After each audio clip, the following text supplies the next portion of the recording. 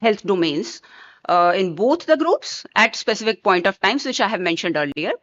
And we can see that acute symptom, which is predominantly pain, the ultra hypo was better as compared to hypo at the end of treatment, and this difference was fairly maintained over a period of 1 year. The shoulder symptoms were also better at the end of year. Quality of life, we can see that overall quality of life declines slightly for both the groups, and there was no major difference. So the ultra hypo arm was non-inferior, if not superior, to the hypo arms in context to pain and functional outcomes. Here, this bar chart is showing the arm and shoulder symptoms, and we can see that the arm and shoulder related symptoms such as stiffness, discomfort, and heaviness, it increased through the period of time, and still here ultra hypo is better as compared to hypo arm. This forest plot so regarding the adverse events, regarding the quality of life, ultra hypofractionation arm was found to be comparable or non-inferior as compared to hypo arm. Whether we can apply, as Dr. Kanika was saying, whether we can apply this data to R. So this is a very short-term follow-up of just 1 year. The number of patients are small, and the peak of late toxicity regarding breast firmness, telangiectasia, pain, etc., they peak around, at a later period, not at 1 year. So we have to take it with a pinch of salt. The treatment of the patient has to be individualized. Only the carefully selected patients can be treated with this regime. Thank you. Thank you, Dr. Prekshi, for such a crisp, insightful talk. Now I invite the next speaker, Dr. Rajesh Pasricha, who will be speaking on safety and potential radiosensitizing effect of olaparib in combination with breast radiotherapy for triple-negative breast cancer patients with residual disease, long-term results from a phase 1 trial. Dr. Rajesh.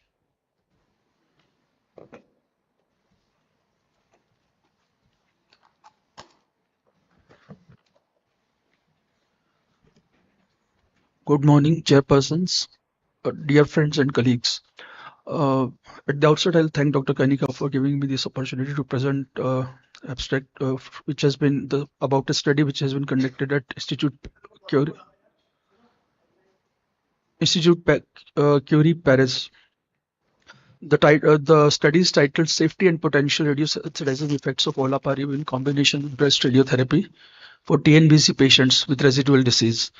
The study presents long-term results from a phase 1 trial. As we all know, the TNBC patients without the pathological CR after neoadjuvant chemotherapy and maybe nowadays immunotherapy, they are high-risk populations. So even with the immunotherapy, that is pembrolizumab, non-pathological CR is a big challenge, and we know that pathological CR, how important it is to achieve a pathological CR. The patients with the residual disease burden of around, they divided from a previous study, they made the 4 groups based upon the residual disease after neoadjuvant therapy, and the residual disease burden in the second group, first group was in fact where it was a complete CR, and 2 and 3 were progressively increasing residual burden after neoadjuvant. So they found that the survival in the residual disease burden was 75.7% at 36 months, and if the residual disease is still more, then survival falls to 34.6% at event-free survival at 36 months. So the non-pathological CR after neoadjuvant chemotherapy in a TNBC patient is an unmet need, and we require more strategies so that we can achieve a good local lesion control and ultimately pathological CR. So with this context, they thought that the study authors thought that there's an opportunity to optimize adjuvant radiation therapy along with looking at the biology of the disease. So we all know the homologous recombinant deficient tumors. They are more than they are prevalent more than 50% in TNBC. So the mechanism which was the basis of this study, that radiation therapy induces single strand breaks, and PARP inhibitors are the drugs which will inhibit this single strand break, and the combination of PARP inhibitor and radiation will lead to enhanced cell death. There's advantage of using olaparib because it's a potent PARP1 PARP2 inhibitor. It has established pharmacokinetics and long half-life of around 12 hours, so that we can dosage can be scheduled in a convenient way, and it is metabolized by CYP3A4 metabolism, and it has a very good established safety profile in oncology. We are all using it in various cancers like ovarian and prostate also. So with this rationale, it was hypothesized that enhanced radiosensitivity through the dual DNA repair mechanism inhibition, the drug will work. So that this was a phase 1 trial design. It was as we know, in phase 1 we try to usually escalate the dose and record the maximum tolerated dose and the toxicities. They took around 24 known metastatic TNBC patients. 21 patients received had the drug in adjuvant setting, which all these patients had the residual disease after neoadjuvant therapy. 3 patients were in the preoperative setting, unresectable tumors. So in these 24 patients were taken in the study. The study protocol included olaparib 50 to 200 milligram BID for 7 days in a progressively escalating doses throughout the radiation. Radiation therapy was normofraction radiation, traditionally, which we all use 50 to 50.4 gray in 25 to 28 fractions. They used advanced techniques like IMRT, PMAT, and in most of the patients. HRD assessment was done using shallow whole genome sequencing, with the HRD deficient was defined as more than or equal to 20 large-scale genomic alterations. And the endpoint of that study was safety, loco-regional control, and survival outcomes. So coming to the results, the HRD status predicted loco-regional control. At a median follow-up of around 59 months, 0 patient out of 13 homologous recombinant deficient patients, none of the patient experienced local regional recurrence. While homologous recombinant proficient patients, 3 out of 8 experienced local regional recurrence with a significant p-value. Coming to the survival outcomes by HRD status, 5-year loco-regional disease-free survival was 100% in HRD patients, while 60% in HRP patients. 5-year metastatic free survival was 69.8% overall. There was no difference by the HRD status, while 5-year overall survival was 73.5%, and also there was no difference in the HRD status. So the significant finding of this trial was that 100% of the loco-regional control was seen in HRD tumors, which suggests that the successful synthetic lethality mechanism, that is the theory on which we have based the trial, was successful, I will say, the postulate. Coming to the safety profile, the drug had excellent long-term tolerability. There were no grade 3 toxicities observed up till 5 years. Overall grade 2 skin toxicity was around 25% at 5 years. There were no secondary malignancies, no cardiac toxicity or pulmonary toxicity. Maximum tolerated dose established was 200 milligram BID. The contributing factors to the favorable profile were advanced radiotherapy techniques used in this study, better dose homogeneity was with conventional versus the advanced techniques, and olaparib pharmacokinetics may be more favorable than the other PARP inhibitors, which has been studied earlier. Dr. Rajesh, sir, can I request you to summarize, please? Okay, so to conclude, the study confirms there are no grade 3 toxicity with olaparib. It's 100% local regional control in HRD deficient tumors, and mechanistic validation of the study is there by the use of drug, and the clinical impact is that it will lead to a potential paradigm shift for high risk TNBC managements. So take home message: olaparib plus radiation is safe, well tolerated in long term. HRD status predicts exceptionally local regional control. The drug is ready for a phase 2 randomized evaluation, and it represents precision medicine approach in radiation oncology. Thank you for your attention. Thank you, Dr. Rajesh. Continuing the momentum, I would like to call Dr. Pooja Nadwani ma'am, and his topic is utilization of a lumpectomy bed boost after whole breast radiotherapy does not improve ipsilateral breast tumor recurrence risk in patients with DCIS treated on 3 NSABP trials.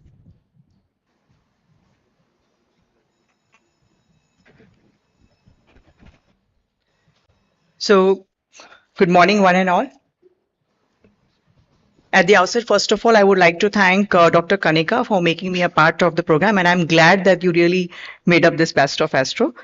Uh, so, I'll be presenting a paper which was presented by Atif Khan from the MSKCC, which talks about the utilization of lumpectomy bed boost after whole breast radiotherapy, which does not improve the ipsilateral breast tumor recurrence risk in patients with DCIS treated on the 3 NSBP trials. So as we are all aware that the seminal studies of the adjuvant therapies in patients with ductal carcinoma situ did not routinely mandate or prohibit the use of lumpectomy boost after the whole breast radiation therapy, and the delivery of additional radiation improves the in-breast recurrence risk in invasive breast cancer patients. There's, however, a recent trial which demonstrated lower recurrence risk with boost in DCIS patients with adverse risk features. And thus we studied the effect of boost utilization in women with DCIS treated on the NRG trials. So before I talk about the NRG trials, I would like you to go through these two important trials. The first being published in the JAMA Oncology 2017 by Moran. It's a retrospective pool data from 11 academic institutions. And if we see the multivariable analysis, there were different factors which stated like patients who are elderly, who were seen with a high risk of IBTR rates, or patients who had boost or the use of tamoxifen. If you see on the right side of the table, the higher rates of IBTR rate. And that's why if you see the Kaplan-Meier curve, with the probability of the IBTR, even to the patients who have been followed for 12 years, it was found that patients who received boost had a low IBTR rates to the p-value of 0.04. The another one is the TROG Big DCIS trial, which was published by Chua et al. In the Lancet 2022, and it had one of the risk factor, one of the these 6 features being present. Then only it was taken for the study. These had about 1,608 patients. And if you see the forest plot also, the hazard ratio for recurrence also favored for the boost arm. However, the confidence interval did cross the line of unity. And that's why if you see the Kaplan-Meier curve, the 5-year freedom for recurrence rate was 97% with a patient who received boost as compared to 93% who did not receive the boost, with an HR ratio of 0.47 and a p-value of less than 0.001. It also translated with a higher rate of breast pain and induration with the patients receiving boost. So with this context, we now examine the data from the 3 NSBP trials, that is B24, B35 and B43, which were the patients exclusively of the DCIS, and the primary endpoint being the time from study entry to ipsilateral breast tumor recurrence. The stratified log rank test was used to test whether the boost reduced patients' risk of IBR compared with patients without boost, and the stratification factors including study and potential study-specific confounders. The study-specific propensity score models to predict the boost status and subsequently used in the inverse probability weighted Cox model was also assessed to study the effect of boost on the risk of IBR within each study, and then these results were being summarized using the random effects meta-analysis. So this is a snapshot of the studies, the 3 NSBP 24, B35 and B43. We'll skip this slide. Now coming to the patient features in all these 3 studies. So if you see, it's a very heterogeneous table where you see, do I have a pointer? So if you see the first line says that only less than 50 years of group patients were about 16.3%. This is a very young profile, only with a representation about 16.3%. You can see for the margin specifically, about 15%, the last 2 indefinite and missing. So there was no comment on that. Not free were about 13.4%. So that is also very important to see. And the risk group, if you see, so about high risk group patients were about 41.4% out of these 6,492 patients. Yeah, thank you. So the results being, when we see in a table form, what we see is that out of the total 268 patients which were seen for the IBTR from the high risk group, there were about 7.4 patients who had the risk of IBTR who had the boost as compared to 10.3% who did not receive the boost. But however, if you study the Kaplan-Meier estimates of all these, whether across a low or a high risk group in the B24 or B35, none of the p-values were significant. Even according to the multivariate regression analysis, there was no evidence of the effect of boost on the risk of IBR in the stratified log-rank test. So the meta-analysis was performed on the results using the inverse probability weighted analysis of each study, and they did not prove evidence to support the effect of boost on the risk of IPTR. So to conclude, we did not find an association of the boost with the recurrence. The study represents the largest examination till date for the effect of boost on the IBR in the DCIS. Many patients would have met the TROC criteria, that is intermediate or nuclear grade and margins less than 10 mm. Of course, there were a lot of limitations because of the inconsistent use of boost within and across the studies, heterogeneity of the patients, lack of pre-specified radiation QA, and missing data in important clinical factors. And that is where, although these data do not definitely exclude a benefit of boost in good risk DCIS patients, the likelihood of demonstrable benefit in patients at the lower end risk of the spectrum appears to be very unlikely. Thank you very much for being a patient audience. Thank you, Pooja, for finishing in time. So, while I was going through this program, the last few weeks I've been attending medical oncology programs. They have drugs which are difficult to pronounce. So here it is easier to comprehend what is going on. So next speaker is Pramod Kumar Gupta.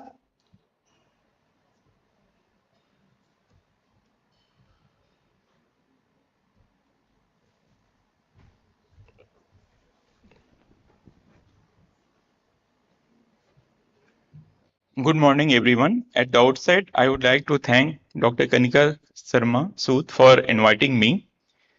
And I shall be discussing the accelerated partial breast irradiation delivered in 3 fractions of 8 gray. Is safe and efficacious preliminary results from a phase 2 study. It was presented by Atif J. Khan from Sloan Kettering Cancer Center, USA.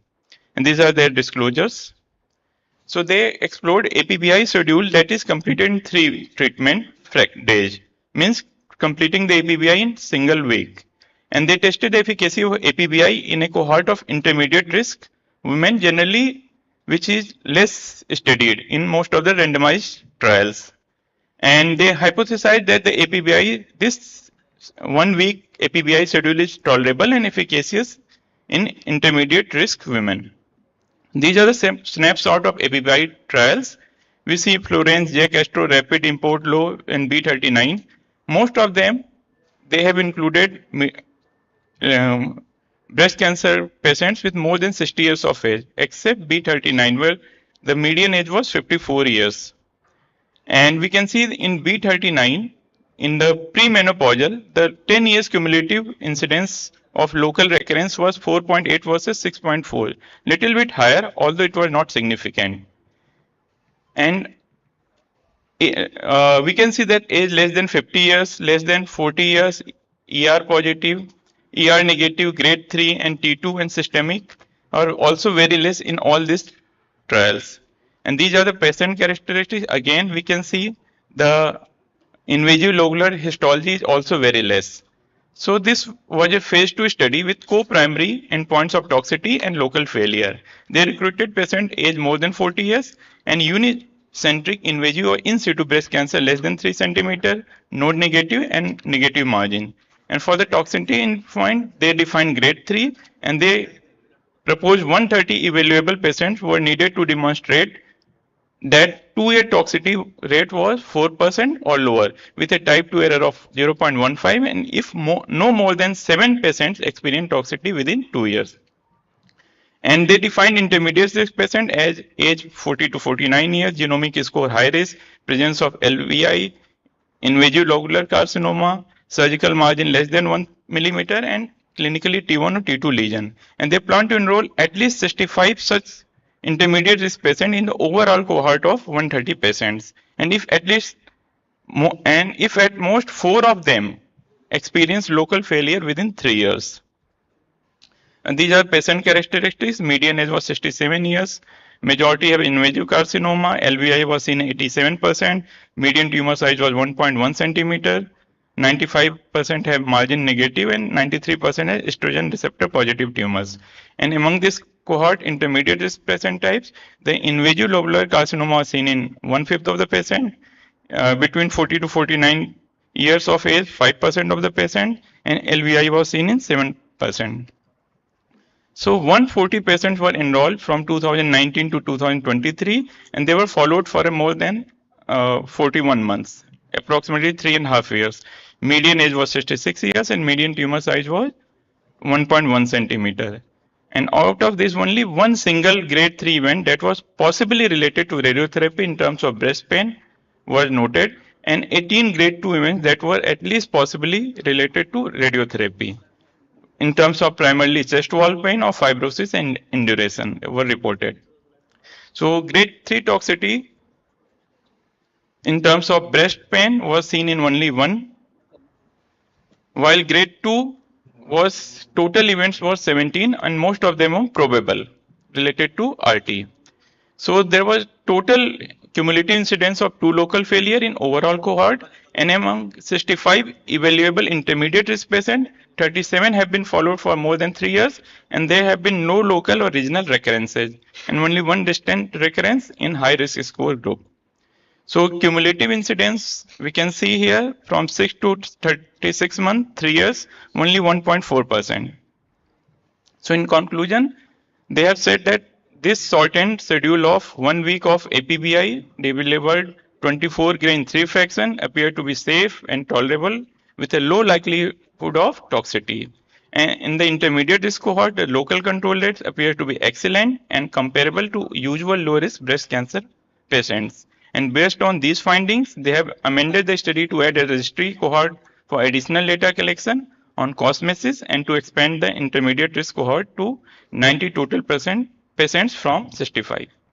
Thank you. Thank you, Pramod. Thank you for presenting that. Let's move on to the next speaker. So this is Dr. Khushbu Rastogi. Dr. Khushbu? Is she there? So Dr. Khushbu will give an update of a phase 2 trial of ultra hypofractionated adjuvant radiotherapy plus or minus SIB for low risk breast cancer. It's a unique trial. Over to you, Khushbu. Thank you, sir. Good morning, everyone. I'd like to thank Dr. Kanika ma'am for giving me the opportunity to present this abstract. So, ultra hypofractionated whole breast RT in 5 daily fractions has been shown to achieve good oncological outcomes as well as without any unexpected toxicities, which was revealed in the latest 10-year update of the Fast Forward trial. However, the incorporation of a simultaneous tumor bed boost in the context of ultra hypofractionated RT has not been validated so far. So I'll be presenting this abstract, which was a phase 2 trial conducted by Hao Jing to evaluate the efficacy of ultra hypofractionated adjuvant RT with or without simultaneous integrated boost for low risk breast cancer.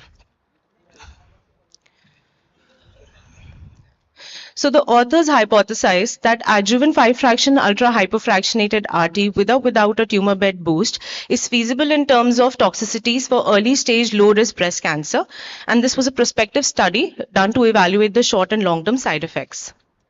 Patients 35 years or older, diagnosed with invasive or non-invasive breast cancer, having undergone definitive surgery with R0 margins, with axillary nodal evaluation done using sentinel node biopsy or nodal dissection, staged as P-T1, T2, N0, N1, M0 without internal mammary nodes were included in the study. Adjuvant RT was initiated within 12 weeks from surgery or the last chemotherapy. In the contours, tumor bed included surgical changes, fiducial markers, and seroma. CTV boost was a 1 centimeter expansion to the tumor bed. CTV included the whole ipsilateral breast. CTV SC included supraclavicular, infraclavicular regions if indicated, and CTV chest wall was a chest wall after mastectomy. And a 5 mm uniform expansion to the above volumes was labeled as PTV boost, PTV, and PTV chest wall respectively. In case of a breast conservation surgery, the dose, the radiation given to whole breast with or without nodal radiation was given to a dose of 26 grain 5 fractions, with or without a tumor bed boost to a dose of 30 grain 5 fractions. And in case of mastectomy, to the chest wall and nodal irradiation, to a dose of 26 grain 5 fractions with a 5 mm daily bolus. Patient setup was guided by daily SGRT and CBCT, and treatment was delivered either daily or alternate days as per physician discretion. VMAT was the preferred planning modality, and this table below shows the various constraints given for PTV as well as the adjacent OARs. So the primary endpoint was incidence of grade 2 or more breast acute adverse events and grade 3 or more lymphopenia within 12 weeks after artery. Acute adverse events included dermatitis, pain, swelling, and pruritus. And from 2022 to 2024, initially 67 patients were evaluated, out of which only 10% of the patients developed the predefined acute adverse events. And thereafter, the authors went on to recruiting over 200 patients, aiming to rule out a 5-year incidence of any grade 2 or more late adverse events over 30%. So 287 patients were in total recruited, and the authors presented their results for the first 271 patients who were followed up for a period of 6 months or more. So having a look at this table, the mean age was 48 years. Most of the patients had a pathological T1 and a pathological N0 stage. Ductal carcinoma was the most common finding on histopathology, and most of the patients had a hormone receptor positive status. So coming to treatment, 94% of the patients underwent a breast conservation surgery. Nearly 60% patients received adjuvant chemotherapy. Patients undergoing RT, in those, about 89% patients received a simultaneous tumor bed boost. The most commonly used technique was VMAT, and nearly 11% patients received regional nodal RT. With a median follow-up of 18.6 months, there was no roco-regional recurrence. Only one patient developed liver metastasis at 28 months post-RT. One was diagnosed with pancreatic malignancy 10 months after RT. And 2-year loco-regional control cancer-specific survival, overall survival were at 100%, and 2-year DFS was 99.6%. So coming to acute toxicity, 22 patients had RT interruptions, and only 5 out of those were for acute toxicities. The median treatment duration was 7 days. If we see on the right, majority of the patients reported grade 1 dermatitis. In terms of breast pain, most of the patients, that is 37%, had grade 1 breast pain. About 31% patients had grade 1 swelling. 14.2% patients reported grade 2 lymphopenia, and there was no report of any esophagitis. In 221 out of the 254 breast conservation surgery patients who had a daily CBCT, 83 patients developed visible breast swelling during RT. Out of those 50% patients, in those patients, edema peaked after the first fraction.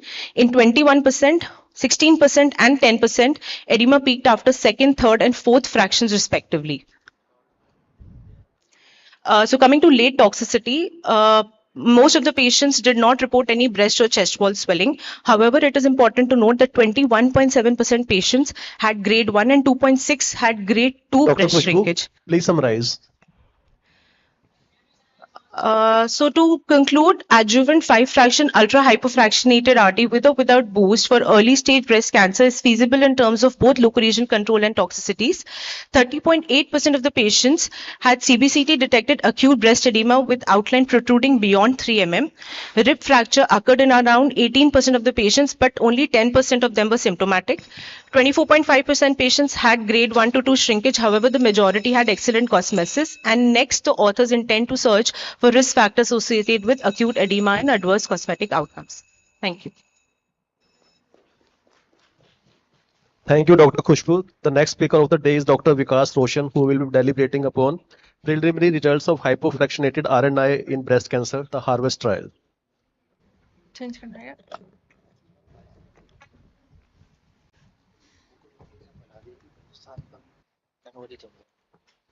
Thank you, chairpersons, and thanks, Dr. Kanika, for giving me opportunity to speak over this topic.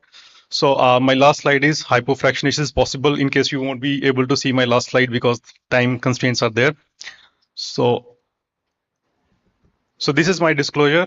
So basically, this whole trial is about the hypofractionation. So 3-weekly schedule of hypofractionated radiation has been established as a preferred choice for breast cancers after BCS. So this we are doing already doing this hypofractionated RT, but what is different in this trial is we are doing regional nodal irradiation and we are giving very high dose, like 40 grain in 15 fractions. There are few trials before that that has already proven the efficacy of this thing. So let's go through this trial. So learning objective was feasibility, safety, efficacy, and the early safety results and the main dosimetric assurance of the protocol. So study design was great. It was invasive breast cancer, pathologically T1 to T3, treated with mastectomy or BCS and nodal positive disease. So this time they included node positive disease, and they divided into, they randomized the patient into 1:1 ratio to the hypofractionated radiotherapy versus conventional radiation. So primary endpoint they saw is like a local regional recurrence. And the secondary endpoints was like metastasis-free survival, recurrence-free survival, overall survival, cumulative side effects, and cumulative late side effects, cosmetic outcomes, and quality of life. So inclusion criteria was age 18 to 75-year-old patients, unilaterally histologically confirmed invasive breast cancer, BCS or mastectomy. The good point to note here is like breast reconstruction was allowed in this trial. Histologically confirmed positive axillary lymph nodes. Even the patient who has the positive sentinel nodes were included. A minimal negative surgical dissection margin was 2 millimeter and KPS was 80. So they started, the radiation was started 12 weeks after the last date of surgery and 8 weeks post the last dose of chemotherapy when it was planned. So the radiation field of regional nodal radiation includes supraclavicular, infraclavicular nodes, internal memory nodes, axilla if indicated. The RT are delivered with integrated multi-beam IMRT in both the arms. The CTV and OIRs, they are like based on the RTOG contouring guidelines. And the toxicity evaluation was done at acute toxicity that was done at the end of radiation at 4 weeks post-RT and 3 months post-RT as per CTAC criteria version 3.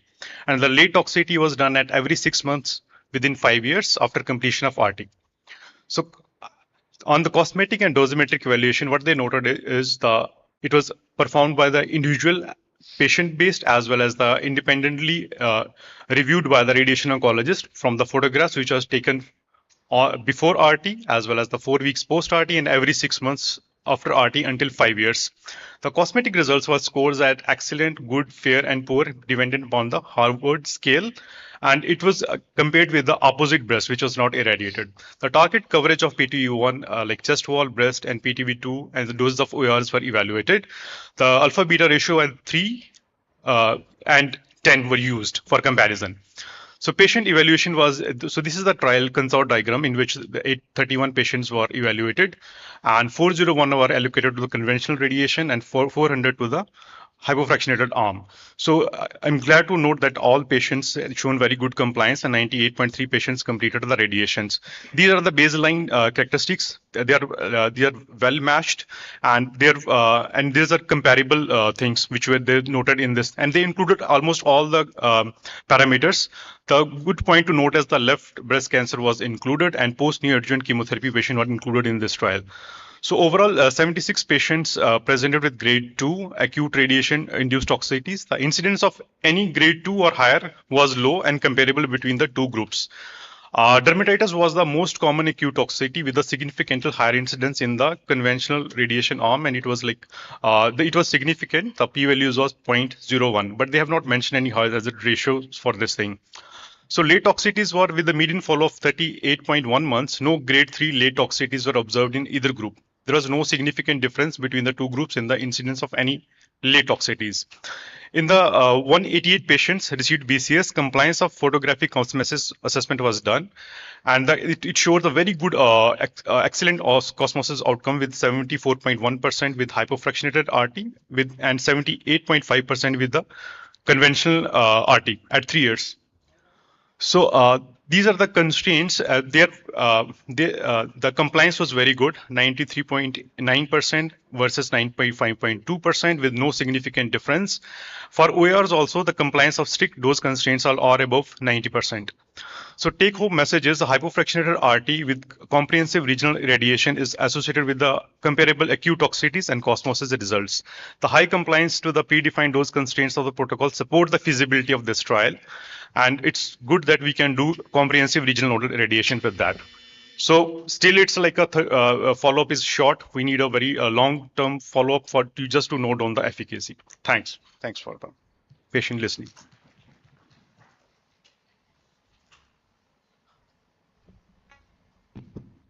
It's my privilege to call Dr. Priya Iyer from Adyar, Chennai. And today she is presenting her own paper, which she actually presented in ASTRO. So good morning to all present here. And at the outset, I would like to thank Dr. Kanika for giving this opportunity and for including this abstract. So without further delay, we'll be starting this. Very happy to be presenting my own abstract, which was presented as a late-breaking abstract in the ASTRO 2025. It is neoadjuvant chemotherapy with trastuzumab with or without concurrent radiotherapy in HER2-positive inoperable locally advanced breast cancer, a phase 2 randomized trial called the NeoTrack study. So we all know that neoadjuvant chemotherapy with anti-HER2 therapy, either single or dual blockade, is a standard of care for locally advanced breast cancers, HER2 positive. Our center has previously reported on improved pathological complete response rates, good safety, operability, and and good PCR rates with CTRT in breast cancers. And the impact of addition of NACCRT with anti-HER2 therapy was not known. Locally advanced breast cancer presents with really, a large mass with extensive PDO or ulceration, which is not amenable sometimes to neoadjuvant chemotherapy alone. So we conducted this phase 2 RCT in which patients were randomized 1:1 in the standard arm and intervention arm. Standard arm received neoadjuvant chemotherapy plus trastuzumab followed by surgery, sequential radiation and adjuvant trastuzumab. Intervention arm was NACCRT with trastuzumab followed by surgery and adjuvant trastuzumab. Primary objective was pathological complete response rate. Secondary objectives being toxicity, event-free survival, overall survival and total treatment duration. This was approved by the Institute Ethics Committee and registered with the Clinical Trial Registry of India. It was an investigator-initiated trial conducted between May 2021 and October 2024. Sample size of 63 in each arm to show a 12% improvement in PCR with NACCRT. Locally advanced inoperable HER2-positive breast cancers, stage 3 with good performance status between 18 to 65 years with normal cardiac function were included, and this were the exclusion criteria. The arm A patients, that is the standard arm, included adriamycin and cyclophosphamide given 3 weekly. This was followed by paclitaxel given 3 weekly again, and 9 cycles of weekly trastuzumab given along with pacli, followed by surgery, which was MRM because all were locally advanced breast cancers. This was followed by adjuvant Q3 weekly trastuzumab given for 6 months to 1 year, and radiation to chest wall and nodal areas of total dose of 50 grain, 25 fractions. NACCRT arm, that is the intervention arm, had the same chemotherapy except radiation was added along with paclitaxel and trastuzumab. The consort diagram, 156 patients were included, 126 were randomized. Both the arms had 63 to begin with. 1 patient defaulted in the standard arm, 7 patients in the intervention arm, and final analysis was 62 and 56 respectively. Patient and tumor characteristics were well matched in terms of age, menopausal status, almost well matched in the arm A, postmenopausal more in the arm B. Tumor sizes were 5 to 10 centimeters majoritarily, and stage 3B was the most common stage seen in both the arms. The primary objective of PCR was seen in 46.6% in arm A and 50.9% in arm B, around 4% improvement, not 12%, not significant enough. But the median treatment duration was significantly shorter in the arm B, that is the intervention arm, 189 days compared to 255 days, which was very statistically significant. Surgical outcomes, if you see 58 patients underwent surgery in arm A and 55 in the NACCRT arm. 2 patients among the 58 were not operable after routine NACT and received pre-op RT to become operable. 4 patients refused surgery in the NACT arm. 1 patient refused surgery in the NACCRT arm, but none of the patients were inoperable after neoadjuvant concurrent chemoradiation with trastuzumab. All patients who refused surgery had clinical complete response. 3 out of 4 patients in NACT arm who refused surgery progressed, whereas the 1 patient in the NACCRT arm continues to be on regular follow-up and in CR. At median follow-up 27 months, there was no significant event-free survival difference between both the arms. Similarly, in the overall survival, there was not much significant difference. This is the summary of the response rates and survival. Toxicity, if you see RTOG grade 2 and 3 were seen in skin folds in arm B only, that is around 5.5%. No patients had cardiac toxicity, and 2 patients in the NACCRT arm developed grade 3 neutropenia during RT. Surgical wound morbidity again was seen in 6.9% in arm A versus 16.4% in arm B, slightly more but not statistically significant. The main morbidity was seen in the terms of surgical drain site being opening up or a mild darkening around the scar area. So this was the first study on the safety and feasibility of NACCRT with trastuzumab, showed higher PCR rates with NACCRT, improved operability in the NACCRT group. This study is very useful in resource-limited settings where access to dual anti-HER2 therapy is limited. Reduced overall treatment duration may reduce financial toxicity and health system burden, especially in a high-volume center and in a resource-limited setting like ours. So I conclude that NACCRT with trastuzumab improves PCR, is well tolerated, increases operability, and reduces treatment duration in locally advanced inoperable HER2-positive breast cancer. This is my team, and I thank my patients for the trust in me. Thank you. Thank you, Dr. Priya, for being in time. See, these last 7 presentations, the trend is very clear. We are moving towards hypofractionation.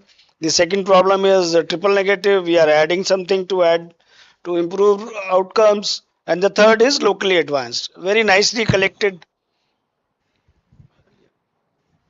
Very nicely collected abstracts. And I thank the organizers for inviting us along with my co-chairpersons. अब कनिका हमारा job over. We stay. अच्छा. So भैया panel discussion शुरू करो.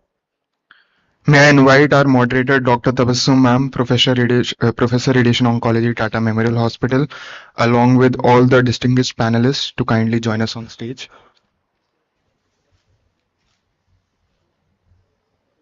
To save time, I would request all the panelists to come on the dais.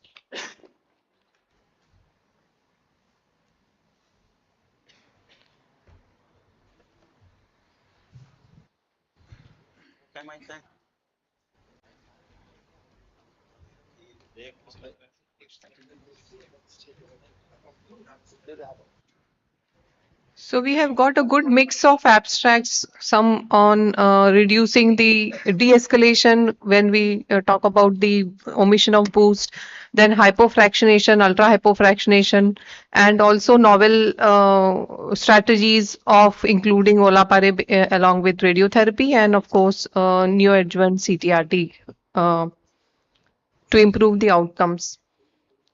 So here we go. So we know most of them, but I would like to introduce Dr. Sharma and I'm Dr. Vikas Roshan. I'm Dr. Atul, medical oncologist, Max Noida. yeah, welcome. And any other medical oncologist, or we just have one? Okay, fine. So let's begin. So these abstracts are basically on escalation, dose escalation strategies, advancements in radiotherapy techniques, reducing the toxicity and improvement of the quality of life outcomes. So let us begin with the first abstract. I have changed the sequence of the abstracts a bit. We would be discussing all the 3 fractionation abstracts one by one. So, Dr. Prekshi, can you just in a quick 1 minute summarize the results of this study that you presented? So yes, this MC1935 study emphasized that the ultra hypofractionation is non-inferior to hypofractionation in terms of overall symptoms, quality of life. However, the follow-up period is just 1 year. Next thing is number of patients. The patients which they recruited were very heterogeneous. Like they included photon, proton. So this low toxicity in the ultra hypo, we don't know whether it is because of the proton sparing or it is because of the schedule.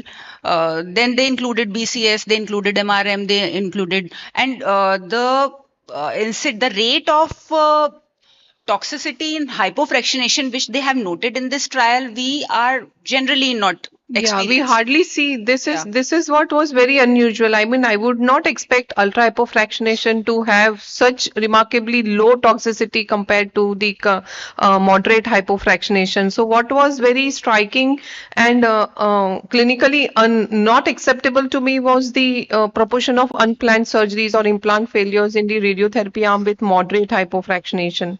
So, but rest of the other QL parameters were just a few points difference in the two groups. So, can you go through the merits and demerits of this study? Yeah, so they have found that adverse events and quality of life are better. So a 1 week schedule obviously is more logistic for the outpatients, for the international patients and many patients. So they'll be very happy. So duration, yes, it is important. But other than that, the points which I have mentioned earlier also, that photon and proton, they cannot be compared. And many details are also missing since I was able to go through the abstract only and not through the complete study. So many details were missing regarding many factors. So, Endocrine therapy, whether it was included, it was variable. So endocrine therapy is also known to shrink breast and yeah, but reduce most the delivery. important thing which I found lacking in the abstract was what proportion of patients had undergone implant in both the groups, and also what were the regional nodal targets that were present in both the groups. And implant per se is a very technically challenging thing whenever we talk about radiating, because we should know whether we are talking about it is a prepectoral placement, subpectoral placement, and whether any ADM was used or a muscle was used to support the implant, because the implant failure rate directly depends on these surgical parameters, and we cannot, I mean, blame radiotherapy for increasing these complications.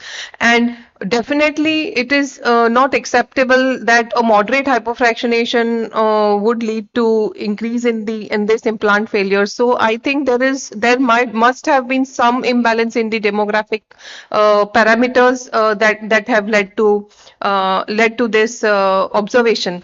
And one important thing which we all know from the fast and fast forward studies, that ultra hypofractionation, the toxicity would peak 1 week or 1 month or few weeks after the end of treatment, and this was exactly not captured in this study. So we are not comparing head to head. I mean, whenever the peak reaction should have been captured in this study. And the same authors, they have also previously published and shown the safety of breast conservation without regional nodal irradiation, and they have not shown much difference in the ultra hypofractionation and the moderate hypofractionation arm. So this is their previous study on BCS, but the current study was predominantly with mastectomy with implant in quarter of them. And this is their own study wherein they have shown that there isn't much difference. It showed low toxicity and favorable cosmetic outcome when with both the fractionation regimens. And also we have evidence for ultra hypofractionation with sequential boost. So this was another multicenter phase 2 study which was published, and wherein they have shown that it is well tolerated and there is very low incidence of high grade toxicities. And I think it also concurs or agrees to what we also, because many of us have started practicing ultra hypofractionation. So let's talk about the second abstract, which is the Harvest randomized control trial. So Dr. Vikas, would you like to quickly summarize the results? This study is comparing like hypofractionated RT, like 40 gray 0.5 in 15 fractions versus conventional radiation. So this is not like a very different study. So only difference that I found in this study is like they are treating the regional nodal irradiation with the same dosages, like internal memory, and at the same time they are like sparing the heart, and they're not getting very like no grade 3 toxicities they have noted in this study. So that is like I think that is the crux of this study, that we can leave, because most of the time when we plan radiation to these kind of patients, we are always worried about the hard dosages. But I think they have done it very well in this study, and they have like matched, and the previously also the same fractionation we have delivered, but in those cases it was like post BCS when there was early node or there was no node. So in those cases they treated. But this is comparable and good study. So would anyone like to comment on the other studies? We have whole lot of literature. We have 10-year mature follow-up from start and a Danish study as well as the other Chinese study. So I don't find anything added to what we already knew, because this trial has been conducted much later, and in the current era it isn't informing us much. Regarding the first study, means one year follow-up is too small. Like recently, like 10-year follow-up of fast forward has been published. Yeah, that's what. I won't even look at this thing because Yeah. 1 year means nothing. So I'll go for 5 fractions, which has a 10-year data rather than ultra fractionation. It's only 3 means 1 year data. Yeah. So and But convenience what regarding what that was different in this study was inclusion of reconstruction, which Yes. was not at all there in the It's too earlier heterogeneous, study. it's So too- it does have some value, but yes, there are many demographic might have been some imbalance in the two and too treatment much of arms. heterogeneity in the group itself. Yeah, So correct. Any comment on this, or we will move to the fractionation study, which was the unique study. So Khushbu, tell us what is unique in this. So, the authors wanted to test the feasibility of this particular study, which they have shown in terms of oncological outcomes at 2 years. Like the numbers they've shown, 2-year DFS was 99.6%, local regional control was 100%. However, if we talk about toxicity, I think it is too early to, comment on long-term toxicities. And what the numbers that they've shown at a follow-up of 18.6 months, the rib fracture rate of 17.7% is quite alarming. Yeah, that's what exactly. And more than that, I was very much surprised to see that around 50% of patients had some shift in their CBCT scans. I mean, this is very, very unusual. At least I don't encounter such an issue. In fact, with ultra hypofractionation, you will imagine that this uncertainty or adaptive planning requirement will go down to a great extent. So what is your observation? I mean, I would like to ask all of you, what would be your observation regarding, have you, any one of you come across such a situation with ultra hypofractionation? So we do give occasionally ultra hypofractionated radiation therapy, but we have never come across so much of Yeah, I mean, shift 50% happening of patients in during the first treatment. fraction, that is also very, very unusual. Fractions is very, very rare. Probably down the line, after the radiation or something, there can be So we mild do cases come of across such a scenario if we are giving fast, which is weekly over 5 weeks. So sometimes you may end up having such a scenario. But with fast forward daily radiation fractionation, this was what was not clinically aligned. And the other, as rightly mentioned by Khushbu, that high incidence of rib fracture. And I don't know whether they did scans proactively to find out the rib fractures, because symptomatic rib fractures are very, very, very few. Dr. Tabassum, so regarding the ASTRO and ASTRO guideline, we're talking about ASTRO guideline, but including the rib, I think this ASTRO, they include the rib, the entire rib and chest wall in their field, but ASTRO. No, that I'm not talking about what guidelines they followed. I'm talking about, did they do the scans in the follow-up period to pick up the rib lesions? Because we don't ask for, these would be all early breast cancers, so we won't be doing scans to pick up the rib fractures. Only symptomatic cases we may consider doing an imaging. But what they have done is, they have, I think, 48 patients were already having some scan, and that is what they have shown in their images also, that this rib fractures have been noticed, and only 5 patients had moderate pain. So I don't know why they did scans in patients on follow-up. So the other important thing which was very striking was the treatment interruption. So this also, I don't know what was the reason of this treatment interruption, because they said only 5 patients were because of radiotherapy. So why should treatment interruption to such a great extent be happen?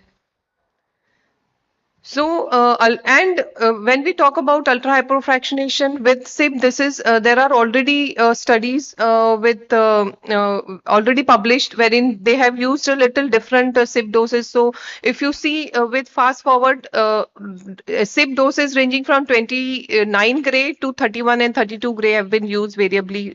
Different investigators have used different SIP doses, and this is the study with 29 gray dose of with simultaneous integrated boost.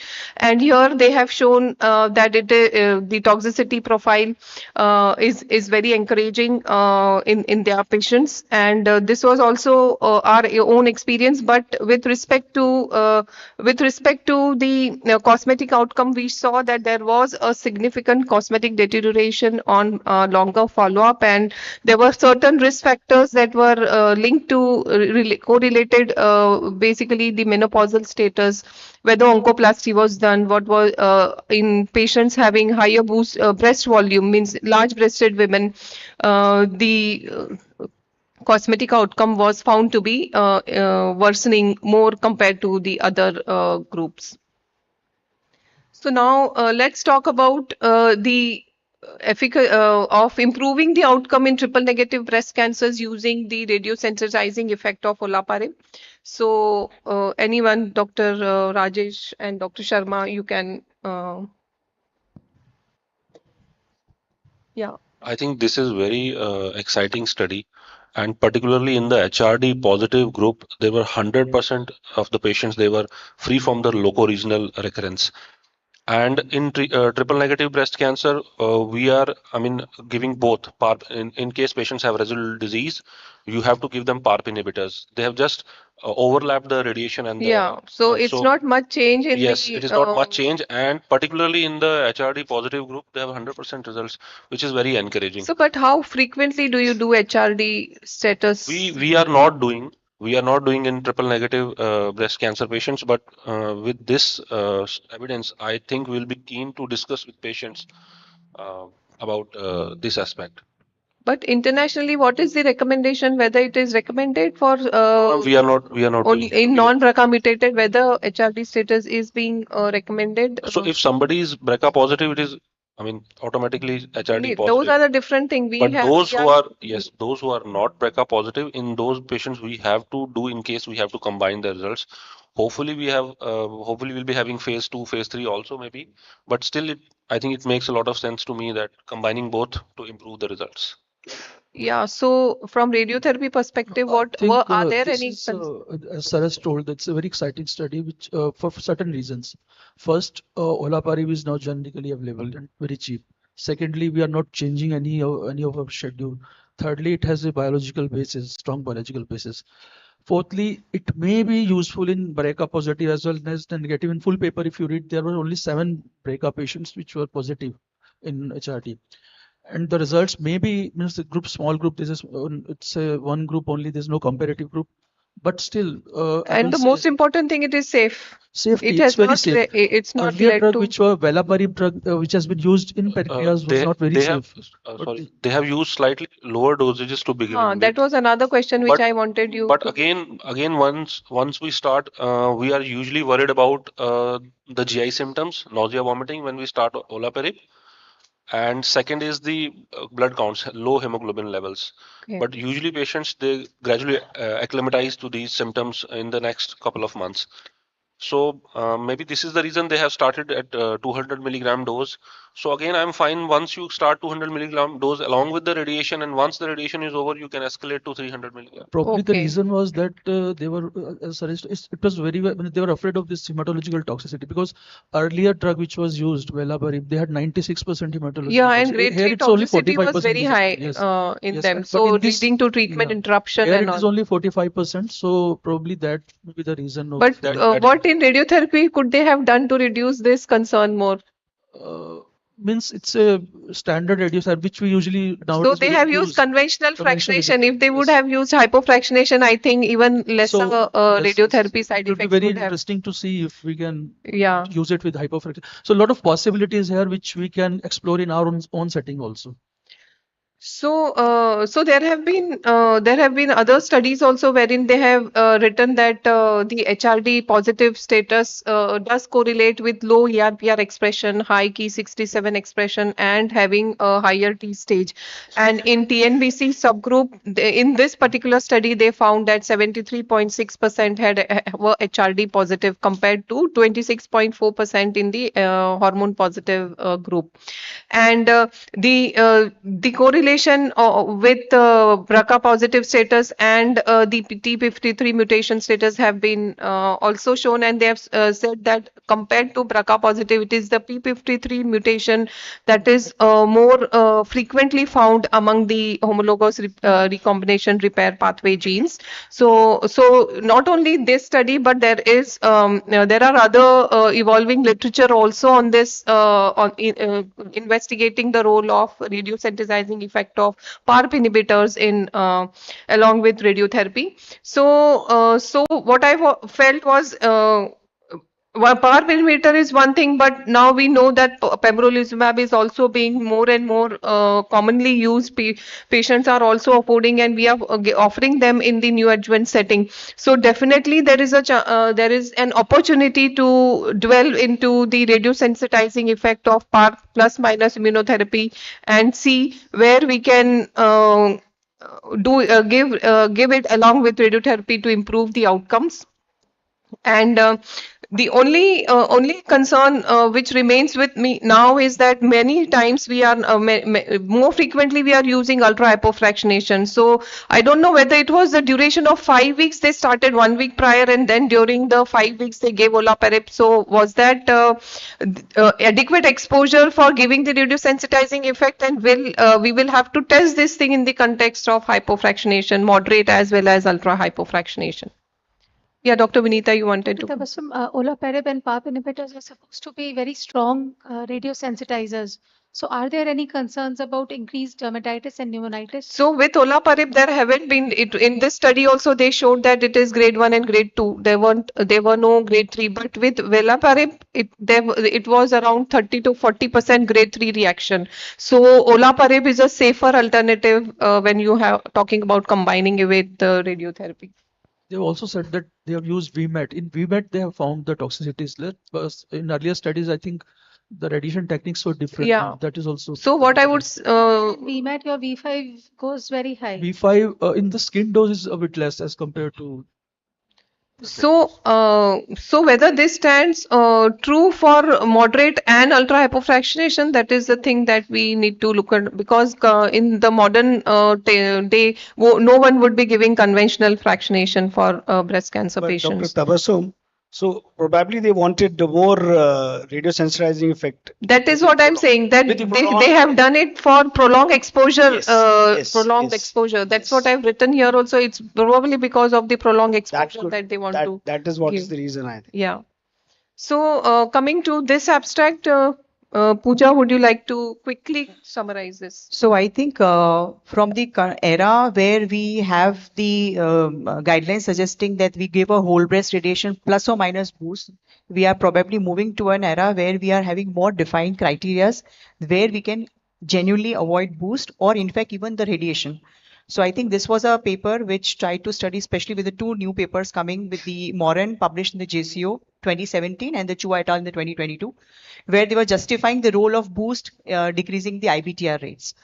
But having seen the 3 NSBP trials what discussed, there was a lot of heterogeneity in the this thing. And a lot of missing information also on the. As well as if you see even the basic thing like for the margins also. Yeah, 30%, I mean 15% positive and 30%, 15% not known. Not known. It's a big number. So I think with all that, there was no clarity, and that is why the results might have been confounding, saying that there is no. So in fact, I would say that a high-risk patient had similar recurrence rate. So I feel it is adding and not the other way around that we should be interpreting. It is improving the local control because the rate of in the high risk is comparable because of giving boost.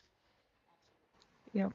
So the Pooja had already mentioned all these risk factors, how to define the non-low risk DCIs or the high risk DCIs. So RTOG and the TROG criteria are there. So these can be utilized while deciding whether to omit boost or not.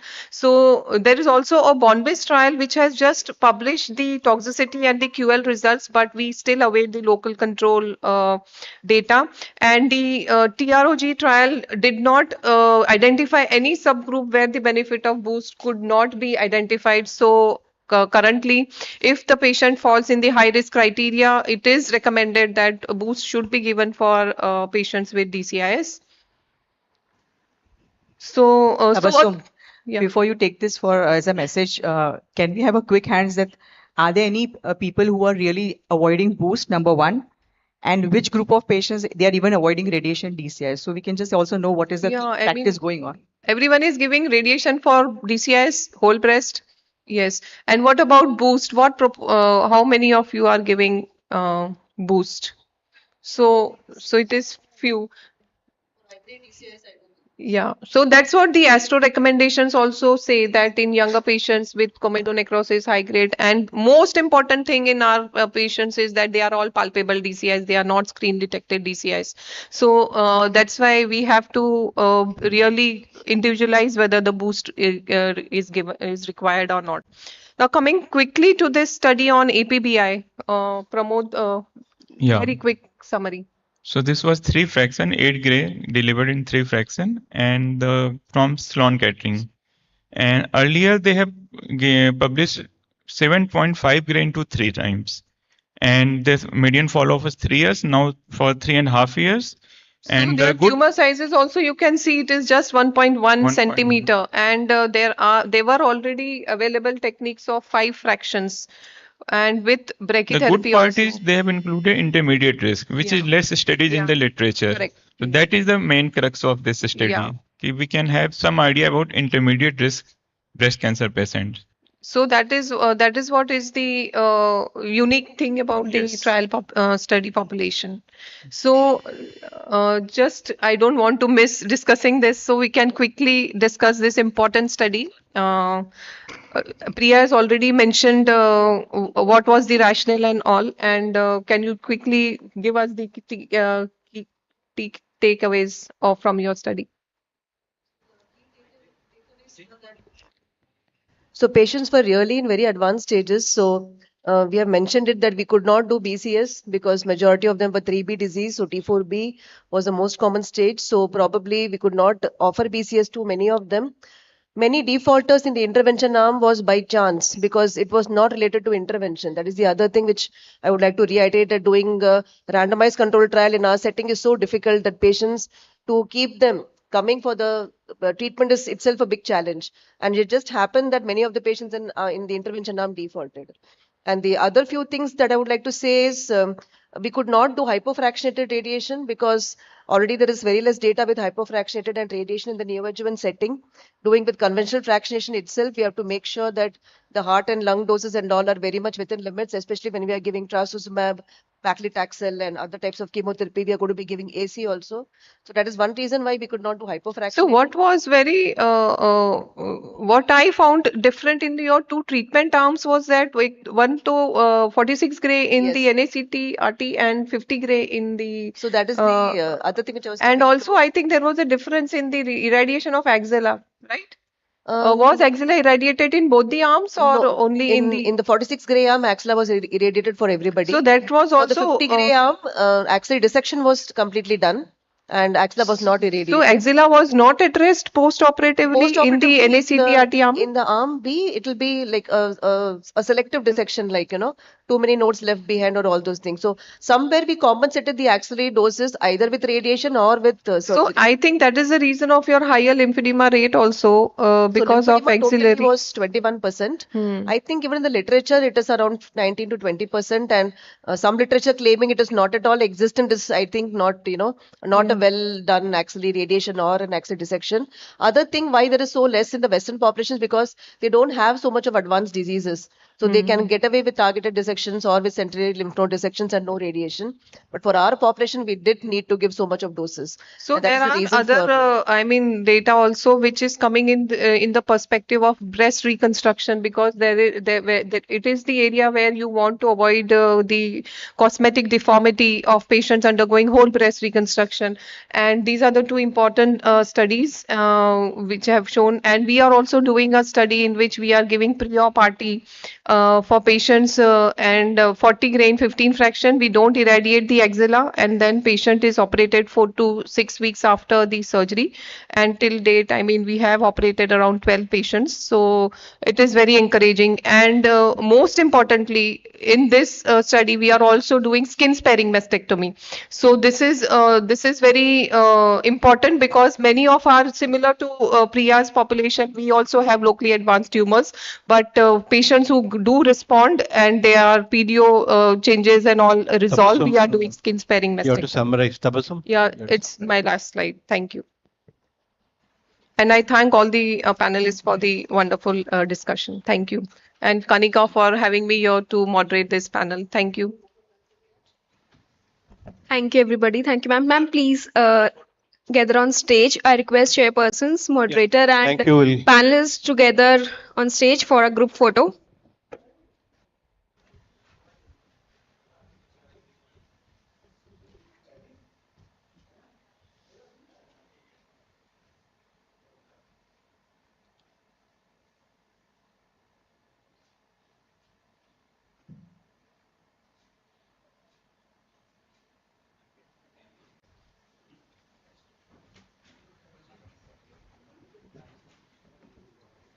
A massive thank you to our chairpersons and breast cancer panel, and a special shout out to Dr. Tabassum ma'am for guiding the excellent panel discussion.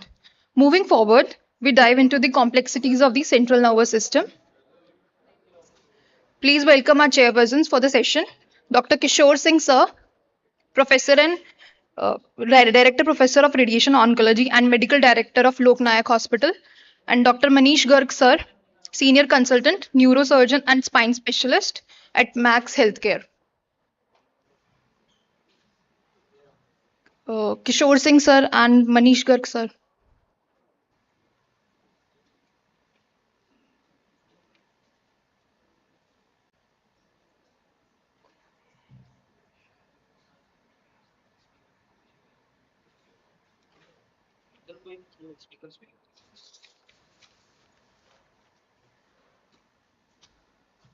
May I invite Dr. Shekhar Keshri sir, Radiation Oncologist, for their panel session.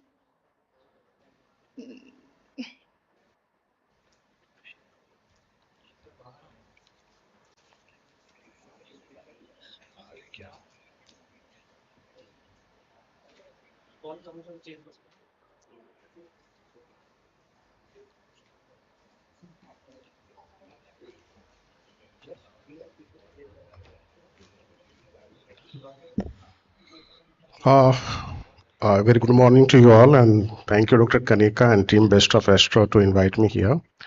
And I have been assigned to present on this topic: tumor treating fields after hysterectomy radiosurgery for brain metastasis from non-small cell lung cancer.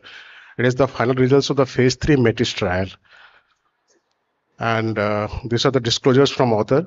This presentation will discuss investigational use of TTFields therapy in patients with brain metastasis from non-small cell lung cancer. Local therapy, as we know that from brain metastasis, includes resection, SRS, and whole brain radiotherapy. Delaying intracranial failure while preserving neurocognition is an unmet therapeutic need.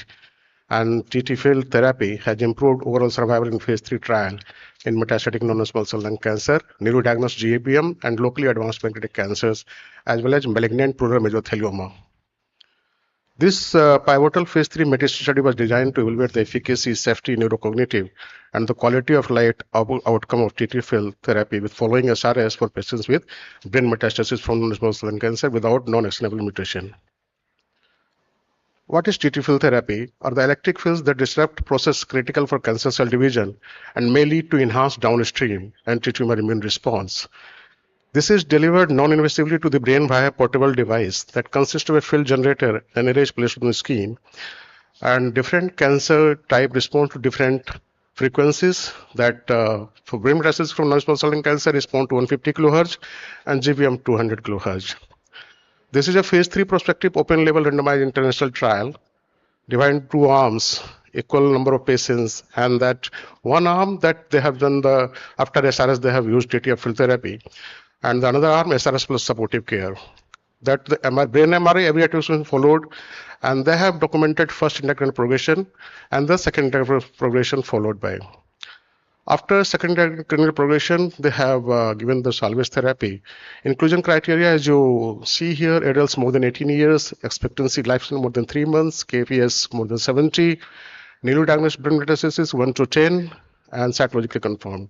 Exclusion criteria, that is non-somatic tumor mutations, presence of single operable brain metastasis, significant edema, midline shift more than 10 mm, left malign metastasis, significant comorbidities.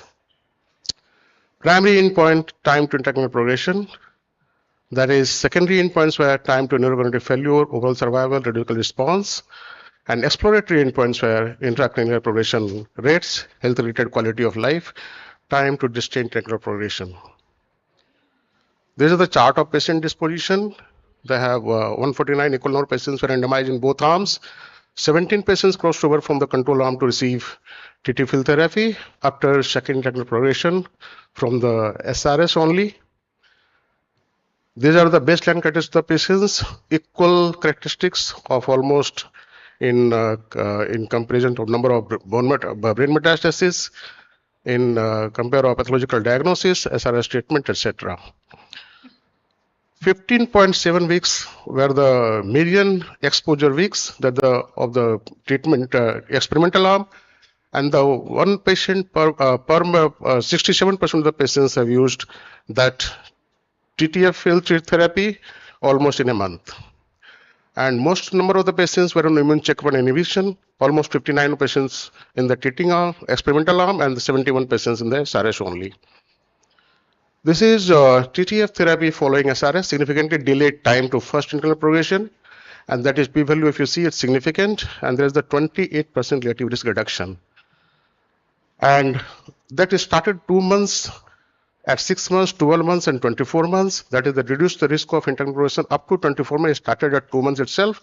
And absolute difference, if you can see in both arms, 9%, 13%, 13%, 12% respectively, and p-value is significant in all time.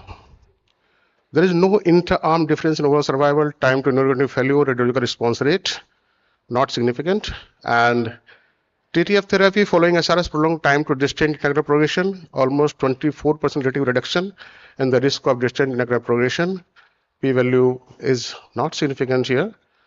And with immune checkpoint inhibition, because most of the patients are immune checkpoint inhibitor, the effect of TTF field in delaying intracranial progression was more pronounced, and that is 37% relative risk reduction in the time to first intracranial progression, and time to distant intracranial progression was 59% relative risk reduction. That is quite important points.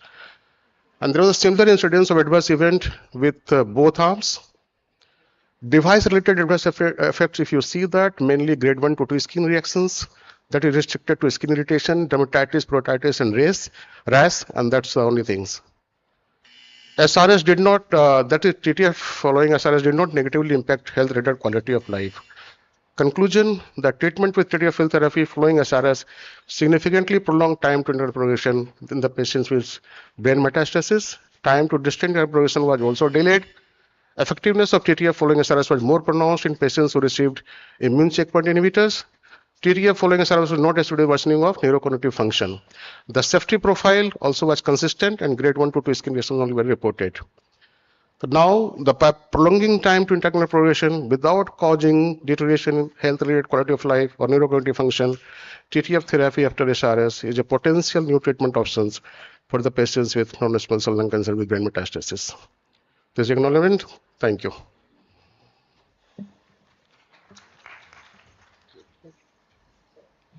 Shall we discuss in panel? Okay, thank you.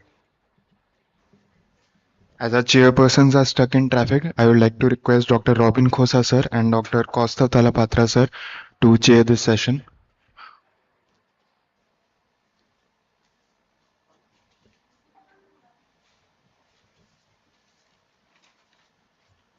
I'd like to call upon Dr. Adhar Amrit sir for the next presentation.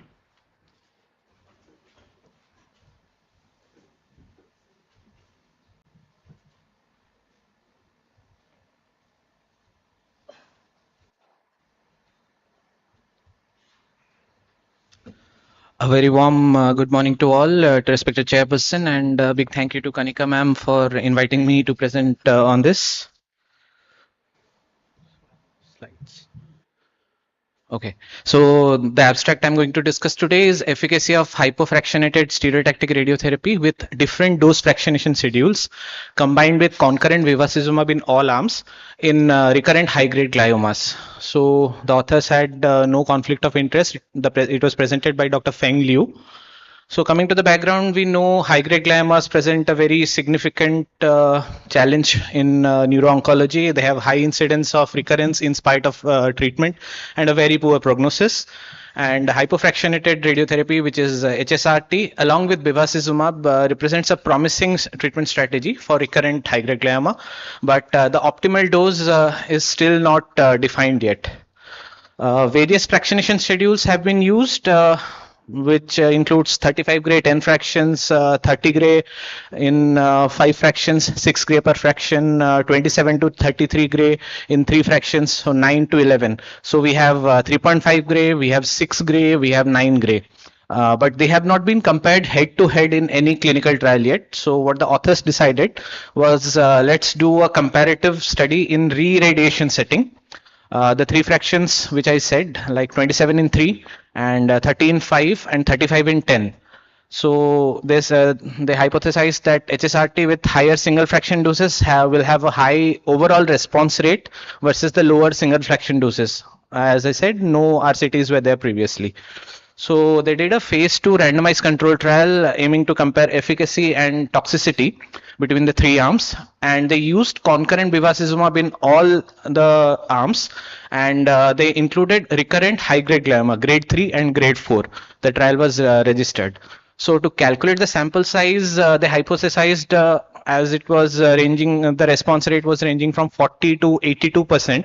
They hypothesized that 35 gray will have 42% response, and the higher doses will have 78 to 75% response.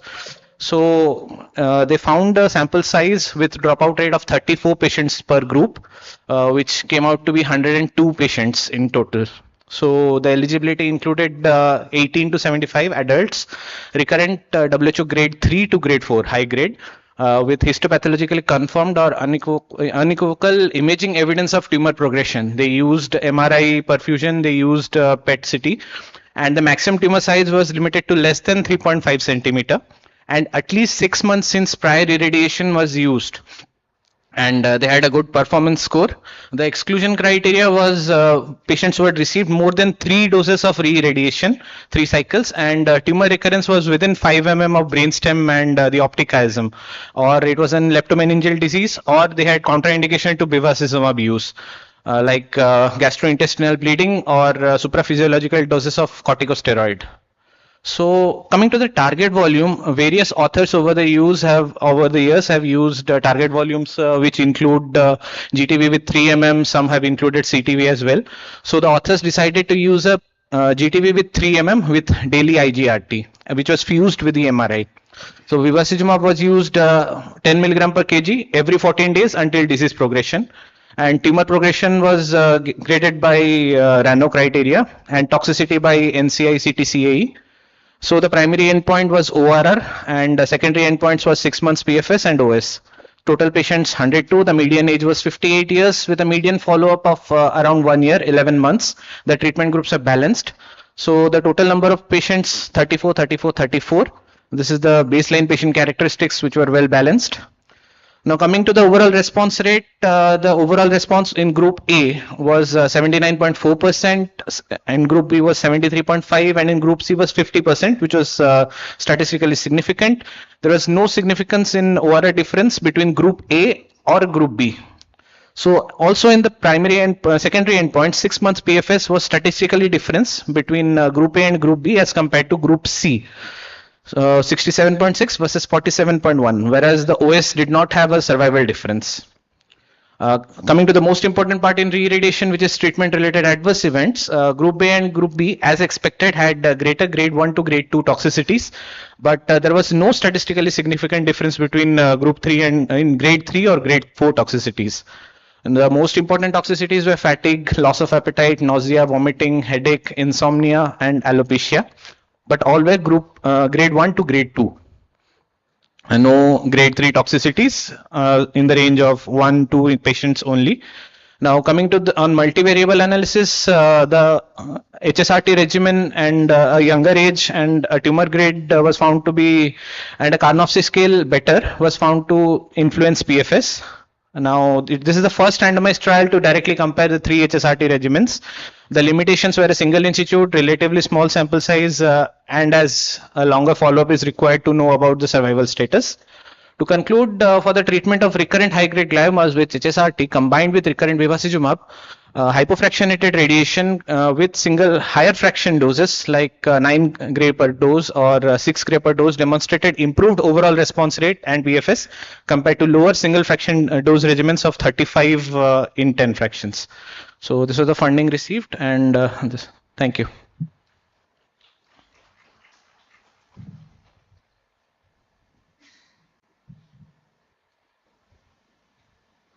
I would like to request Dr. Aditi Agarwal ma'am for the next presentation.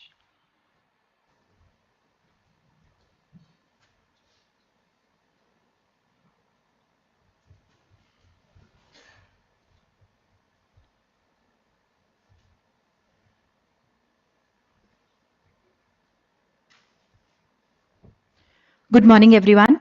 So continuing the CNS session, the abstract that has been given to me and was presented at ASTRO is on meningiomas, a dose escalated versus a standard dose post-operative radiation for high-risk meningiomas, and it was an IPD meta-analysis, the Firestorm study, presented by Dr. Raj Singh from the Ohio State University Wexner Medical Center. So what was done was, to give you a background, we already know from RTOG 0539 that the current standard of care for high-risk meningiomas, which are mostly the meningiomas grade 3 or the grade 2s after a subtotal resection, or the recurrent meningiomas, we offer post-operative radiation of 60 gray in 30 fractions, and the 5-year PFS in grade 2 and recurrent grade 2 is to the tune of 40%, and the 5-year PFS in grade 3 is around 57%. Now, interestingly, more than 90% of the failures occur within the 54 gray volume, and almost all of those were near or within the 60 gray volume. So there was a retrospective study from Sunnybrook which compared the PFS for high-grade patients receiving 66 gray or higher versus less than 66 gray, and this showed that there was an improvement in the 3-year and 5-year PFS, 57 versus 79 and 40 versus 65%, with an escalated dose of 66 gray.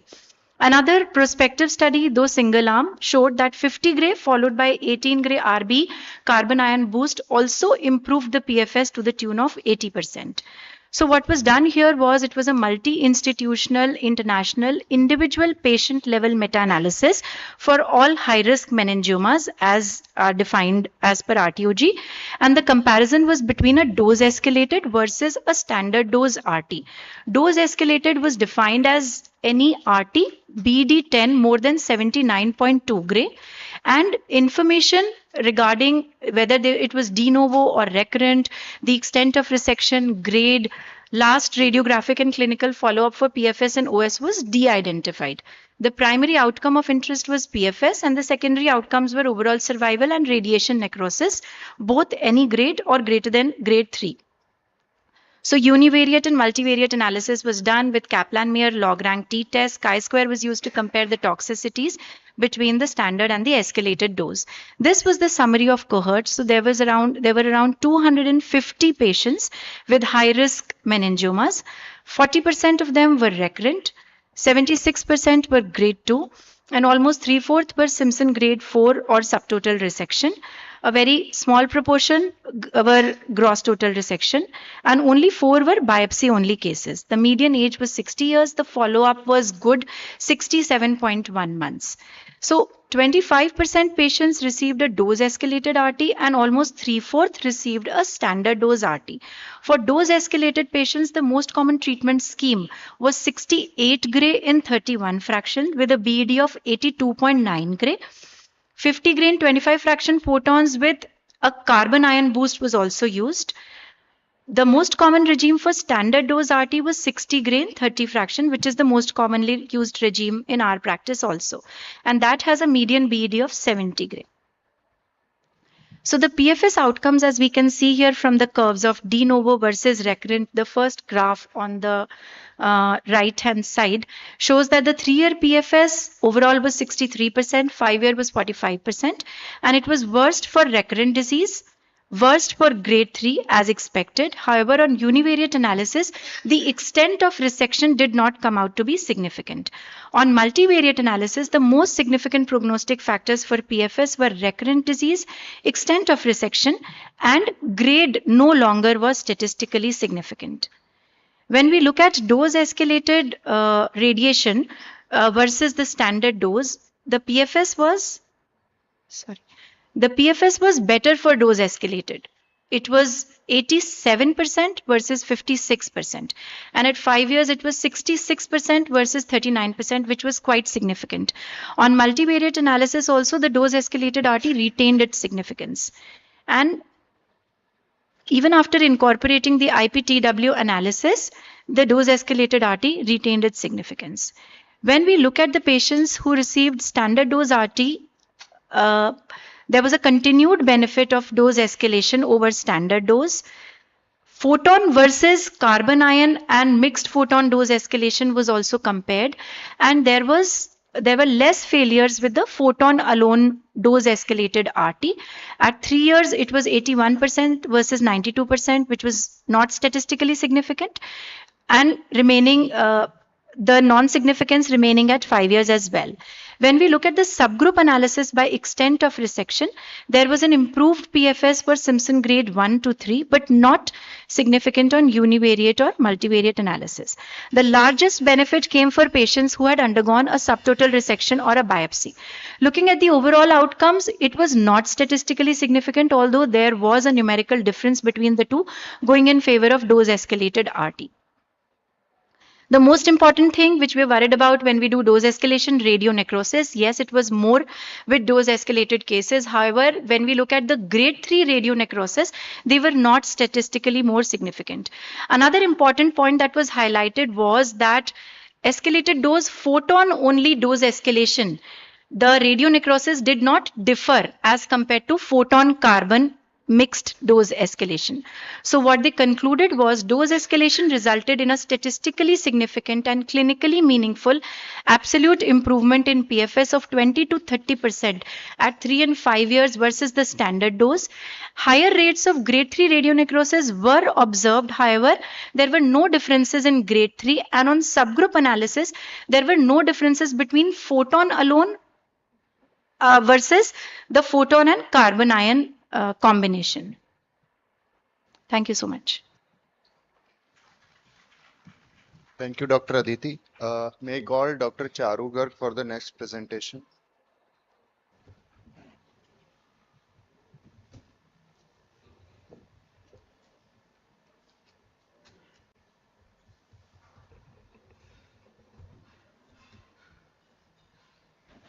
Good morning, everyone.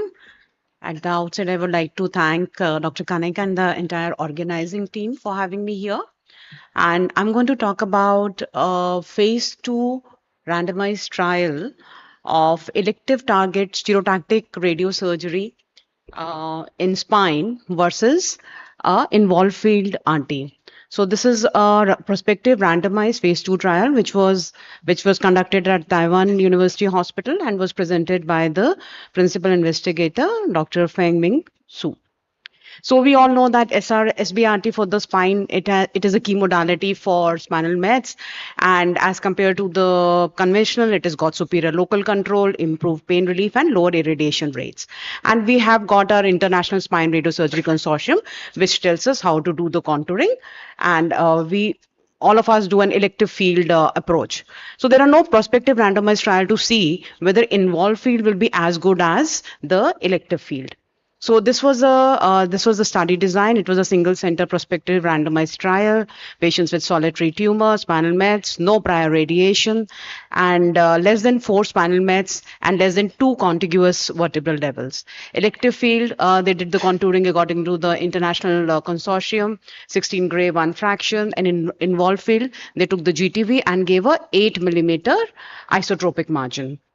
The primary endpoints were 6-month treatment failure rate, and the secondary endpoints were failure patterns, pain response, and survival. So here you can see that red is the GTV, green is the involved field, and orange is the elective field, what we normally do.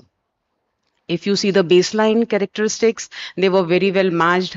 The maximum mets were from lung, followed closely by the breast, and the number of treated spine segments were around 1. It was 1 in 62% of the patients, and it was more than 2 or 2 in 38% of the patients. Apart from that, thoracic spine was the most commonly involved one, closely followed by lumbar. They treated 16% of the patients had contiguous spinal mets, which were treated with the SPRT. Paraspinal extension was there in 17 to 23%, and Bilski's scores were low, since scores were also low, and the baseline compression fracture was to the tune of 7 to 8%. Here, if you see the cumulative incidence of treatment failure. So the first one is the cumulative incidence per patient. If you see at 6 months, elective field, there were 3.8% failures, whereas in involved field, it was just double, approximately 7.5. At 12 months, the failure rates were 3.8 versus 13.5 in involved field. So the p-value was statistically significant. That means there were more failures in the involved field RT. And if you see the cumulative incidence per target, again, similar thing.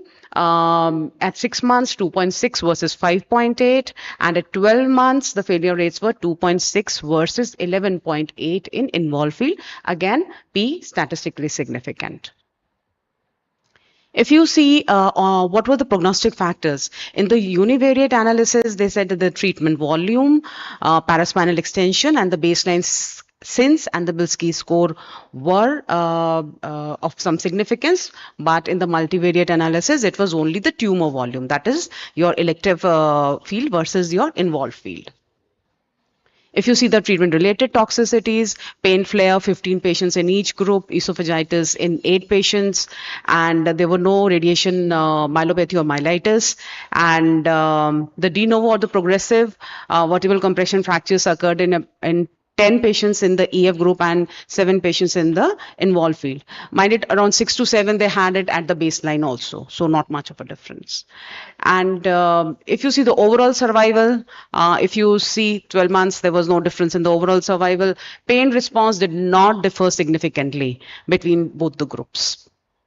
Now, this is something which is very important. If you see the patterns of failure, here the in-field recurrences in the electric field was 1, whereas in the involved field it was 8, which was approximately 53%. Out of field and marginal recurrences were again more in the involved field. Median time to follow-up was 41.6 months. And in the involved field RT, if the consortium guidelines were followed, then 4 out of 6 failures would have been enclosed within the volume. So this is the recurrences after the involved field stereotactic radiosurgery. On the, like A is the one, green one is the involved field, and the lower panel shows within yellow Strisik, that is the out of field recurrence. The B is again the elective field and the involved field, and its Strisik is the marginal failure where you can see the slide below. And on the C, that is an in-field recurrence, which happened within the involved field radiation.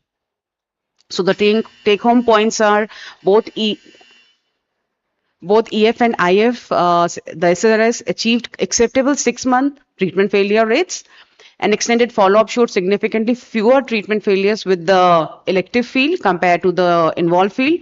2/3 of the out of field or the marginal recurrences would have fallen within the ISRC recommended margins. So the IARC's recommended contouring guidance should be considered the standard of care, and the role of SRS dose escalation will be investigated in an ongoing prospective trial. Thank you.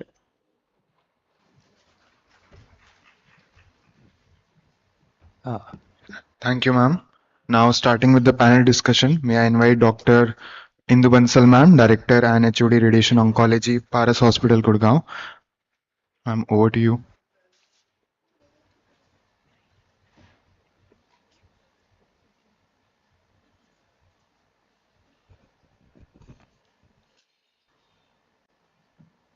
Hi. Good morning, everyone. At the outset, I would like to thank Dr. Kanika for having me here. And I would like to invite all the panelists to be on the stage. Dr. Aditi, Dr. Charu, Dr. Kesri, Dr. Adhar.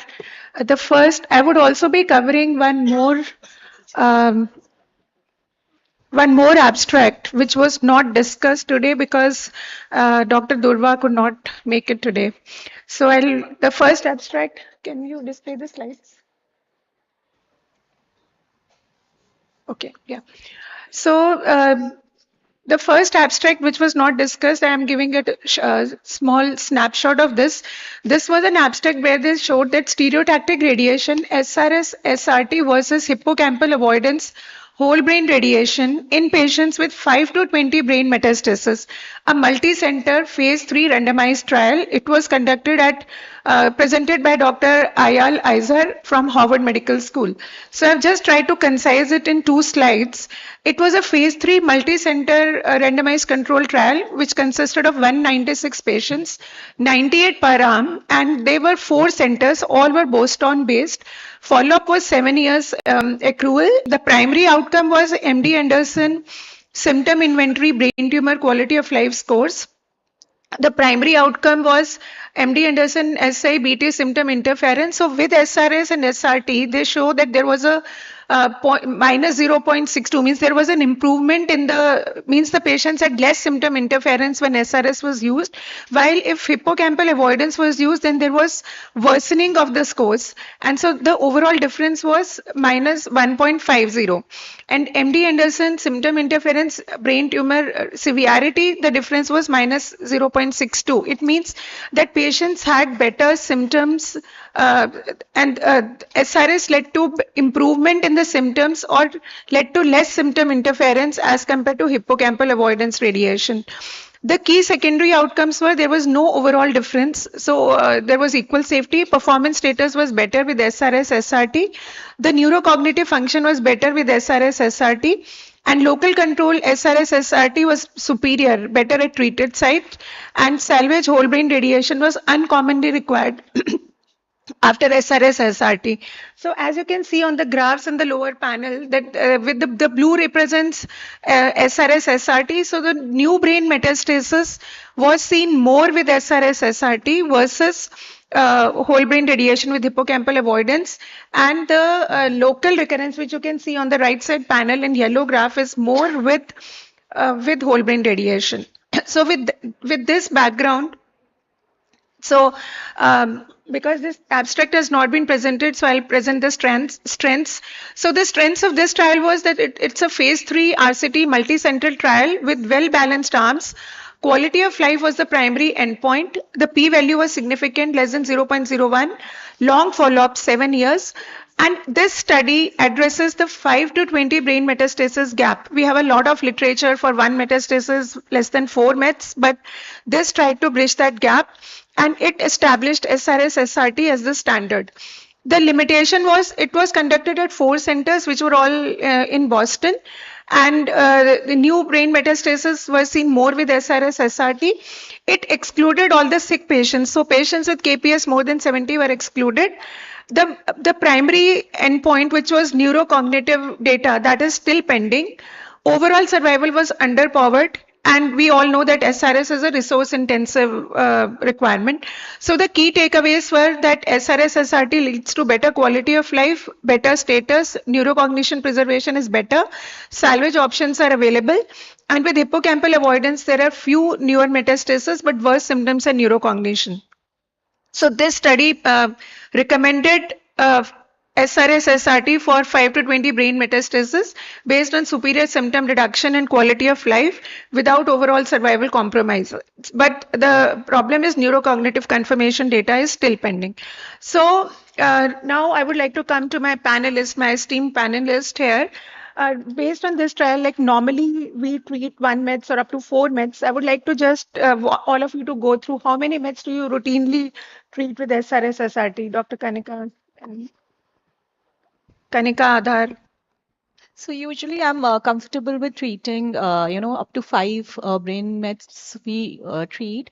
When it comes to more than 5 lesions, like 5 to 10 lesions, then it's a very individualized approach, like to see how much is the total intracranial tumor volume. Because there are certain prospective studies in the past also, wherein they've shown that lesions, brain metastasis between 5 to 10 lesions can be treated if the total intracranial tumor volume is up to 15 cc. And even ASTRO guidelines conditionally recommend treating lesions up to 10. Anyone treating more than 4, more than 5? Maximum 5, Dr. Adhar, Dr. Kesari? Up to 5. So this study, and they had used Mementin for all the patients, but the abstract does not mention anything about the role of Mementin. And because for brain metastasis and whole brain radiation, neurocognition is a very, very important parameter, but this was not discussed at all. And Just one point. So even this study, almost 75% of the patients were 1 to 4 brain metastasis, Yes. and very few were more than 4. Yeah, and another interesting thing in this study was that majority of the patients, initially they included patients with 5 to 15 meds.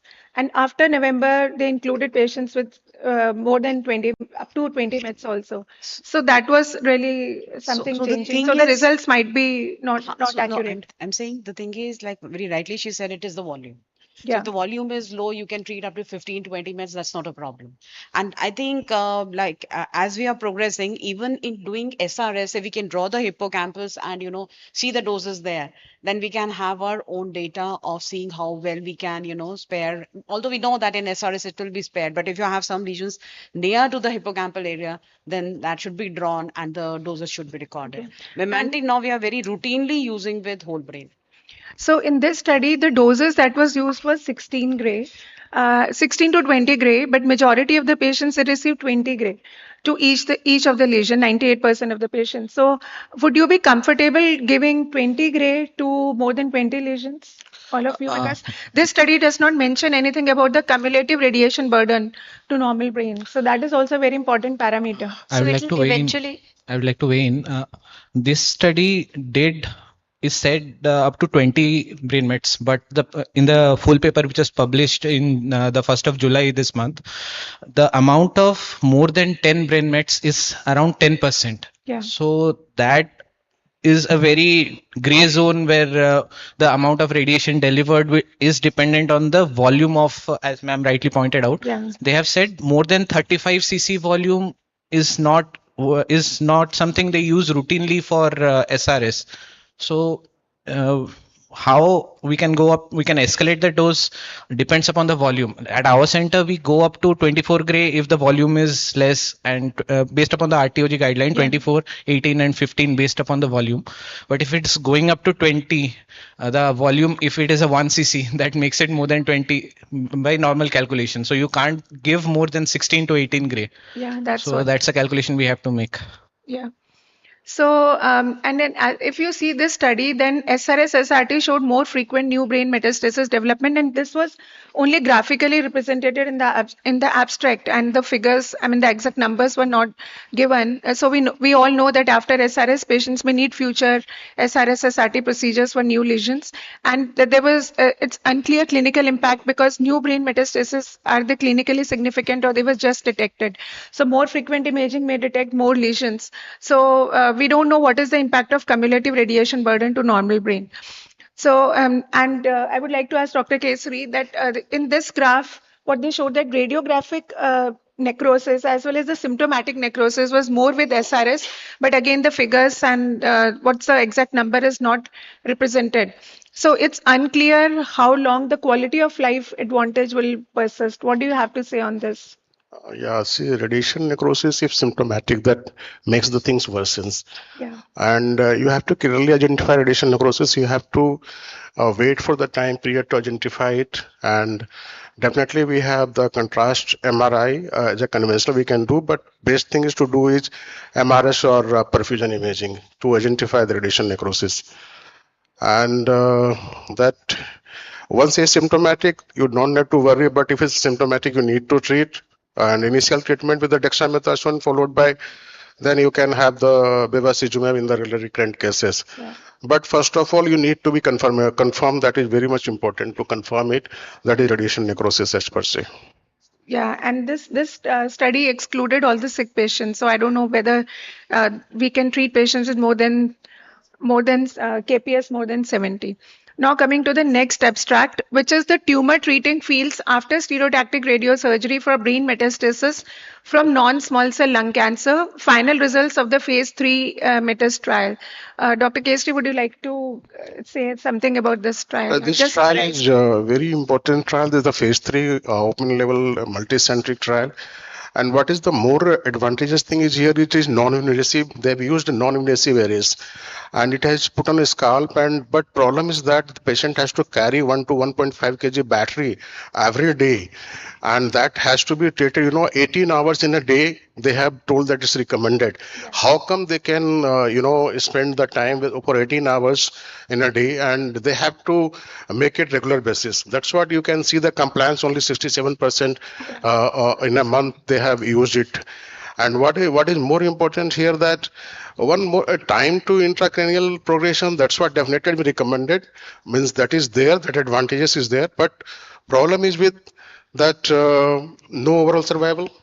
There is nothing has been shown that, but it's still long way to go. And there is you have to think and what you have mentioned about there is safety profile that is there, that is different immunotherapy synergy, because we do use for the non-small cell carcinoma more patients immune checkpoint inhibitors, and that has been shown that benefit in once your patient is on that drug especially, and overall survival that is not not beneficial.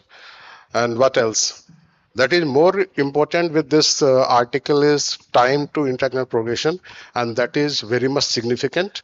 With immune checkpoint inhibitor also that is very much significant, that is there. So I think Still what we need to I have more feel is that trials. it's practically, I don't know how much it is feasible, because the patient has to they put 4 arrays on the scalp, and the head has to be shaved, and every 4 days the head has to be shaved again.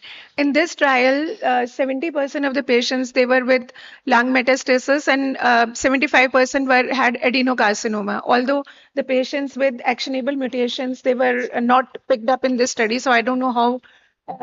Still, how adenocarcinoma patients were more, and immunotherapy effect was more seen in squamous cell carcinomas. And in this study, they have shown that with the patients who received immunotherapy, they had better chances of less chances of intracranial progression, as well as less chances of distant intracranial progression also. So, That they have to carry that battery yes. Till the time till the progression, that is really difficult to implement. That's the thing. So one So we point should that look I at how can we get it in India? I mean, that is one thing No, which is the not point is, should we bring it to India? Because if we see this slide, this which they have not highlighted, is it worthwhile to use TTF with SRS as median survival differences? Not at all significant. If you see with SRS, the median survival was 11.3 months, and with SRS only it was 10.6 months. So only a few days advantage. The patients who were recruited in this study were patients who had more than 3 months life expectancy. Ma'am, what they've mentioned in the full paper is the Yeah. another trial, Luna or Luna. Lumina. Yeah. There was 3 months survival benefit. Yeah. But here we do not have a survival It's not benefit, even a and we are month. still advising for Not a even a month. not Coming to even a the month. Charu's question, that machine, portable machine is only rented. You cannot buy. It's only rented, and that also is $21,000 per month. So is it, I mean,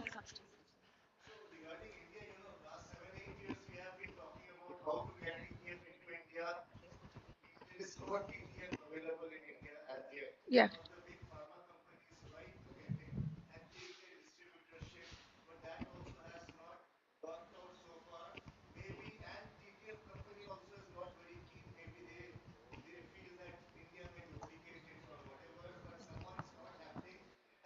conference for the last 10 years, we are only talking about it.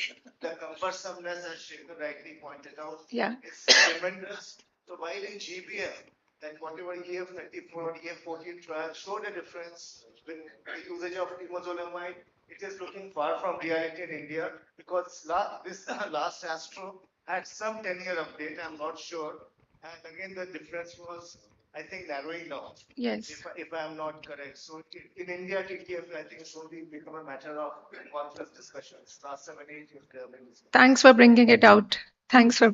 So now I'll move to the third abstract, which is efficacy of hypofractionated stereotactic radiotherapy with different dose fractionation schedules combined with concurrent bevacizumab in recurrent high-grade gliomas, a randomized control trial. So Dr. Adhar, would you like to say something about this trial? Ma'am, one thing they did not mention regarding the IDH mutation status, which is quite important. The full results of this abstract are not yet out. Yeah. So IDH and KPS, they have included more than 70. More of our recurrent patients have a bad KPS as compared to this. So the real world applicability of this is questionable. So if I just run through the slides, so there were 102 patients and there were only 34 patients in each group. So Right. do you have to say, anyone would like to comment on that, Aditi? But 34 then patients still in we each have some randomized evidence. As of now, we Yeah. did not have any such evidence to say whether there is a benefit of doing this kind of dose fractionation regime and what is the radiation necrosis associated. So what is the standard dosing of SRS that you're usually using? Is it 24 grain, 3 fractions? 27, this study used 27 grain, 3 fractions. I think most of us are not going up to 27 grain. What's In your the dose in the fractionation? recurrent setting, we don't usually practice for Yes. single fraction radiation, even if the volume is small. We try to fractionate is mostly we go for No, this is 3 to 5 three fraction. fractions, 27 grain. So Yeah. normally we give 24 grain, 3 fractions. We go for 24 in So 3, this used 30 in 5. 27 grain, 3 fractions, and no mention was made about how many cycles of bevacizumab was used, and no mention at all except the doses, and how many median cycles of bevacizumab was used in each of the groups. So we don't know what is the difference. At the 6 months overall survival, there was no significant difference, except the overall response rate and 6 months PFS was definitely better with 27 grain 3 fractions or 30 grain 5 fractions, and it was less with 35 grain 10 fractions. The toxicity grade 1 2 was manageable. And so I think the strength was that first RCT, as you rightly said, which directly compared 3 hypofractionation schedules, clear efficacy advantage for high single fraction doses, no overall survival detriment, no grade 5 toxicities, well-defined eligibility criteria and standardized assessment. But it was a limitation was it was just 102 patient data. Follow-up is just only 11 months. No overall survival benefit. So this I've said. Other thing is, Indu, I don't know whether Risk they of mentioned the radiation volumes or not, because your dose fractionations would depend upon what is your recurrent volume. Normally, what 7.9 cc, 7 because cc or 7 7.9 it was 7 cc, Yeah. I think. So 7 cc is good to go for your 3 or 5 fractions. But normally, what we have is are much higher volumes. Yeah. So for doing 3 or 5 fractions in that high volume would be a difficult thing. So and if Another you see thing, this another slide- thing I would like to point out is the usage of bevacizumab. How much of the effect is due to bevacizumab? They have used bevacizumab in all arms. So whether or not excluding bevacizumab will lead to a higher incidence of radionecrosis, that is a thing worth thinking. there was not much mention about radiation necrosis, and as I said, as you rightly pointed out, molecular markers were not taken into consideration.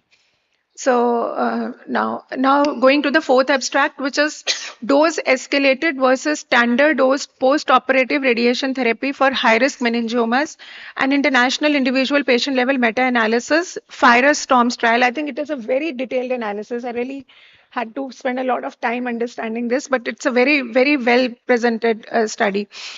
Aditi, would you like to say something? So, yes, as they show that most of the failures occur within the high dose volume.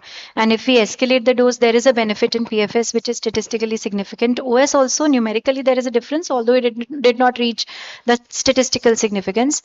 Radiation necrosis becomes a concern. Grade 3 somehow did not increase much. Standard So I dose think if you versus see then grade 3 radiation necrosis with dose escalated, it was as I've shown in this slide, 30%. 33.9% versus 13%. So it's almost 3 times.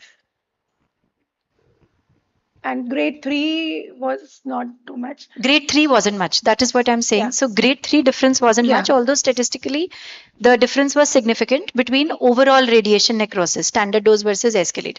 So yes, as of now, I don't say it is practice changing, but yes, it does give us some hope into where we can escalate the dose. Maybe the group which had an STR or biopsy benefited the most. So where there is a residual, that is the area which a small volume could be escalated.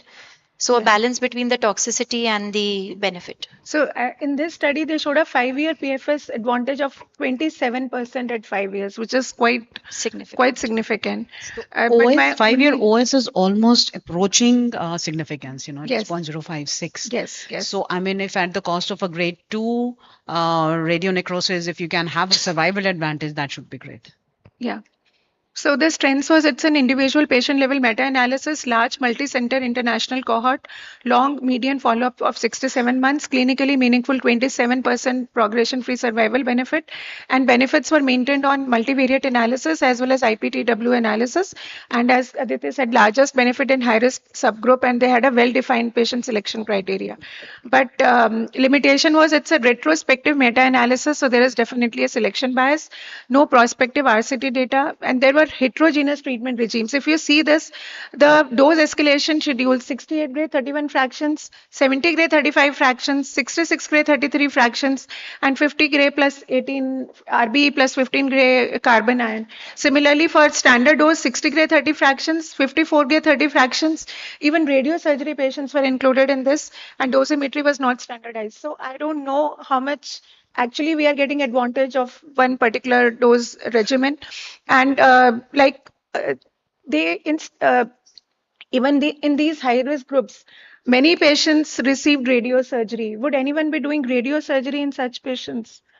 I mean, in high risk recurrent settings. But grade 2 recurrent, we often get references from the neurosurgical side saying this volume needs to be treated with stereotactic radiosurgery. Though in practice, that's yes, we not- don't do that's not a yes, standard we recommendation. don't do that. So the problem is because your grade 3s you would have larger margins, your treatment volume would be more. So that is why doing radiosurgery might be a problematic thing. Yeah, but grade 2 and recurrent may be small. And will you be, Done. any one of you would be comfortable giving 68 grain 31 fractions? I mean, in GBM only we go up to 60. 68 gray with photons. So the reason of going up to 60 is again radiation necrosis. The risk increases and the benefit is lost. So will you, tomorrow when you go to the OPD, will you start implementing this? Any one of you? Ma'am, meningioma will be a benign disease, so escalating the dose might have a radiobiological benefit. So definitely, I would like to go with the dose per fraction. I would like to increase the dose per fraction to have a better control rate. Just speaking radiobiologically. Yeah, that's right. In GBM and all, it did not show a survival advantage. That is why we don't do it. But these days, with doing a SIB, you can always get away with this much of dose. If there is an OS or a with PFS advantage. 33% radiation necrosis, I mean, I would not be Grade 2. comfortable. Grade 2. Grade 2. Yeah. So I think maybe the subgroup which might benefit is the subtotal resection group. Maybe I think I might go with that because there is a 20 to 30% absolute benefit in progression-free survival and some evidence of benefit in overall survival. First, I would run a clinical trial to know the benefit and the toxicity profile. Then only I would implement it in the clinic. There is no clinical. So I think prospective RCTs are needed to The confirm high the risk benefit. meningioma is still that follow up, whatever the trials 54 to 55 at 0 centigrade, that would be enough. 60. And in this, I mean, the neurocognitive data and impact on quality of life is very, very important. So Aditi, what would you like to say on this, about this trial, neurocognitive data and impact on quality? They have not talked about the neurocognitive data and impact on quality. So for a benign disease where we are escalating the dose, is this not a very important parameter, which has not been addressed at all in this? But it's a mixed bag. There are grade 3 meningiomas also. So grade 3 we can't really call benign. Still, yeah, I still understand that. Okay. Now coming to the final abstract in this session, which is elective target stereotactic spine radiosurgery reduces the risk of long-term treatment failure compared to involved target spinal radiosurgery. Final analysis of a prospective randomized phase 2 trial. Dr. Charu, would you like to I just give a think it's a brief? very good trial because we've all been following the consortium guidelines and we've been quite happy with that, doing it from more than a last decade. But the thing is, I mean, they did involve field and we can see that there are a lot of failures. So I think by this trial, we know that, I mean, it is always good to follow the guidelines and that is why they did this trial. The only thing which I did not understand is that in the involved field, there were a maximum in-field recurrences. That is something which I could not understand. There are no, I mean, it's only an abstract. So if someone has understood why there were more in-field recurrences in the IF. That was the exact question I wanted to ask. In the full paper, ma'am, they have explained the radiological benefit. One is the dose fall off from the initial volume. So when the involved field has included only the close 2 margin, 8 mm. 8 mm margin, the dose follow off. So in that area, excluding that area, the amount of recurrences have been high. No, It's the infield in-field, recurrences have been not the highest. marginal, in-field. That is the problem. The infield recurrences have been the highest. We know that the subclinical disease is not taken care of, but then they should have been marginal or out of field recurrences. Not, I mean, they are out of the 8 margin preview. So that is something which I. Yeah. So in this, one thing that came out was that 6-month failure per patient was 3.8% with elective field versus 7.5% with involved field. But as the time increased, say 12 months, then the 12-month failure per patient remained 3.8% in the elective field, but it increased to 13.5%. So maybe longer follow-up is something which we have to look into. And 84% of the patients, they received pain relief in both the groups. There was no difference between the survival and pain relief. And the good thing was that the vertebral compression fractures, they did not increase with in either of these. And the strengths was that it's a prospective randomized phase 2 trial, well-balanced groups, long median follow-up, 41.6 months, clear clinical benefit of elective field approach, out-of-field recurrences demonstrate value of elective margins. And so it validates the ISRC guideline-based contouring, acceptable toxicity profile in both arms, standardized outcome assessment. Limitation, single center study, small sample size, phase 2 design not powered for overall survival, no overall survival benefit yet demonstrated, a slightly higher vertebral compression fracture in elective field group. Both arms achieved low 6-month failure, and there were heterogeneous primary tumors. 88% patients were lung, but it was a mixed bag. And there no comparison has been done to conventional RT, and dose escalation role is still investigational. So Other thing is here, I mean, 1/3 of the patients had pain flare after SBRT. I mean, normally we don't see that much of pain flare post SBRT in spinal SBRT. I mean, if pain anyone. flare, it was similar in both the groups. It was similar, but Yeah. normally we don't see Normally that we much don't post see. SBRT. The esophagitis was also quite 25%. So because maybe thoracic patients were more in this. Still, I mean, even if we are Yeah. treating thoracic spine, we don't see that much of esophagitis. Exactly. So do you feel involved field margins are sufficient for tumor coverage and microscopic disease? I think none of us will start doing it tomorrow. So because out of 6 failures would have been covered by ISRC elective field margins. So how commonly do you see vertebral compression fractures in our practice? Not really. Normally, Not that common. not that common. So can it be utilized for all cancers and varied histologies? As I said, this study Maybe it is mainly for- because we do not select unstable or potentially unstable patients for Yes. SBRT. We Yes. select the stable. And there was a lot of technology heterogeneity in this study because different planning techniques, different systems. So I don't know, some CyberKnife, LINAC-based treatments. So what would be the advantage of this? I think that's all. Thank you so much to all my esteemed panelists and Dr. Kanika for having me here. Thank you, panelists, for a lengthy discussion. Thank you, my chairpersons. I request chairpersons, panelists, and moderator to please gather on stage for the group photograph.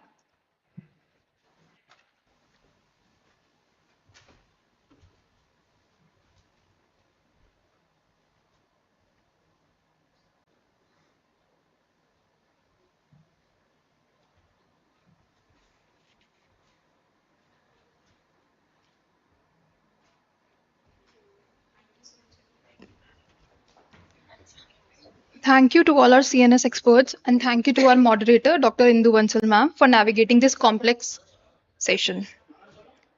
As oncology rapidly enters the era of artificial intelligence and machine learning, technology is no longer supporting clinical practice. It is becoming an integral part of it.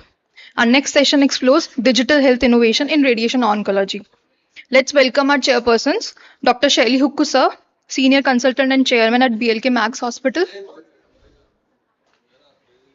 Dr. Sarthak Mohanty sir, Director and Senior Consultant Radiation Oncology at HCG Hospital Rajkot, Dr. Minakshi Mittal ma'am, Director Mohandai Oswal Cancer Hospital and Research Foundation, Ludhiana, Dr. Manish Gupta sir, Professor and HOD Radiation Oncology at IGMC Shimla, Dr. Kannan Periyasamy sir, Associate Professor at PGI Chandigarh.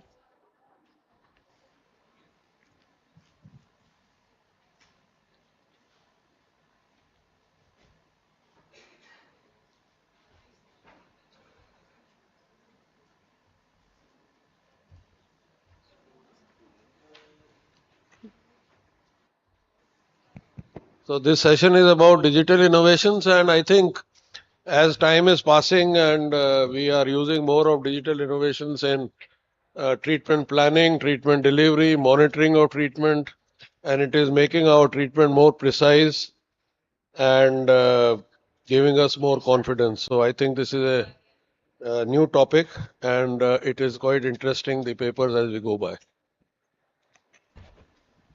So good morning, everyone. I'll be presenting development and validation of digital pathology-based multimodal intelligence biomarker in patient with head and neck cancer. This study was done by NRG Group to evaluate whether combining digital pathology with clinical information can improve prognostic prediction beyond the conventional clinico-pathological factors. So coming to the current challenges we face, head and neck squamous cell carcinoma is an extremely heterogeneous disease. Even patients with similar AGCC stage and HPV status often have very difficult clinical outcome. So current prognostic assessment relies mainly on the staging system and pathological interpretation, both of which have limitation due to the biological heterogeneity and inter-observer variability. So therefore, there's a need for reproducible biomarker that identifies patient with low and high risk. So what is digital pathology and AI solution? Digital pathology offers an unique opportunity to extract quantitative information from routine histopathology slides that is not appreciable to human eye. And AI can analyze tumor microenvironment and tumor morphology from routine slides. So therefore, the investigation combined these image-derived features with clinical information to develop the multimodal AI biomarkers. So coming to the methodology, the investigator developed MMAI model, which has used data from 6 NRG groups, which had around 1919 patients, and out of which 822 were validated and divided into 2 cohorts, that is radiotherapy 655 and 167 were in the surgery cohort. And you can see 2 images over here, the clinical pipeline and the image pipeline. So clinical pipeline generated a clinical risk score from a routine clinical variable, and image pipeline analyzed the histopathology slides using a self-supervised deep learning to generate an image risk model. And finally, clinical and image scores were combined, giving equal weightage to generate the final MMI score, and which evaluated the PFS and OS for the radiotherapy cohort and DFS and OS for surgery cohort. So coming to this radiation cohort Kaplan-Meier, we can see patient has divided into 2, high risk and low risk. The blue curve shows the low risk group and the red curve shows the high risk group. And the separation between these 2 survival curves remained consistent throughout, which shows a highly significant p-value which was less than 0.001. Same in the surgery cohort, the blue curve showed high probability of remaining disease-free and alive throughout, and the red curve shows recurrence and death, resulting in steeper decline in the survival curve. This confirms prognostic value of MMAI biomarkers is maintained irrespective of the treatment modality and supporting its robustness and potential clinical utility. They also evaluated whether the MMAI biomarker is information beyond the established clinical risk factors. They used the univariate and multivariate analysis. Univariate analysis evaluated the biomarker alone, while the multivariate analysis adjusts for factors such as AGCC stage, HPV status, age, sex, tumor history, smoking history, and the performance status of the patient. The MMI score remained an independent predictor of the outcome. If we see in the radiotherapy cohort, patient with higher MMI score had hazard ratio of 1.82, which was nearly twice the risk of death, and with a hazard ratio of 1.98 in multivariate analysis. But both have a p-value less than 0.001, which was highly significant. So overall, multimodal model outperformed the image-only model. This slide compares the predictive accuracy using the concordance index. Across both the cohorts, MMI model consistently achieved high C-index. If we see in the radiotherapy cohort, the C-index reached 0.692 and 0.750 in the OS1, outperforming the image-only model. These findings demonstrate that indicating digital pathology with clinical information beyond the prognostic accuracy, beyond the conventional prognostic factors. And this is the most important clinical slide, which shows even among patients with the same HPV status and AGCC, MMI score identified distinct high and low risk group, suggesting MMI provides additional prognostic information beyond the conventional staging and may support more personalized treatment decisions. So to conclude, integrating digital pathology with clinical information can significantly improve the prognostic assessment in head and neck cancer, and multimodal AI model outperform the conventional methods, providing more accurate risk stratification and identifying patients with distinct clinical outcomes. Like any AI model, it has limitations such as need for broader validation across diverse population and potential for bias. However, these studies provide a strong foundation for future clinical trials and further refinement of AI-based prognostic model. Thank you.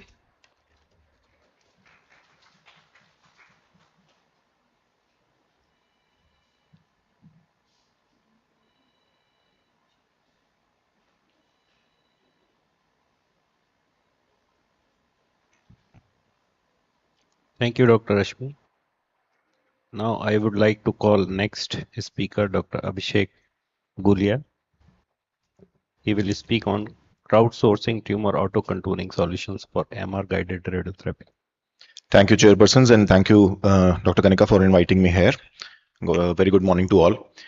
This topic was initially presented by Dr. Kareem A. Wahid, and this was actually about a contest, a challenge, which was in which worldwide all the teams were invited. They were supposed to generate programs or AI algorithms for contouring of GTV primary and GTV node on MRI scans. So ultimately the result was to be compared between all the teams who designed better algorithm which was more accurate, and ultimately, and also the algorithms were tested against radiation oncologists. So it was kind of a AI versus AI models, all the teams, and AI versus humans. Let's begin. So this challenge was known as Hunt's Merge 2024 challenge.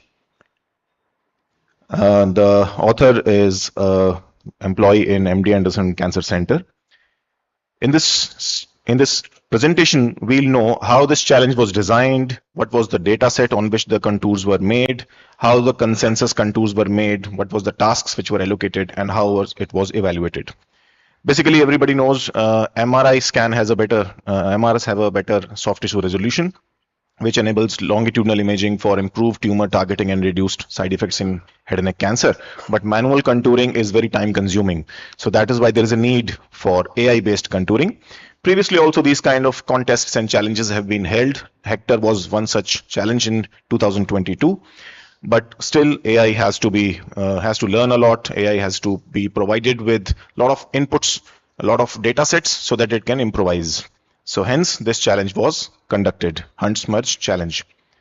Now this was the timeline. Basically it was launched in April 2024, the challenge, and every team had to be provided some MRI scans. These were known as training data cases. 150 training data cases were there. Every team was to develop an AI algorithm two tasks were allocated. One was it had to contour the GTV primary and GTV node on the pre-radiation image, and the other task was it was to contour. The team had to design an algorithm which was to contour GTV primary and GTV node on the mid-RT image. All the results were uploaded by August 24, and then in October 2024 it was a wrap-up, and winners were decided who designed the better AI algorithm. The authors launched a website and YouTube tutorials, because not all of us are very technologically well versed, to help the teams how it is to be done. The authors also provided them codes for GitHub code repository, which is nothing but a server where all the teams could upload their versions of AI while they are improvising it, while they are doing iterations. And they also launched some YouTube tutorials to teach them. So all the teams were provided with T2 weighted head and neck MRI scans. Patients for oropharyngeal carcinomas. Data of not two patients were collected. Two type of scans were given to the teams, on which the AI software designed by them had to contour the primary and the nodal volume. Pre-RT scan was acquired 0 to 3 weeks before start of radiation, and mid-RT scan was acquired 2 to 4 weeks after the radiation was started. Now, the AI contour had to be challenged, had to be compared with the radiation oncologist contour.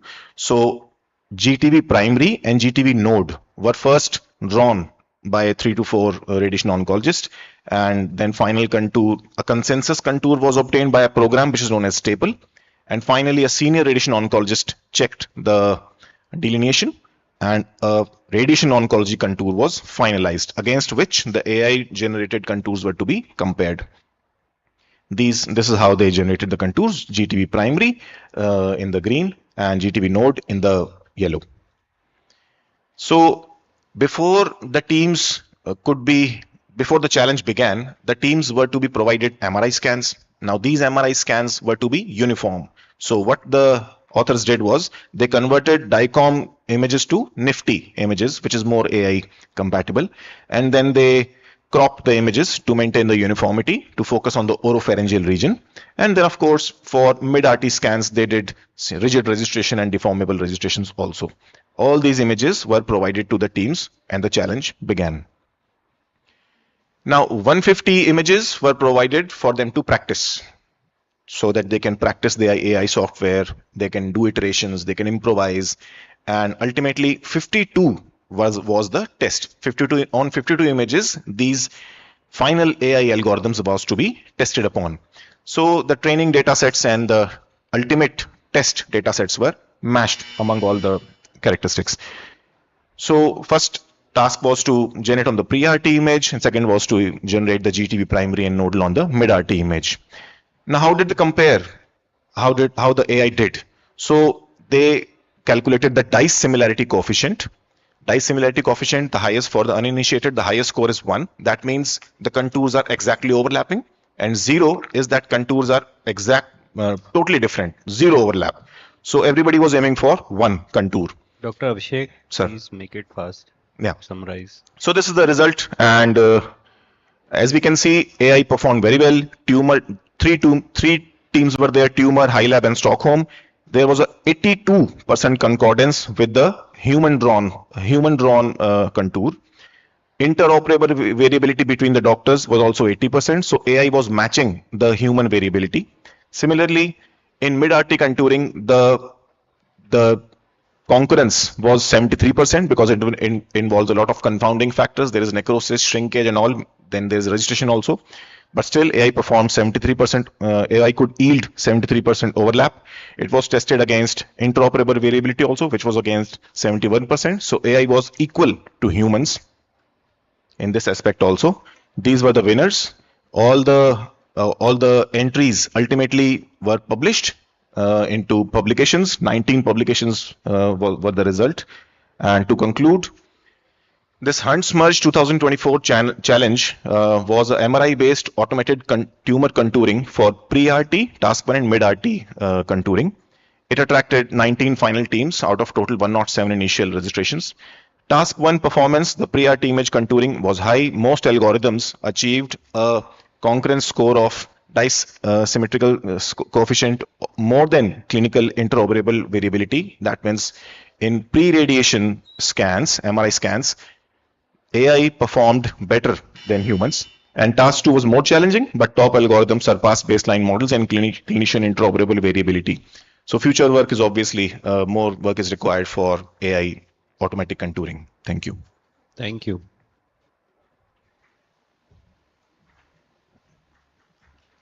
Thank you, Dr. Abhishek.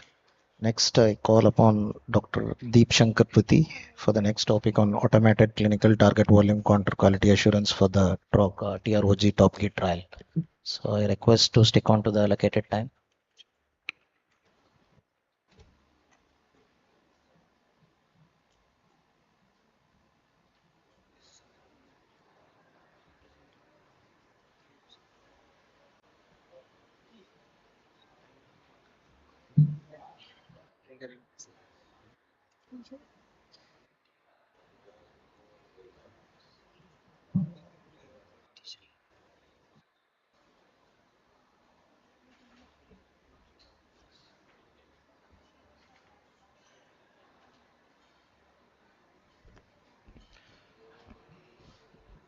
Good morning, everyone. I would like to thank the organizing team for giving me this opportunity.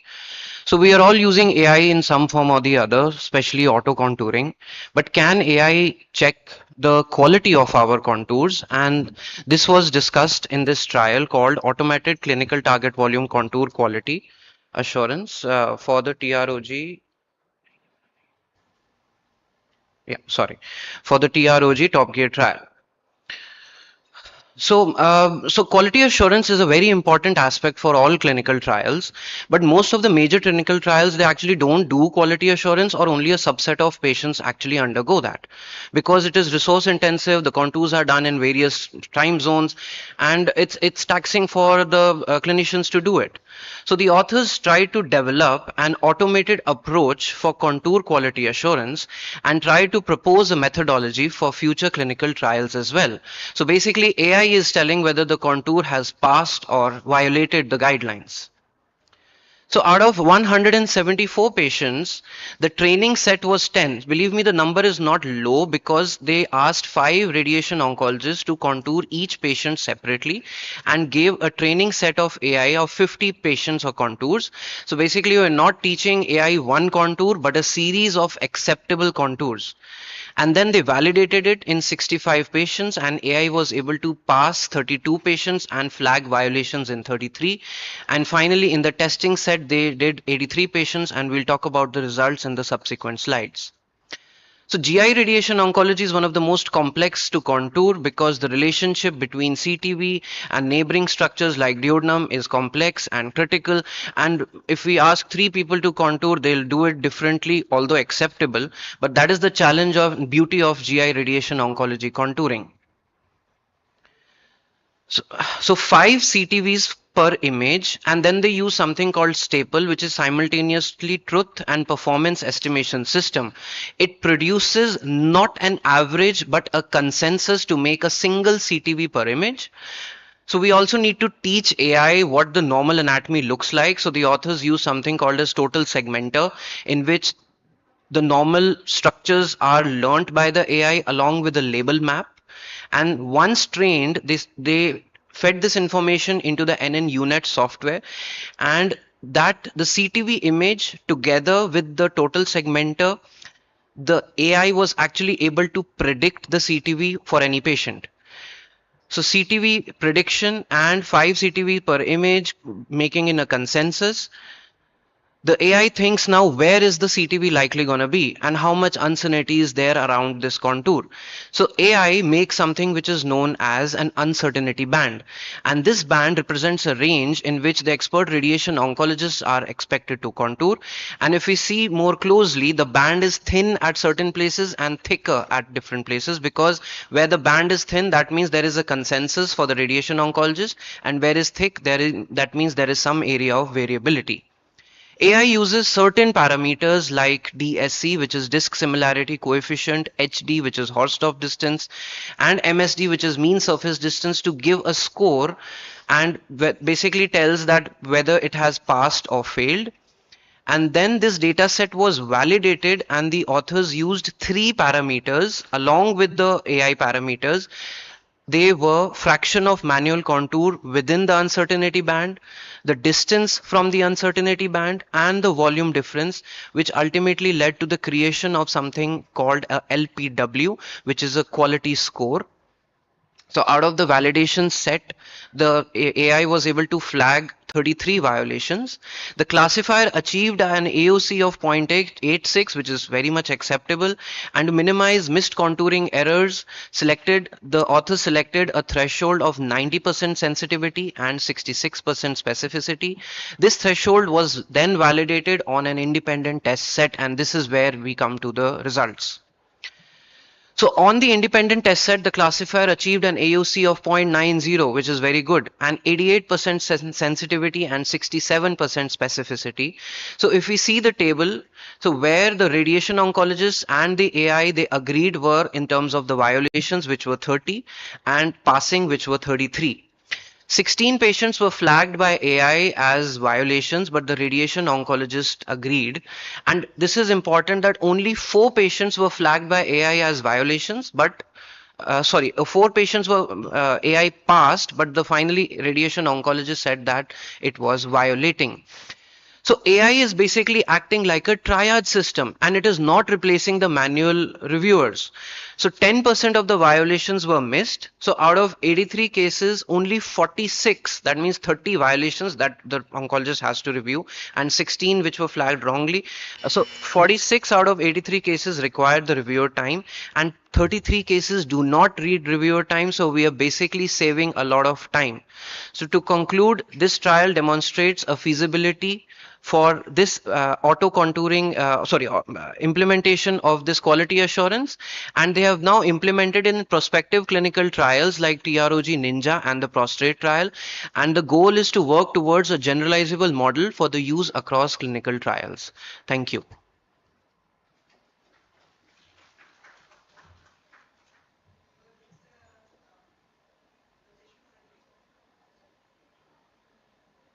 I call upon Dr. Ananda Selvakumar for the next presentation, and it will be a multi-institutional validation of the SHIELD RT machine learning model to prevent acute care events during radiotherapy. Good morning, one and all. I want to thank the organizer for having me here. Special thanks to Dr. Kanika.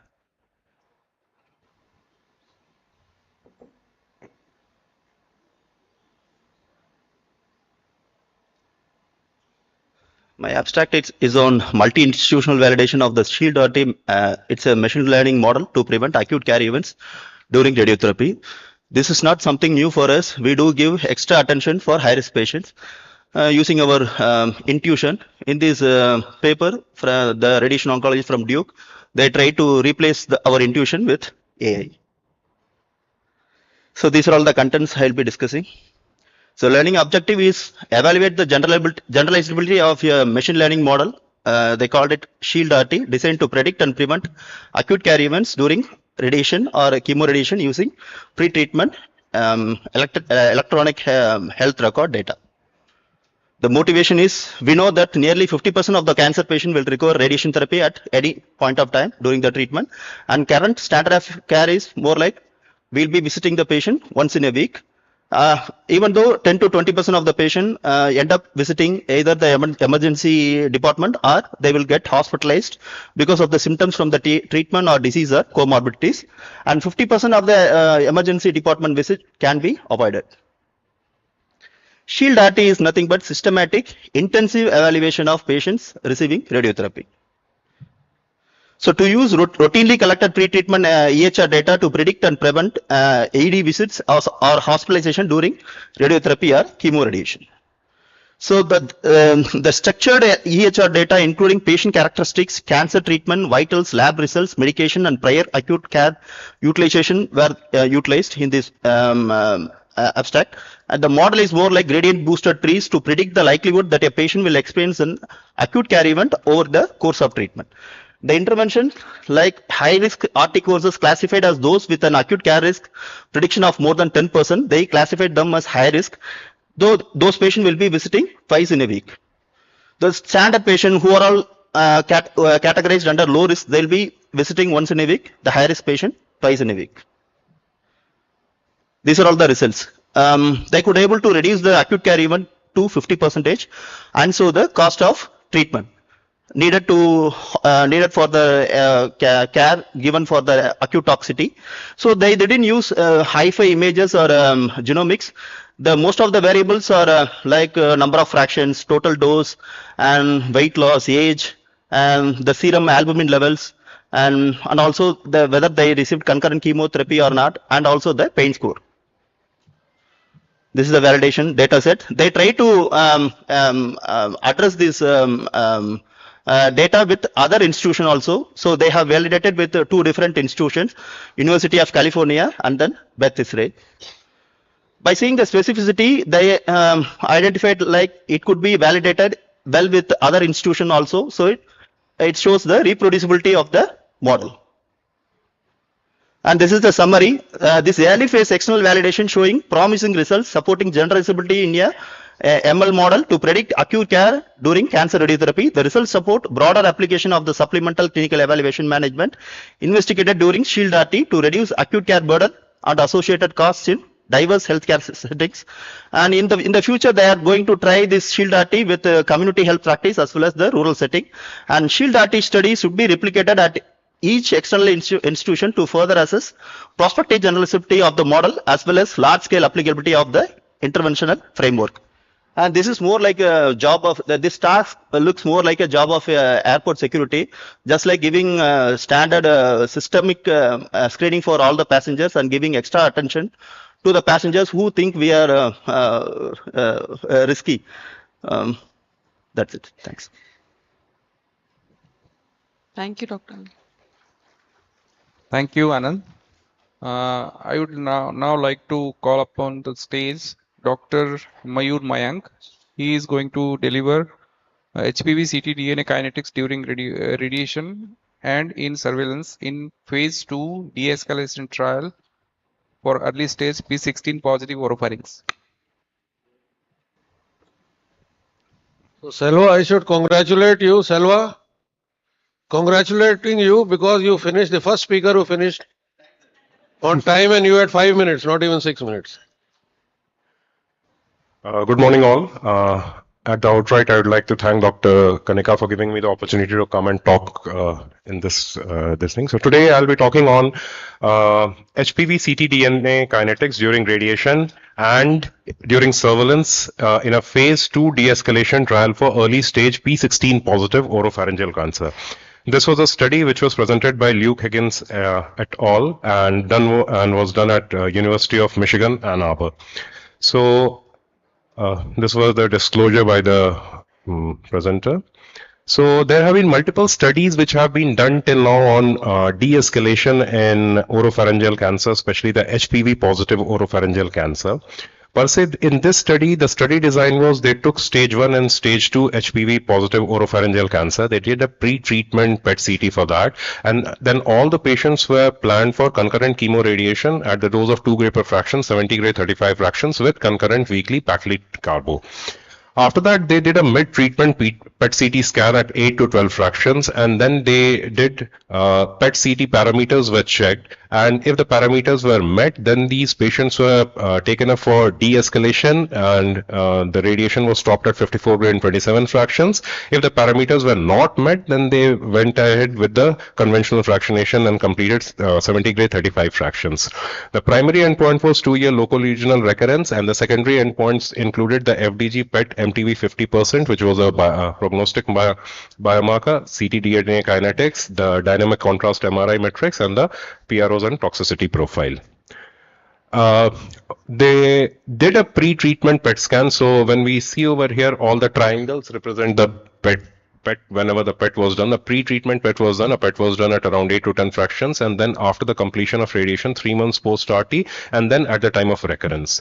For the blood collection, the blood was this blood was taken for the ctDNA, which was done weekly during the course of radiation, then 4 weeks post radiation, and then 3 monthly the ctDNA was collected. This ctDNA was done by my HPV kinetics, which I'll be talking about later on.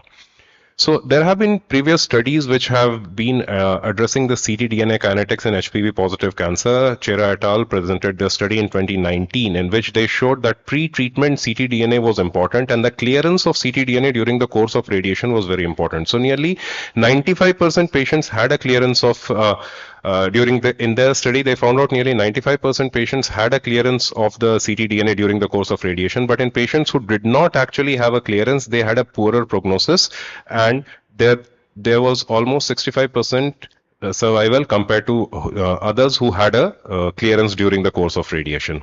Again, Kao et al., they did a metric study of increase of ctDNA, baseline ctDNA and an increase in ctDNA, and what they found out was that a baseline low ctDNA with an increase in week 2 had a better freedom from progression in these HPV positive oropharyngeal cancer. So coming down to this study, there was, as expected, there was a decrease in the ctDNA during the course of radiation, both in de-escalated and in standard chemoradiation arm. What they found out was that during week 1 of chemoradiation, if there was a more than 10% increase in the ctDNA relative to the baseline, that was associated with a worse locoregional control and locoregional progression-free survival, with the hazard ratios of locoregional control being 1.052, progression-free survival 1.034, and locoregional progression-free survival being 1.038.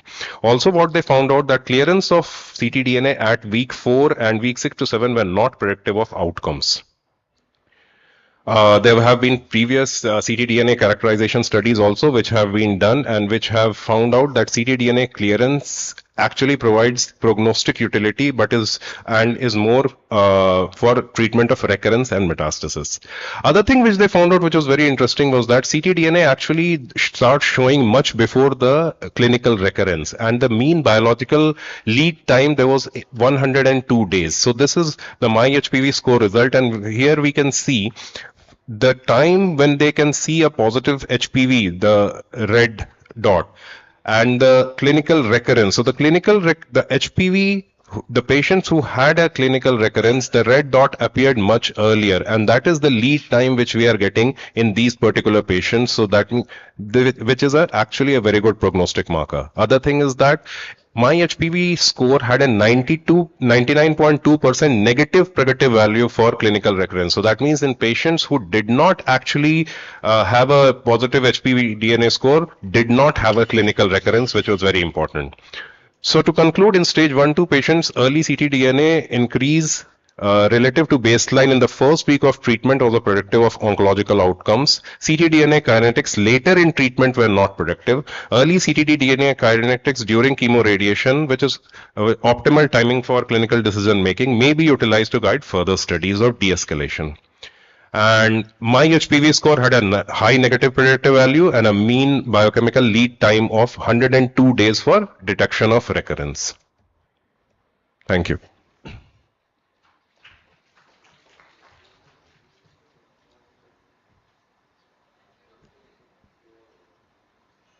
Now I call upon the moderator, Dr. Jyotirup Goswami, for the panel discussion on the topics. Dr. Rashmi Yadav, Dr. Abhishek Gulia, Dr. Deep Shankar Pruthi, Dr. Ananda Selva Kumar, and Dr. Mayur Mayank.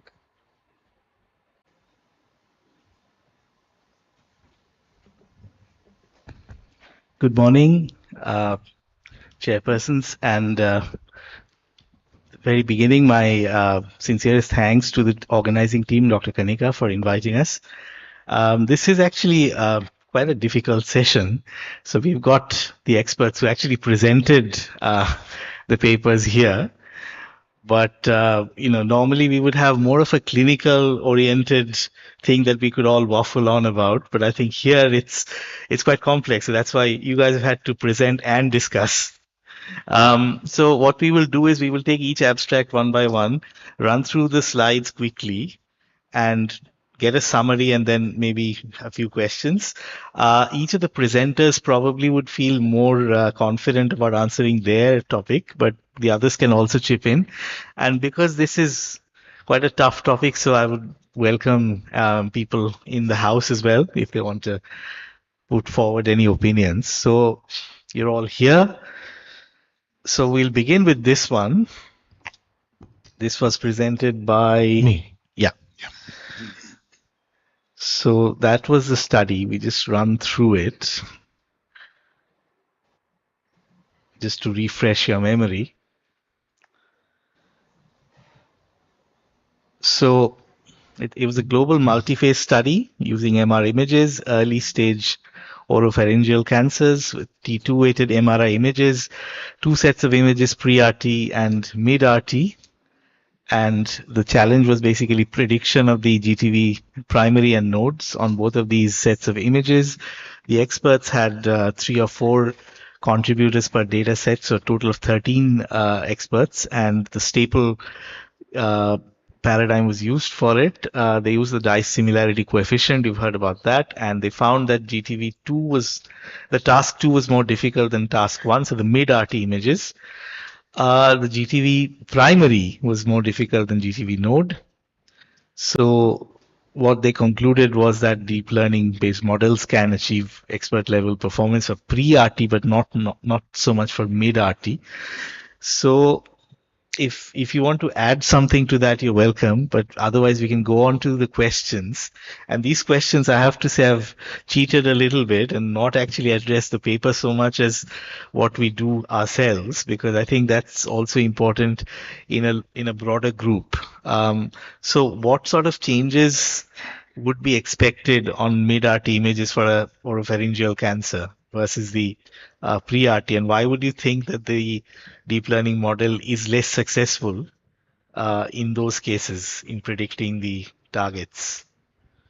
Actually, as far as the study is concerned, I admit this, I had to go through a lot of times to understand what they actually did. And many of us are technologically challenged, but AI is coming up in a big way.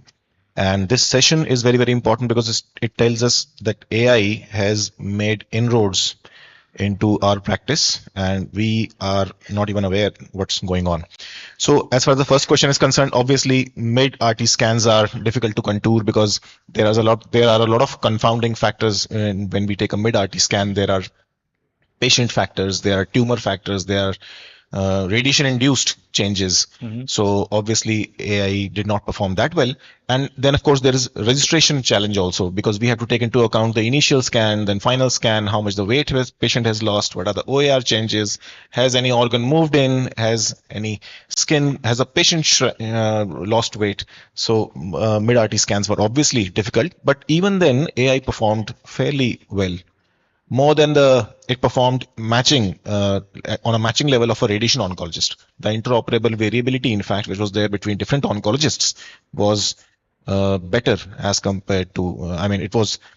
AI was better as compared to this thing. Okay, so if I could ask any of you really to say, because they did the mid-RT scan 2 to 4 weeks after starting radiation, is that when you would look to, when you're doing it in the clinic yourselves, not with an AI, but when you're delivering treatment routinely, is that a time frame that you would be comfortable with doing a replanning? And if so, how satisfied are you with the currently available deformable registration with the major vendors? And do you think that that's where AI can play a role? Any of you? I think I'll take this. So as far as acquiring a scan at 4 weeks is concerned, I would rather leave it to the clinical scenario. Yeah. On a daily CBCT, or if on a weekly visit we see the patient has lost weight, the cast has loosened up. It can be 3 weeks also, it can be 4 weeks also. Yes. It is a clinical decision whether the OAR has moved in or the skin has moved into the high dose region, whether the tumor has shrunken, whether any new node has appeared. That can also be a scenario. So a lot of things guide us. When do we actually have to take the rescan? 4 weeks, yeah, can be done. Yes. Okay. So we'll move to the next one, which was about the ctDNA kinetics. And this is actually something that fits quite well in a way, coming right after that topic, because the kinetics are really important in head and neck cancer. So this is what they did. We've just gone through it. So it was a de-escalation study. And as we've just heard about the ctDNA levels and the MyHPV score. So a phase 2 multi-center trial with early stage oropharynx, 55 patients, early ctDNA increase is predictive of oncology outcomes, and it may be of utility to guide future de-escalation. And in terms of surveillance, as you've said, my HPV score had high negative predictive value. So let's move to the questions. So what were the PET-CT parameters that they had set for the de-escalation process? So actually, sir, they have not mentioned this in the abstract, and I had to go through their old studies, and then actually in 2022 they published this study. There it was also an ASTRO abstract, and what they did was that they took the metabolic tumor volume, which was 50% of the SUV max. Yes. That was what was used to delineate the tumor volume, and patients who had a 50% MTV of less than 22 cc, and after that on the response assessment PET, the SUV, the MTV SUV 2.5, at least 50% reduction. Only these were the patients who were considered for a de-escalation. Anything else was not considered for a de-escalation in this particular study. Yeah, so the MTV 2.5 was decreased more than 50%. Yeah, so SUV, MPV SUV 2.5 of more than 50% decrease. So the median which they found out in the de-escalation was almost 63%, with which they did the de-escalation. Yeah. So that is what was the criteria which they had seen. Yeah, so in fact, I also had to dig that out from an earlier abstract, because when you're just given the slides, it's quite difficult to get the connections, isn't it? So they used usual FDG PET, and I mean, I thought that was quite unusual in some ways, because there are various forms of hypoxic imaging that we use PET for, which are more sort of applicable for on-treat evaluation in head and neck cancer. What's your experience with that?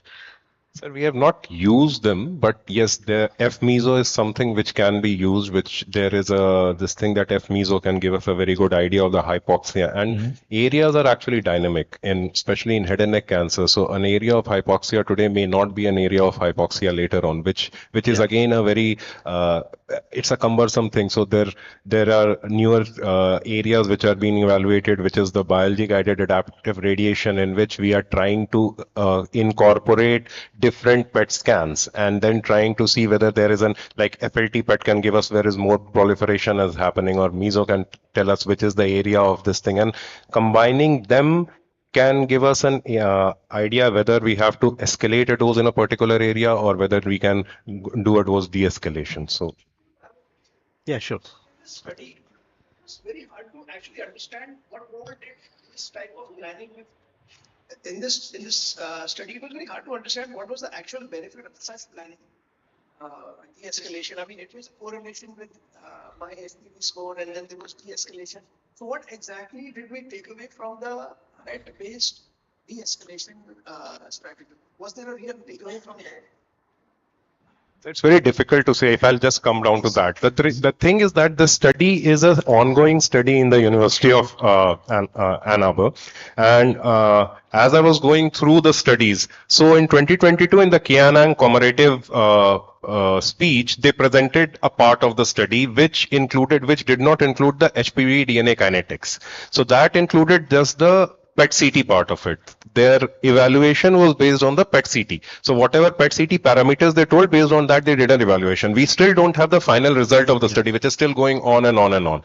And this is the second part of the study, because this MyHPV is again University of Michigan's own this thing, in which they have got, actually they are using 5 or 6 HPV DNA characteristics, and based on that they are trying to give a high risk and a intermediate risk of HPV. So HPV 16 positive is considered as intermediate risk, and anything else like 18, 31, 33, 35, 38, they have chosen other strains also. They are all the high risk parameters, and they are trying to now basically validate that for future studies for whatever they are planning to do. So it's a bit complicated in this thing. So yeah, so it's one of the secondary endpoints, and the primary one is still out there to be shown. So in terms of HPV positive cancers, I mean, I know some of us are already de-escalating treatment in India, but because a lot of our patients have a history of tobacco use, how does that impact HPV status, and what's your take on that? Sir, tobacco consumption actually has a poor prognosis factor for HPV positive oropharyngeal cancers also. So whatever has been seen in the studies, whether the last study which was quoted, which was a Chera et al., in that also if we see, if the patients had T4 or more than 10 pack years of tobacco smoking with P16 positive oropharyngeal cancers, they actually had a very poor prognosis. And if we see the prior studies also, the RTOD trials which have been done, subgroup analysis of the RTOD 9003 or 0129, in which the HPV and smoking status was taken in concordance, they all showed a very poor prognosis. So irrespective of P16 positivity, tobacco consumption or tobacco concurrent this thing actually decreases the overall this thing. So I think that's an important message, although it's not directly related with the study here, but because de-escalation is so much in vogue, a lot of us might feel over enthusiastic about practicing it.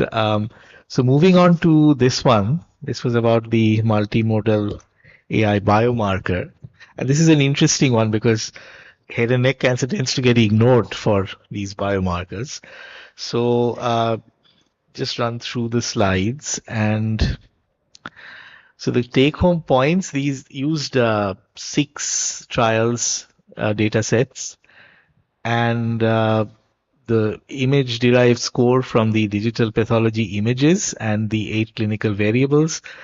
The image and MMAI scores were significantly associated with survival and remain prognostic, adjusting for the stage and P16 status. So basically, it's the first scalable digital pathology-based MMAI biomarker for locally advanced head and neck squamous carcinoma, independent of stage and HPV status. So moving on to the questions. So how did the DPs, the digital pathology scores, get derived? Okay. It was a very interesting study, something very new. Digital pathology, basically the already existing histopathology slides were taken, and AI had read each and every morphological features of that. And that was combined, and image score was generated, and that was combined with the clinical factors like age, sex, HPV status, AGC staging, and the performance scale, smoking history, and a final score was derived, which is used for the study. So, Right.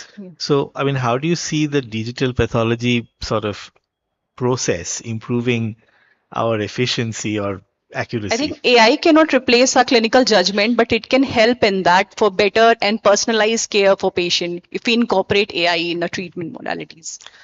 Now, this was something that they did to find something outside of the stage and the HPV status. Now, of course, in recent staging, we've seen HPV enter into the staging system itself. So do you think that there is going to be a situation where these biomarkers will one day also be integrated into the staging system so that we are able to just have that one sort of piece of paper or one document or one score rather than looking at this stage and this score? I think we cannot remove the EGCC staging or something like that. We'd only depend on AI, but it will incorporate and add an additional benefit on like that. Not just individual piece of paper, just AI telling that high or low risk, and we can decide treatment on that. We need everything to decide treatment. Okay. Any of you guys want to add something? The fact is that no same tumors, they don't behave similarly. So if you get same patient, same age, HPV is similar status, but they respond differently. So with this AI and the digital pathology, we are taking into account the stage as well as we are taking into account the clinical factors. And if we get an idea before the treatment that which patient has that probability of responding well or responding differently, maybe this should be incorporated in the future. Well, I think it's important to sort of understand that all of these have related with head and neck cancer in the main, but it just shows us how heterogeneous the group is, isn't it? Because there's a lot of research going on in terms of predicting behaviors and outcomes for the same stage and site. So that's probably, we should give head and neck cancer more, if you like, importance for its complexity, because we tend to sort of look at it as something just we treat it and we go on. So this was something that we had the shortest presentation on this one. So Shield RT. And this had previously demonstrated the model's ability to direct care and reduce acute cardiac events. And this was an external validation study. And the prediction of high risk versus low risk was quite accurate. So high risk prediction was 20% as per the model versus 13.9 in real life and 23 versus 3.7 in the other side.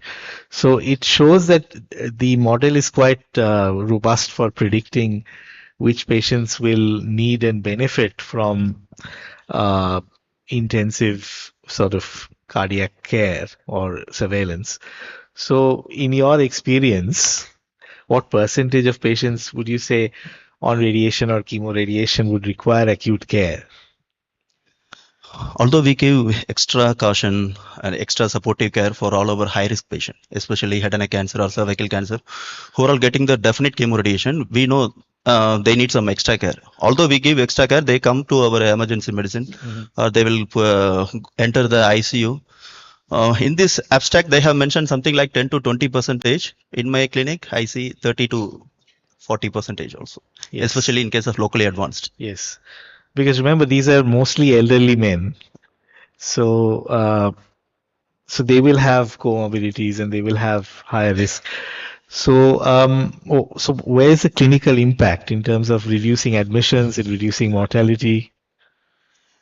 Nothing new in this study. It may not have any impact in small hospitals, but especially in high volume centers, because AI never gets tired. If I am seeing continuously patient after 10 patient, I will get tired. I will search for coffee.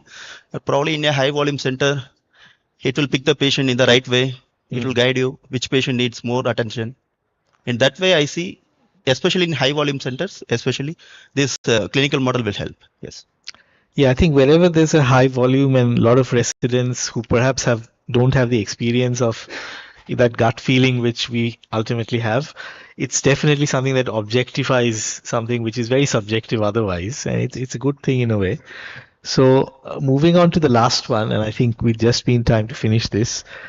So this was a top care trial related study. Excuse me, can I just answer? Yeah. So since the model has been trained on the data in the West, we cannot blindly apply the same thing to us. It has to be trained on our own data. Yes, absolutely. Parameters which are very specific to us. Then it will be useful to us. Otherwise, because we're just slightly cleaning a model from the West, trained on their data will not help. Yeah.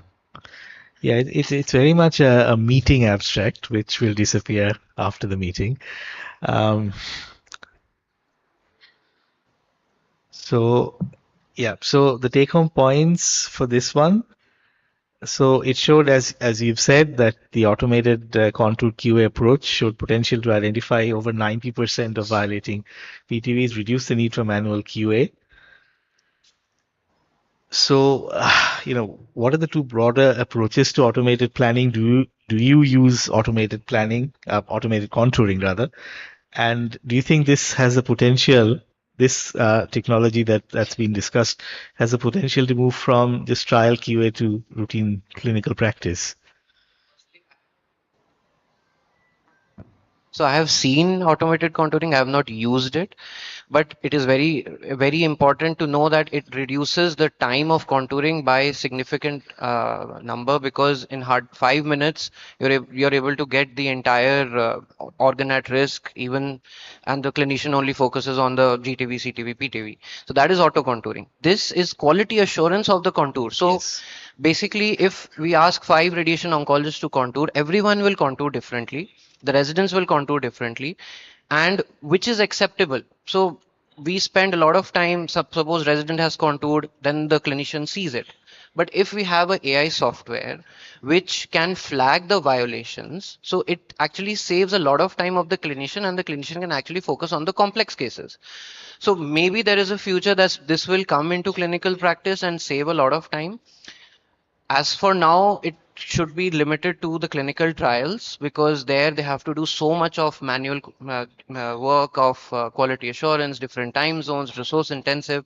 But maybe in the future it can have a role, because it will standardize the contours, it will reduce the variability, and it will flag the violation. So you don't spend that much amount of time supervising everything. Right. So on that note, I think we'll wind up. Just about 30 seconds over the time limit. So thank you all panelists and thank you for the audience.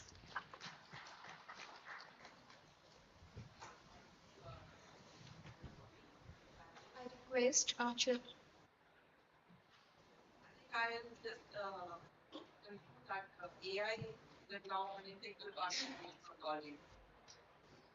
AI is an integral part of radiation oncology, but we have to see it cannot replace clinicians, and we have to judicially use it and apply it in our clinical how it fits into our clinics.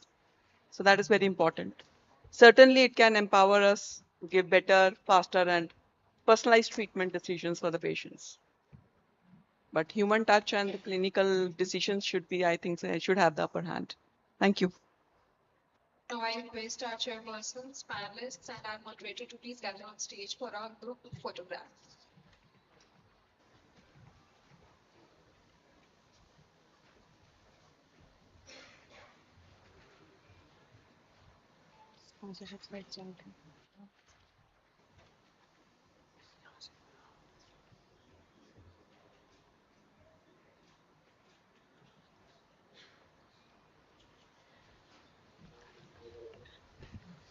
A heartfelt thank you to all the chairpersons, speakers, and our moderator.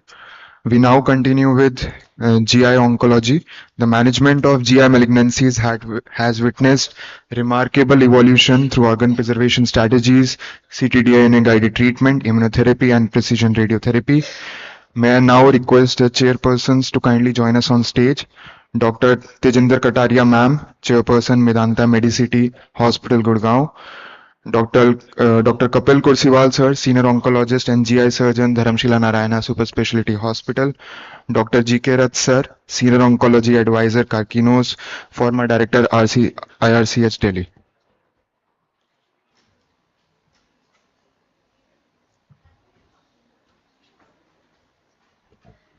Dr. Kapil sir, please.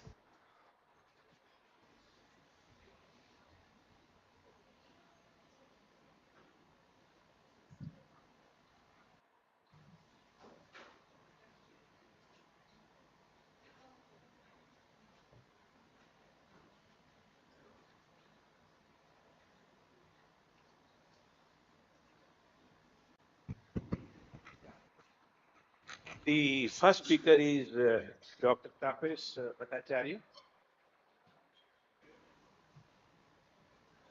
5-year long-term organ fusion and So good morning, everyone. And at the very outset, I would like to thank Dr. Kanika and the entire team for giving me this wonderful opportunity to present the 5-year long-term organ preservation update in early rectal cancer and also the quality of life as described in the OPERA trial. It was presented in 67th ASTRO by N. Barbet and team. So the conflict of interest declared was none. And if you see the rectal cancer treatment, last century, we have seen the background or the main backbone of rectal cancer treatment was surgery, and especially TME, total mesorectal excision. But there is a paradigm change in the thought process. Now, last century or so, we are thinking how well we can remove the rectum. And now we are thinking that how well we can preserve the rectum, at the same time maintaining the oncological outcome. If you see the history and the background regarding this contact X-ray brachytherapy, this Dr. Papillon in Lyon, France, in 1970s, he brought this Papillon technique. Papillon in French word, it actually means butterfly. It's not only beautiful, but at the same time, it is a very low energy X-ray. If you see the real Papillon technique, where you can deliver 30 gray in 2 to 3 minutes and 3 sessions, so you are delivering 90 gray in a 2 to 4 weeks time.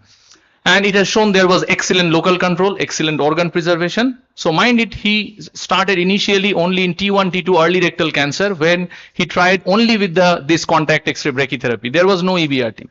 Later, the Leon 02 trial came where along with external beam radiotherapy, 39 gray in 13 fraction, they have added this contact X-ray brachytherapy, which has shown the organ preservation rate of 30% and clinical complete response was in the tune of 44%. So here you can see this is only a 50 kV X-ray, the patient treated in lithotomy position. It is very precise and applicator can be 2 to 3 centimeter depending on the size of the rectum, and they are delivering 30 gray within 2 minutes and total 90 gray in 3 to 4 weeks. There is a sharp dose fall off also. And Heber Gama from Sao Paulo, Brazil, what she has tried, she has seen that after NSCTRT, there is a significant clinical complete response in the tune of 30%. So how we can improve with contact X-ray brachytherapy, clinical complete response and organ preservation. So he described in the OPERA trial, control arm was arm A, capecitabine along with 45 gray 25 fraction radiotherapy followed by 9 gray boost. Experimental arm was arm B. If the tumor size was more than equal to 3 centimeter, then initially concurrent chemoradiation followed by 30 into 3 contact X-ray brachy. And if the tumor size was less than 3 centimeter, it was initially that contact X-ray brachy followed by concurrent chemoradiation. And if there was a partial response, then lead to TME. And if there was a complete or near complete response, then watch and wait. 141 patients were analyzed from 8 different centers. And if you see the OPERA results, you will find that with contact X-ray brachy boost, 3-year organ preservation rate was 81% versus 59%. It was statistically significant. And if it was less than 3 centimeter, there it showed excellent result with 97% organ preservation. If you see the 5-year updates, it was 76% versus 56% organ preservation in favor of contact X-ray brachy boost as compared to the EBRT boost. And if the tumor size was less than 3 centimeter, your organ preservation rate was almost 93%. If you see the local recurrence, it was half, 16% versus 33%. Distant metastasis, same, there was no improvement in overall survival. If you see after contact X-ray brachytherapy, there was initially rectal spotting. In the first 3 years, it picked up, and after 3 years, it has come down. And if you see the low anterior resection syndrome, that means bowel incontinence, bowel urgency, bowel frequency, or liquid stool leakage, still it was your arm B or experimental arm that did, if you see better, it was only 18% versus 24% in the EBRT boost arm. More than 75 years also, it was 7% versus 22%. Then comes to the quality of life. Regarding global health related quality of life, it was same in both the arms. Urinary frequency and incontinence, not much difference. Anxiety slightly higher in the contact X-ray brachytherapy because it was an innovative new treatment. Sexual interest score more or less same in both the arms. So quality of life, there was no detriment in the contact X-ray brachytherapy. So to conclude, yes, less than 3 centimeter, it has shown excellent organ preservation in the tune of 93%. There was no detriment in quality of life. It was a practice changing trial, but not a practice replacing. And now in the total neoadjuvant era, they have also used contact X-ray brachytherapy along with TNT protocol, which is the Treasure trial. The outcome is yet to be seen. So contact X-ray therapy other than the skin, breast, intraoperative radiotherapy, now it has come in the treatment protocol in rectal cancer also. Thank you very much. Thank you, Dr. Bhattacharya. So I'll call upon Dr. Dipti Sharma to present the second abstract for this session. Toripalimab combined with radiotherapy versus sorafenib in advanced hepatocellular carcinomas with first branch VP3 or main trunk VP4 portal vein thrombosis, a prospective open label randomized trial. I would like to call upon Dr. Neeraj Goyal sir, Senior Consultant, GI Surgery, Dharamshila Narayana Hospital, join as chairperson. So good morning. At the outset, I'd like to thank the organizer for the kind invitation to speak on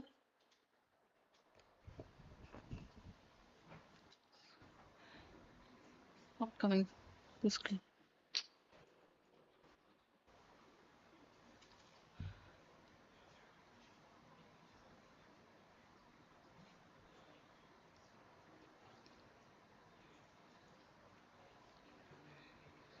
Okay, go ahead. On the role of toripalimab plus radiation therapy versus sorafenib in advanced hepatocellular carcinoma in patients with portal vein tumor thrombosis. It's a prospective open-label randomized trial, the CLIMB R002 by Chen et al. Done at the National Cancer Center, China.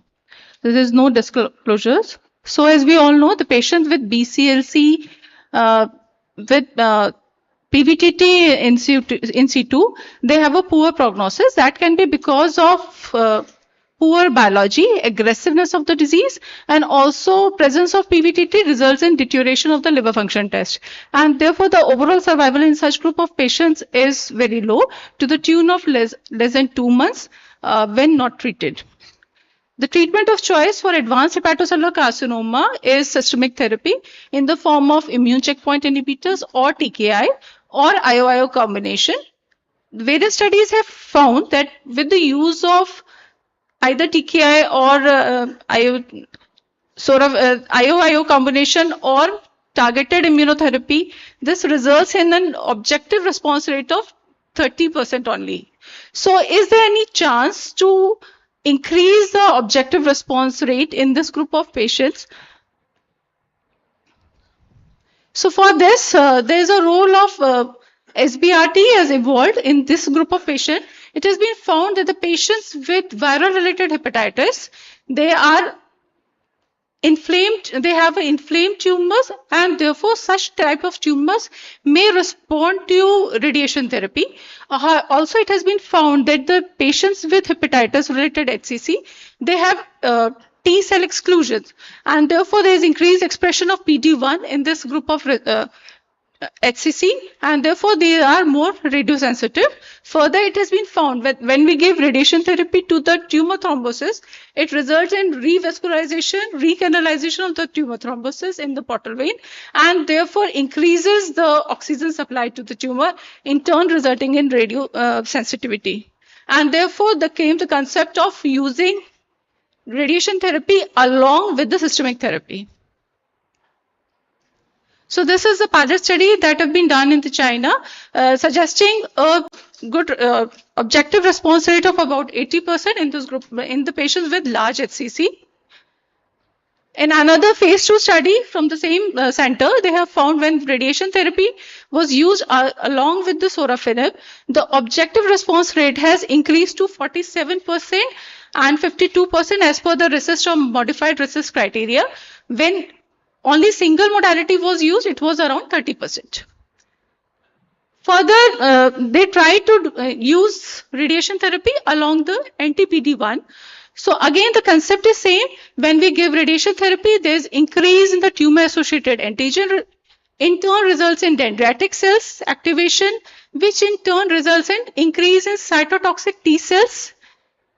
More of the infiltration of these cytotoxic T cells along with the PD-1 markers and CTLA-4 markers within the tumor microenvironment. And hence, when we use anti-PD-1 in this group of patients, these tumors will be converted from cold tumors to hot tumors and more responsive to radiation therapy. So therefore, they have planned a study where hepatocellular carcinoma with VP3 or VP4 tumor thrombosis or metastasis, they were randomized to either radiation therapy to 40 to 60 grain 10 to 20 fraction with toripalimab, which was initiated during the first week of RT, followed by maintenance story versus sorafenib. And the primary endpoint was time to progression. 4D CT and MRI simulations were performed. Treatment planning was done by VMET or IMRT technique. GTV, CTV and PTV were contoured, and further the dose prescription was 40 to 60 grain 10 to 20 fractions, and PTV coverage was 25 to 50 grain 10 to 20 fractions. A sample size of 85 patients with 2:1 randomization was done, and in the results of 36 patients, 5 were assigned to Tori RT, whereas 11 were assigned to sorafenib. In the time to progression, there was statistically significant improvement in the patient who received Tori plus RT with a hazard ratio of 0.15. The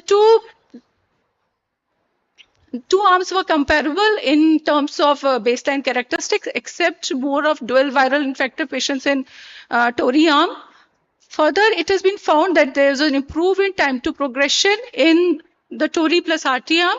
The median overall survival at 2 years was 81% versus 34%, which was statistically significant. As per the AMRESIST and RECIST criteria, again, there was improvement in the local control.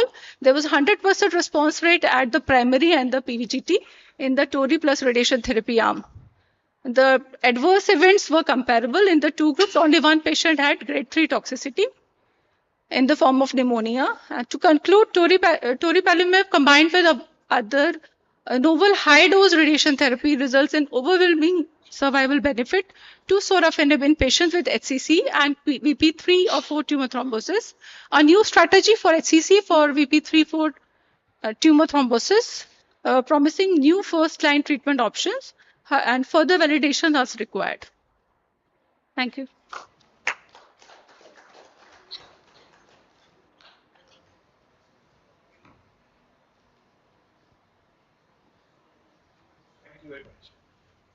Thank you very much, ma'am. May I call upon now on the stage Dr. Niharika Bist. She'll be talking about the evaluating short course radiation and ctDNA for auger preservation, the non-operative management, and the early response assessment in rectal cancer. Good morning, everybody, and thank you for giving me this opportunity. I will be talking about evaluating short course radiation and the role of circulating tumor DNA while a patient is undergoing organ preservation, that is the NORM-ERA trial. These are the disclosures. The lead PI was Dr. Hyun Kim. It was a multicentric phase 2 trial with around 4 centers involved, done prospectively over a period of 3 years. So why was the craze for non-operative management taken up? These are the OG trials that have showed us what are the side effects the patient faces once the patient has to undergo surgery. So the Dutch trial, that is 25 and 5, showed that a lot of patients had major LAR syndrome, that is short gut syndrome, urgency in passing stools. The CARDS trial showed that long course RT downstaged a lot of patients to LE, that is local excision from LAR.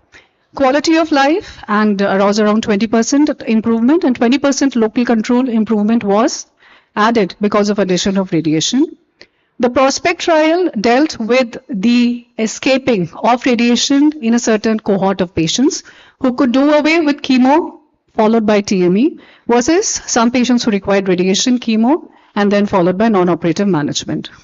The OPRA shows us that the consolidation arm is better than induction for a 3-year TME-free survival. These 9 trials basically take you into how radiation has added to local control, and the primary and secondary endpoints of all the trials are basically time to progression locally, sphincter preservation. None of the trials actually target overall survival. Polish 1 is the OG trial, 25 and 5. Polish 2 adds TNT to it. And most of the other trials are exploring the paradigm of total neoadjuvant therapy. The NORM-ERA rests on the shoulders of 2 major trials. One is the NORMAL-R trial. That is a prospective trial of 19 patients who underwent short course RT, followed by systemic chemo and achieved a clinical CR of around 74%. And a report from the Washington University Registry, which is a retrospective analysis of short course RT followed by consolidation chemo, achieving a CCR rate of 48%. It is a multi-institution phase 2 trial showing that patients who were in rectal carcinoma stage 1 to 3, T1 to T3, N0 to N2, undergoing 25 and 5 with an option of primary boost to either tumor or the mesorectal lymph nodes, followed by systemic chemotherapy either as FOLFOX or CAPOX, and followed by restaging with an offering of non-operative management to patients in CCR and TME to patients who had progressed. The endpoints, the primary was complete clinical CR. Secondary endpoints were PFS, toxicity, FACSI-associated anorectal functioning, TME-free survival. And there was an interesting finding of exploratory finding of circulating tumor DNA and tumor microenvironment. The accrual roughly happened over a period of 2 years, and the interim analysis was done at the end of 2 years from the start of the study. A total of 63 patients followed over 21 months. The interesting thing is that the most common T stage here was T3 and the most common N stage here was N0, with maximum patients being in stage 3 group. And the other interesting thing was that 49% of the patients had a lower rectal tumor, that is less than 5 centimeters.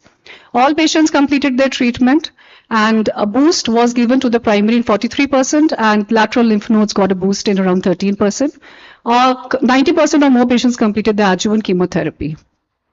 61 patients demonstrated complete clinical response at the first evaluation, and this was sustained over a period of 21 months in around 72 patients patients who underwent wait and watch.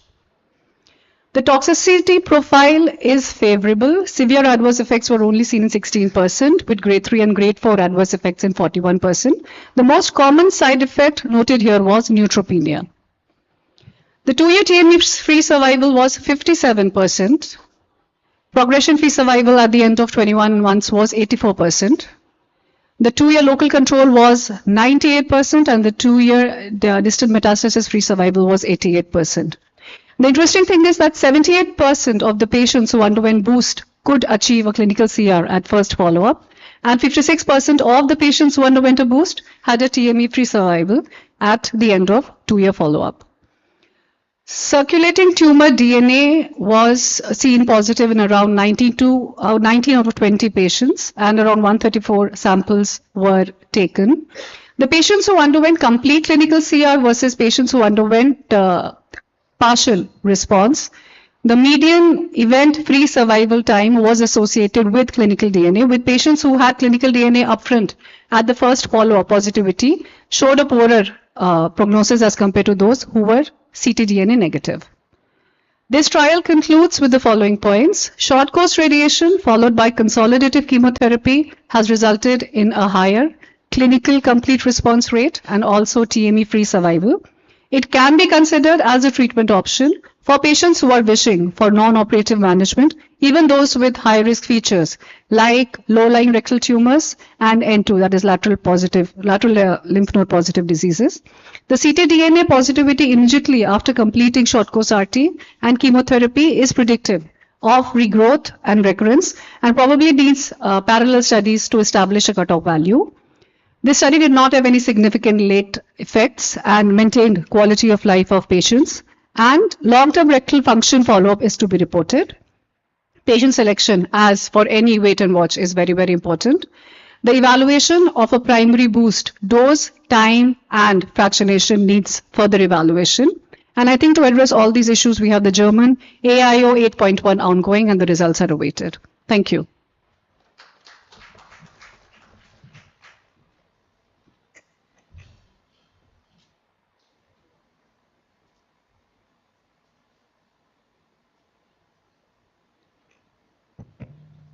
Thank you, Dr. Niharika. Now it is my pleasure to invite Dr. Ashu Abhishek.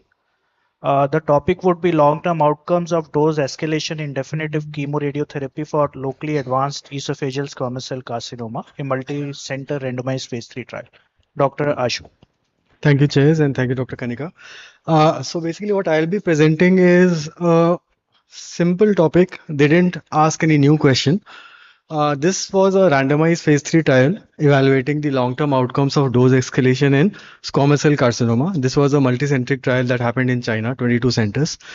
So basically the authors, didn't ask a new question. We already know that in squamous cell carcinoma, definitive CTRT is the way to go.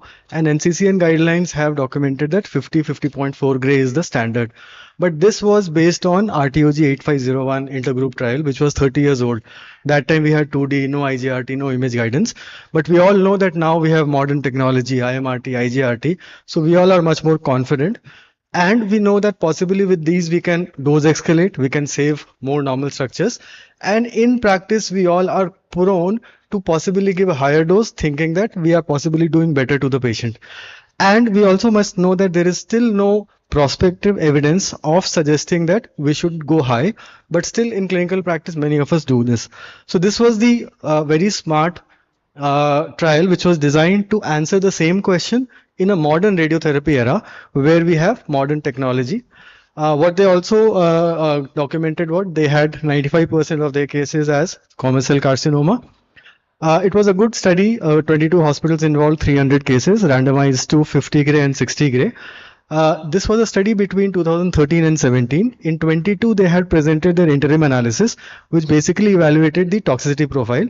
But they did also mention about the 3-year loco-regional progression-free survival, OS and PFS, which in 50 and 60 gray was equal, no benefit. But very characteristically, they did found out that if we escalate the dose, there is a very high grade of grade 3 pneumonitis, which is not required. So that's how 50 gray could have been better. Now, one of the major positives for this study was it was a almost 100-year median follow-up, something that we don't see most of the randomized esophageal trials. Very good, almost 8 years and above. What we also see is, again, same question answered in a similar way. No difference in 50 and 60 gray. And in fact, when we go to 6th, 7th, 8th year, possibly there is a small difference where possibly 50 may be better. So by 60, we are not doing anything good. So it is something very unique. At one time we say that toxicity is a major criteria and then we have a new modality. There should be something that we are missing. So they did a very detailed subgroup analysis, patient factors, tumor length, they found a stage, node positive. But again, if you see the forest plot, there was no difference in 50 and 60. So this was again a very unique thing that they answered, that even with a modern technology of photon, you don't have a difference of 50 and 60, and 50 is the way to go. Now the second part of this study is again very unique.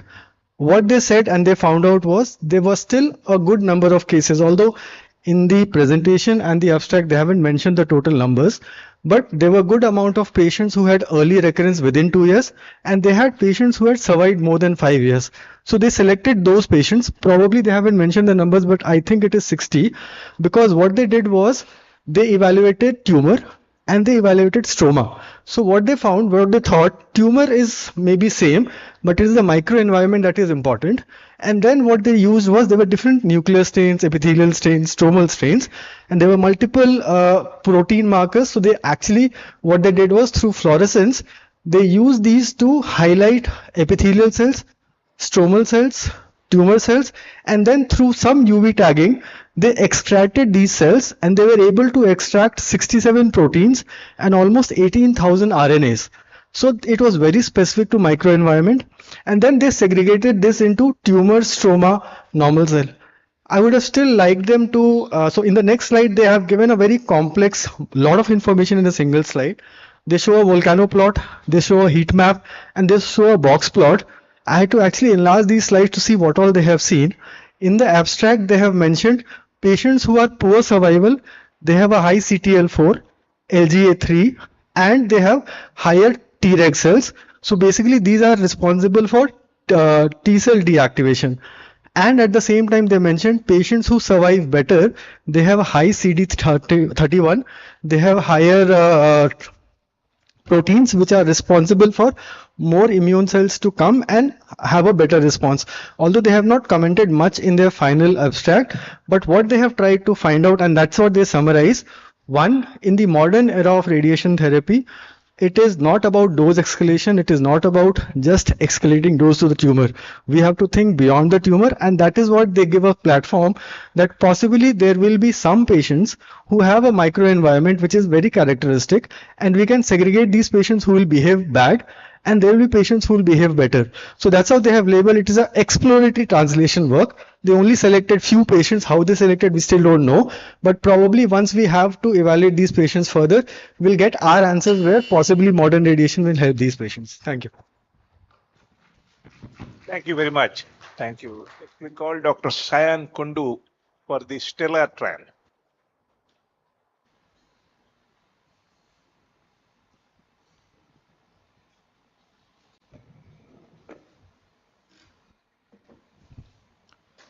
So good morning, everyone, and special thank you to Dr. Kanika for inviting me today here at the Best of Astro. And going straight to the topic to be discussed today is the comparison of patterns of locoregional recurrence in total neoadjuvant therapy versus chemoradiotherapy for locally advanced rectal cancer in the STELLAR study. It is not basically the STELLAR study, but a subgroup analysis of the STELLAR study, which actually evaluated the sites of locoregional recurrence, and it was done by Sui et al. In 4 universities of Beijing, China. So background, the patterns of locoregional recurrence following total neoadjuvant therapy in patients in LARC have been rarely reported. But actually, the TNT concept came with the Rapido buzz in 2021, which showed that complete the short course radiation followed by 6 cycles of capox. It showed just a doubling of pathological complete response values. But if we see the corresponding publication in 2023 and presentation at the ESMO Congress, it showed that the locoregional recurrence rate was just doubled. It was 10% in the TNT arm versus only 6% in the chemoradiation arm. So it's not a very new thing. We all know that locoregional failure is there. And this study, it evaluated the results of locoregional control and also the patterns of locoregional recurrence between TNT and chemoradiotherapy based on the surgical subset of the STELLAR study population. So this is the STELLAR study schema. The patients are randomized into 1:1 into short course radiation of 25 Gray in 5 fraction, followed by they just divided the chemotherapy into 4 cycles of capox, evaluated the response, and then they did the TME or wait and watch based on complete clinical response, and 2 cycles of capox were reserved for to be given after the TME or TME. The standard arm was the same as per the rectal cancer other trials. The long course chemoradiation with capecitabine, followed by TME or wait and watch based on complete clinical response, and all the patients received 6 cycles of capox as adjuvant therapy. So actually they saw the locoregional recurrence pattern and the site of locoregional recurrence. They actually divided the sites of locoregional recurrence into 5 areas: the anastomotic or mesorectal site, the presacral site, the anterior, the lateral, and the perineal site. And actually they evaluated where most of the recurrences, the locoregional recurrences, occurred after the short course radiation and TNT arm. So the comprehensive analysis included timing, post-recurrence survival, clinico-pathological risk factors, and distribution of locoregional recurrence. This is the schema. Almost 600 patients were randomized into the TNT group, 302 patients, and the chemoradiation group of 297 patients. 28 patients in the TNT group had undergone wait and watch, and 10 patients in the CRT group underwent wait and watch. Other than that, all the patients underwent the TME surgery. The baseline characteristics were almost same in both the groups. As we can see, the MRF positivity was around 55% in both the arms. The EMVI positivity was around 50% in both the arms. Most of the patients were clinically N1. Around 50% patients in both the arms were clinically N1 stage.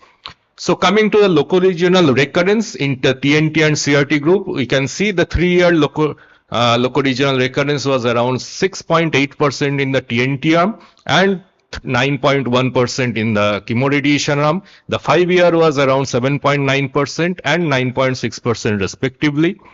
Now coming to the interesting thing, the survival in the non-locoregional recurrence and locoregional recurrent patient. The blue one is the non-locoregional recurrent patient and the red one is the locoregional recurrent.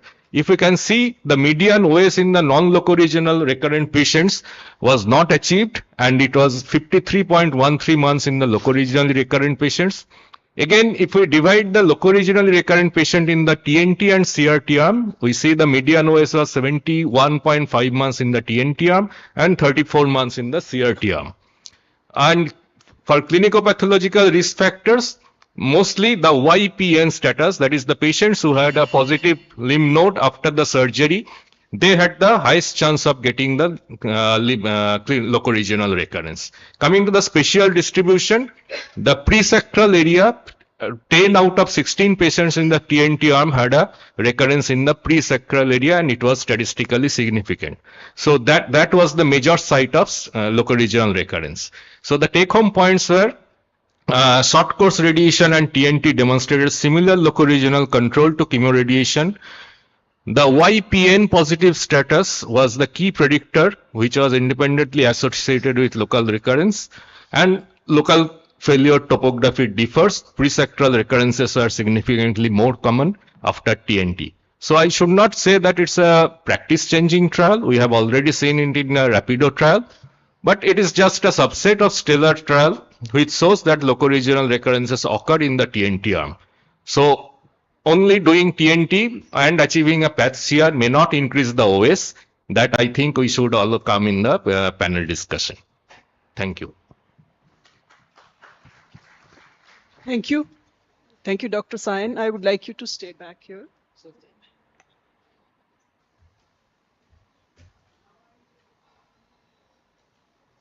Hello.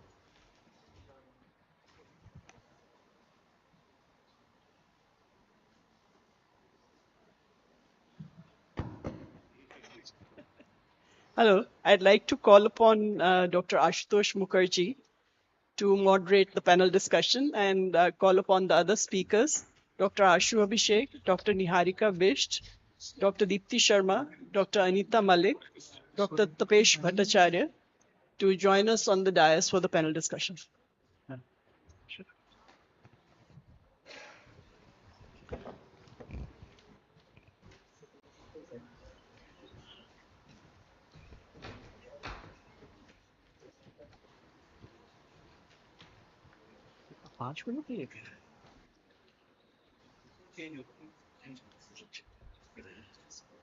Hello.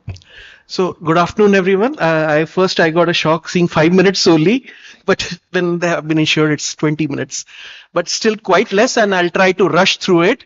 So I welcome all our panelists, and basically we will just have a small overview of what all the trials have been presented today in this session and what do we get to learn from this. So first we had the Opera trial, which was a continuation of the work done by Professor Hibergama on wait and watch strategy, basically non-operative intervention for early stage rectal cancers, and which showed a good response with not doing surgery. So like the radiation oncologists are saying, surgeons, please hold back. We can do things, a little things from our side.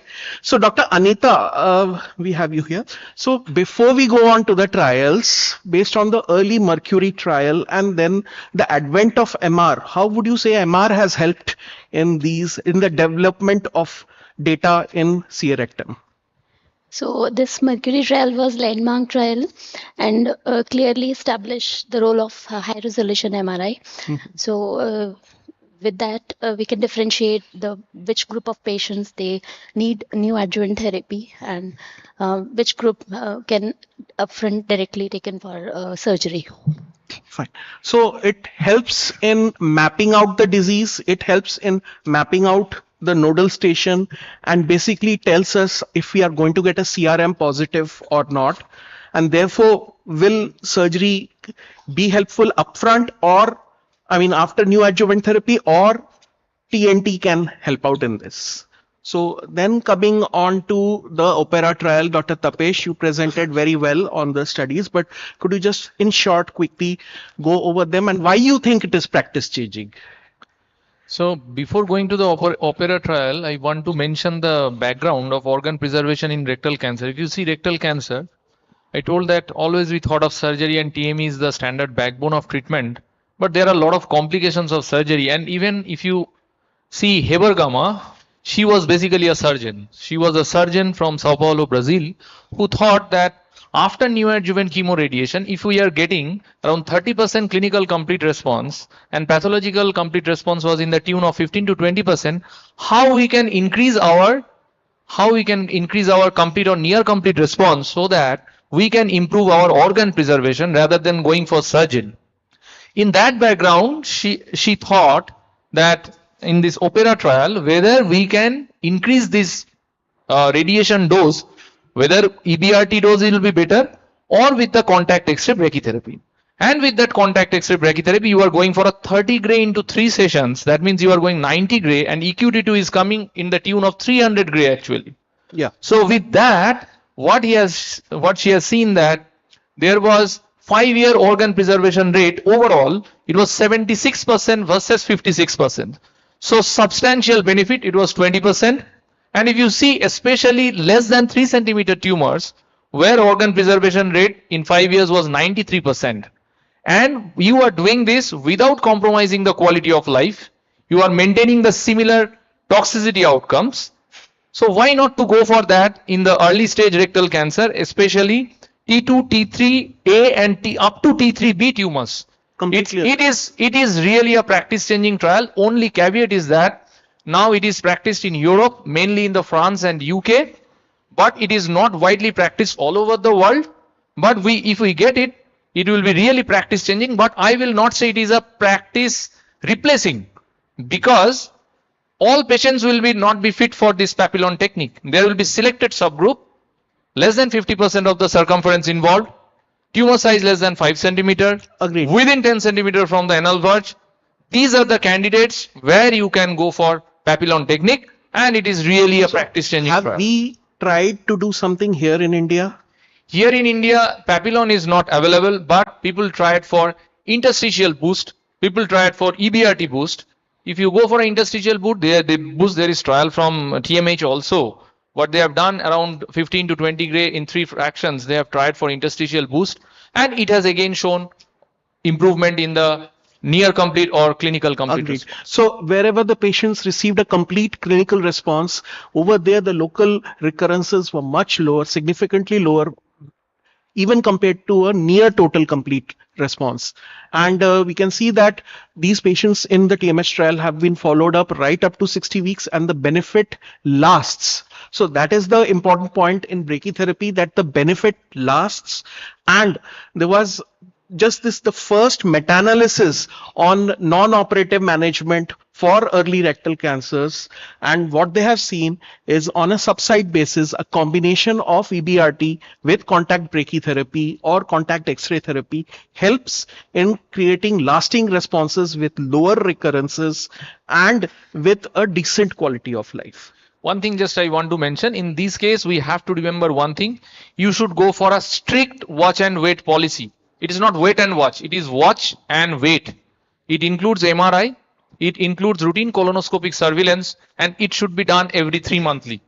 And mind it, when we have talked about the rectal cancer regrowth, but regrowth, most of the regrowth happened in the rectal wall, and which was actually salvageable. So what is the important part in brachytherapy for the students and the young consultants is what is the isodose covering that part of the tumor.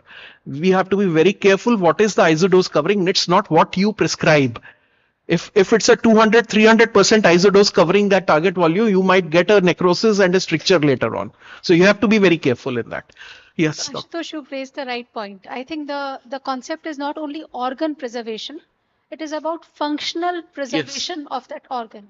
So I think what is missing is even when quality of life parameters have been presented, probably PROMs are still missing. So even if the rectum is preserved, because we are giving such high mucosal dose, they can have a lot of pain, dysfunctional rectum. So I think that result is... That's why I said the isodose is important. What is that isodose you're covering? If you are able to get the whole PTV and you are happy that V100 is close to 100%, but your surface dose is going to 400%, then you're not going to get a functional improvement.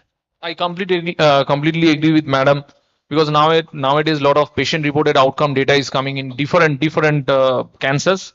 So I think it will be wise to go for the data also. So I think we have covered more than half the time. I'll go on to the other comments. So regarding Papillon, we are not concerned about the isodose actually, because Papillon is contact brachytherapy, and in that what you have to do is you visualize the tumor and there are multiple applicators, the ring of the size of the applicator. You make sure that the tumor is encompassed within the applicator, and then you prescribe the dose. The dose prescription in Papillon is entirely different to whatever we have been doing in our No, conventional but practice. we are doing brachy also here, and the TMS study was on brachy. Yeah, so Papillon is entirely different, and in Papillon again the 5 centimeter which we told, so there are 2 or 3 aspects to it.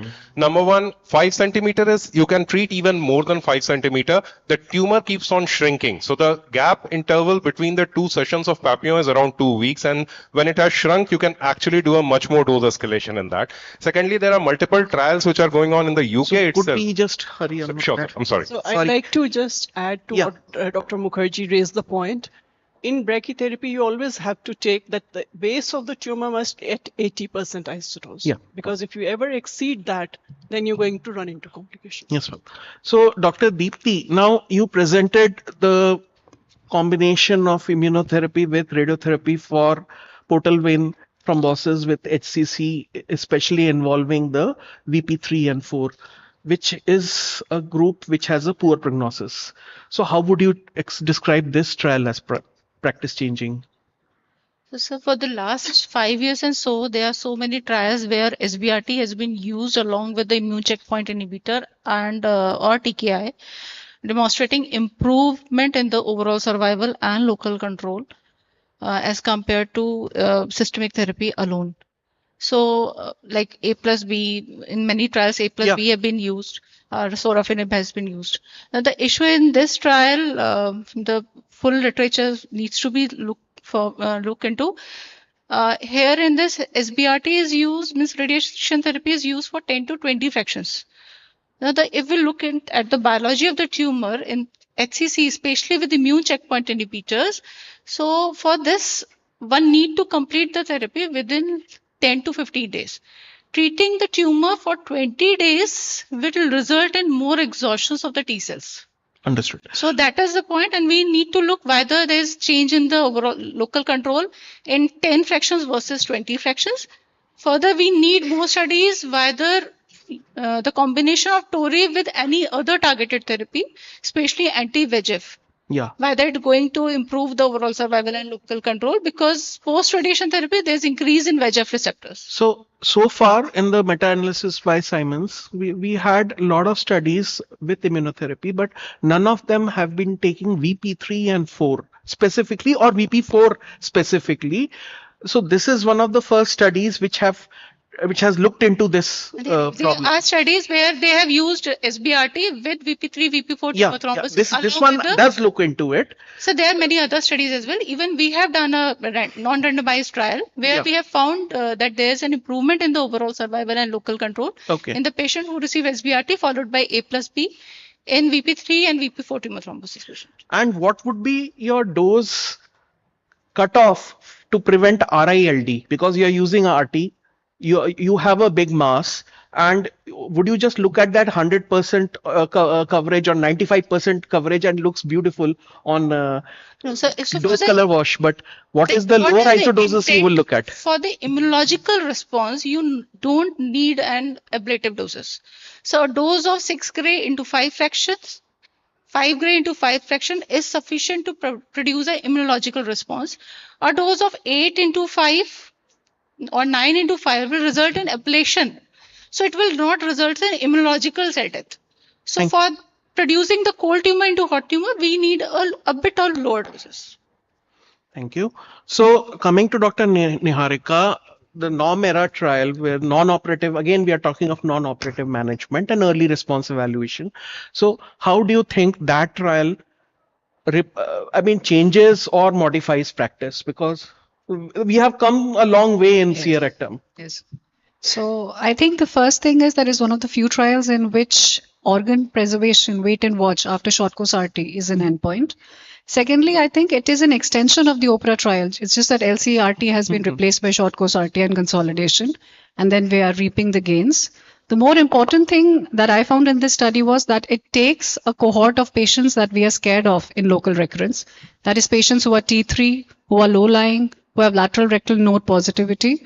And this trial has shown that addition of short course RT to TNT can result in almost 60% initial clinical response and almost 72% sustained clinical response over a period of 2 years. Is there more data now coming? Have there been any meta-analysis also done that bears this out as well as looks into quality of life?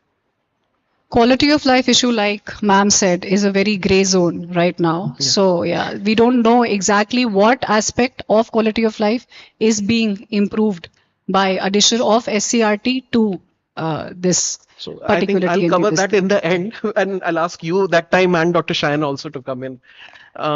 So coming to Dr. Ashu, dose escalation, the good, the bad, and the ugly. Dr. Anita and Dr. Ashu. First, what is ugly? I'll start with the ugly. The initial 8501 trial. We did 2D-RT, a huge field volume, and we said 50 gray is sufficient. We can't go beyond that. Then what was bad, Dr. Anita? So the volumes were high, the toxicities were high. So more and when we move to IMRT, IGRT era, so lesser volume can tolerate higher doses. So tolerance is better in this new era. So we can push higher doses to smaller volumes. So what was bad was we continued. It was ugly in the starting, and what was bad is we continued with those large fields. And in the same multicentric trial that you presented, they did a 50 versus 60, probably for the whole volume. Did they talk about the volume? See, one thing we need to understand is obviously dose is related to both tumor control and toxicity. Yeah. Now the RTOG 8501 and intergroup trial both suggested that 50 gray is sufficient. It was more related to toxicity. Escalating beyond 50 is not good, but there were total, I think, 11 deaths in that intergroup trial, out of which 7 happened before 50 gray. So it is not only the dose escalation which is causing more toxicity. One thing that we need to understand is the lung and the heart doses even at 30 and 40. So probably it is the low and the intermediate dose we have to understand. Secondly, this RCT clearly showed that there is a patient and microenvironmental factor, and that is how once CTL4 comes in, you add immunotherapy to get better of those patients. And lastly, you select those patients where dose escalation will work for both local control, and if you decrease your heart and the lung doses of intermediate and low, then you'll have a benefit. So as you can see in the meta-analysis over here, that in the earlier era where we started with 2D-RT and then 3D-CRT, and where the tumor volumes were higher, the treatment volumes, not the tumor volumes, the treatment volumes were higher, the toxicity was also higher, and therefore we said 50 gray is sufficient, we can't go beyond 50. And as we are going now to an IGRT era, and we can learn to either give a smaller boost or cone down the field for a higher dose, these are the points that are being looked Especially into as a dose escalation. That's how reduction in volume and non-elective nodal irradiation is helpful, because lymphopenia is something that is very significant. And if you reduce the volumes, give a better dose, addition of immuno, these are the things that will take it further. So are there any trials worth then quoting for dose escalation in esophagus?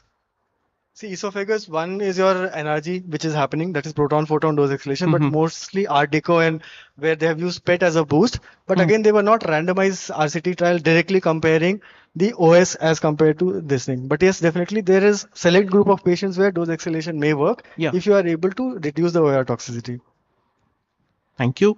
And so, Dr. Shayan, I have been trying to run through it. I'm sorry. So, Dr. Shayan, how would you say that the stellar trial or the subgroup that you presented was practice changing? So, we have had 2 speakers already speaking on NOM, non-operative management, TNT. So now it's another scope of TNT, basically. To me, this trial basically is not so much practice changing. TNT has come a long way in today's era of carcinoma rectum management, but the concept of TNT should be taken in with a pinch of salt, because we have the data of Rapido, the Prodige, Stellar, all have increased the PCR rate to double, almost 30% PCR rate they have achieved in almost all the trials. But if you look at the OS data, the OS data has not improved. The overall survival has not improved even with the use of total neoadjuvant therapy. So now the concept is checking the ctDNA. I think it is evolving, and serial estimation of ctDNA levels should be done I think that is the future in the management of CA rectum. MRI, tumor regression grade, along with ctDNA, that should be the pathway to how to treat the rectum patients. Even after TNT, if the MRTRG is 0 or grade 1, but ctDNA level is high, I think surgery should be done, TME should be done, followed by adjuvant chemotherapy. I think that is the future of rectal cancer management. We have had a recent meta-analysis by Dr. Anup Kashi, and this is probably the first meta-analysis of TNT versus standard NACRT plus surgery, with or without adjuvant chemo. And what they have said is the pathologic complete response rate favors, as you said, in TNT. However, the sphincter preservation as well as ileostomy requirements remain probably about the same. There's not been a very significant change in this. So we have to further develop our data. And the disease-free survival, however, has shown a significant improvement towards TNT. So taken in an overall, if you take the overall picture, you get good responses upfront pathologically and a good disease-free survival without a significant change in either overall survival or a functionality. That is your either sphincter preservation or ileostomy. Now, that may be also due to it being a developing modality with not many centers having the expertise, developed the expertise. Yeah, I may slightly differ here, because if you see many TNT protocols, Prodige is the only TNT protocol which has shown overall survival advantage. Yes, I agree with the Rapido and other trials, but Prodige has shown overall survival advantage, and it was 7 years 6%. The recent update of the Prodige 23 trial. So it has shown OS advantage. I'm not denying that. So it is completely acceptable, Prodige, but how many centers are going to go for such intensive chemotherapy? But chemotherapy in Prodige is the most expensive. That's what I'm saying. FOLFIRINOX followed by adjuvant FOLFOX. So in that case, I think we have to be selective. If it is a young fit patient and you feel patient can tolerate, why not to go for that? We have published our Rapido protocol in the real world setting also. We have done so many Rapido. But if the patient gets overall survival advantage in a fit patient who can tolerate, why not to go for that? Definitely. So we'll have to select our patients, and yes, the data is still developing. And it also raises a question that long course radiation is superior short to course. Versus short course. No, that is a separate. That is a full debate separately. If we start that, I will request another 45 minutes. Thank you, ma'am. I think that I end my panel with this, and I thank all the panelists. You have been wonderful. Thank you, ma'am.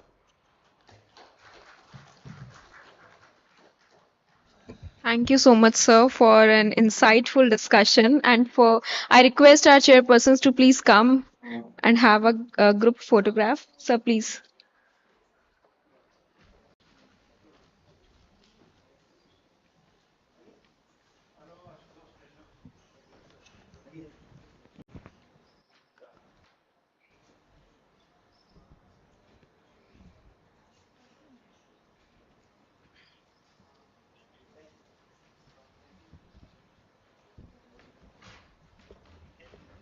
Now it's time to call our next speaker, Vaishali Beniwal. She is portfolio professional. Please welcome.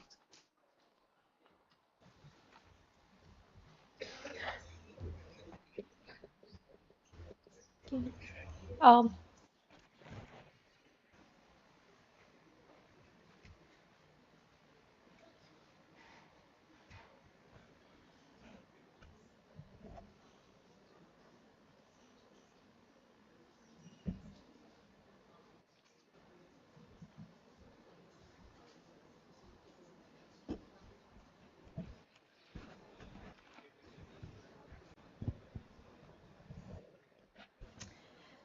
Good afternoon, everyone.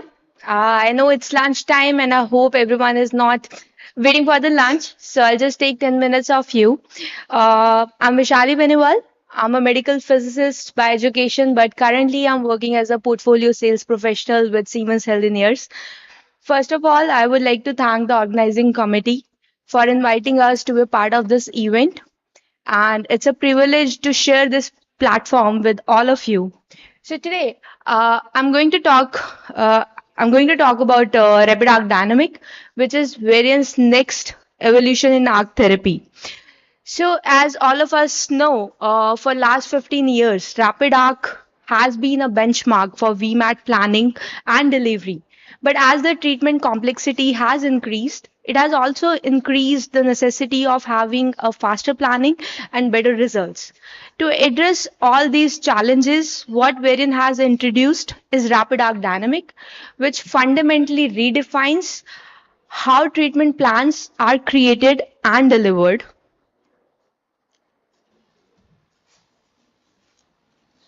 Okay.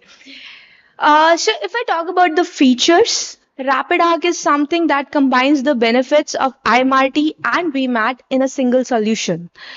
It provides the users with a generation of optimizing algorithms which leverage GPU to speed up the planning for the clinicians. At the same time, it also brings us with the modulated ports during the arc delivery, which basically means that whenever the gantry is rotating around the patient, it can pause to provide more control of the delivery to the patient. And lastly, the biggest advantage that comes with rapid arc dynamic is dynamic collimator rotation, as something that you can see in the video itself, that as the gantry rotates around the patient, the collimator angle is also optimized for a better target dose.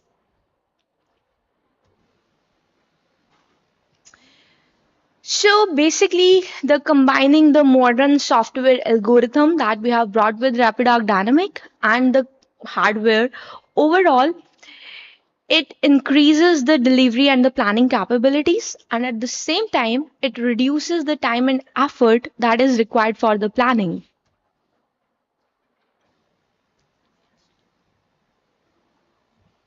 Okay.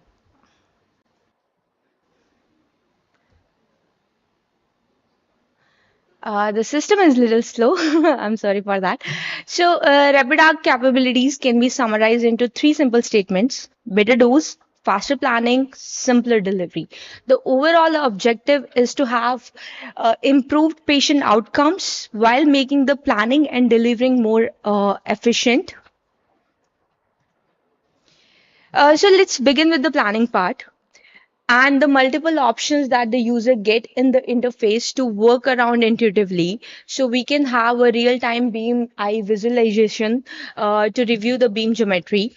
The user has the freedom to define all the arcs, all the modulated ports. So basically you can define where the gantry needs to stop while delivering the treatment, and also the avoidance sectors as well.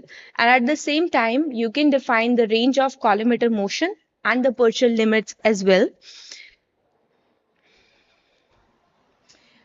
So here is a small video to show. Okay. This is an actual video of the TPS, how it looks like in the treatment planning system, the Eclipse treatment planning system, where you can see how intuitive and easy the entire planning interface is. You can easily modify all the parameters, whether it's arcs, the static angles, the collimator rotation, the aperture, and you can actually visualize how it impacts in the real be my view in the real time. And then at the last, the optimizer has been completely redesigned. The new algorithms are optimized for GPU, where you actually get less than 25-second optimization time, which significantly improves the performance and speed. We have introduced something new. Initially, it was interactive algorithms, but now with Rapid Arc Dynamic, you get deterministic algorithms, which supports automation and repeatability of the optimization process, leading to more consistent and reproducible results. And at the end, the final optimized dose is rapidly achieved, allowing for objective modifications in seconds without the need of going to multiple MR levels. So there are a lot of changes in the photon optimizer. As it's a combination of IMRT and VMAT, the user gets the freedom to select in the planning workflow the weightage between the two techniques, whether you want your plan to be more IMRT type or whether you want your plan to be more VMAT type. At the same time, we can evaluate using the reference DVH from prior optimization, providing the advantage of making adjustments. Once your objective and the parameters have been stabilized, it actually ensures you that no further iterations will result in a meaningful improvements. In the interface, you can visualize the field settings seamlessly, and at the same time it actually integrate and complements the current automation compatibilities that we offer with Eclipse, whether it's RapidPlan, MCO, scripting, templates. All of that is inbuilt with RapidArc Dynamic as well. Another important feature that we offer with RapidArc Dynamic is automatic skin flash tool. Breast planning is something that frequently requires skin flash generation. Traditionally, it has been a manual and a time-consuming process, but what you get with RapidArc Dynamic is something which is simplified and automated, right? So Planner has the flexibility to define direction, thickness, HU value settings all together in just one single interface with RapidArc Dynamic.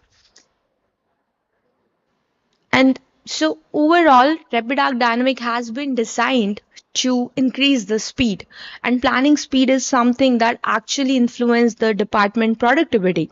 So with RapidArc Dynamic, when optimization is done within seconds, the planners can actually evaluate, refine, further ultimately producing better treatment plans in an actual shorter time.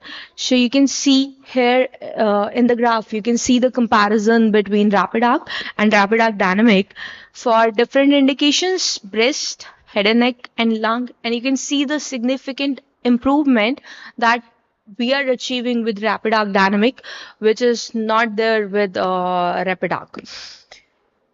So to combine, overall, the combined reduction is 71%, both in the optimization and dose calculation time. And overall, we get more control in a lesser time. Since the objective is not just to save the time, right? The objective is to get extra time where you can evaluate your plans and you can have a better plan quality. So moving further, let's look at some clinical examples. This is a case of advanced breast. Okay, let me turn on the video.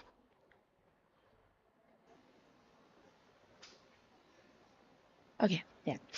As you can clearly see, with RapidArc Dynamic, we get improved target coverage and better sparing of heart, breast, lung. Uh, And at the same point of time, I want to focus on something else, that with RapidArc Dynamic, it's just achieved with a single arc with 5 modulated ports instead of having 2 arcs. So basically, we are reducing the delivery time, and at the same point of time, we are getting a better plan quality.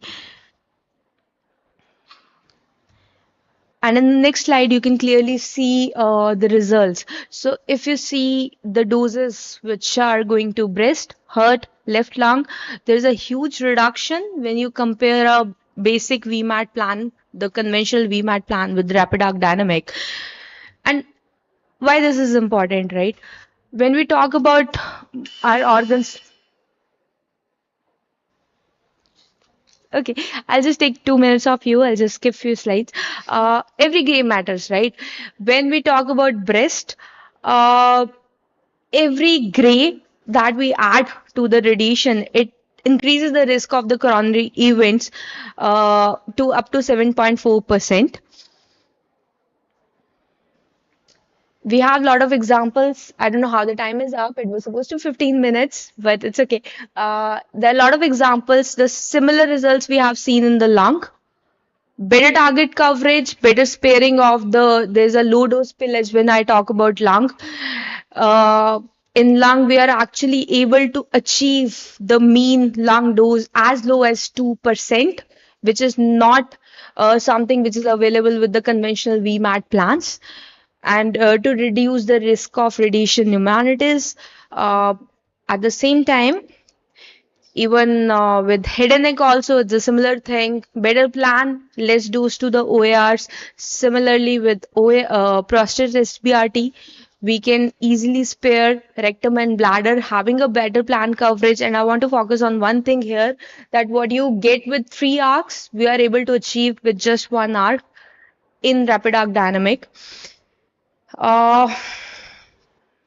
So to wind it up, the advantages that are demonstrated throughout today's presentation by growing clinical evidence across multiple disease sites. The published study shows consistently improvements in planning efficiency, organ at risk pairing, delivery simplicity, the treatment quality. So Rapid Arc is not just a simply software upgrade. It represents a clinically meaningful advancement in terms of VMAT planning and delivery. So just to conclude my today's talk, I would say that rapid arc dynamic changes 3 fundamental aspects of radiation therapy. You get better dose, you get faster planning, and you get simpler delivery. And that's why we believe that rapid arc dynamic is actually a turning point in the modern arc radiotherapy. So thank you, everyone. And if anybody has any questions, we can take it now, or you can reach me out later during the lunchtime.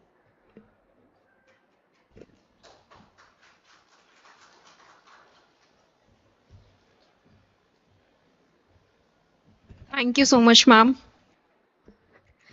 Ladies and gentlemen, it's now my privilege to invite an internationally respected expert who has been at the forefront of advancing clinical excellence and innovation in radiation oncology. Yes, I am talking about our guest, William Starbuck, Head of Clinical Marketing and Clinical Excellence, Electa. William Starbuck is Senior Dosimetrist by profession with 15 years of radio oncology experience. He is lead clinical teams in the development of stereotactic radiotherapy practices around Australia using various vendor technologies. Yes, at Electa, he is the head of clinical marketing for region intercontinental across the range of Electa products and portfolios. So please welcome. Hi everyone, thank you so much for allowing me to speak for today. My name is William Starbuck, and no, I do not own Starbucks coffee. I'm here today to talk to you about Electa's latest platform, Electa Evo and Electa One, and how it really allows you to plan, adapt, and personalize. And I really see it as the future of radiotherapy. So firstly, I really like this slide because basically it really indicates that the conversation around adaptive radiotherapy is increasing. There's been almost 2,000 papers on adaptive since 2010 and over 120,000 citations. And I see this as a tremendous indicator in the fact that adaptive is becoming more of a discussion within the market. But the reality is that no one's necessarily ready for adaptive radiotherapy. Everyone has a number of pressures around increasing patient numbers, trying to get through various techniques. Not every patient is going to be adaptive. So what Electa has done through the Electa Evo platform is created an adaptive ready solution for departments to evolve and adapt as they need and grow as they need as well. So the best bit about it is that you can treat all your patients normally. You can treat your hemipelvis patients, your SBRT, your brain SRS cases, but then also have the adaptive capabilities at your fingertips if and when you need to. I like to think about it as the electric car.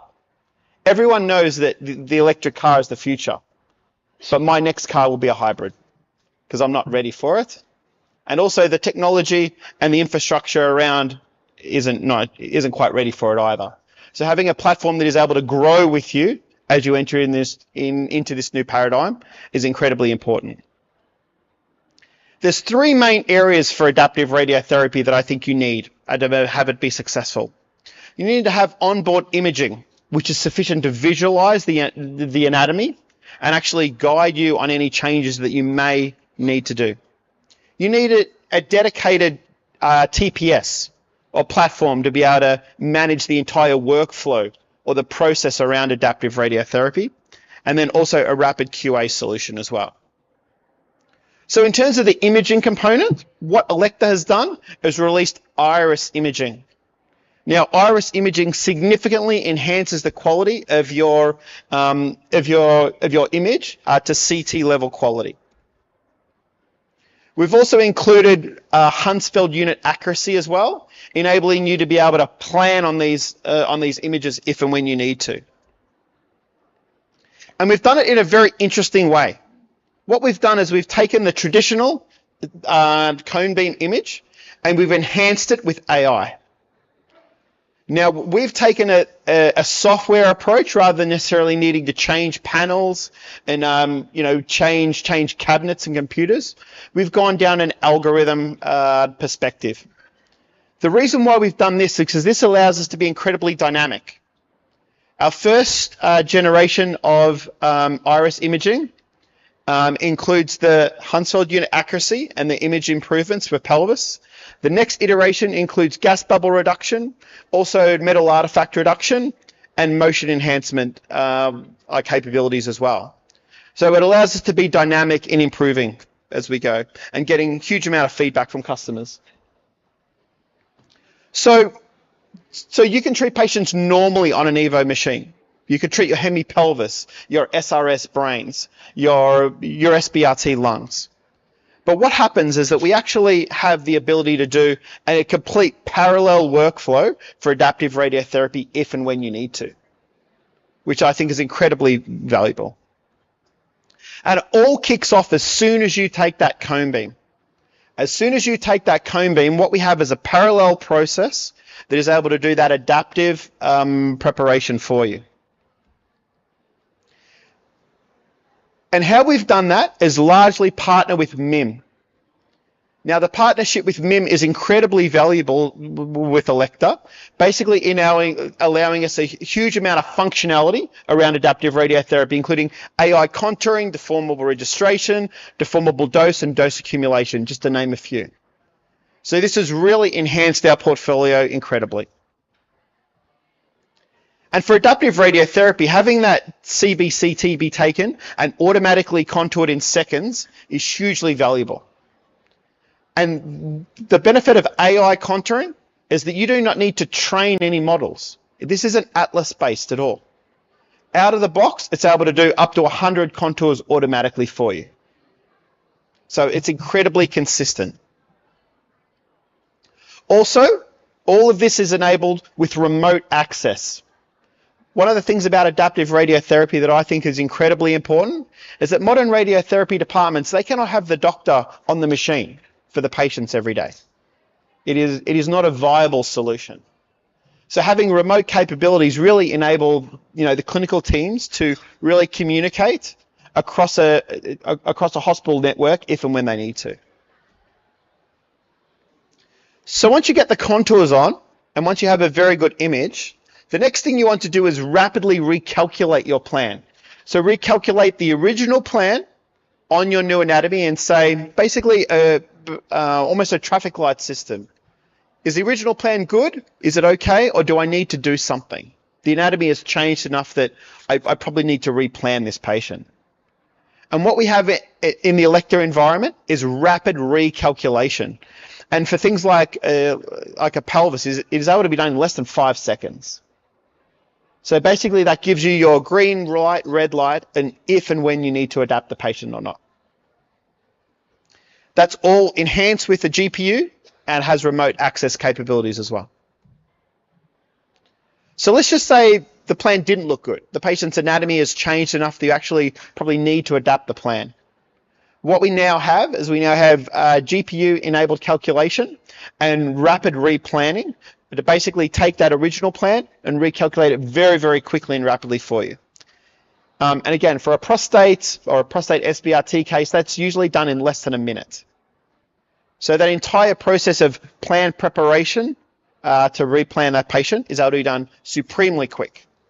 And all that is enhanced with remote capabilities as well if the doctor is not on site and they need to review the plan. Okay, so this just shows an example of how the workflow is able to be done. So basically that entire process of the cone beam being taken, the automatic recalculation, being dumped into the treatment planning system and recalculated, is able to be automatically done in less than a minute. And basically you have this pop-up that tells you whether or not the plan is acceptable and if you need to replan the patient or not. And as you can see, we have a few red dots there that basically say the plan is no longer appropriate. By simply pressing the yes button, ultimately the plan is recalculated very, very quickly. It's done with GPU. We also have multi-criterial optimization as well to be able to guide you through the process. And then ultimately you can treat the patient. Now, I worked internationally with all of our pilot sites on adaptive radiotherapy on the Elekta Evo. And we had a couple of really interesting things that really came out of that work. So on the top hand side, if I can just grab this here. Okay. So on the top hand side, top right hand side here, what you have is you have the original treatment plan. If you had have treated the patient with the original treatment plan every day. And underneath that, you have the adapted radiotherapy plan. And the red, the yellow, and the green basically shows you if you're meeting the protocol that you intended or not. So what we found with adaptive radiotherapy, if you didn't adapt the patient, we found 75% of cases would have actually failed your OAR coverage for your rectum. 75%. And you would have never known. You would never have known this. Whereas with adaptive radiotherapy, what we can basically do is guarantee that what the doctor signs off on in terms of rectal dose, you achieve every single day. The same with the target coverage. Again, we found it flipped the other way. 75% of cases, the target coverage wasn't what you expected it to be. But with adaptive radiotherapy, we're incredibly consistent in being able to make sure that what the doctor signs off on, we achieve. Also, some unintended benefits that we actually found with adaptive radiotherapy is that actually the volume of the bladder volume changed wildly. So from the CT scan, the bladder was a nice, lovely size because we prepped the patient very, very well. But we found over the course of the patient's treatment, the bladder volume decreased. And the patient compliance was never good. We also found that the rectal volume changed wildly as well on a daily basis.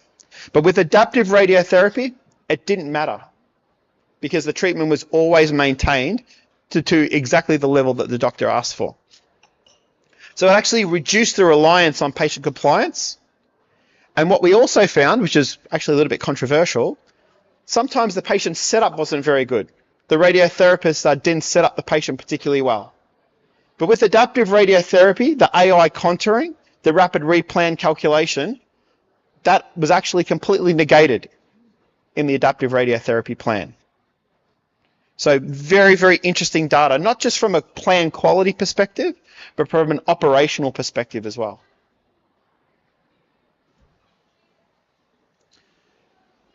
I actually think about everything within my talk, and I personally find this slide the best. Because this actually shows you that with adaptive radiotherapy, we have an extreme amount of consistency. It's not necessarily a higher level of plan quality, but it's the consistency of what the doctor signs off on is achieved every single day. So with the adaptive radiotherapy, basically we're within 5% of what the doctor asked for. Whereas with the non-adaptive radiotherapy, we're actually finding that the results could vary wildly depending on the anatomy that you have. So it's the consistency that I think is the real key around adaptive. And a lot of people say, well, like adaptive is going to take a lot of time. It's going to take a lot of resources.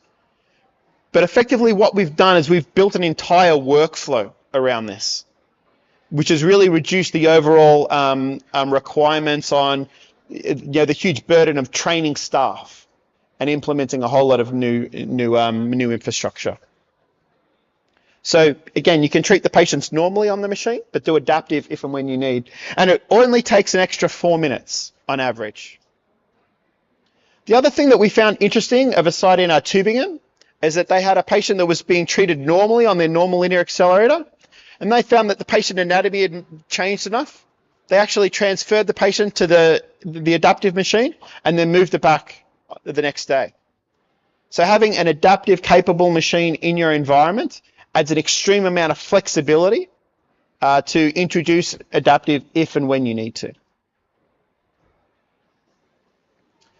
I just want to briefly touch on this because this actually shows the workflows really quite nice that we've built around the Electa and the MIM solution.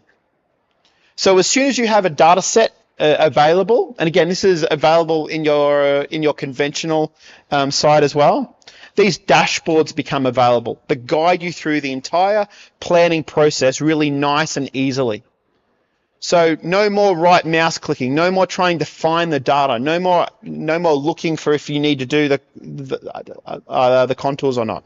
This is all available in a really nice structured workflow. Not only in the normal planning aspect, but in the adaptive setting as well. So again, really reducing the barrier to entry to implement these high-end techniques. And again, the AI contouring is very fast. So in terms of how we're able to do this from a software perspective and build out into your greater hospital, we have great AI contours, which are very, very consistent. We have high quality plans that can be done through multi-criterial optimization. And it's all able to be done with zero mouse clicks. So these are able to be automatically done through these workflows. We have calculations in under 2 minutes, so you can rapidly see whether or not you need to replan your patient or not. And then being able to deliver these patients quickly and consistently is very, very important. So over here on the right-hand side, I have an example where we've 45 seconds AI contouring, ultra-fast GPU calculation, and able to be delivered really, really well. So I really appreciate your time. Any questions, please come up and see us. I've got my wonderful colleagues, Amit and Swati here as well. But please enjoy the meeting, and thank you very much for having me.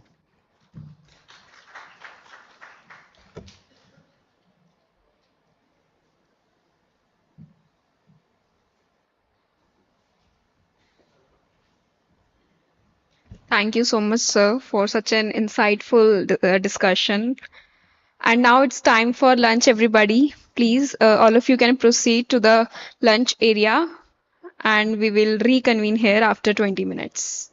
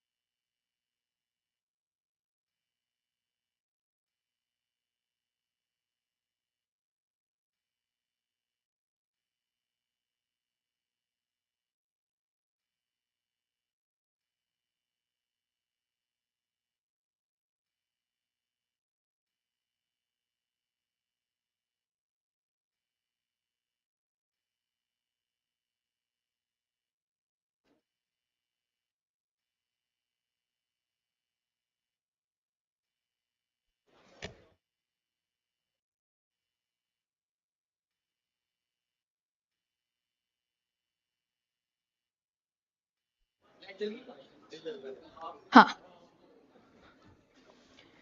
Good afternoon, everyone. I hope everyone had a refreshing lunch break.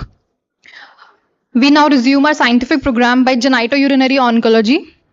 May I invite the chairpersons for the session, Dr. Jaskaran Sethi sir, Senior Consultant Radiation Oncology at RGCI Delhi, Dr. Manish Pandey sir, Senior Director Radiation Oncology at Max Hospital Vaishali, Dr. Dinesh Singh sir, Senior Director and HOD Radiation Oncology Action Cancer Hospital, Dr. Mayank Gupta sir, Senior Consultant and Director Uro Oncology at Dharamshala Narayana Super Specialty Hospital.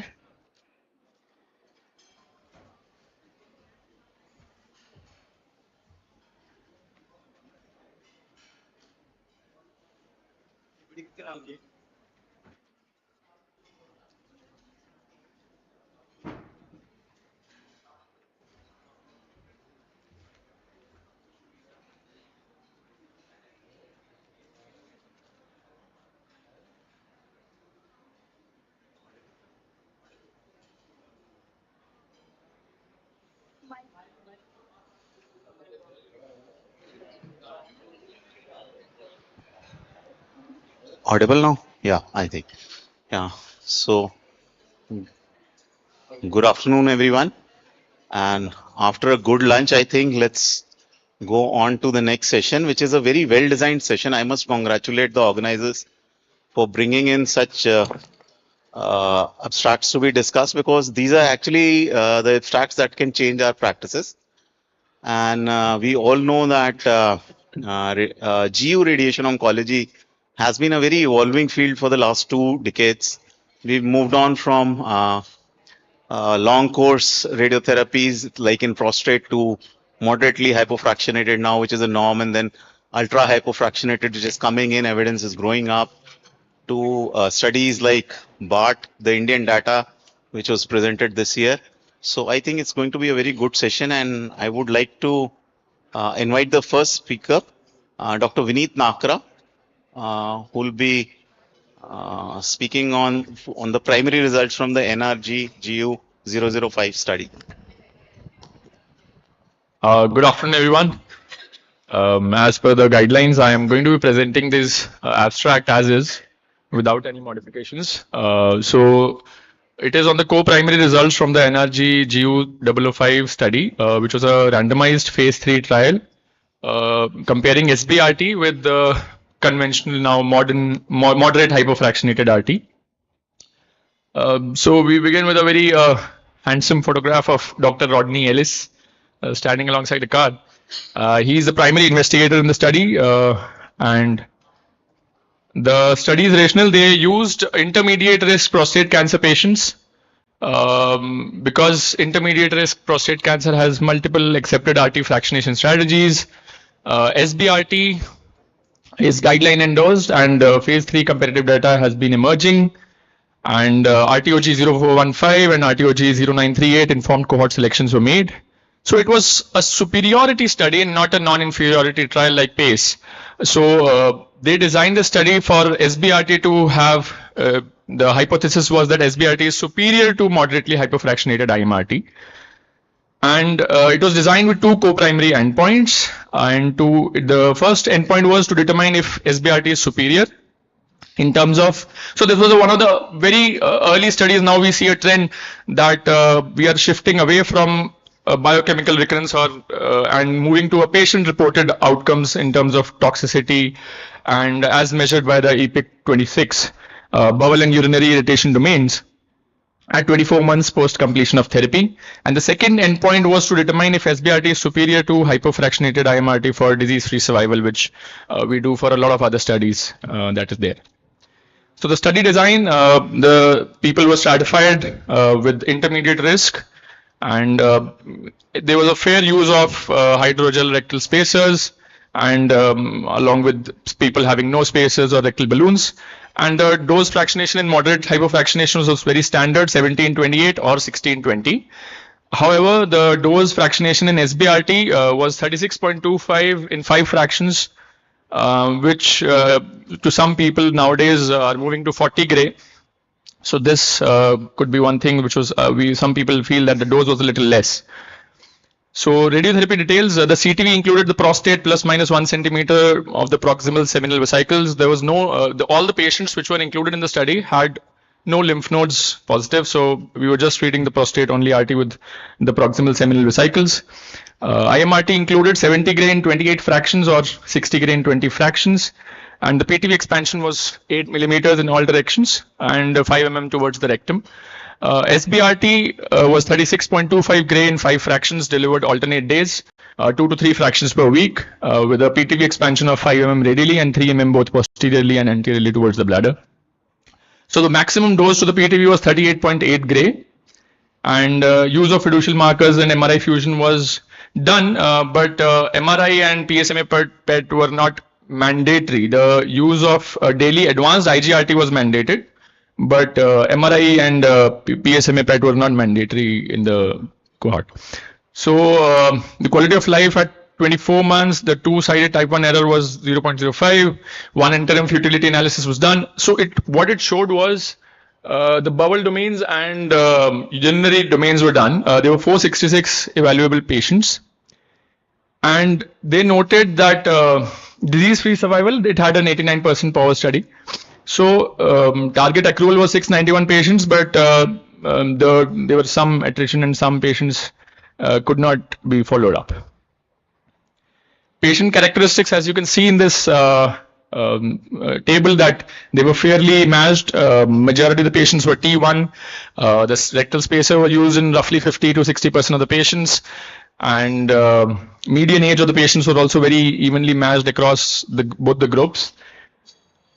And the study showed that the patient reported outcome in bowel toxicity was fairly less in the SBRT arm compared to the moderately hypofractionated arm.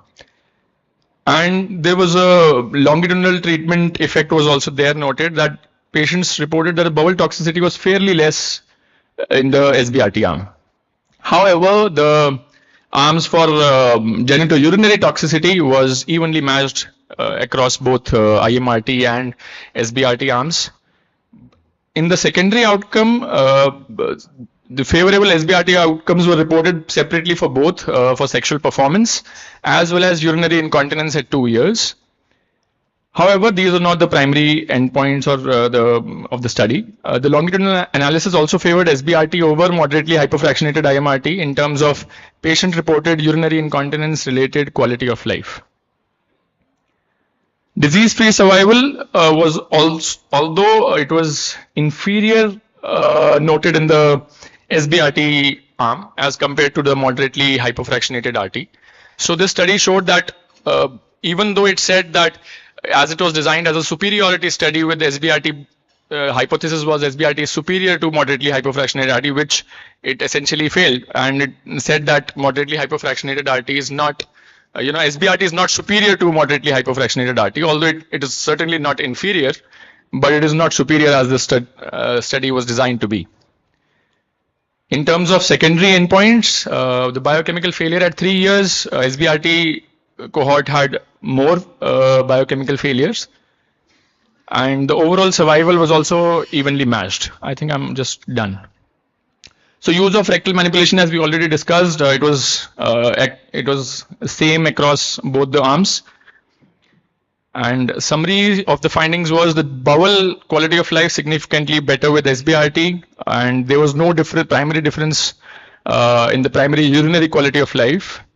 Although the secondary outcomes reported was favorable towards SBRT, but there was no disease-free survival superiority of SBRT. So the study says that SBRT is not superior to moderately hypofractionation, although it does offer a lot of convenience benefits for the patients and also for patients choosing for a bowel toxicity. Thank you, Dr. Vineet. I think questions will take up in the panel discussion. Yeah, thank you. I'll call upon the next speaker, Dr. Tripti Saxena. She will be talking about lutetium PSMA neoadjuvant to ablative radiation for oligorecurrent prostate cancer, primary endpoint, analysis of phase 2 lunar randomized trial. So good afternoon, everybody. Like today, this abstract was presented in ASTRO, that is phase 2 lunar randomized trial, where 177 lutetium neoadjuvant was compared to ablative radiation therapy for oligorecurrent prostate cancers. And so these are the disclosures.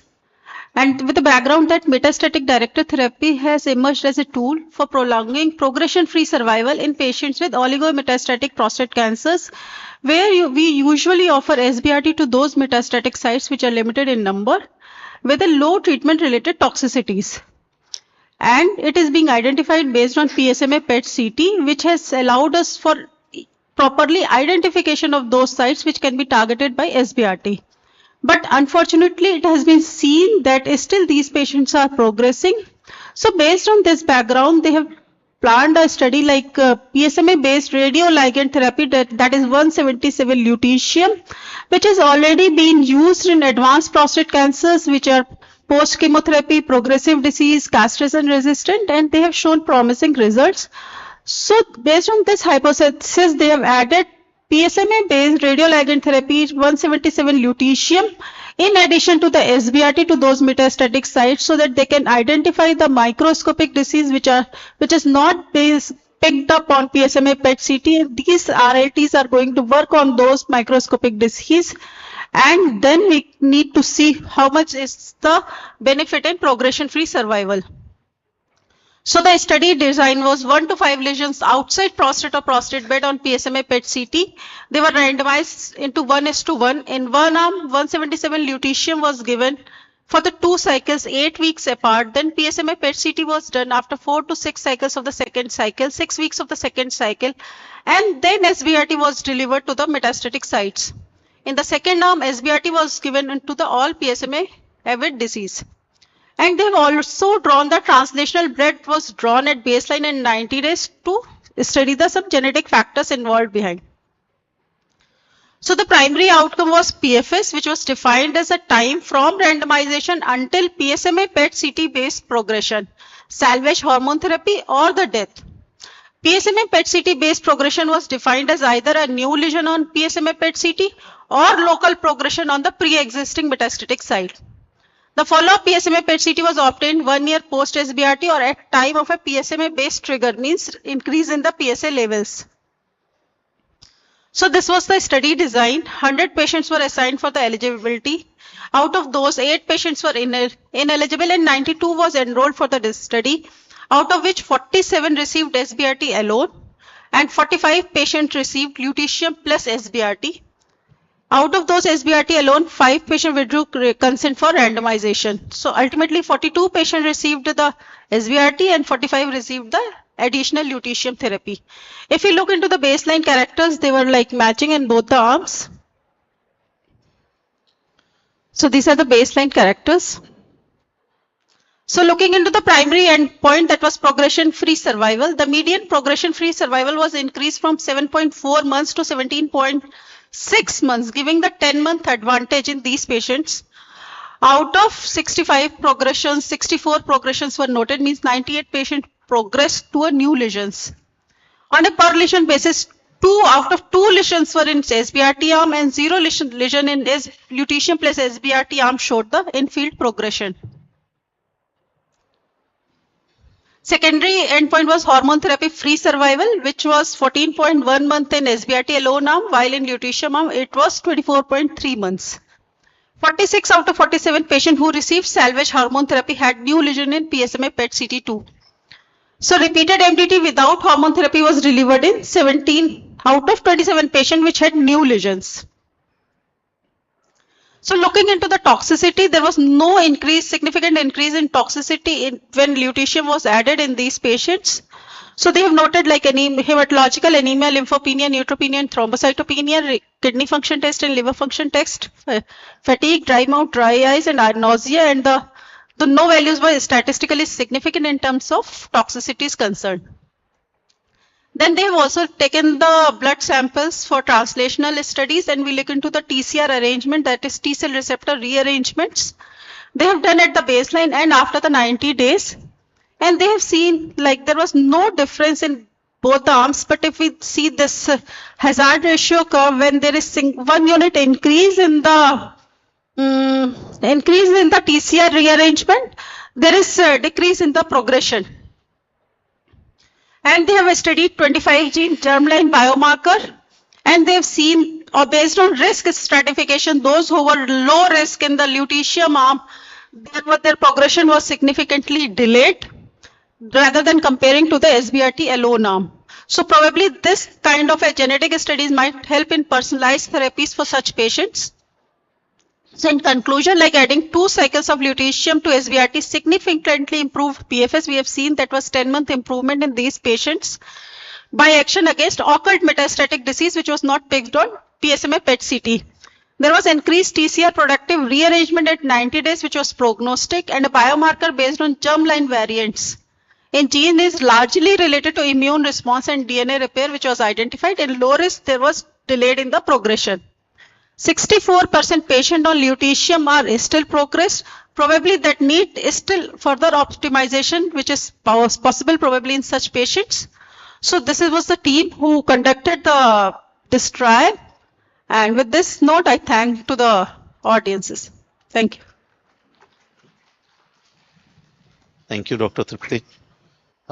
Next, I'll invite Dr. Purnima Thakur to present upon the BART study that came from India, and it was, I think, the plenary session this time in ASTRO. Yeah. Good afternoon, everyone. Today, I will be presenting the results of this landmark trial by Professor Vedang Murthy sir from Tata Memorial Center. This is a phase 3 multi-centered randomized controlled trial of adjuvant radiation versus observation for post-cystectomy muscle-invasive bladder cancer. So this trial was funded by intramural grants from Tata Memorial Center. So we see that the standard management of muscle-invasive bladder cancer consists of radical cystectomy followed by chemotherapy, cisplatin-based chemotherapy, either in the neoadjuvant setting or the adjuvant setting. Recently, there is addition of nivolumab, which increased in the adjuvant setting for 1 year, which increased the overall survival by 6 to 8%. But despite these advances in treatment, we see that the locoregional failure rates were significant and clinically debilitating, causing impaired quality of life. So, based on these findings, this BART trial was done. It is firmly believed that majority of failures in this bladder cancer cases, they occur distant sites, but it has been seen that more than 1/3 of the patients, they have locoregional recurrences, which is clinically significant but not well appreciated. So there are few subsets of patients which have high chances of locoregional failures. These are patients with pathologically T3 disease, node positive disease, inadequate lymph node dissections, patients with lymphovascular space invasion, margin positive disease. And it has been seen that in these patients, the risk of locoregional rate approaches up to 30%. These locoregional recurrences, they occur early, they cause extreme pelvic pain, obstructive symptoms, and it has been seen that addition of chemotherapy has minimal effect in controlling these locoregional recurrences. So these high-risk groups were randomized in this study into receiving adjuvant radiation therapy versus observation. And the adjuvant radiation therapy was given to the tune of 50.4 gray in 28 fractions, which was delivered to the pelvic nodes and to the cystectomy bed. The radiation delivered was the modern IMRT with modern IMRT technique with daily image guidance. The target volumes included the cystectomy bed and the pelvic lymph nodes, including the common iliac, internal external iliac nodes, presacral nodes, obturator nodes. There was meticulous sparing of the stoma and bowel. The two arms were well balanced. The majority of patients, they presented in T3, T4 disease. More than 70% patients received chemotherapy in the neoadjuvant setting. More than 40% patients were node positive. And the median nodes dissected were 20, reflecting high quality surgery. Total 153 patients were randomized, out of which 63 were analyzed under the radiation arm and 90 were analyzed under the observation arm. Statistical analysis was done on the intention to treat basis with secondary per protocol analysis. So the primary endpoint was 2-year loco-regional recurrence-free survival. The study met its primary endpoint. 2-year LRFS improved from 76% to 87%, corresponding to a hazard ratio of 0.43. The benefit was even greater in per protocol analysis, corresponding to a hazard ratio of 0.27. The forest plot showed consistent benefit in the direction of radiation therapy arm across the various subgroups. Interestingly, this improvement in the local control translated into the survival benefit in terms of disease-free survival, bladder cancer specific survival, and overall survival, with the improvement to the tune of 12 to 15% with the addition of adjuvant radiation. It has been seen that there was no isolated loco-regional relapse in the radiation arm. The loco-regional relapse rate drastically decreased from 25% to 8% with the addition of radiation, while the distant metastasis rate remained almost same. So it has been seen that this improvement in the loco-regional control did not come at the cost of increased toxicity. The grade 3 acute toxicity was similar in both the arms. Also, the severe late effects were similar in both the arms. However, there was increase in the grade 2 GI toxicity in the radiation arm, which was 17.5% versus the observation arm. But it was seen that there was these toxicities were clinically manageable, and there was no toxicity related discontinuation of the treatment. So there are various, this trial the strengths of this trial is that it is the largest randomized control trial in a multi-centric setting. It offered standard of care surgery, chemotherapy, and radiation. The weaknesses include there was no addition of immunotherapy, which is the new standard of care. With the addition of immunotherapy was not tested with the radiation therapy, and this trial fell a bit short in the sample size.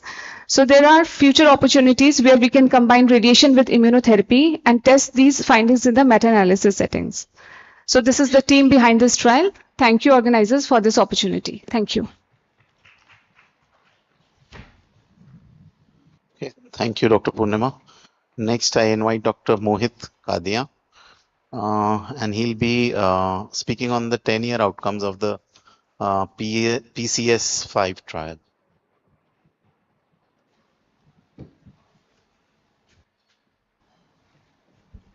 So good afternoon, everybody.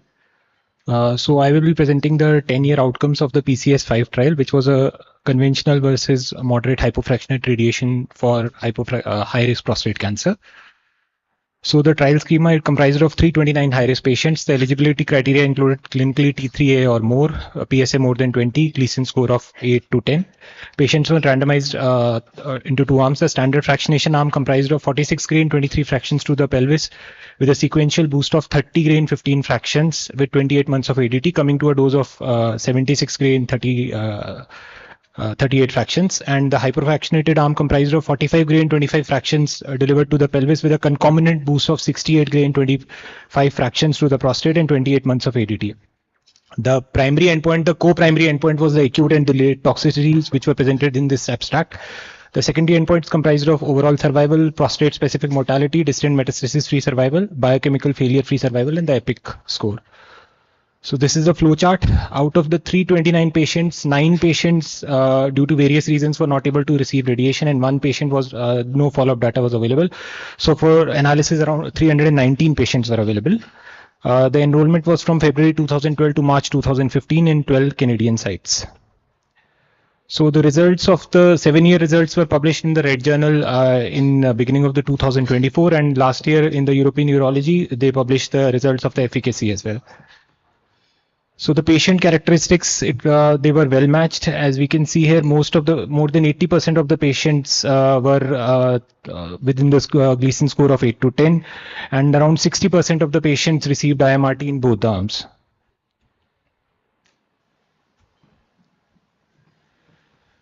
So coming to the adverse events, the acute adverse events, the gastrointestinal grade 1 and grade 2 events were slightly higher in the hypofractionated arm, as we can see in the graphs as well.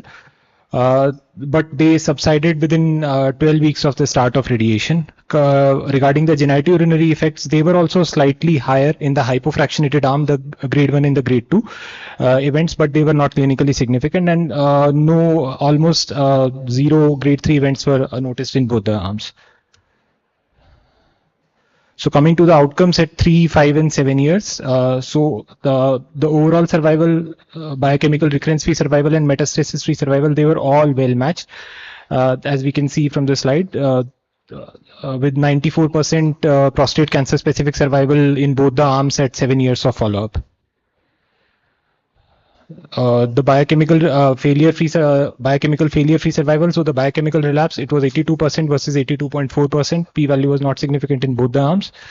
The metastasis-free survival also, for distant metastasis only, it was 87% versus 87.6% in the hypofractionated and the standard fractionated arm. The overall survival and the prostate cancer-specific survival were also quite well matched, with the prostate cancer-specific survival reaching almost 90% in both the arms. So at 10 years of follow-up, there were no significant differences in the survival outcomes between the hypofractionated radiation and the conventional fractionated radiation arm. And the prostate-specific survival, as already mentioned, was 90% in both the arms. So this is the first moderate hypofractionated study in the high-risk prostate cancer patients treated with contemporary radiation and androgen suppression. The 10-year results confirm that hypofractionated RT 68 gray in 25 fractions is non-inferior to the conventional fractionated RT for high-risk prostate cancer patients. And this fractionation should be considered as a standard of care for high-risk prostate cancer patients planned to be treated with EBRT and long-term EDT. Thank you. Thank you to the organizers. Thank you, Dr. Kadyan. Now I invite Dr. Abhishek Shankar. He will be speaking on stereotactic IMRT after radical prostatectomy, 4-year outcomes of phase 2 clinical trial.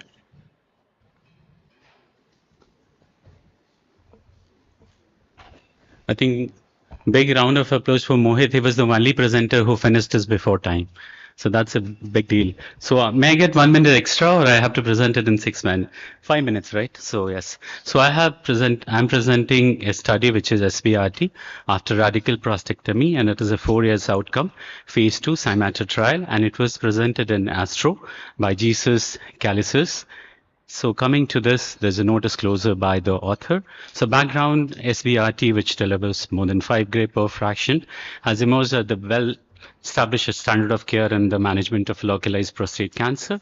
And I think radiotherapy challenges still persist with high mobility and deformability of prostate bed, adjacent sensitive structure, and uncertain radiosensitivity of vesicoerythral anastomosis. So moderately hyperfractionated RT to the prostatic foci supported by emerging data, including phase 3 clinical trial, but long-term toxicity is still a big question. So hypothesis for this trial was the hypothesized to that SBRT to the prostatic fossa would be safe and efficacious compared to conventionally fractionated radiotherapy. An objective of the study was to evaluate safety and efficacy of SBRT, which is delivering 30 to 35 gray in 5 fraction as post-operative RT, and this was through 4-year study. So methods, the study design was dual center single arm phase 3 conducted as UCLA and University of South California.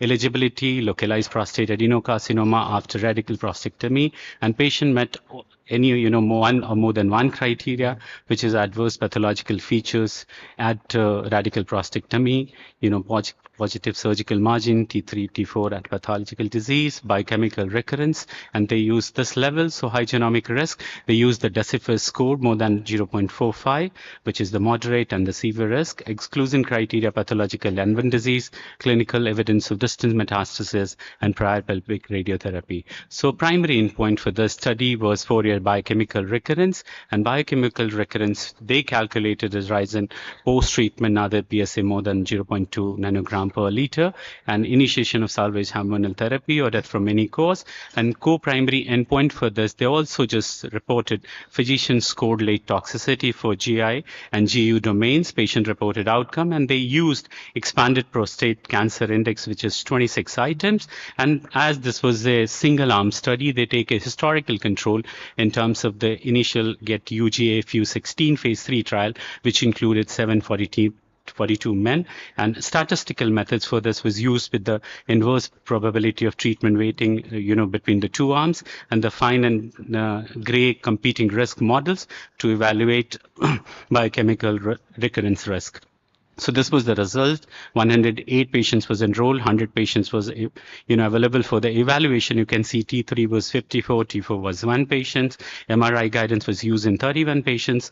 Androgen deprivation therapy was given in 41 patients, and decipher score was available for 47%, and average was 0.59, which falls in the moderate group. So results, they compare, this is a comparison, and patient characteristic was compared with the two, was stratified by ADT recipient patients. So this is the comparison between the two arms, and it was said that the patients who were recruited in this trial were much more having this much higher risk than the JET-UZ 16 trials. So oncological efficacy and toxicity endpoints were median follow-up was 53 months for your biochemical recurrence. Free survival was 60%, and in the cohort who did not receive the ADT, they had a 51% decreased recurrence rate. Toxicity, this is another results and median changes from baseline, and this study quotes that the clinically meaningful patient reported outcome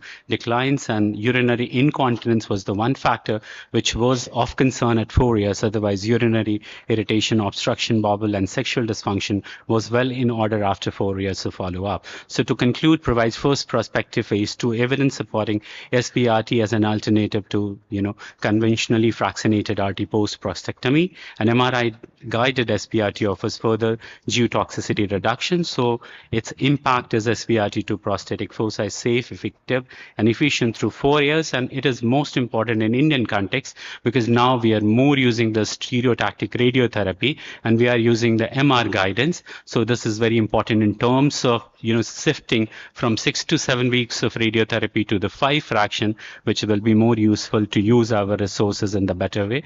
Thank you so much. Thank you, Dr. Abhishek. Next, I'll call Dr. Divya Kukreja, and she'll be speaking on pooled outcome analysis of Fast Track 1 and Fast Track 2 trials.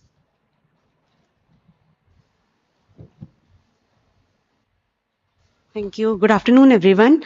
So I'll be presenting on ultra-hyperfractionated SABR for primary renal cell carcinomas, pooled outcomes from Fast Track and Fast Track 2 clinical trials. And this was presented by Dr. Shankar Seva in ASTRO 2025.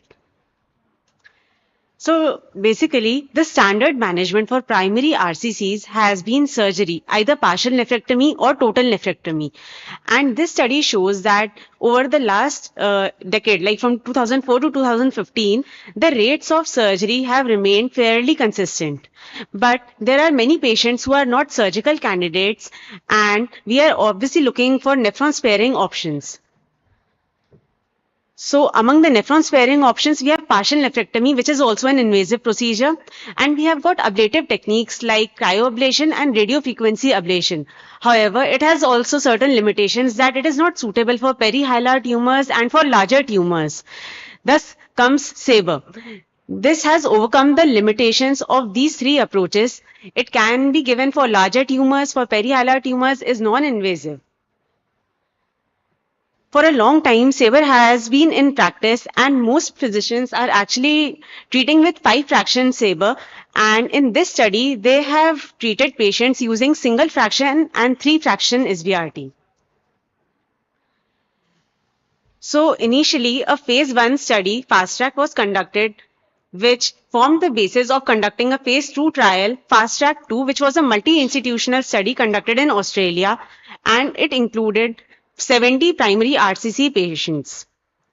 In this, patients who had a tumor size of up to 4 cm were treated using a single fraction of 26 Gray, and for patients who had a tumor of 4 to 5 cm size were treated using 42 Gray in 3 fractions. We know that the alpha beta ratio of renal cell carcinomas is not well established, and there are two publications which have given that we can use an alpha beta ratio of either 2.6 Gray or 6.9 Gray, and in both of these we can see that if we are using 26 Gray or 42 Gray, the BED is almost equivalent. Hence the authors had actually chosen this schedule. For planning purpose, they had done a 4D CT scan to account for motion and drawn a GTV and then given an ITV by drawing it in all the phases of breathing, and then they gave a 5 mm PTV isotropic expansion. The planning was done mainly by 3D CRT. However, IMRT was also allowed in this trial. So these are the patient characteristics. The important thing to see here is that the median age of the patients was 76.9 years. That is, most of the patients were of elderly age group. Hence, they might be having some comorbidities making them ineligible for surgery. And the other thing to note is most of the patients had T1 disease. T1A and T1B tumors formed the majority of this cohort. The median tumor size was 4.6 centimeter. Most of the patients had clear cell histologies, and the baseline EGFR was 59.3 ml per minute, which is slightly lower as compared to the normal EGFR value of 90. So the authors had basically seen the safety and the efficacy results of giving single and 3 fraction saber, and they saw that it is relatively well tolerated. However, some of the patients had reported these side effects, and among these, the common ones were abdominal or flank pain, fatigue, nausea, vomiting. Okay, but the important thing to note is only 7.7% patients had grade 3 toxicities, and none of the patients had grade 4 or 5 toxicity. Now coming to the efficacy, after a median follow-up duration of 3.5 years, it was seen that this had an outstanding local control of 100% at 1 year, which was relatively maintained at 3 and 5 years at 98%. Freedom from distant failure was also high, which was 97% at 1 year and 93% at 3 years, and was slightly reduced to 83% at 5 years. However, cancer-specific survival was 100% at 1 year and remained constant at 98% at 3 and 5 years, from which we can derive that most of the patients didn't die of primary RCC. They died because of other causes other than carcinoma. This is an important slide from which we can see the percentage of deaths at first, third and fifth year, and from here also we can see that the local control was very good because very few patients had local failures. The renal function declined over time. From baseline 59, it went down to 43 ml per minute at 5 years. However, the authors say that their result in this decline in GFR is almost similar to that of patients who were taken in ablative series, and they were dealing with relatively challenging tumors, and they had taken a median tumor size of 4.6 centimeter, which was relatively higher as compared to those tumors which were taken in the ablative series. So the important thing to take away is SVRT has very good local control because just one patient had local failure and there was one cancer death. The side effect profile was excellent, and they say that they had used 3D CRT for most of the patients, and for some patients they had allowed IMRT, but as we are now using advanced techniques, this can be further improved. So this can be concluded that this is the largest analyzed prospective trial, which can say that a single dose of 3 fraction saber is highly effective for treating primary RCCs. Thank you. Thank you, Dr. Divya. Now I invite Dr. Shikha Haldar. She will be talking about double-blinded placebo-controlled biomarker stratified randomized trial of apalutamide and radiation for recurrent prostate cancer.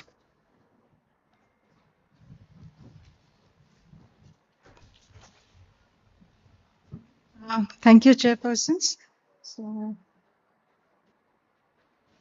Good afternoon, everyone. I'll be speaking on the early results of NRG-GU 006, which is a balanced trial. The title is a double-blinded placebo-controlled biomarker stratified randomized trial of apalutamide and radiotherapy for recurrent prostate cancer.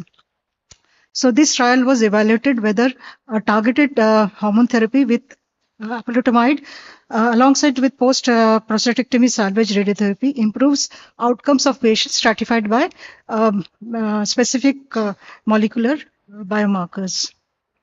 So this is the usual disclosure by the author.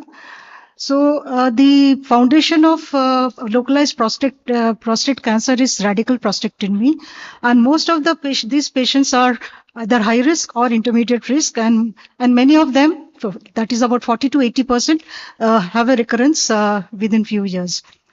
Currently, the use of early secondary, previously termed as salvage radiotherapy, is generally preferred over adjuvant radiation therapy. To set the background, we know the trials like RTOG 9601, GET-UG, AFU 16, and so on, they have established the fact that androgen depression therapy does help in reducing biochemical failures and reducing recurrences and prolonging the life. But till now, they have been used in unselected patient and which the overall survival did not seem to change. So there remains a zero prospective validated predictive biomarker to guide hormonal therapy. So even with the DATSPORT meta-analysis by Burdett and et al., where they have shown there is no improvement in overall survival, and the PSA ranging from less than 0.3 or more than 0.3 HR ratio was about 0.97, and by means there is no improvement in survival. So this balanced trial is to establish whether we can use any biomarker to select the patient for further treatment. So way back in 2015, they developed a novel luminal-based classification adapted from the breast cancer, PAM50 gene signatures, gene classification signatures, where they have classified into three luminal A, that is high androgen receptors, low proliferation; luminal B, high adrenal receptors and high proliferation; and basal with low androgen receptors and stem cell-like characteristics. So the hypothesis is the patients with transcriptally defined as luminal B tumors will derive greater benefit from apalutamide, a potent second-generation oral inhibitor of androgen receptors in men receiving secondary radiotherapy after recurrence of prostate cancer. So they divided all the patients who had post-radical prostatectomy recurrences with PSA 0.1 to 1 with N0 and M0. They were subtyped into luminal A and luminal B. Non-luminal B and luminal B, and they were again stratified into three, that is surgical margin positive or negative. Pre-SRT PSA was 0.5 or more than 0.5. PMSO molecular subtype luminal B or versus non-luminal B. So they were randomized to secondary radiation therapy with 6 months of placebo versus radiation therapy with 6 months of apalutamide.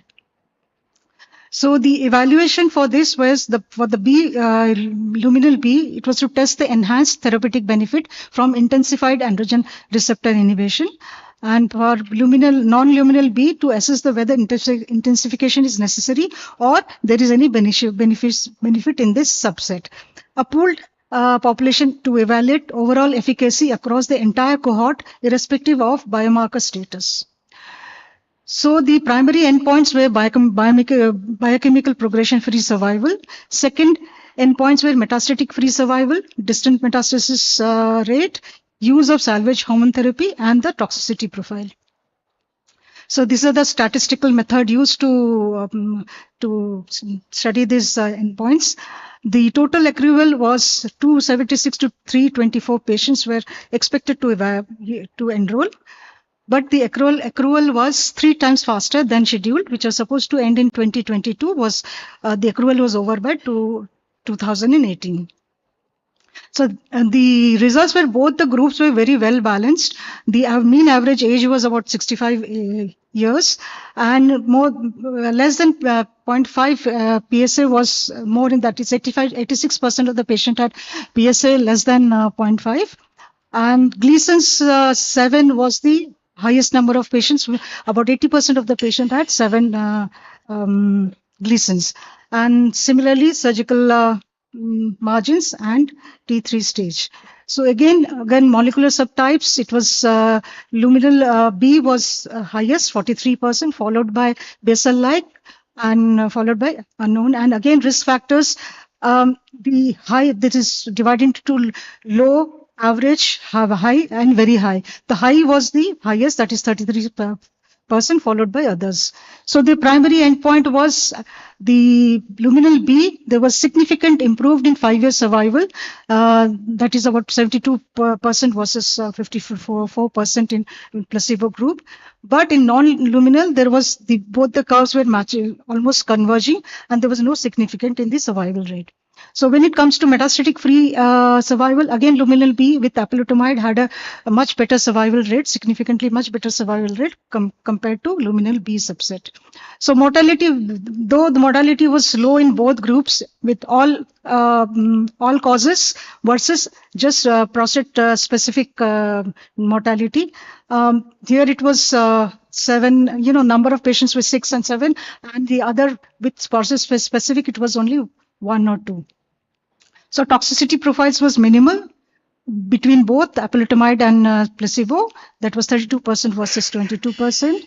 And the summary is PAM50 represents the first and only prospectively validated predictive biomarker to guide the use of hormone therapy. It is a level 1 evidence. They demonstrated the patients with luminal B have clinically meaningful benefit, including metastatic free survival. And these benefits were not observed in the other group. 6 months of apalutamide were well tolerated, and there was the toxicity was minimal toxicity. Thank you. Thank you, madam.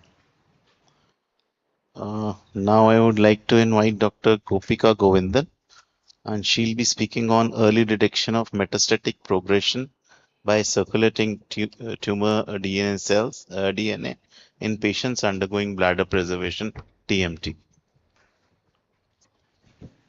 A very good afternoon to all the respected faculties and my dear colleagues.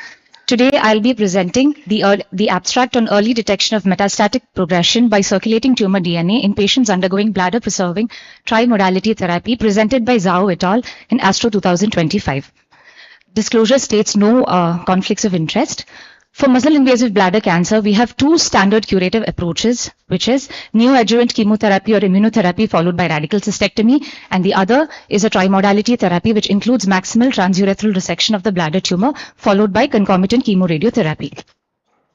A large comparative analysis was published in 2023, which demonstrated a comparable clinical outcome between the radical cystectomy versus the trimodality arm.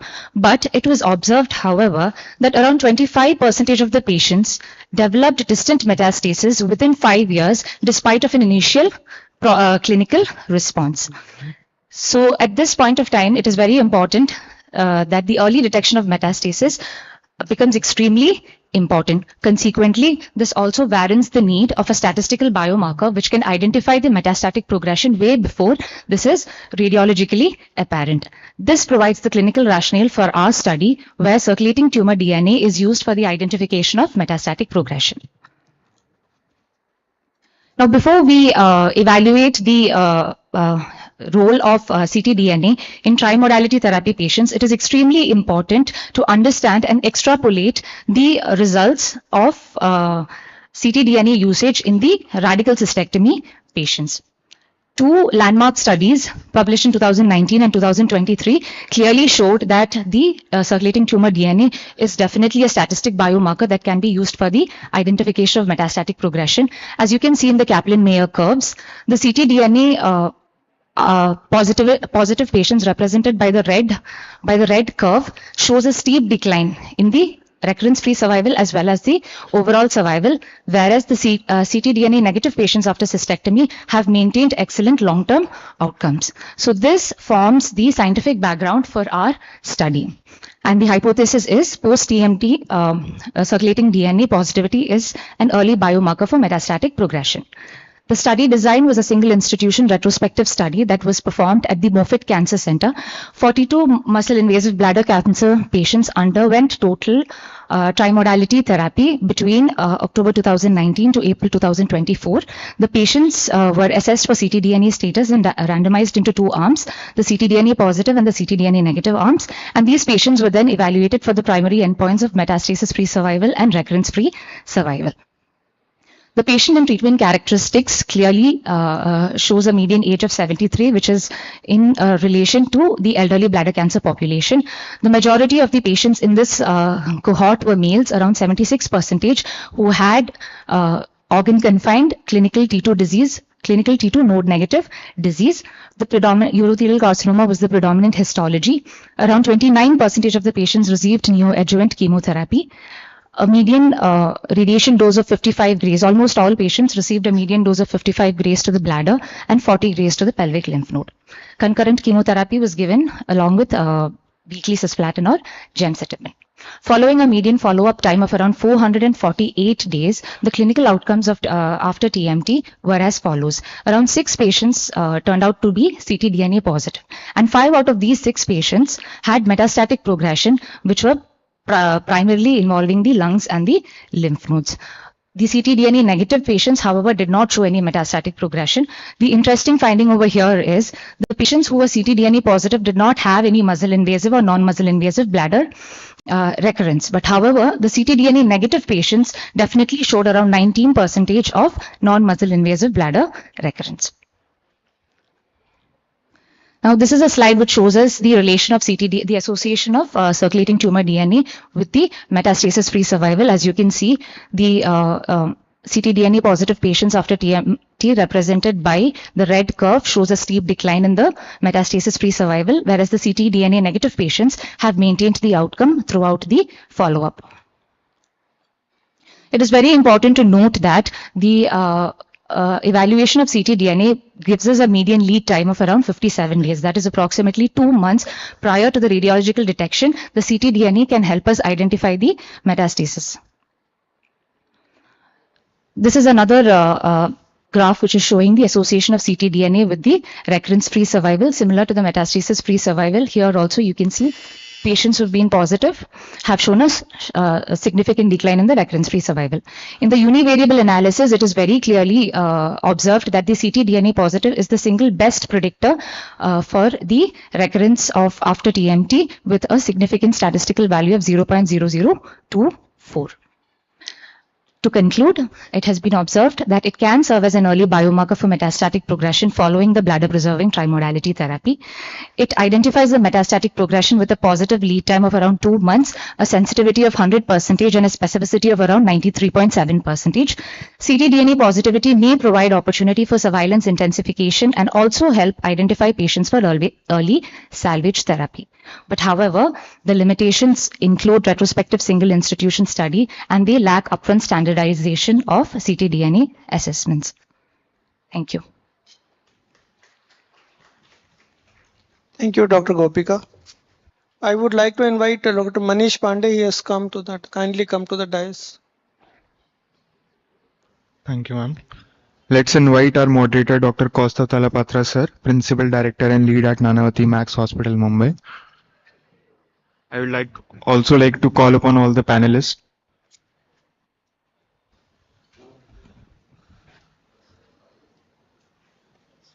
Dr. Tripti Saxena, Dr. Vineet Nakra, Dr. Purnima Thakur, Dr. Amita Avre, Dr. Abhishek Shankar, Dr. Divya Kukreja, Dr. Shikha Haldar, Dr. Gopika, and Dr. Amal Roy Chaudhary. Amita Avre. So instead of Dr. Amita Avre, Dr. Mohit Karian will be there. So with the permission of chair, may I start the... So well, the topic for the day is future of GU radiation, faster, smarter, and more personalized. I want a show of hands from the audience. How many of you feel so? Is it going to be faster? Is it going to be smarter? And is it going to be more personalized? Dr. Vinita feels, oh my God, Gagan feels, Sir feels, Rat Sir feels. Great. So let's start and I'll ask you all this question again at the end of the panel. So let's come to the first trial, which was NRG GU 005, which was presented by Vineet Nakra, right? So I'll ask the panel, and then Vineet, you can give your final comment on it. Okay? So this was a phase 3 randomized control trial. Basically, it was hypofractionated versus standard fractionation versus SBRT for localized intermediate risk prostate cancer. Mind you, localized intermediate risk prostate cancer is the keyword. Vineet has shown the results, so I do not need to go through that. But based on few GI toxicity concerns, would you all change your practice? So may I ask the panel, would you change your practice in localized intermediate risk prostate cancer into SBRT for all patients, for select patient, or no, I will still wait for more evidence to generate?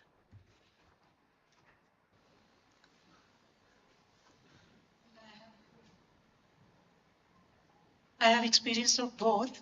So there is a little bit of logistic problem with SBRT, 35 grade 7 fractions. So you have to put a seat. Without seat, one is very uncomfortable doing such high dose per fraction. And plus you have to have a very good machine to treat. You cannot treat it, especially if you have a cyber knife. Yes, you're much more comfortable than any other machine. So how many in the audience feel comfortable treating localized intermediate risk prostate cancer with SBRT? Show of hands, please. Oh, a lot of them. Localized intermediate risk. So anyone, should we change the practice and most of our patients, should we start treating, or we should be judicious and maybe just select So a for few? localized intermediate risk, yes, we can go for SBRT if proper imaging and the technology is available with us. As the madam said, if we can place the gold seat or for better localization of the prostate, or now we have MR Linux also where we can easily define those targets, like we can go for SBRT. So this study very conveniently, one endpoint they hid, which was not a primary endpoint, which was a secondary endpoint, but the biochemical failure at 3 years was 8% for SBRT, whereas 4% for IMRT, and they did not talk much about it. They just made a passing by remark about it in their slides. So maybe we can ask Vineet, you can throw some light on this study and conclude the discussion. Sir, this question that you asked, will you be more comfortable treating, should we standardize our practice? I think that's the answer from this trial, that we should be more personalized. And that was the question. You cannot, this was a superiority design study, which it failed to prove that SBRT is superior to moderately hyperfractionated RT. So it should be personalized, patients willing to have more convenience at the expense of, say, a higher chance of a biochemical failure. You go ahead and do SBRT, but I still think that moderately fractionated RT would be the standard of care if the patient is willing to come for 5 weeks. So right, Vineet. Daily. So that's a very important point. This was not an non-inferiority design study. This was a superiority design study, and 612 patients, right? Almost 600 patients. That is no less patients. 600 patients is a lot of patients. And there you are not able to show a superiority. I don't think it should change the practice, but definitely it's not inferior also. So for a select group of patients, a base case to case basis, I think it is prudent to say that we will select out our patients. Does the panel agree with me? Yeah, I would like to make a comment that we don't know whether the patients in this study had received ADT or not, because So the study was very clear. There was no ADT in no this ADT. study. So in our practice, I would say that we would classify intermediate risk also as favorable and unfavorable. Correct. So that's the next word. I unfavorable think I have put it somewhere. Where was? Yeah. So see, would you interpret differ for favorable versus unfavorable intermediate risk? So I have that question. So you can answer that. Yeah. So Yeah. So for favorable group of patients, they can be considered for SBRT because most of them don't need ADT. But for unfavorable, we usually give 6 to 9 months of ADT. So for those patients, I think we might be skeptical while giving SBRT. so basic no. So we should select out our patients. Sorry, Jaskaran, you wanted to say something. It was just this point. She's already made that. But another thing I feel that in this study the dose was a little less, 36.25. Yeah. In today's world, So now, because if you calculate the 40, BED, there's a yes. difference of about 40 in this. Correct. So most of the studies at least are giving a boost of SIB of 40. Right. So the next trial, Lunar trial. So Lunar trial was presented by Dr. Tripti. So I'll reserve her comments for the end. How many of you have lutetium therapy in your hospital? Audience? Oh, a lot of them. So would you start using neoadjuvant lutetium therapy in your practice based on this trial? So Dr. Tripti, you can just quickly, in 2 lines, you can just tell them the trial, what the trial was. So it was a phase 2 randomized trial which was done on oligo-recurrent prostate cancers where 1 to 5 metastases were detected. And then apart from adding to the SBRT to those metastatic sites, 2 cycles for lutetium were given as a new adjuvant prior to SBRT. And they've seen they have shown better progression-free survival was better when lutetium was added, and the hypothesis was lutetium will take care of the microscopic disease which was not picked up on PSMA PET-CT. Well, so anyone will start using neoadjuvant lutetium therapy before SBRT? Anybody from the audience? Phase 2 trial, Dr. Vinita. So far, when lutetium therapy was considered in an oligo-recurrent setting, I always thought that it was an overkill. But this phase 2 study makes me rethink because of the benefit that it is showing. Yeah, so there is so Dr. Tripti, do you agree that there is a potential in this study, but we need a proper phase 3 study for We this? need a proper phase 3 study. Definitely there is a potential because they have done some genetic studies also based on 25 genes and categorized into low risk and high risk, and those where the lutetium was added, they have shown some benefit. So we need a better phase 3 validation for these studies. So because of time, I'm skipping a lot of slides so that the discussion is, we can keep the discussion very crisp. Very important trial, the BART trial. Indian study, high risk post cystectomy MIBC. Based on these features, who is going to give adjuvant radiotherapy? Audience, would you give?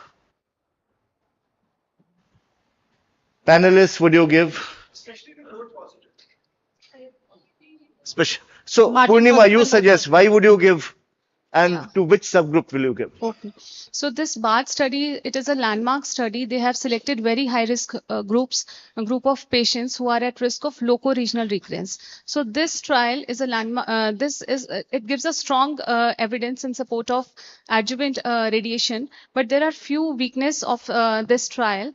This was a bit underpowered for. This was not a the trial. The number of patients were not recruited. They were not adequately recruited.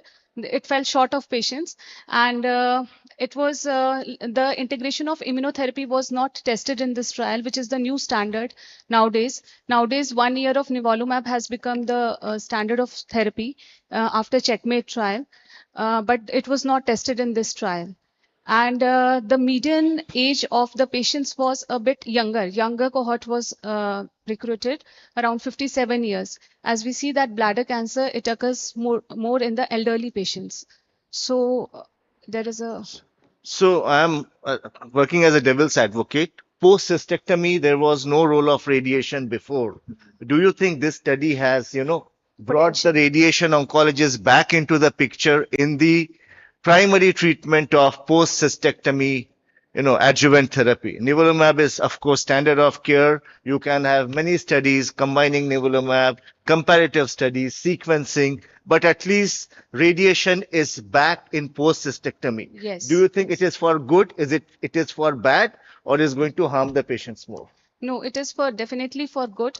But what I suggest is that this kind of practice should be done in very high experienced centers having uro-oncological services, because the radiation practiced was IMRT with daily image guidance. So if that kind of setting is there, it should definitely. How many of you all do plan for radical bladder, for intact bladder, plan of the day for bladder treatments? How many centers follow plan of the day? Few centers do. They follow plan of the day. I saw the contours and the upper border went up to L2, above L3. Do you think you would keep that as your upper border, or will stick at L5 S1, or maybe lower than L2 at least, L3 at least? Any comment on that from the audience? Aditi, yeah. Yes. Post cystectomy. You'll include the complete common iliac? Yeah. So you'll go up to L2? Okay, but yeah, fine, fair. Fine. So, I mean, basically, this study, I think everyone will agree that this study has promise. It is not easy to do a trial in bladder. Definitely, it's not easy to do a radiation trial in bladder. So, it has shown some light. And I mean, of course, the community needs to expand on it. We will. Conventional versus moderate hypofractionated radiotherapy for high risk prostate cancer. I'll just take a comment from Mohit. Mohit, is moderate hypofractionated radiotherapy the standard of care for high risk prostate cancer? As of now, yes, sir. That is the standard of care. Everyone, anyone in the audience who has in the panel who has not spoken as yet would like to say something? Is it the standard of care, or you think conventional still has its value? And are there any centers who follow 7.5 weeks of radiation in prostate? Anyone? 7.5 weeks, nobody? So I think we have the answer there. Okay. Any comment from you, Mohit? So this is one or 2 points I would like to make. So this is the first trial in which the probably in the hypofractionated the nodes have been treated. Elective nodal radiation has been done. So that is one thing, and the other thing is that the caveats that they were there, that one the PSMA staging that was not used in this trial, they said, and the second thing was in now abiraterone has also been included in the high risk patients, very high risk patients. So that also they said. No. Is moderate hypofractionation the? I'm talking about radiation fractionation. Right. Forget about the adjunct therapies. Is it the standard of care? Yes, yes. Okay, fine. The matter ends there. Scimitar trial, Abhishek, do you think it's a very bold trial? Because in adjuvant setting or salvage setting post prostatectomy from 64 to 70 gray and 32 to 35 fraction, we have not even properly come back to 52.5 to 55 gray in 20 fraction, and suddenly we have to practice 32 to 34 gray in 5 fraction. Do you think it's a very bold trial? Very over ambitious trial, and I think based on this, one is the phase 2 trial, and it is the not head-on trial. This is single arm study. Yeah, agreed. So it's a single arm study. They have had a historic cohort from Getag, AFU 16. Anyone from the audience, bold trial, or this is going to be the way in the future, going to set the trend? Do you feel confident? I personally don't feel confident doing this in post-prostatic mastectomy. Anyone feels confident? No, I don't think so. No? Not yet. Lock kar diya jaye. Okay. That's what moderate hypofractionation is finding its way, and suddenly we see ultra hypofractionation. That's why I'm saying, is it a bold step or? Great. So I think this thing is, we are still not sure about whether to start practicing this or not. Do you all agree? Next trial, great. Fast Track and Fast Track 2. Very important study because renal cell carcinoma all along was supposed to be radio resistant, and radio resistant. And suddenly you are seeing some light at the end of the tunnel. So Fast Track was presented by Dr. Divya Kukreja. So Divya, your comments on Fast Track. Will you start inoperable patient? You will start following Fast Track protocols? I feel yes. For surgeon patients who are like inoperable, we should. No, not can. Will you do it in your clinic? Yes, I will. Great. Anyone else will do Fast Track kind of a protocol in your clinic? Rajesh Pashricha will do. Rajesh? Okay. A lot of people will do. Dr. Vinita, you will not do? That's okay. I mean, you will do it with all the, the whole setting, and you will do it with caution is what you are saying, not randomly. Aditi? Do we get an FNSC or biopsy?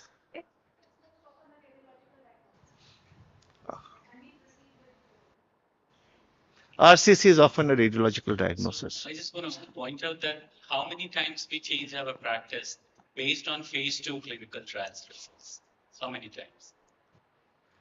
How many times we change? Many times we just take any phase 2 data into consideration to change our practice. Is it right enough to? But Rajesh will answer that. Yeah. Rajesh, quickly, we just have 4 minutes and 2 more trials to discuss. After Rajesh. I'd like a counter question. What options you have in this case? What options you have other than the system? What other local options you have if it is inoperable? Actually, you know what? Surprise. Do you think that kidney cancer is a local cancer, locally advanced, or it is a systemic cancer? Ultimately, it's going to be systemic. But then, what kind of benefit? I'm not denying that radiotherapy should not expand their origin, but right now, when we are Rajesh, I'll add one point here. Uro-oncologists, pardon me for my language, but they have been the regional gundas for renal cell carcinoma. And first time I am seeing, please do not record this statement. गुंडे बैठे हैं यहाँ पे First time I am seeing, that uro-oncologists have adapted for their inoperable patients. They are referring for fast track, which is it is. What do you mean by inoperable patients? A patient can be a high risk patient for operation, No, or he can medically inoperable. Medically inoperable. That is, patient is. then we have other options. We can go for a radio frequency ablation also. Okay. Radiotherapy may emerge as a new option, but we can go for a radio which is less invasive. RF is not less invasive. No. Radio frequency, I would put it as RFA has more data in this setting than SBRT. But I do not accept the fact that it is less invasive. I mean, SBRT is in invasiveness, SBRT falls below. Yeah, I agree. I agree with that. But RFA has more data than that. That's Yes. what I'm asking. It has its own limitations. Yeah. Because the tumor size, what you are tackling in this fast track 1 or 2 trial is around 4 to 5 centimeters. 4 to 5 centimeters. So it's a ideal case for ideally a partial nephrectomy. Yeah. Ideal Medically case. inoperable. Medically, yes. Only medically inoperable patient. Yes. Of course. It's like lung. Lung, you have medically inoperable patient and you take them. And the second, since I've got a mic, I was listening to all these 5-6 trials, but everybody is focusing on how to give radiotherapy, when to give, when not to give, but there is no mention of the post radiation complications 1 year, 2 year, 5 years, 7 years down the line. No, I which think we tackle. it was there. The toxicity is all the No. same. It was there only in one trial. Toxicity is a different thing. What we are tackling, what we are seeing on daily basis is a stricture urethras post radiation, which are very bad. Bladder neck contractures. Sir, any treatment. I mean, No. I am not saying that any treatment will not have complication. That is not my point. What I am telling is that this should also be included. Definitely. That is my point is. So here as a part of panel, we are discussing the gist of the whole thing. But all the slides, if you go through the original slides, most of the studies have to declare that. But it was not shown here. That's what I'm. I have one point. Aditi asked whether biopsy is necessary. So in fast track 2, it was mandatory. Fast track was not, but fast track 2 trial was mandatory. So, Jaskar, and you work in a high volume center. Do you practice SBRT for RCC in your center? We've recently started doing it. I think Medanta has much more experience than we have in Delhi. We have 2 more abstracts to go. I think we'll just go through the abstracts now. Yeah. Just quickly. So this is the next one is by Dr. Shikha. Apalutamide. Do you think you will incorporate in your practice, Dr. Shikha, or you'll just still hold on? One thing in this study was not very they was asking me whether they are a great suppression of androgen. So yes, the amplitamide study seems very, very good. And one more thing which I found, they've clubbed basal cell with luminal A. Luminal A is again, they are on androgen receptor high positive. Only proliferation index is less. I feel they should have separated all three, the luminals, and seen the results. Okay. So, but you're still not convinced as a regular this. Last one is interesting. ctDNA. Gopika, you think it has promise? This study has promise? According to the abstract presented by Zhao et al., it was a single institution retrospective study with a small sample size. And the original peer-reviewed article presented in March 2026, the sample size is even reduced. And the patients who turned out to be ctDNA positive are also reduced.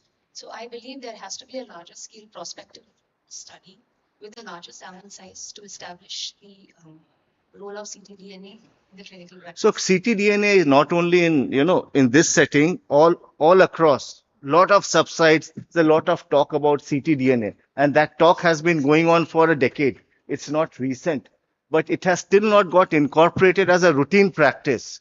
Anyone, do you think there is a promise in that ctDNA? Do you all do it routinely? Anyone does routinely?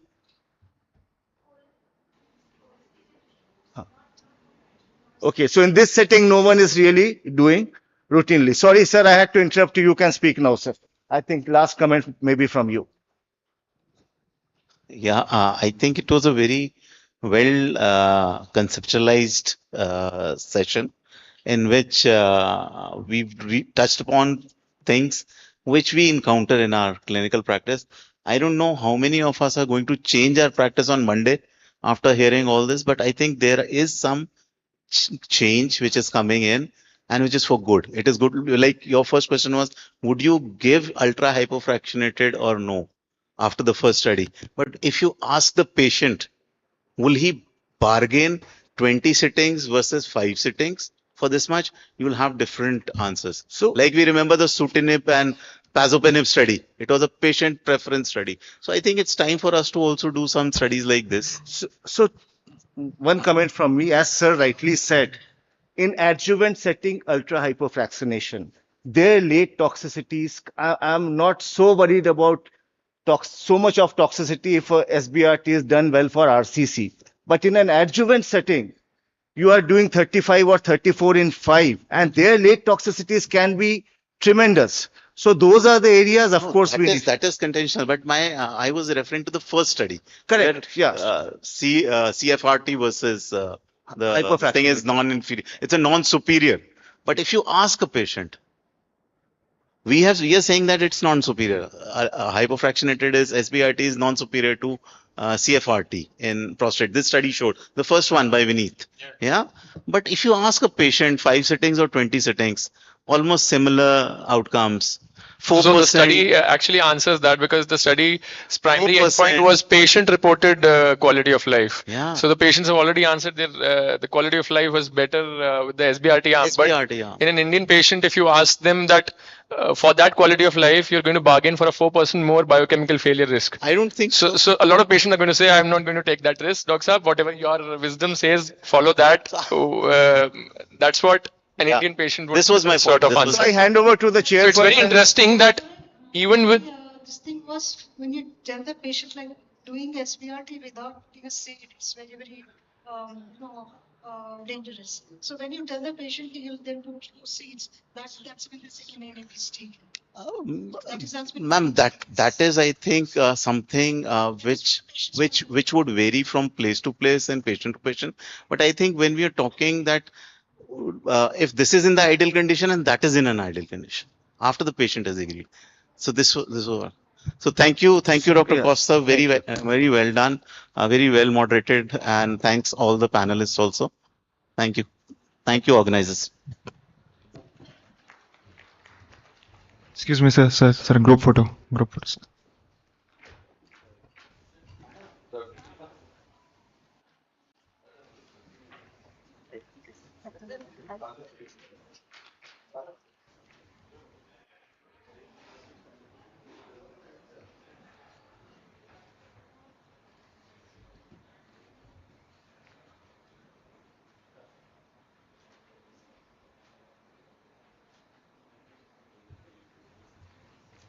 Thank you, everyone. Our next session focuses on gynecological oncology, where innovation in cervical and endometrial cancer management continue to improve both survival and quality of life.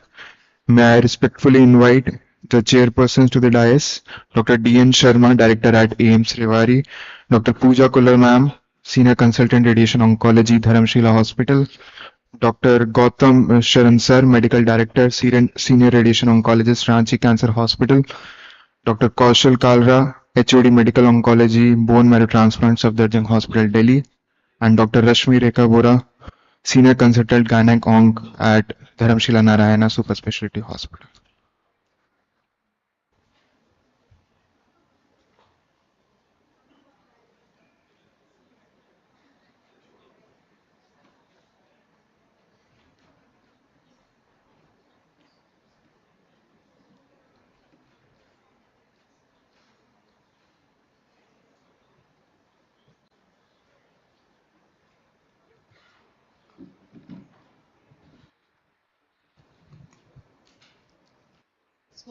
Now I would like to invite Dr. Rahat Hadi. The topic is application of polyethylene glycol hydrogel in radical concurrent chemoradiotherapy for cervical cancer to prevent radiation-induced rectal injury.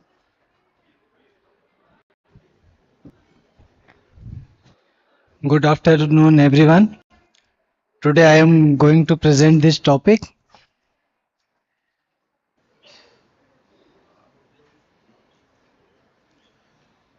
Regarding disclosure, no conflict of interest.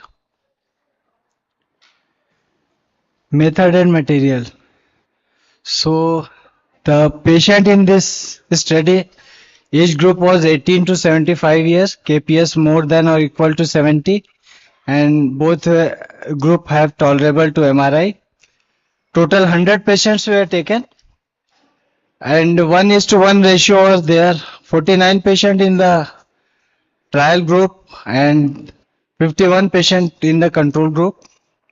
So what they have done, after giving the EBRT, this was the schema. After giving the EBRT or concurrent CTRT, before doing the brachytherapy, they have just put 10 ml hydrogel injection behind the behind the uterus, and what they have and for 51 patients they are having no injection given to them. So they have kept the patient follow-up for 48 weeks.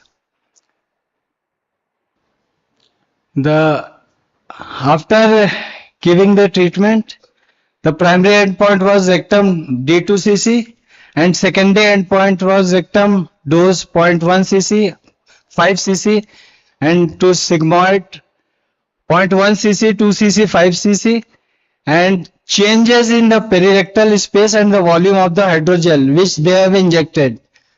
Quality of life C30 and CX24 questionnaires were put. Incidence of radiation induced acute rectal injury was noted.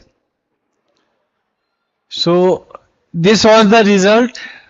Most of the patients were of the squamous cell carcinoma. Other histopathology were adenocarcinoma, adenosquamous and other type. All the stages were included. Regarding the Karnofsky score, it was well maintained. Regarding the dose, they have given the 1.8 gray per fraction RT to 45 gray in 25 fraction. This is the one group.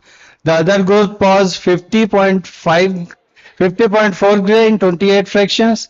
And in this conventional group, they have given 50 gray in 25 fraction.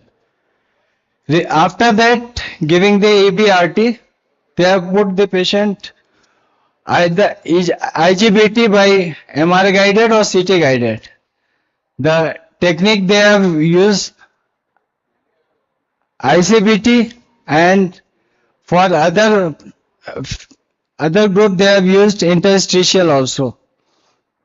So in this slide we are seeing that this contrast radio opaque figure in the first of this is present behind the uterus and just before the rectum. This perirectal space. So we are seeing this material which they have put at the end of brachytherapy, 12 weeks after brachytherapy, 24 weeks after brachytherapy, and 30 weeks after brachytherapy. So no contrast material or this the material they have used for brachytherapy is study. It was found not found after 36 weeks. So these are the results. This the patient which they have put gel or the other patient which were in the control group, we are seeing the dose to the rectum. It was less in which the gel was used.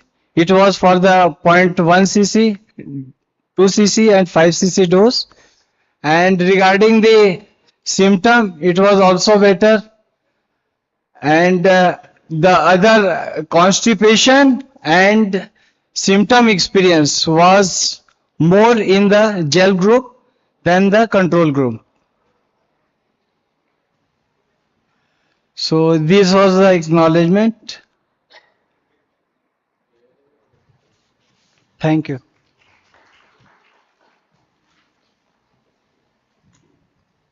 Thank you, Dr. Rahat. Thank you.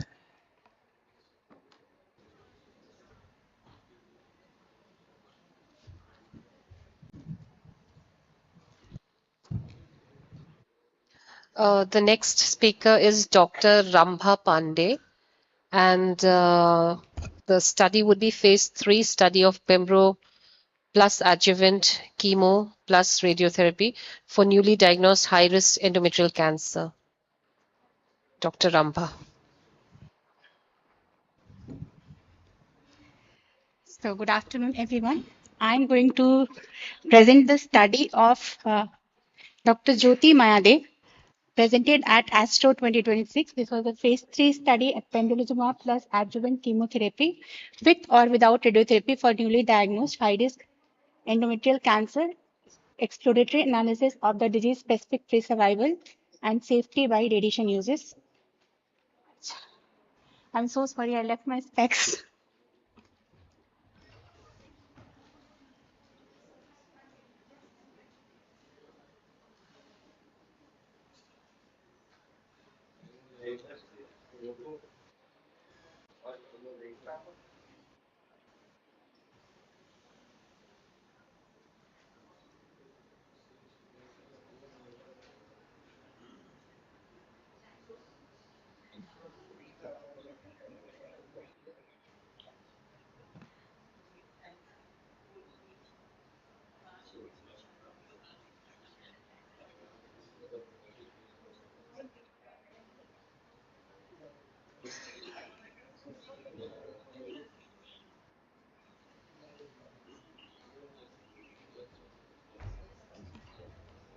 Extremely sorry. So, with high-risk endometrial cancer, the current standard of care involves surgery followed by adjuvant systemic chemotherapy plus minus radiotherapy with an 5-year DFS of 58 to 65%. In the phase 3 NGOT N11 GOG 3053 trial, the addition of pembrolizumab versus placebo to adjuvant chemotherapy with or without radiotherapy did not improve DFS in the intention to treat population. However, in a pre-specified exploratory subgroup analysis, improved DFS in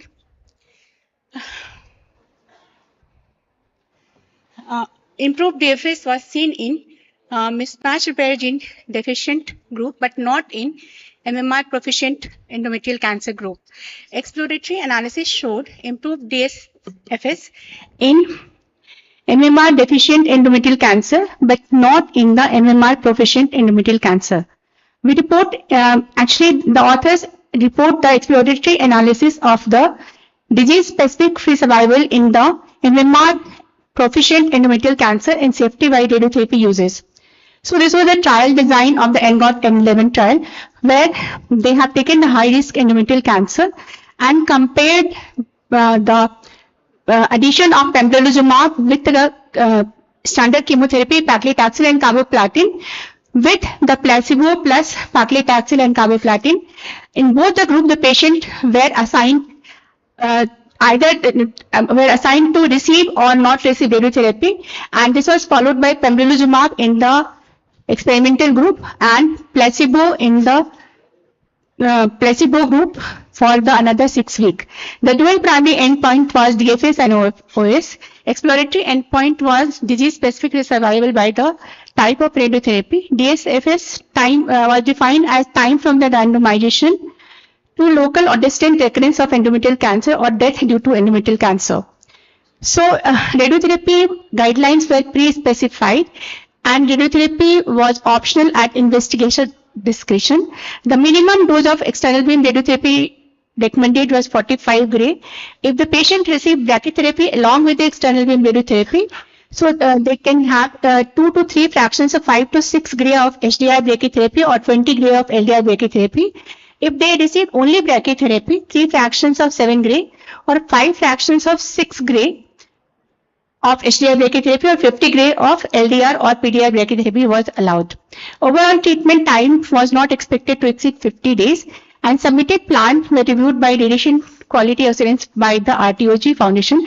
The bottom charts, the bottom graphs actually shows the median radiotherapy duration, median radiotherapy dose, and the median number of radiotherapy fractions received by the patient. And it shows that most of the patient in external beam radiotherapy group received 45 gray in 25 fractions over the period of 36 to 38 days. And those who received brachytherapy along with radiotherapy, along with external beam radiotherapy, they received 12 gray in 2 fractions over 6 to 8 days, or in only brachytherapy arm, the patient received 21 gray in 3 fractions over a period of 14 to 11 days. So at baseline, characteristics were well matched into both the placebo group and the experimental group. And we can also see that the patient who received external beam radiotherapy or EBRT with brachytherapy in both the group had advanced disease at presentation, like they were in stage 3. And if we talk about the patient who received only brachytherapy, most of the patients were in stage 1. Now, if we see the radiotherapy uses by geographical distribution, so most of the patient globally received radiotherapy in some form. Approximately 65% patient all over the world received radiotherapy in some form, with the maximum incidence or maximum patient receiving radiotherapy was seen in South America, and the least number of patients received radiotherapy in East Asia, and that too in Japan. Almost 100% of patients did not receive any form of radiotherapy. So this was a disease-specific free survival. And if we see by the type and uses of radiotherapy, the patient who received only brachytherapy did fairly better than the other groups. Brachytherapy patient had higher disease-specific free survival at 1 and 2 years, 92.6% and 84.6%. So addition of cisplatin did not have any advantage. If you compare the EBRT brachytherapy and EBRT plus brachytherapy, then we can see that addition of pembrolizumab in the EBRT group was advantageous as compared to brachytherapy and EBRT plus group. And if we see the recurrences, highest recurrences was seen in the distance. Systemic recurrence is more common as compared to the local recurrences. However, loco-regional recurrences are more common in patients who did not receive any form of EBRT or brachytherapy. So if we talk about the endometrioid histology or non-endometrioid histology, the patient with non-endometrioid histology had advantage of receiving pembrolizumab in advanced stages. So adverse event, most of the patients had some form of adverse event. However, there were no long-term toxicity, and discontinuation pembrolizumab was similar in patients whether they received radiotherapy or not. So to conclude, in Mismatch repair gene proficient endometrial cancer, addition of pembrolizumab to chemotherapy did not improve DSFS regardless of radiotherapy use, which was at the discretion of the investigator. Treatment group were therefore combined for further analysis of DSFS in MMR proficient endometrial cancer. Recurrence most often was distant, lower rate of loco-regional recurrence seen with the EBRT plus brachytherapy. Analysis based on histology by stage and usage of radiotherapy suggested that DSFS was more favorable in participants with stage 3 and 4 non-endometrioid histology. Thank you. Thank you, Dr. Rambha. Now, next speaker is Dr. Garima Singh. Topic is nivolumab plus concurrent chemoradiotherapy for locally advanced cervical squamous cell carcinoma.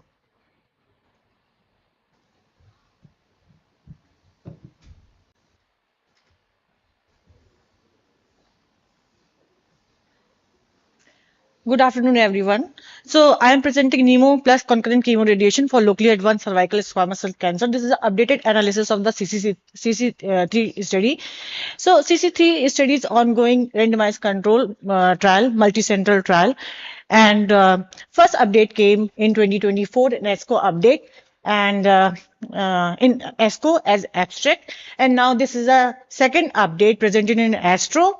And principal investigator is Wong et al. And there is no conflict of interest. So as we know, the carcinoma cervix, the new case, estimated new case are 70,000 per year. That is a 7% in female malignancy, and that the estimated death is around 13,000. That is a 5%. Locally advanced incidence is 32%, and with 5-year overall survival is 24 to 76%, but recurrence is still higher, 23 to 34%. We have concurrent chemoradiation as a standard of care, but we don't have any randomized, previously we didn't have any randomized control trial with targeted therapy, though we have small case studies and then with unpowered small randomized control. So what is the EGFR overexpression? If there is a EGFR overexpression in tumor, that means poorer outcome, poorer prognosis. Nivolumab, that is a tyrosine kinase inhibitor. So, showing the good anti-tumor activity. This is a monoclonal humanized IgG-driven antibodies. So, this CC3 study showed improve overall response rate, prolonged PFS at 12 months. So, how it works? Block EGFR signal pathway, mediate immune effect ADCC, and lead to endocytosis and EGFR degradation. So, what was the primary objective of this? To evaluate the efficacy and safety of the nivolumab combined with concurrent chemoradiation. So, this study comprises 286 patients enrolled in this study. The inclusion criteria 18 to 75 years of age, locally advanced cervical cancer, 1B, 3 to 4A, as FIGO staging 2018, and at least one measurable lesion according to RECIST 1.1, ECOG 0 to 2, life expectancy more than 3 months, and adequate organ function. And exclusion criteria, adenocarcinoma, no patient with pregnancy or lactation, and no apart from any other histopathology of the carcinoma cervix. And previous radiation exposure was also exclusion criteria in this study. So total involved 28 centers conducted at China, randomization 1:1. So experimental arm consists of the 142 patients, nivolumab 400 milligram IV weekly into 6 weeks plus cisplatin 40 milligram per meter square IV weekly with IMRT VMAT 45 to 50.4 followed by the brachytherapy. Control arm as the standard care, total comprises of the for 144 patients. Now the 3-year follow-up period with primary endpoint 3-year progression-free survival and secondary endpoint with 3-year overall survival, objective response rate, complete response rate, safety profile and assessment. So now come to statistical design. So this consult flow diagram showed initial screening 306 patients, and 20 patients were eligible for this study. Randomization was done into 86 patients. So basically, conversion of the eligibility criteria was 94%. That is very good.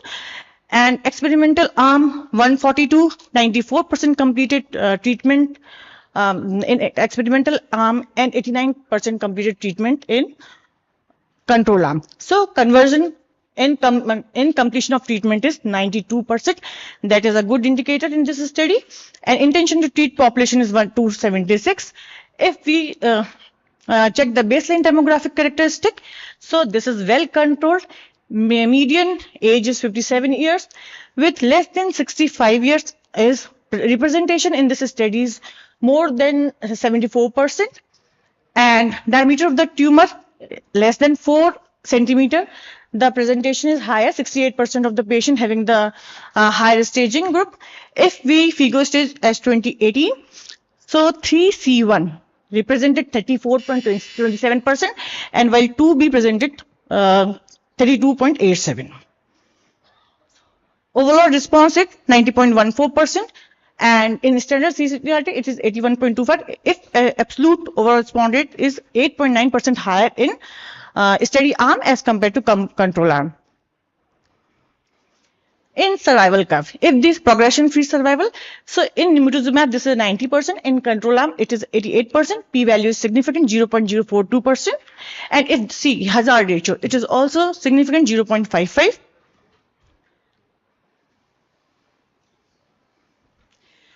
If we progression-free survival in subgroup analysis, it showed all patients with p-value significant hazard ratio that is a 0.55, that is a 45% risk reduction in control arm with p-value 0.04.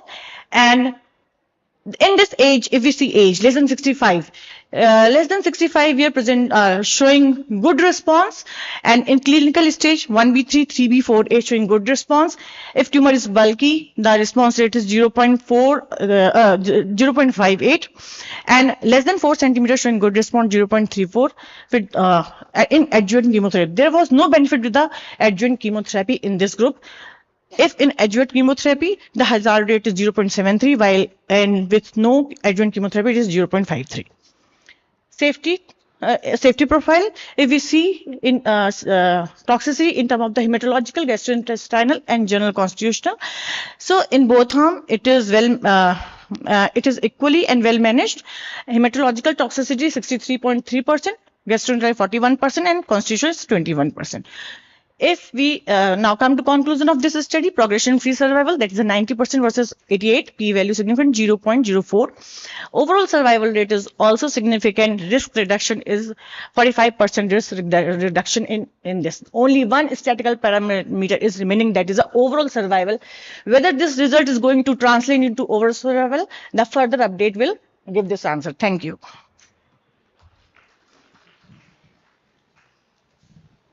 Hello, thank you so much, Dr. Garima. I now call upon the next speaker, Dr. Aditi Tanwar. She's going to speak on a real-world comparison of moderated hypofractionated radiotherapy and conventional fractionated radiotherapy in cervical cancer.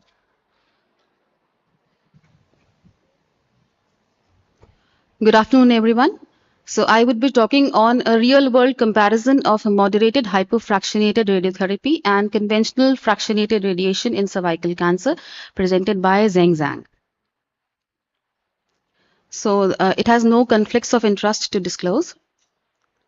Coming on to the background, concurrent chemoradiation is the standard treatment for patients with locally advanced cervical cancer, and the treatment constitutes EBRT for around 5.5 weeks and 3 weeks of brachytherapy. So the dose of EBRT is around 45 to 50.4 grays in 25 to 28 fractions, and the time duration for concurrent chemoradiation, it usually lasts for about 8 weeks, including the brachytherapy.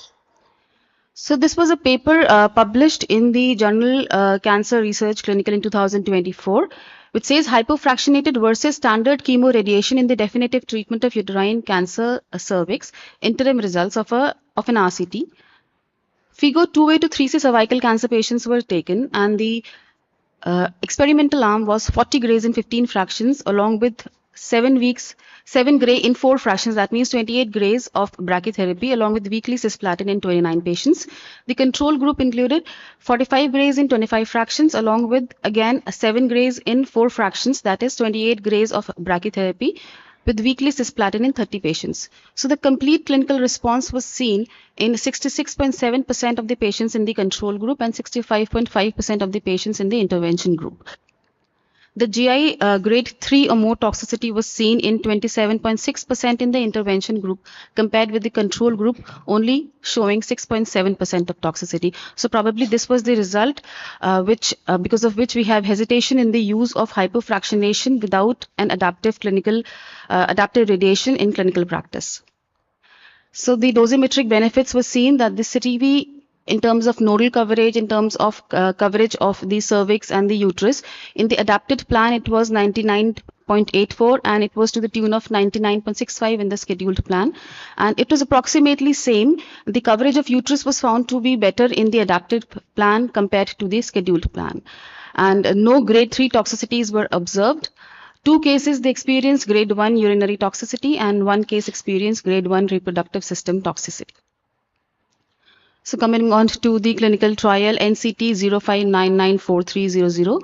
So patients, they received a daily online adaptive radiation with 43.35 grays in 17 fractions to the entire pelvis along with a SIB of 54.4 grays in 17 fractions to the gross nodes. Grade 3 gastrointestinal toxicity occurred in 11.5% of the patients. So the research included eligible patients were with FIGO stage 1B to 2 or 3C1 cervical squamous cell carcinoma. The moderately hypofractionated radiation arm included 43.35 grays in 17 fractions along with daily online adaptive radiation, and the conventional fractionation arm included 50.4 grays in 28 fractions along with the daily IGRT.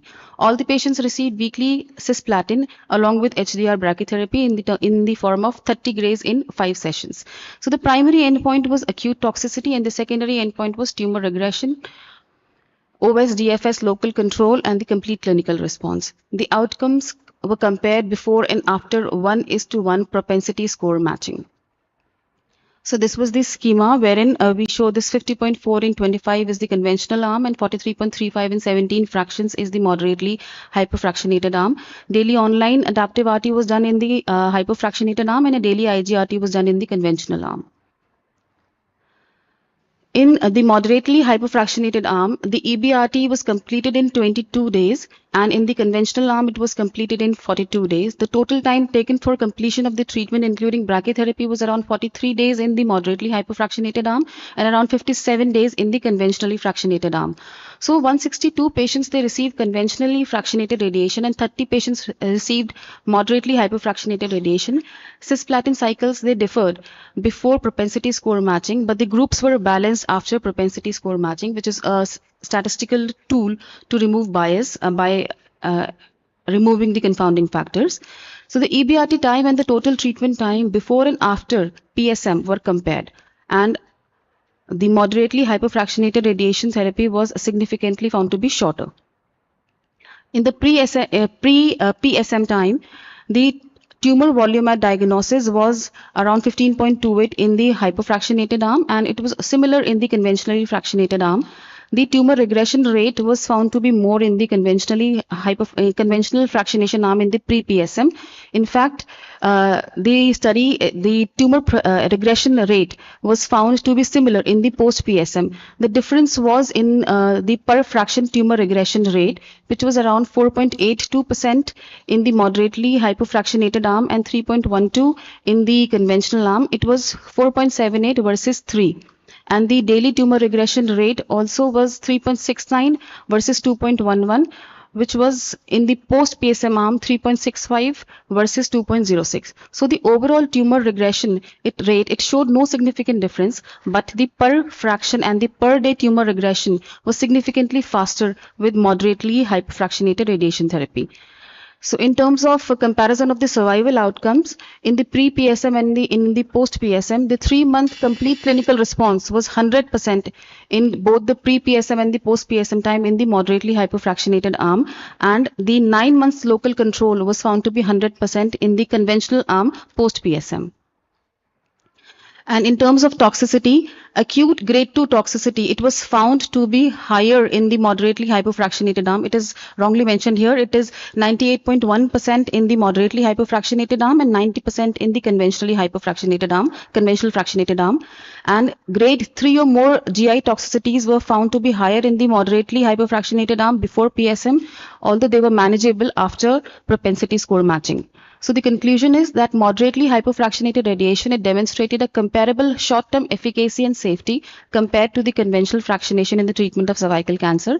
Its advantages include a shorter treatment time and a higher tumor regression per fraction and per day. So MHRT may serve as a promising alternative to conventional fractionation in times to come. Thank you.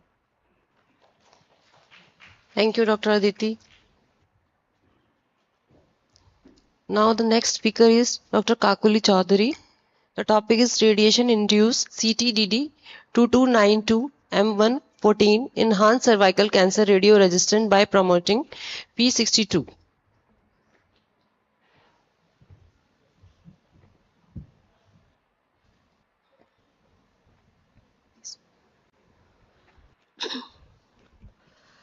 Good afternoon, everybody, and thank you, Dr. Kanika Madam, for giving me this opportunity.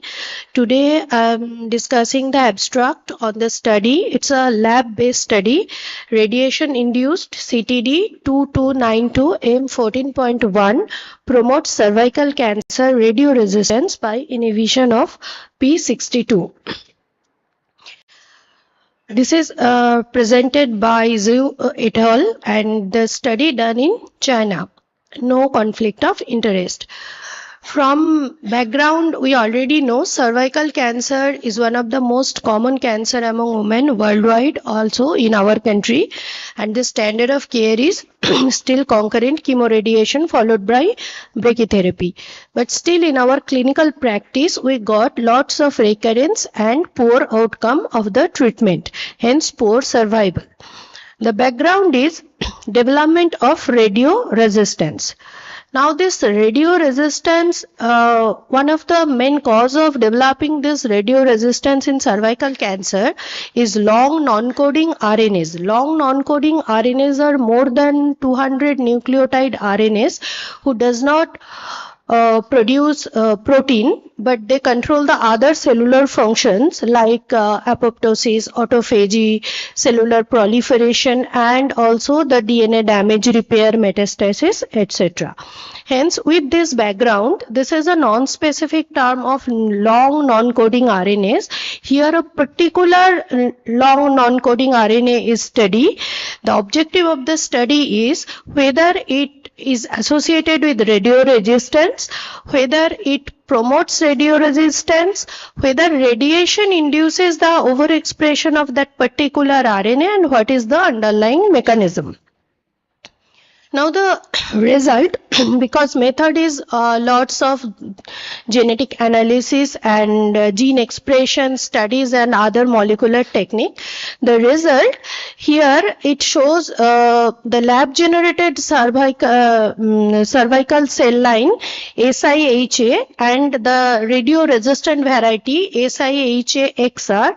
They both studied for expression of this particular LNC RNA, and it shows the radio resistant variety is mostly associated with higher expression of this particular RNA. So it is associated with the radio resistance. Now this is here shows these two cell line, one is radio sensitive and other is radio resistance. In radio resistance there is more expression and poor survival. Now next come whether radiation itself induces or promotes this particular long non-coding RNAs. Here they used two type of cervical cell line in lab. One is HeLa and other is SIHA, and they are irradiated repeatedly and in prolonged way, and it's shown in both cell line with repeated radiation there is increased expression of CTD2292. Here it is shown that. Now, now another thing, whether this CTD2292 M14.1, it promotes the radioresistance of cervical cancer cells in vitro. In this study, they use two type of study. One is overexpression, that is they artificially increase this particular long non-coding RNA in a group of cervical cancer cell, and in other group they decreases its amount, and it is shown when it increases it causes more colony formation, less DNA damage and more cell survival. And when it's the knockdown cases, that means when there is low CTD, this particular RNA, then there is less colony formation and more DNA damage, there is more radiosensitivity. Now, what is the underlying mechanism? Underlying mechanism for to detect the downstream process, they have done lots of molecular processing like proteomic analysis and RNA pull down analysis, also other RNA immunofixation and molecular docking. All of this procedure clearly indicates a particular protein, that is SQSTM1 or P62. So this is the key mediator in the downstream of this particular long non-coding RNA. Now, how it works, this P62, with the increase of this particular long non-coding RNA in radio-resistant cases, there is decrease in P62, and hence it promotes the autophagy and also inhibits the ferroptosis. Autophagy is a cellular protective mechanism. With increase in autophagy, there is more colony formation, more survival of the cells, and ferroptosis is the ferritin dependent apoptosis, and hence it causes again more survival of the cell. The similar result they found in mouse xenograft show both in vivo and in vitro the results are same. We can summarize the study like that. If with radiation there is increased CTD of this particular CTD and if there is upregulation, then followed by P62 decrease in P62, and that causes enhancing autophagy and then inhibition of ferroptosis. So these are both in this two setup, in vivo and in vitro. In future, there may be some clinical application if we target any of this molecule to improve the radioresistance. Thank you. Thank you, Dr. Kakoli Chaudhary. May I now invite Dr. Vinita Goyal, ma'am, Senior Director and HOD Radiation Oncology, Fortis Hospital, Shalimar Bagh, to moderate this session, along with all the panelists. Please join us on the stage.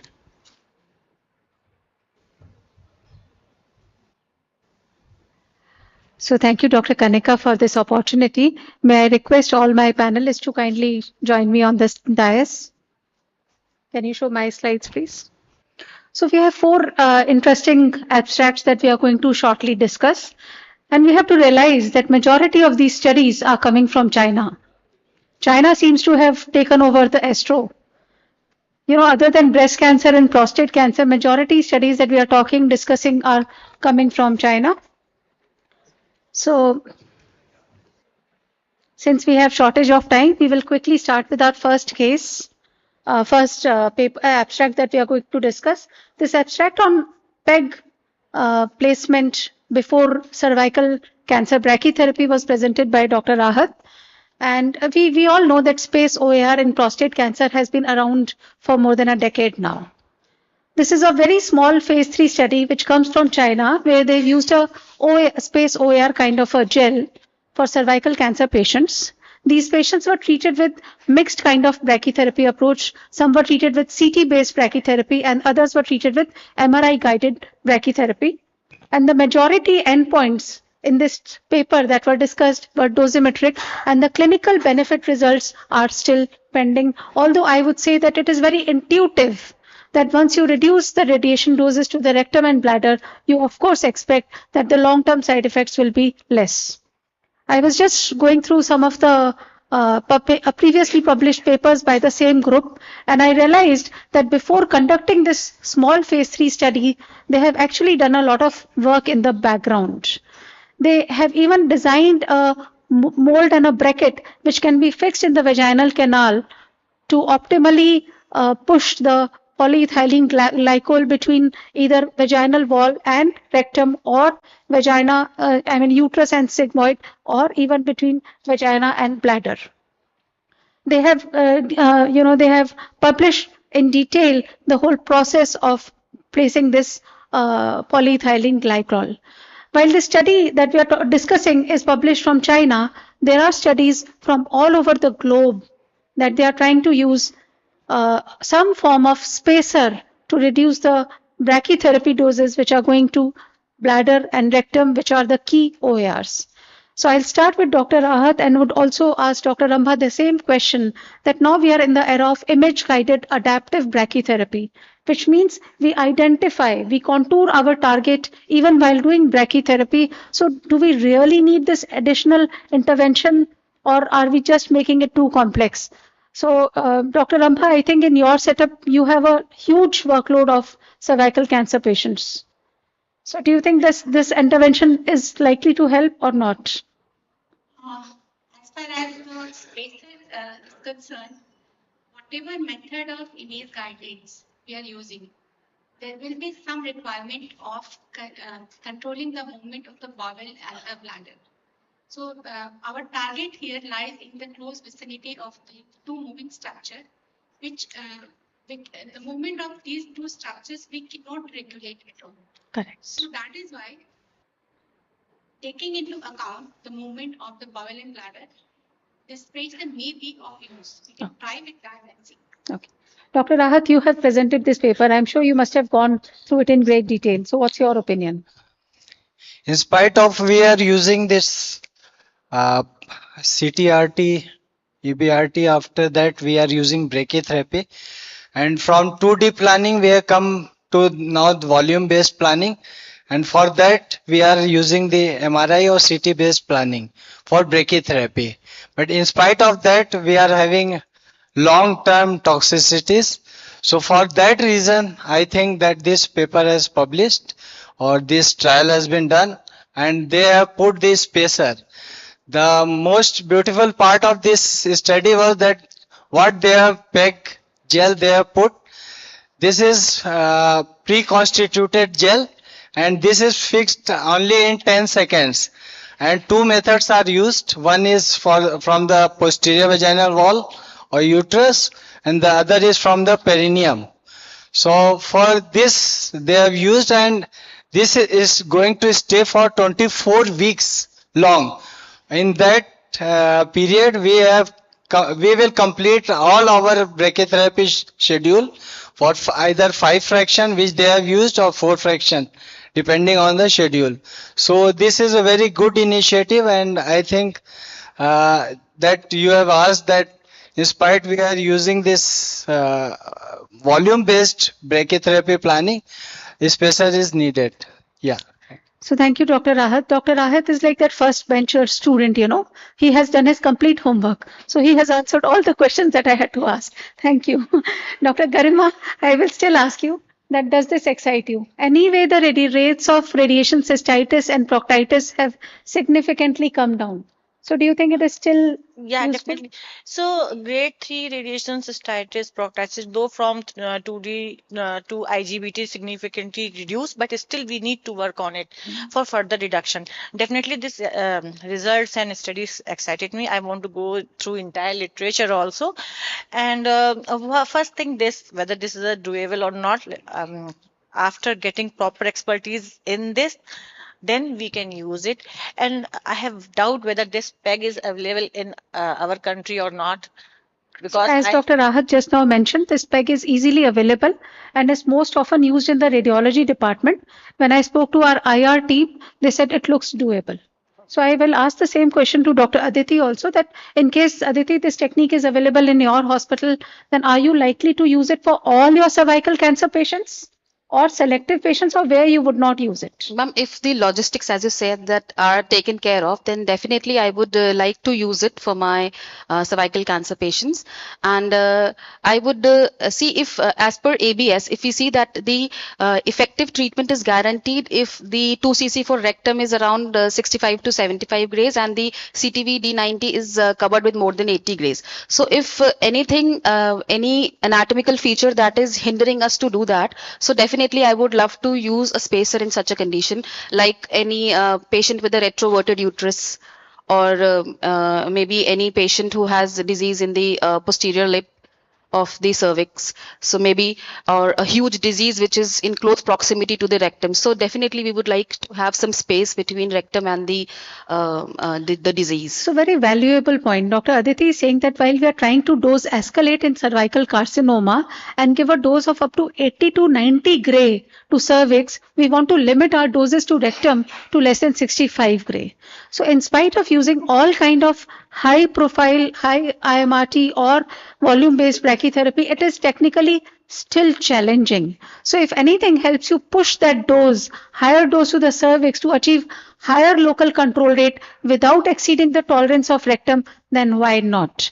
Probably the only subgroup of patient where you might not be able to optimally use it are the patients where posterior vaginal wall per se is still involved, or there is a lot of disease there even after completion of EBRT. These are the patients where you might struggle because this polyethylene glycol is inserted from the posterior vaginal fornix. So if there is a lot of disease, we do not know about the risk of seedling. So probably those patients, you may not be able to use it. But certainly when you have to do re-irradiation, you would always want to push away the rectum and bladder and sigmoid as much as possible. So I would just like to conclude that, this for a Monday morning practice change, I would say yes. The challenge why we could not start space OAR so far in prostate cancer was because of its non-availability. In the morning, we were discussing about the non-availability of TTF for brain tumors, for GBMs. Similarly, space OAR is a patented technology and is not available. In cervical cancer, I think it makes a lot of sense to use a space, something to space rectum and bladder away from cervix and vagina after completion of EBRT and before brachytherapy. However conformal brachytherapy may be, brachytherapy is still not real time. Suppose I do one ICRT at 9 o'clock in the morning, 10 o'clock I acquire a CT scan, then I do planning or an MRI, and by 11 or 12 my plan is ready and I have looked at doses to the bladder, rectum, everything, but I do not know how much these organs have moved within that time. And when it comes to interstitial brachytherapy, we are more blinded. Why? Because day one we do brachytherapy and day 1, 2 and 3 we continuously deliver the plan, and it is not feasible to every time take a CT scan and replan and recheck the doses. So probably these are the reasons why we still get radiation proctitis and cystitis, although the incidents have come down. In spite of following the ABS guidelines, the some patients do get it, and if we can prevent it. The other advantage that I see when I was going through this paper is that we will be more confidently able to demonstrate the rectal walls. Once you've put in an applicator, there is a lot of artifact, and that artifact often prevents you from delineating your OARs correctly. There is some amount of guesswork that we do, or we often do peer review to correctly contour bladder and rectum. So once rectum is pushed away, we will be more confident. So I think it's a good technique. It is simply based on the principle of spacing. It looks doable to me, does not require much additional resources. Of course, we will have to tie up with our IR team And it can be, as somebody said, that preferably it has to be done through posterior fornix or not. It can be done through a transperineal route, either by ultrasound guidance or by CT guidance.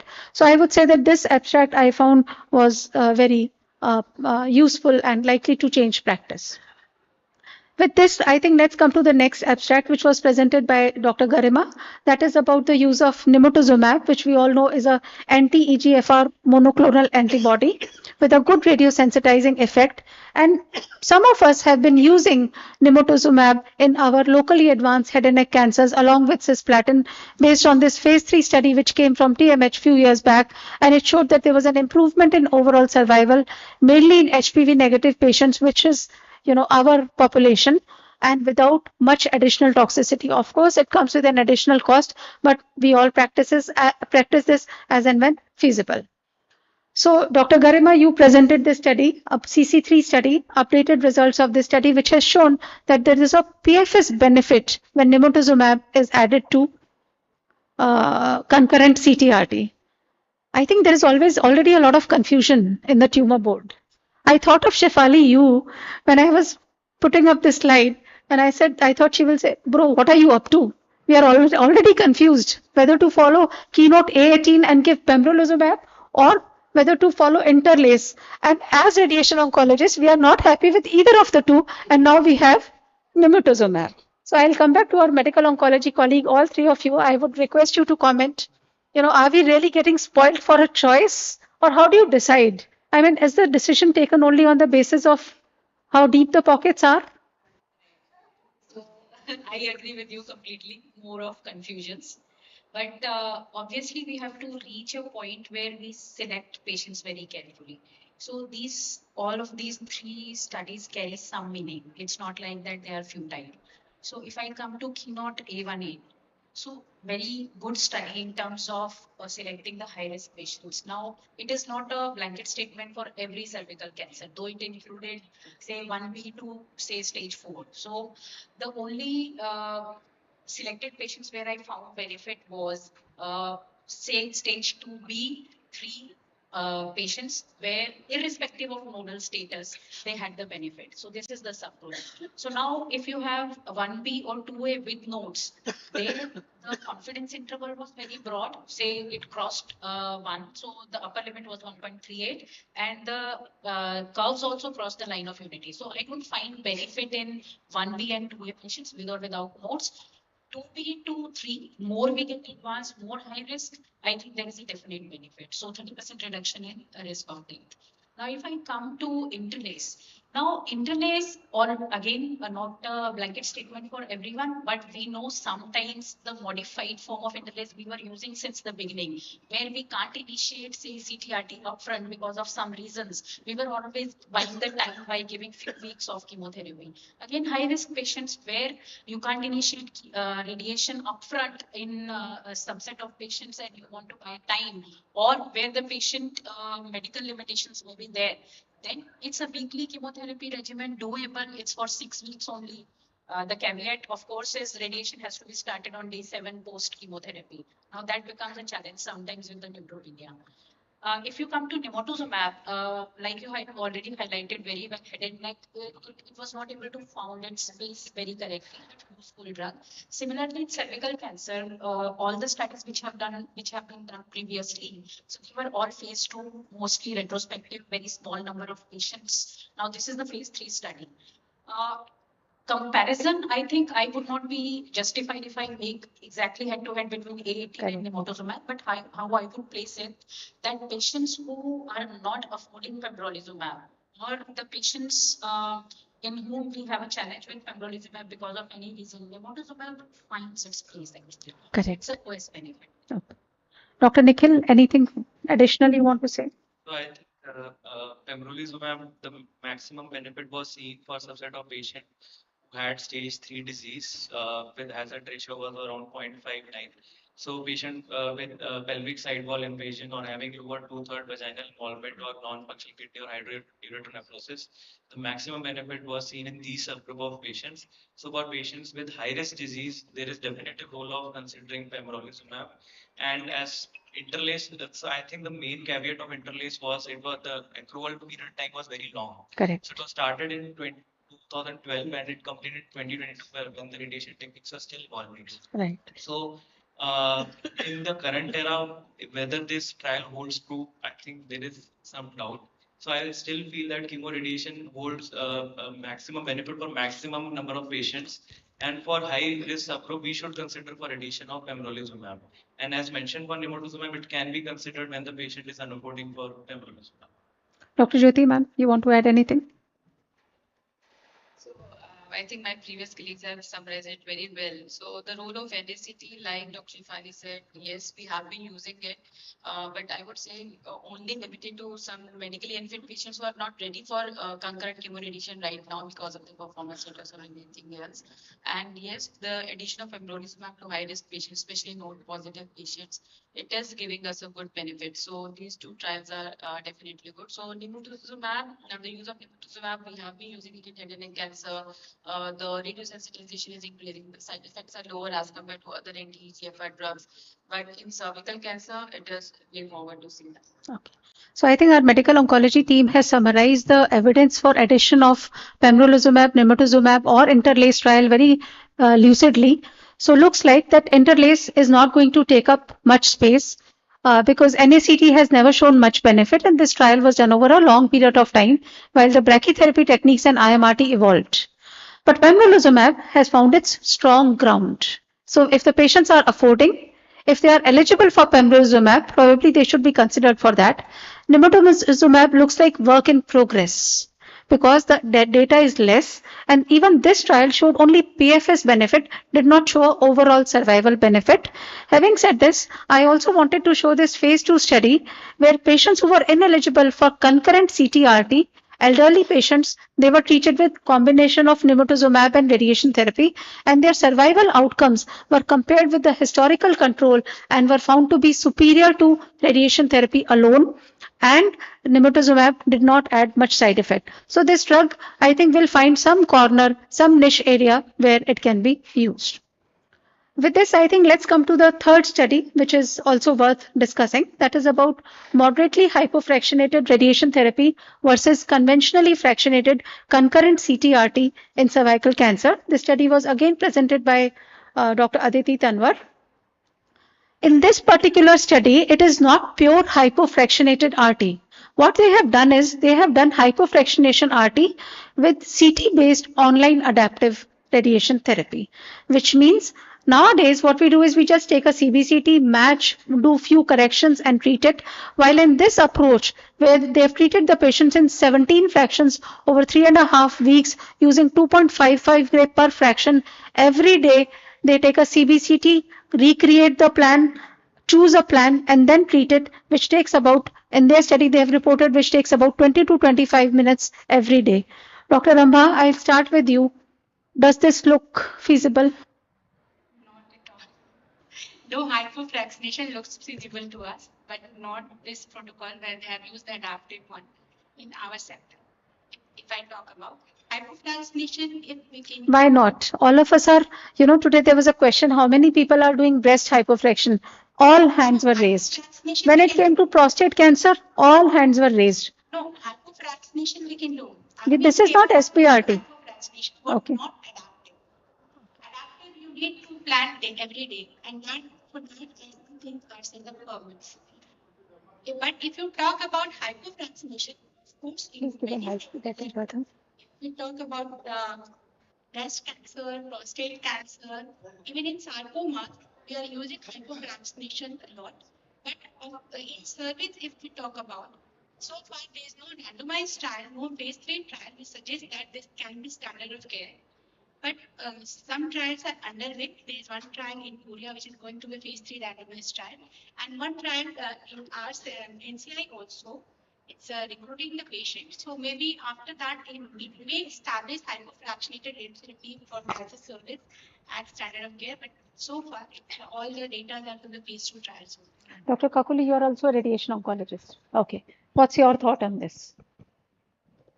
You know, when we can do hypofractionated RT and when we are talking about doing SBRT in prostate and ultra hypofractionated RT in breast cancer, then why not cervix?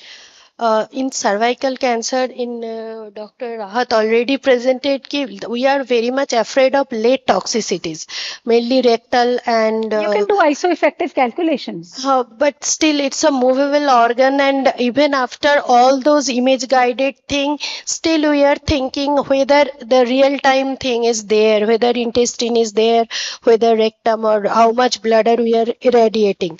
And hence, I think hypofractionation we are all very much afraid of in cervical cancer, but we are very comfortable in other. I'm going to ask him. Uterus is considered to be movers and shakers. Everything moves. So that is why it is difficult to practice hypofractionation. Dr. Rahat, we'll come to you. So this is a study which has been published from your institute. What was your experience in terms of acute and late toxicities? You've published 5-year results. Yeah. So this study was published from RML by Dr. Ajit Gandhi, and they have showed the result just equivalent to or little better than the conventional fractionation, and toxicities were also par with this same conventional regarding the same, but regarding the disease-free survival, it was better. DFS was better. DFS was better. Okay. Yeah. Dr. Shikha ma'am wanted to say something. Can someone give her mic, please? Ritvik, Ma'am, we can't hear you.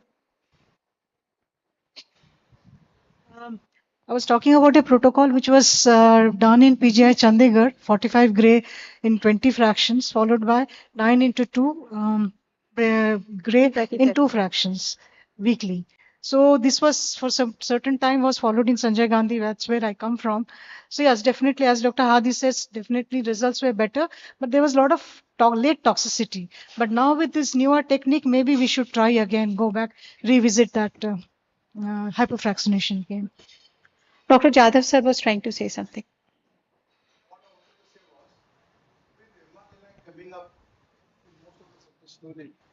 You have to go for adaptive radiotherapy of cervix. That time you can't say it's time consuming. Sir, if we can do MR lining based radiotherapy, or if you can do adaptive radiotherapy in the cancer cervix, of course we can go for hypofractionated. I was talking about in our center where we have a very busy center.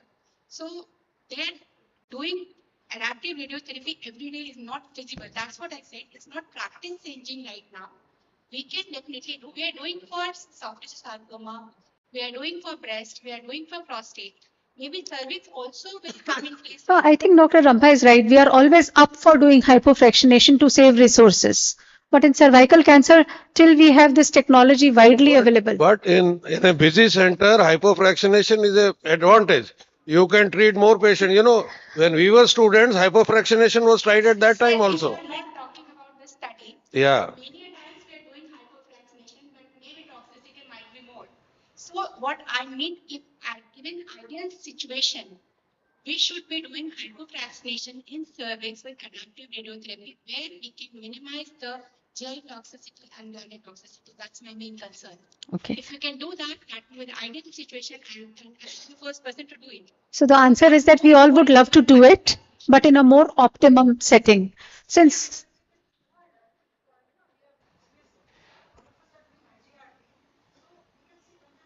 Ma'am, there are few studies where they did only IGRT based hypofractionated RT and have shown, as you also said, higher toxicity rates. Can do not daily based, but once in 2 weeks. Definitely. And once you have MR Linac, The trial basis, the trial had started in our center. So you can't have plan library for rectum. January. It moves anywhere. Dr. Rahat, last point. Yes, short. At our center, we are also doing this MRI based brachytherapy planning, volume based. Oh, that is And different. We are ma'am, talking. we Okay. are doing, but as Dr. Ramba has told that not in all patients. We are not doing, we are doing in only very selective patients. Okay. So I think we'll come to the last study. This study I just did not like. So this is Keynote B21. This study was trying to look at the benefit of adding pembrolizumab in high-risk endometrial cancer patients, MMR proficient as well as deficient. Now, in this study, the investigators thought that the person who's treating the patient can take a decision about radiation therapy. So some patients were given EBRT, some patients were given brachytherapy, some patients were given combination, and some were put on observation. I don't like to be taken for granted. So that is why this exploratory analysis is not giving the correct answer. Dr.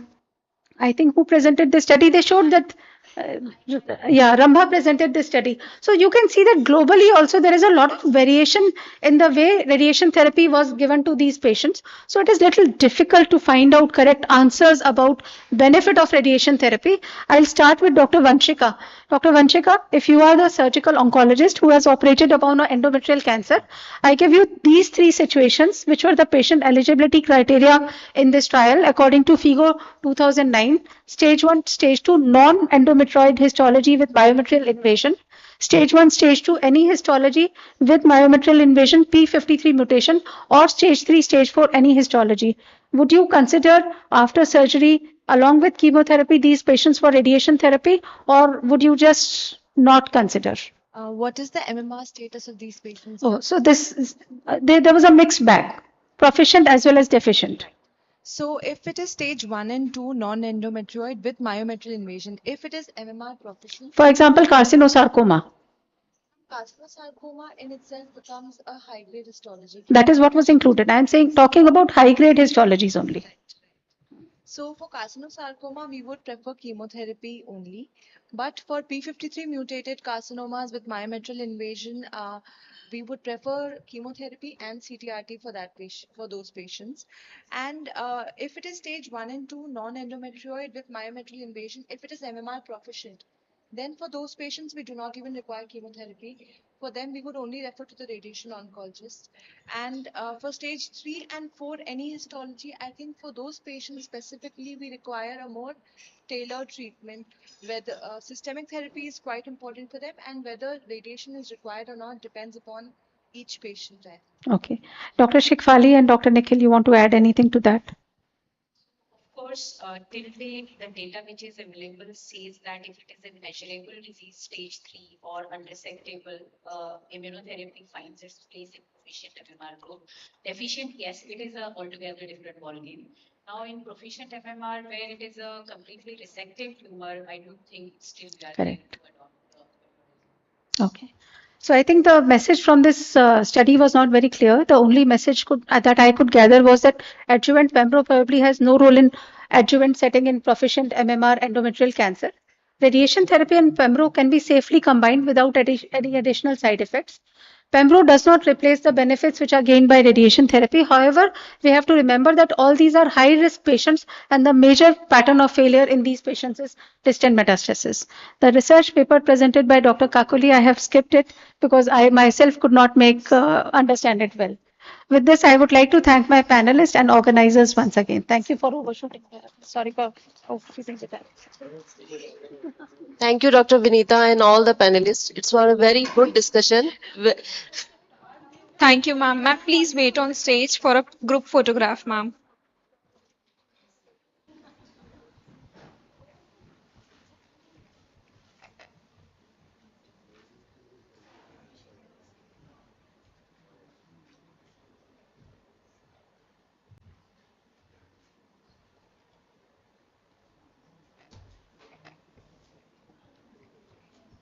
Thank you so much, ma'am.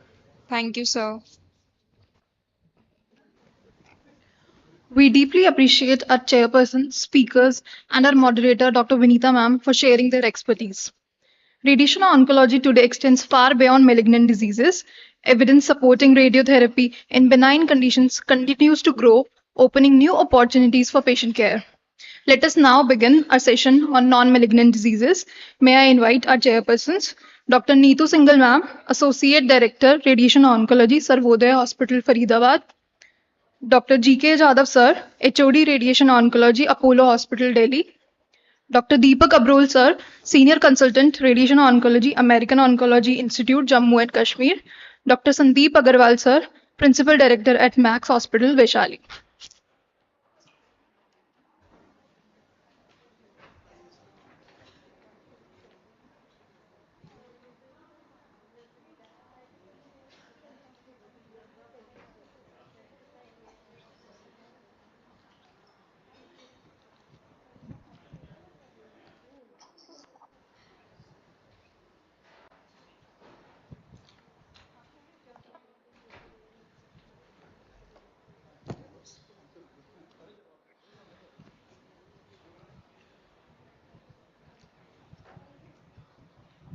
Good evening, friends. Let's start immediately with the topics today. I call upon Dr. Meenakshi Mittal, radiation oncologist, to talk on toxicity and quality of life following observation or radiation therapy in Dupuytren's disease in the international DEPART randomized trial. This session is on non-malignant diseases.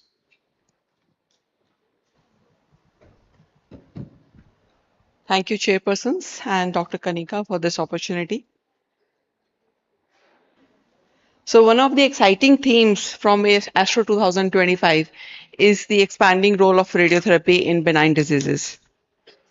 And DEPART trial is one of the excellent example where low-dose radiotherapy has been given in Dupuytren's disease in to prevent and they have noted the 3-year toxicity and the quality of life. So this trial was presented by Gerard Martin.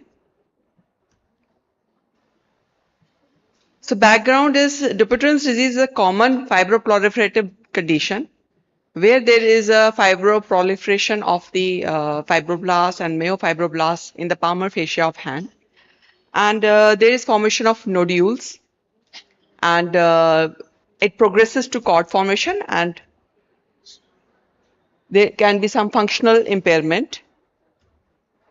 So this picture shows the functional impairment because of the contracture of the cords which have formed because of the collagen deposition in Dupuytren's disease. So this is the nodule and contracture picture. This image shows the cellular biology of the Dupuytren's disease. This was presented in Vergy et al. JHS in 2009. And the graph here shows that the nodule part of the Dupuytren's disease has the maximum cellularity and the perinodular regions or the proximal and distal cords and the proximal and distal parts of the nodule, they have lesser cellularity.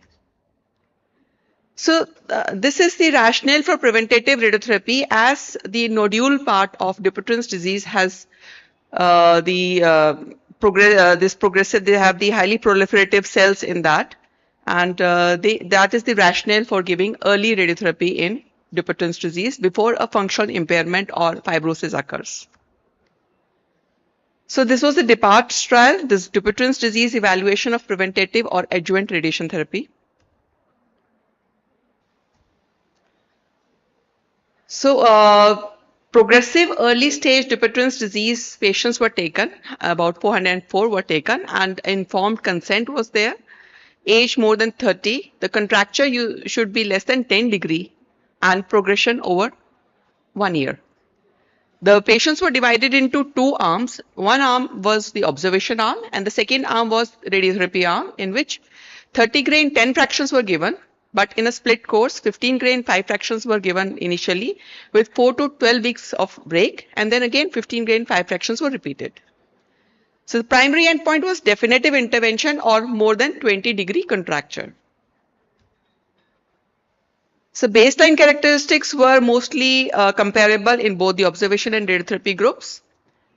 And a few things which I would like to highlight here is that the dominant hand was the right hand in almost 86 to 92% of cases, and almost 100% of the patients were white. There were no Asian or Indian patients in this trial. And Ledderhose disease was seen in almost 20% of patients in both the cases, which is again a plantar fascia fibrosis, fibroproliferative disease, and Peyronie's disease was very uncommon. There was a strong family history of about 42 to 43% in both the observation and radiotherapy groups. Secondary endpoints which the examiners assessed were the maximum term toxicity and patient-related quality of life. So medium, the potential radiotherapy toxicities which could occur were arthralgia, dry skin, reduced sweating, skin pain, radiation dermatitis, skin atrophy, fatigue, skin induration, edema, others. And they were assessed by the examiners by the CTCA version 4.03, and they assessed these side effects at baseline, end of radiotherapy, and post radiotherapy it was assessed every 6 months, then 12 months, 24 months, and up to almost 9 years is the plan. So important feature of this trial was that 3 patient reported quality of life tools were used to assess the quality of life of patients. These were the Quick Dash, URAM, and the VAS scale. So coming to the Quick Dash, this scale has 11 questions, and the first 6 questions were functional deformity or functional dysfunctions like difficulty in opening a tight jar or like that, and there was the activity, the social activity, hindrance in social activity, hindrance in your movements, and symptoms were the last 3, arm, shoulder pain, etc. And this was the URAM scale, and this was only the functional activity. Difficulty was measured from 0 to 5, and the higher grade was the severity. Yeah. So numeric pain score was seen, and secondary endpoints were, this is the same slide.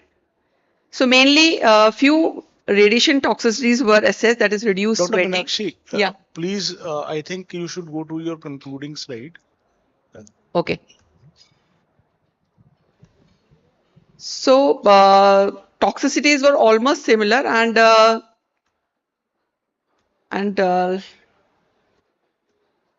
if you want, where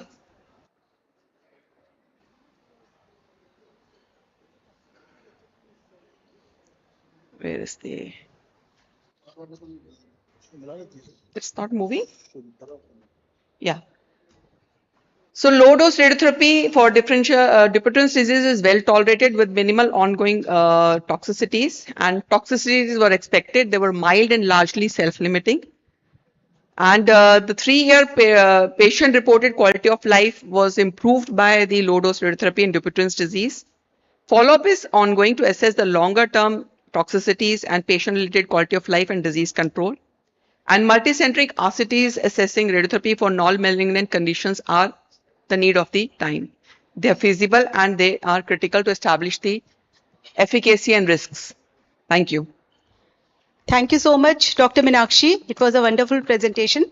Now we move on to next session, that is stereotactic arrhythmia radiotherapy STAR versus repeat catheter ablation for high-risk refractory ventricular tachycardia. 3-year safety and efficacy outcome by Dr. Saurabh Kumar. Dr. Saurabh, please.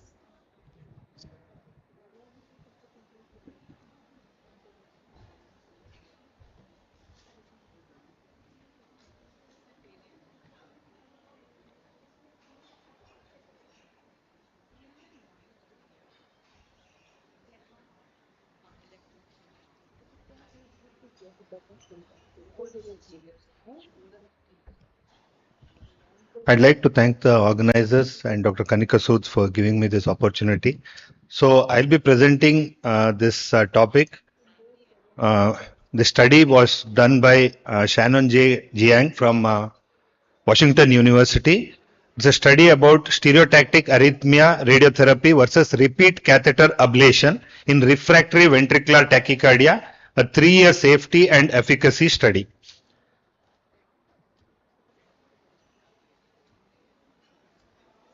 So the authors didn't have any disclosures. The objective was to find the relative safety profile of STAR versus repeat catheter ablation in high risk refractory ventricular tachycardia. And the second thing was to study the efficacy of ventricular arrhythmia control between the two arms. So what is the background? So basically ventricular tachycardia is arrhythmia arising from the lower chamber of the heart. It should be minimum of three or more beats, and it should be of 100 beats per minute, more than 100 beats per minute. It could be sustained when it is more than 30 seconds or unsustained when it is less than 30 seconds. So ventricular tachycardia is life-threatening because the patient's heart wouldn't be functioning, and hemodynamically the patient wouldn't be able to pump heart to the critical organs, thus leading to cardiac failure eventually. So the common management of treatment is usually giving anti-arrhythmia drugs and also to place an ICD or an implantable defibrillator, cardioverter defibrillator, which will put shocks. Whenever the patient goes for a VT, there will be a shock delivered and the heart gets back to its normal rhythm. This is how the ICD works. But each time the shock is delivered, the quality of life deteriorates. So the other options of treatment is catheter ablation, which is an invasive procedure where a radio frequency catheter has to be placed inside the heart and it has to be treated. So there are various scoring systems. One of the scoring system is the pain ESD score. More than 15, if the score is more than 15, that is if there is COPD, there is diabetes, age more than 60 years, ischemic cardiomyopathy and NYHA class 4, the patients are at a higher risk. So the graph also shows the same thing, that mortality is higher when the patient is having higher risk of pain ESD score, and even with who are recurrent VT and NYHA class 4 patients will have much higher mortality risk. So there are older studies, single arm studies, where they tried giving catheter ablation in repeat patient versus that of STAR, and the STAR patients, you can see that the ventricular tachycardia burden reduced over time after stereotactic radiotherapy. So this is a single arm, the double arm retrospective study where they compared patients who had recurrent VT, patients who underwent STAR versus that who underwent repeat catheter ablation between 2015 to 2018. The safety was in terms of serious adverse event, and efficacy was in terms of freedom from death, shock or storm, and freedom from shock or storm, and overall survival was also analyzed. So the basic flow is to identify the target. It can be done either with a ECG vest or it can be done using doing an EP study, which is again an invasive procedure. So the mapping is done and then the radiation oncologist will identify the target and a 25 Gray single fraction is delivered to the target. So if you compare the two arms, the repeat catheter ablation arm had 21 patients and that of the STAR arm had 22 patients. If you see the comparative arms between the two groups, age was higher in the radiation arm as against the repeat catheter arm. Even the high risk scores were much higher in the radiotherapy arm. Coming to toxicity, if you see the median time for serious adverse event after catheter ablation was 6 days in the catheter ablation arm as against 10 months in the radiotherapy arm. 38% of patients, that is 8 patients, had serious adverse event at 1 year in the catheter ablation arm as against only 2 patients in the STAR arm. And the death also, there are 5 deaths reported in the catheter ablation arm as against that of the radiotherapy arm. Because the number of subjects were very less, you can see that there is no significant comparison. You wouldn't be getting a good Kaplan-Meier graph, and the p-value is not significant in either efficacy or safety. So basically, the study shows that radiotherapy in stereotactic form can be delivered, and it is as good as catheter ablation for cardiac control or ventricular tachycardia control. So this is the group which did the first study, and the first paper which was published in 2018 was also from the same group.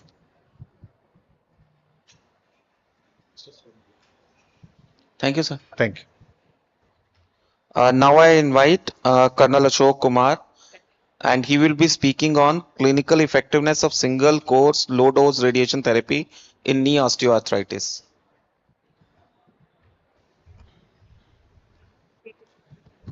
Thank you. So first of all, I would like to know, by show of hands, how many of you do give low dose radiation therapy for osteoarthritis? Can I have a show of hands, please? 1, 2, 3. So not much accepted till now, but but still we have to cover a very long distance, because not in Indian scenario, but in outside scenario, in European countries and in Chinese destinations, this thing is being used quite frequently now. So I'll be talking about clinical effectiveness of single course low dose RT knee osteoarthritis. The trial from Lord Knee trial, which was presented by Dr. Kim, and now I am presenting here on his behalf. No disclosures. So what are the unmet needs? The unmet needs are, there is a persistent treatment gap between the conservative care and surgery. But since radiation therapy is non-invasive, has got anti-inflammatory properties, as we all know, and with high quality randomized evidence, it is still limited and inconsistent. So the purpose of this trial was to give essential evidence to support the integration of low dose radiation in osteoarthritis knee, and to optimize the single course regimen under the analgesic restrictions. So what did this trial do? Standard inclusion and exclusion criteria, except re-radiation was not allowed, and if analgesics were being used, they had to be stopped, and they had to be restricted for first 4 months only. So there were 3 arms in this study. One was the sham arm. There was hardly any, there was no radiation given, but the patient was taken up to the machine and given, shamly 6 fractions were given. The second arm was 0.3 gray into 6 fraction, that was the group A, and the third arm was 3 gray in 6 fractions. So 1:1:1 randomization was done, and a total of 114 patients were included in this study. The primary endpoints of the study was to have a responders at 4 months, not for a very long duration. Again, this is one of the drawbacks, but that there's no long-term follow-up out here. So responders at 4 months, and the secondary endpoints were responders at 1 month, 8 months, and at 1 year.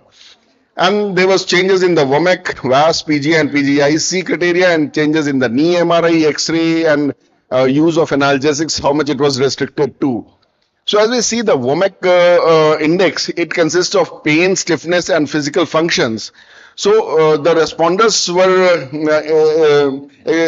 taken out at 1 month, those who were responding with having more than 50% improvement, and then in the second phase, more than 20% improvement, and with the absolute change of more than 10 points in the WOMAC pain and function and global assessment.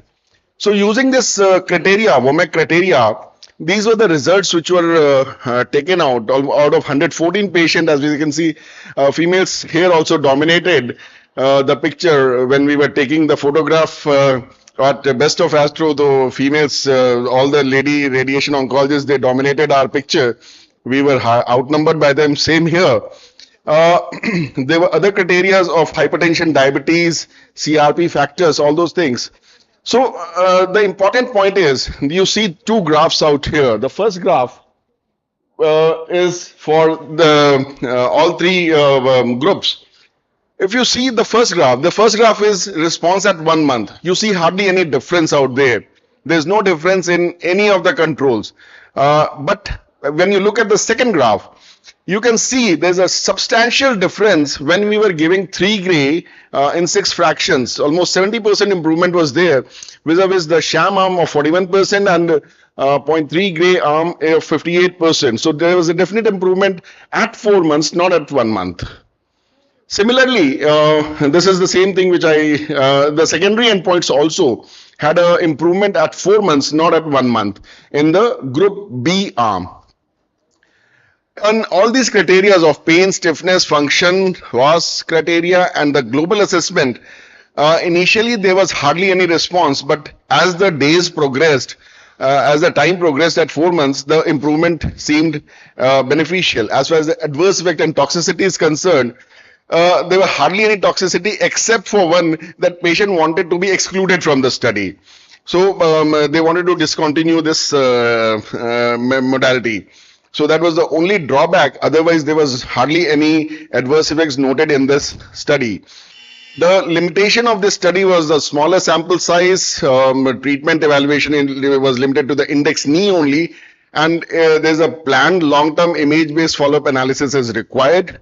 So concluding this talk is that single course of 3 grade 6 fraction of low dose radiation has led to a significant clinical benefit in patients with mild to moderate OA, while 0.3 grade did not and sham did not. With medication control and a single course design, this study has provided an objective evidence for efficacy of low dose radiation therapy. Thank you so much. Thank you, Colonel Shok. And straight away, we'll go invite the moderator for the panel discussion on evidence for benign disease ready for mainstream practice. I invite Dr. Vikash Kumar. Welcome, Dr. Vikash.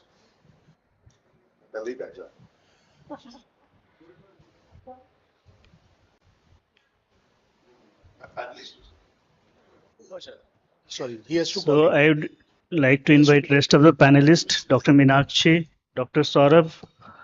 Dr. Saurabh, are you there? So thank you, organizers, for this opportunity.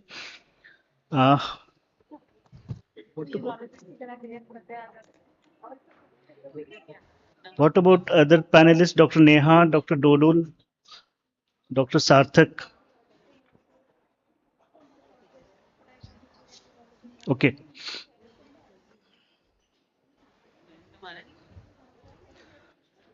So I'll be discussing on the last 3 abstract which was presented on knee osteoarthritis, Dupuytren's contracture, and ventricular arrhythmia.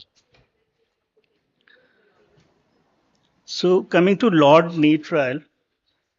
So regarding the burden of the osteoarthritis, globally almost it affects 7 to 8% of the population, and it is a leading cause of disability with persistent treatment gap between conservative care and joint replacement. Conventional pain medications such as NSAIDs often cause side effects with long-term use, and recent studies and meta-analysis have demonstrated that corticosteroid injections provide only limited and short-term symptomatic benefits. So coming to case 1, she is a 67-year-old female with BMI of 31, hypertensive and diabetic with KL grade 3 medial compartment osteoarthritis. She was in pain for last 5 years with VAS score 8 out of 10, WOMAC score 63, failed on NSAIDs, physiotherapy, weight reduction program, intra-articular steroids, and PRP. The orthopedic surgeon says not an ideal candidate for TKR because of uncontrolled diabetes and obesity. So, Dr. Sarthak, what you'd offer to this patient? And I would want to say, see, continuing NSAIDs and continuing empirical form of treatment, that goes without saying, that you'll have to continue. But unfortunately, that is not something that is going to sustain your, that is not going to be a continual therapy. LDRT sounds good, and recent evidences that come, we have so much of evidences for LDRT. I am all in favor of LDRT. I've seen patients recover from them. So for me, I think that works. Arthroplasty, I don't know. That will be an orthopedic question to answer for that. Yeah. So comparing all the modalities at this stage, LDRT appears safe option with all the evidence available. So if we see the historical timeline of LDRT, The German Radiation Oncology Society started practicing in 1980s, and the same society developed an established guideline for new osteoarthritis. But there was a long gap, maybe because of two negative trials by Minzin et al. And Mahler et al. And it again became popular in early 2020s, in 2023 and 2025, and now we have this Lord Knee trial. So how it exactly works, and even Dr. Neha? So it doesn't work on the regular mechanism that we have for malignant diseases. It works by reducing the inflammatory markers. So this is an entire, I think the slide here shows the entire process, how it works on TNF, IL-1 and IL-6. It reduces those, and which in turn reduce the pain. So it's basically the main target is macrophage M1 and M2. It shifts macrophage M1 to M2, which has all these, anti-inflammatory effects and all. So what substructures is included in target volume, Dr. Neha? Previously in studies, it used to be the entire joint that would be taken. But now we don't work on the entire joint. We take the part that is symptomatic, the compartment that is symptomatic. But there are a few things that need to be covered regardless. In this particular case, where the patient had affected medial aspect, then we would consider the medial compartment, which is categorically symptomatic, and then the entire joint space, the synovium, the Yeah. effusion, also especially the osteophytes and bone sclerosis. So this IBTVG, which is International Benign Tumor Target Volume Guideline, which was published in 2026, it has additional information on MRI guided target volume delineation and all. So these DIGRO guidelines, they are quite specific in it, how to cover the entire knee and what structures are to be covered in this scenario. So basically, you have to cover the joint capsule and the synovium and the effusion part, also including the osteophytes. So if we include that in the GTV part, there's hardly any margins for PTV and CTV. So we'll be giving a margin of only 5 mm or maximum 1 centimeter. Benign conditions, so we need not give any margins rather. Treat microscopic. Yeah, we need not give margins rather. So the concept out here of GTV, CTV means you just cover the entire area and just give it. And secondly, the dose is not very high. Yeah. Dose is very less. Yeah. This another thing I think that has been mentioned is that if you are not if you don't have a very good program in your benign disease treatment, it is always better to progress from a degrowth to a degrowth, because otherwise in any case you're using so low doses, there is no point of sparing the. Yeah. So how evidence evolved? Dr. Ashok did a very nice presentation. So why earlier studies failed to establish the role of low dose radiotherapy in osteoarthritis? See, the previous studies, like which you had already mentioned, that it started way back in 80s. So that time the concept was not much. So the sample sizes were small. There were more of negative trials. So that is why those studies did not yield much result. But lately, I've been in talks with Bobby Conneru also, who's in US, and he's doing a lot of work on low dose radiation in knee joints and benign conditions. Means we have been talking, and now the data which is being generated right now is tremendous across the world. So that time, the data, we really had any data. There was a bias towards the publication, and secondly, that time the patients which were included in all those previous studies, if you see the radiation arm, most of the patients were literally gone cases. You and say. There was mixed joint kind of, Yeah, all raised shoulders, knees, and the dose heterogeneity was also there. In few study, it was 1 gray, but the anti-inflammatory effect, what we see is in particular dose range, which is 0.3 to 0.7 dose gray. Vikas, one question. Dr. Ashok, seeing your presentation and like listening to a discussion which is going on regarding the osteoarthritis of the knee, the response comes in 3-4 months. Maybe 4 months was you said. Correct. But it lasts for how many months? It lasts for a longish time. Means almost an Longest hour, time. almost a year plus. Year plus. 1 year plus, yes. Okay, so is this reported that the response lasted for a year? What was like the study says? The Lordney, they did not reach the follow-up period. Means they just went up to 1 year. They just completed 1 year of study and then they published this And thing. then most of the patients, you said ki many of the patients, they came out of the study. Only 1%. Only 1%. Only 1% patients came out of the study. Not Okay. many. So the study is matured only for 1 year right now. Yes, yes. So don't It's you not, think it's not a very longish trial study. No, fine. But do you think 1 year is a justifiable literature to use it in clinical practice? Actually, I didn't get you. See, 1 year literature of 1 year is justifiable to use for all of us in clinical practice. No, that is why I'm trying to tell you that a lot of more data is to be generated right now. And a lot of data is being generated. So what is basically the inference of what you presented? That low dose radiation works in the benign conditions of knee osteoarthritis. So they will. It does work. They will. Mainly by reducing the inflammation, reducing the pain, and giving a good quality of life when the patients have failed all those standard modalities of therapies. There were particular criteria, set I want to criteria. ask Dr. Hu. Sir, in your practice, I think for more than 50 years, when did you started treating benign diseases? No, And no. what was like treatment of cranial, But cranial question spur? is, you are comparing it with the standard, gold standard, say for example in knee replacement. That is a, 1 year versus knee replacement, a very long, about 10 years. Yeah. But, on a lighter note, use sham radiation, 40% will be 40% improvement. So it is early days in this, and except, I must have treated in 40 years maybe 2 patients.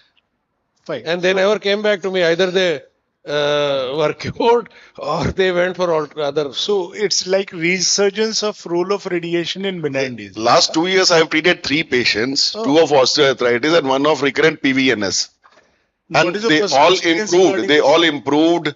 Pain reduced. The recurrences did not happen.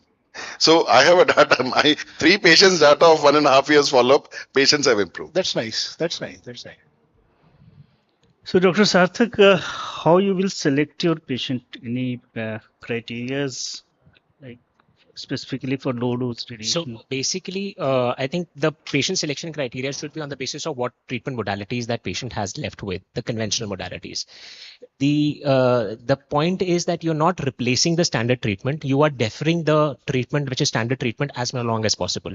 So a fit patient, a young patient, you can defer the primary surgery. And as you mentioned, that there is a primary osteoarthritis in the patient, and the patient has the visual analog scale of the pain is about 55 and 6. So these patients would probably do better with LDRT and probably defer the conventional form of treatment. So why not KL grade 4? Dr. Neha? Sir, I think by that time the destruction has already surpassed. Structural deformities, inflammatory functional component is deformities are less extreme. and the structural deformities. And I think TKR will be the answer for that. This already, sorry. There are data of re-radiation. 1 साल बाद pen आए फिर radiate कर दो. Yes, sir. There was some data in which they re-radiated after 8 weeks interval. Very limited numbers. Sir. There are two trials, very limited number, hardly maybe 20 or 30 odd patients in that, sir. But yes, re-radiation is a possibility, sir, in this. So, Dr. Ashok, is this trial, Lord knee trial, is sufficient to offer 3 gray low dose RT, or we need to apart wait from for some time? Apart from Lord knee trial, there are other trials also. There are other trials also which has shown benefit in pain improvement, inflammation, swelling improvement in knee osteoarthritis, mild to moderate knee osteoarthritis. So we need to see other data also. as far as our practice is concerned, in our country, we have just started giving this thing. As I can see, hardly three responders who are giving low dose radiation in knee osteoarthritis. We need to come together, form a bigger group, and collect this data and then publish it, and then we will see how the results of our country is there, because our patient population is totally different from the Western population. I think we need to sensitize our orthopedic Yes. surgeons as well to at least start somewhere. Convince your orthopedician to send you the patient. Yes. That is the bigger challenge. Fine. So similarly with any other, like I do a lot of brachytherapy, I have to convince those patients, those who are, those surgeons who would not like to operate. Similarly, the orthopedicians who would not like to operate on those patients can be sent to us, and we can see the data. We can see the results. Fine. So our next discussion is on DPART international randomized trial.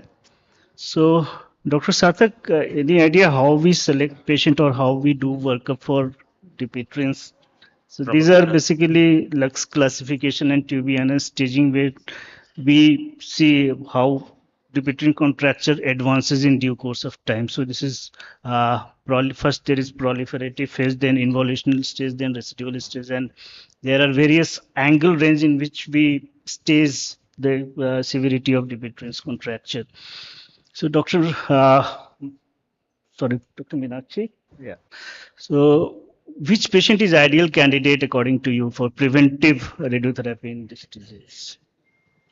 I think like progressive disease, if a patient has a nodular disease and your age is more than, they have written 30 years, but I am apprehensive regarding the age at 30 years giving 30 grays. And because we don't have the long-term primary endpoint, we have not reached the primary endpoint. So maybe selective patients we can think of, like if the contracture is less than 10 degree and there is a nodule and there is progression in the nodule. Correct. And it has not reached the fibrotic band stage, we can try the low dose radiotherapy in these cases. So timing is more important than dose. Early nodular phase and in the proliferative phase. Results are good. Dr. Sarthak, should radiotherapy now be considered as standard of care for progressively early dipyridine disease, or should we wait for the final I think results? the data is not mature enough to take it as a standard of care. I think we can take it as a problem solving and solution where we're fixed and there is nothing that we can offer the patient, and we can probably radiation could be one of the solutions, but not as a standard of care. Even primary endpoint of this disease hasn't made. Because in the secondary endpoints also they have seen only 4-5 points they have said. And the dermatitis was seen in 38 to 40%. Rest of the arthralgia and long-term side effects they have not been able to judge at present. The best that we can say is that it's more of a feasible study rather than a positive endpoint study. I mean, that's. And another thing that we need to sensitize our rheumatologists also, that radiation, low dose radiation can be an effective tool when used early in such cases, because they are totally devoid of this knowledge that radiation can work in such conditions. Correct. So the concept has shifted from is radiotherapy safe to which patient should benefit most and when we should intervene actually. So third discussion is on STAR trial. So Dr. Saurav, one question to Dr. Meenakshi. When you presented it, was there any rationale? I'm just asking. You presented that radiation was given 15 grain 5 fractions, then a gap, and then 15 grain 5 fractions. Any rationale which they have given for that? No, they have not given any rationale. So they have, in discussion, they didn't say anything. No. Anything you can, like, you must have gone through it. You can throw why this gap was there of approximately 3 months. With gap of 4 to 12 weeks. Yeah, maybe 1 month to 3 months gap.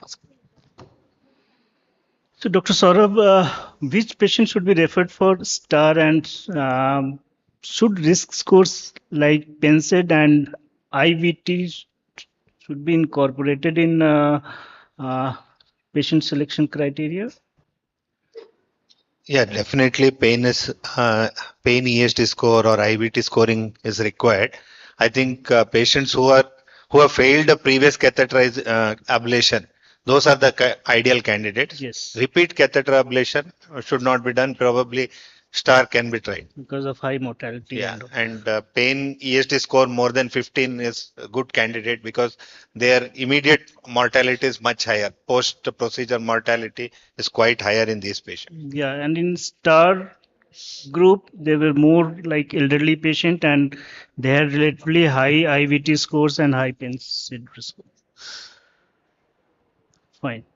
So how you decide the target volume for this ablation? So Or the what is the arrhythmia substrate actually? most commonly used is to do a, catheter based where the EP does an EP study.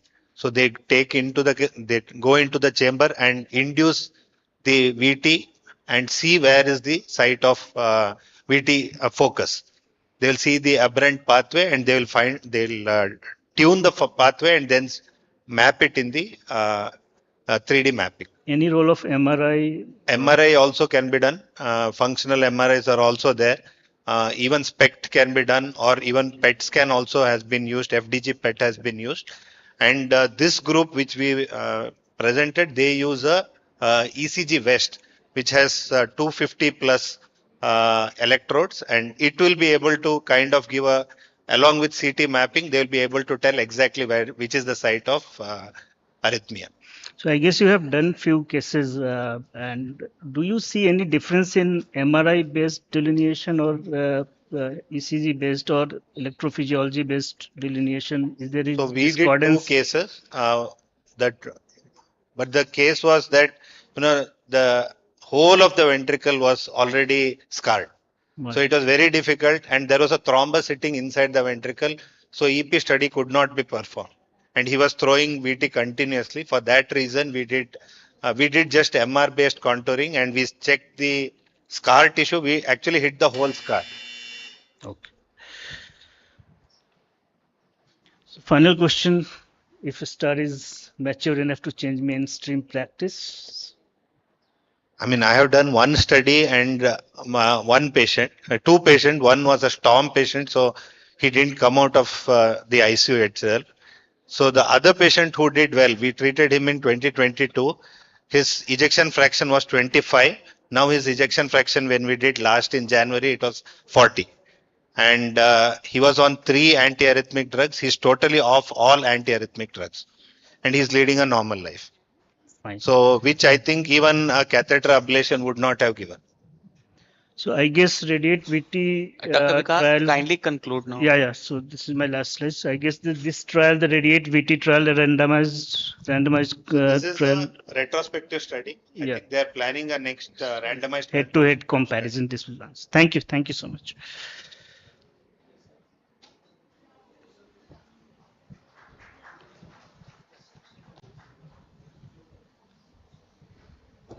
I request you all to please gather for the group photograph.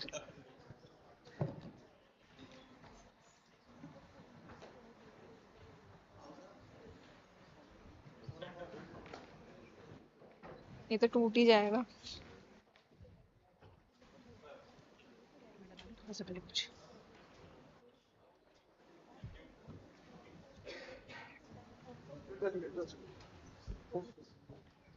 Thank you so much. Now moving ahead for our next session, and I would like to invite our chairpersons, Dr. Kumardeep Datta Chaudhary sir. He is Senior Director of Medical Oncology, Max Hospital, Shalimar Bagh. Dr. Manoj K. Tayal sir. He is Principal Director, Radiation Oncology. Please welcome. And ladies and gentlemen, the stage is now all set for another panel discussion.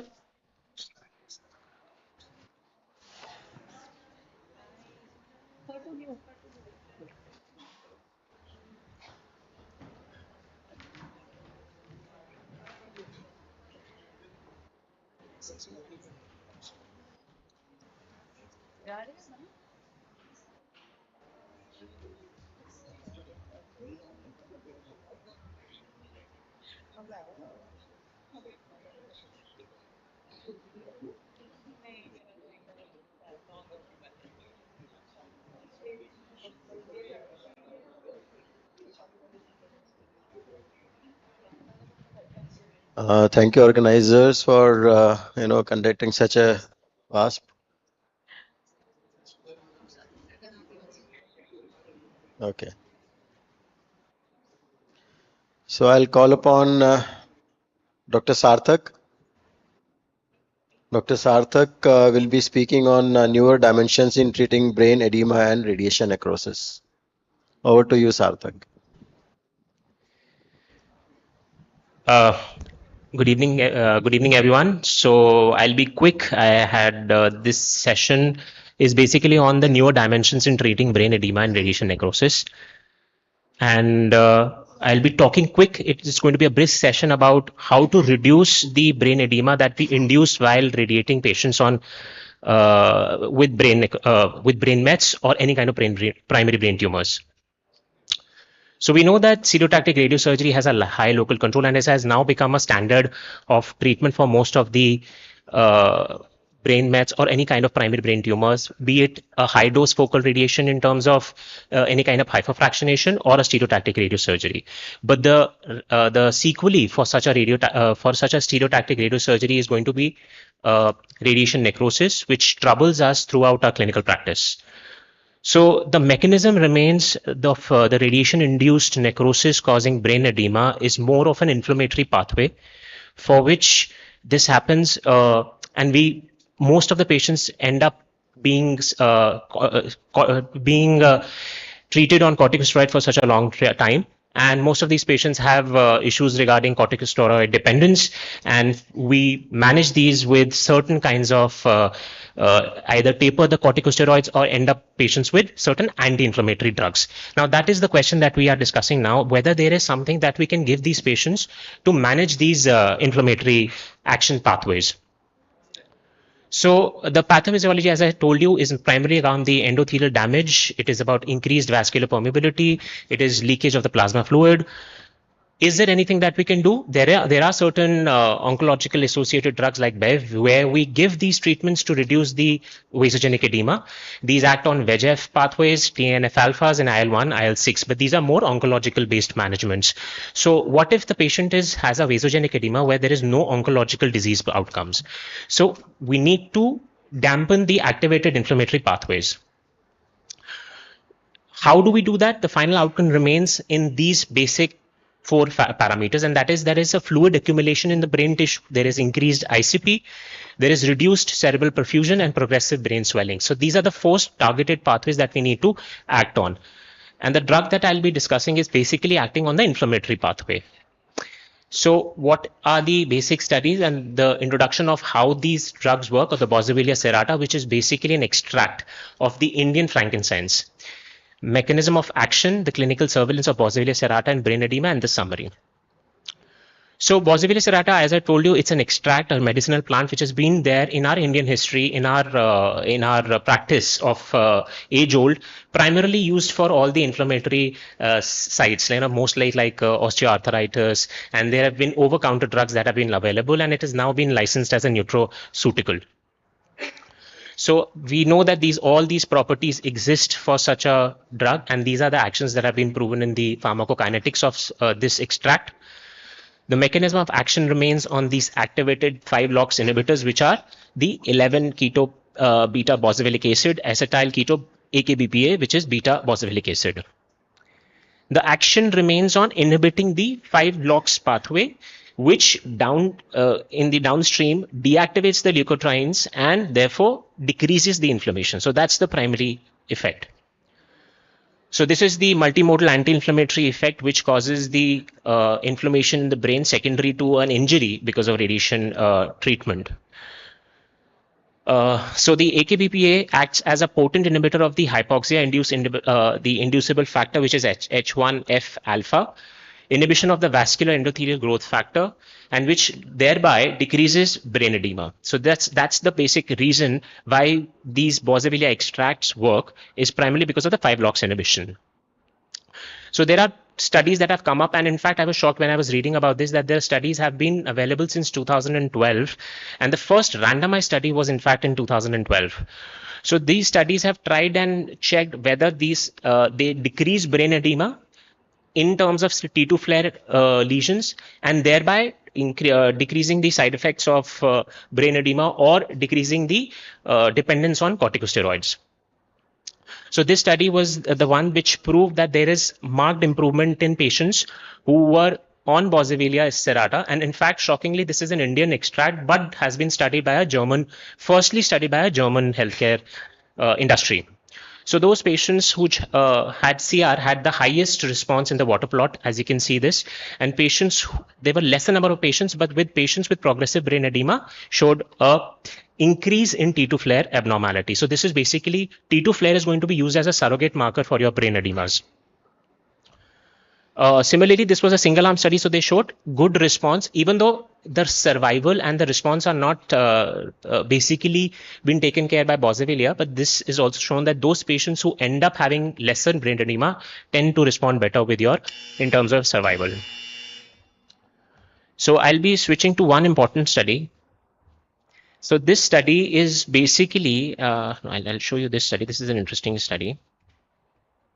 Yeah, so this is basically showing you the importance of Boswellia when you give an SRS rather than a focal brain RT. So 5 patients treated with a dose of 3 into 1200 milligram boswellic acid, so that you can decide, and you give it post food. And these patients ended up having higher response given after food, and you can decrease the dose to probably 250 milligram as well. So that was one of the study that this happened. Though the prescribed dose is 4500 milligram in 3 divided doses. So I have been, the time has up, so I'll just finish with one important aspect, and that is the advantages of Boswellia serrata. It has a very favorable safety profile, does not interfere with drug or radiation treatment, and has additional beneficial properties which are anti-cancer and anti-angiogenic, anti-tumor and hepatocyte induced. So these drugs can be given with your radiation probably 1 month down the line and can impact your brain edema scores. Thank you. Thank you. So next session will be moderated by Dr. Pankaj Goel. He is Senior Consultant in Unit Head Medical Oncology at Rajiv Gandhi Cancer Institute.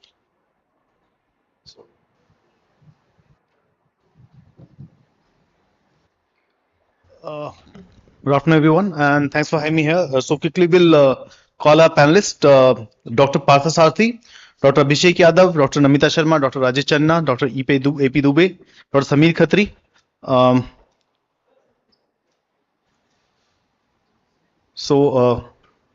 With space full of radiation oncologists, small space for poor medical oncologists. So we'll have some discussion on how we are managing things and how we are confused with things.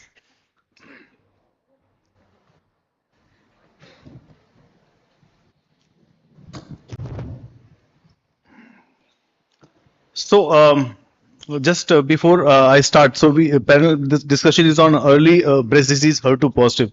I just want to ask that what kind of protocols do you usually use in your HER2 positive EPC? We'll start with Dr. Parthasarathi. Do you have some 4 or 5 type of protocols you use, or if you use it's standard that PT, HPTCA, something like that? Dr. Parthasarathi. Yeah, if the patient is T2 and above, then we are going for the neoadjuvant. You are talking about the. We are giving neoadjuvant, but then there's a one standard protocol, or we diversify in a fit patient. I have used basically TCHP in almost 90% of my patients. And rest 10%, what do you do? APT I have used in T1 and N0 patients. And we are talking about NECT.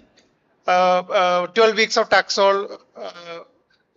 You are talking about the neoadjuvant. Just NECT. Then till now I have not used, but the Destiny study is impressive. You can. So Dr. Namita, you are also. I think anyone is having some difference in opinion, or till now we are just using PTH plus minus C. I think everyone is using that. So we have so much of data that probably we can downscale whatever treatment we are giving. We had studied that we need not use carboplatin, we need not use anthracycline. So anyway, we are using anthracycline in any of these patients in NCT intent. Someone is using, or it's across. Like when in the past, when the patient is not able to afford pertuzumab, which presently now patient can, then I would take bulky disease or N2 disease, then I use AC. If patient not able to afford pertuzumab, if patient is able to afford the dual anti-HER2 blocker and TCH. So now because of the FASGO assistance program, everyone is able to afford. That's what you mean. Okay. So 1C, I think we all agree that we can use a protocol as a tool, and the rest usually we use TCHP or if patients having node positive disease. And more than T2 or more than that, we are using across TCHP in most of the patients. So what about carboplatin? Are you using it or you have dropped it, or in certain cases you use it? You are what? How do you play around? Dr. Khatri sir, role of carboplatin in TCHP arm. Carboplatin, we were using it, but now we have studies we can omit it. But those patients who have high risk disease are still continue to use carboplatin. So Dr. Channa, your approach, any difference in ER positive, ER negative, or volume of disease, which makes you decide whether carboplatin can be omitted or not? Hormone status, but high risk. More than T2 and node positive, I would like to give carbo. So I am Dr. Madam. Yeah, definitely. Unless it's very early, T1, N0, I would like to use. So I do agree that most of the times we are giving carboplatin if patient is fit, and only thing is that we are comfortable leaving carboplatin if there is some toxicity. So in subsequent cycles, if patient is not able to tolerate, some neuropathy is there. So previously we used to actually push it, we have to give platin, especially so in ER player negative. But now at least we are confident even if we omit it, it will not make any much of a difference. So what next? That so we just sir talked about this Enhertu study. So sir, where do you want to place this Enhertu in NACT now, or have you started? Are you convinced or you are not convinced? What specific number? What specific type of patient do you want to use it? Actually, the thing is that how to improve the PCR rate above that 50 percentage what you are getting TCHP. So 4 cycles of this Destiny 05, 4 cycles of Enhertu is adding the PCR to around 60 plus percentage. In that also hormone receptor negative are getting almost 83 percentage of PCR.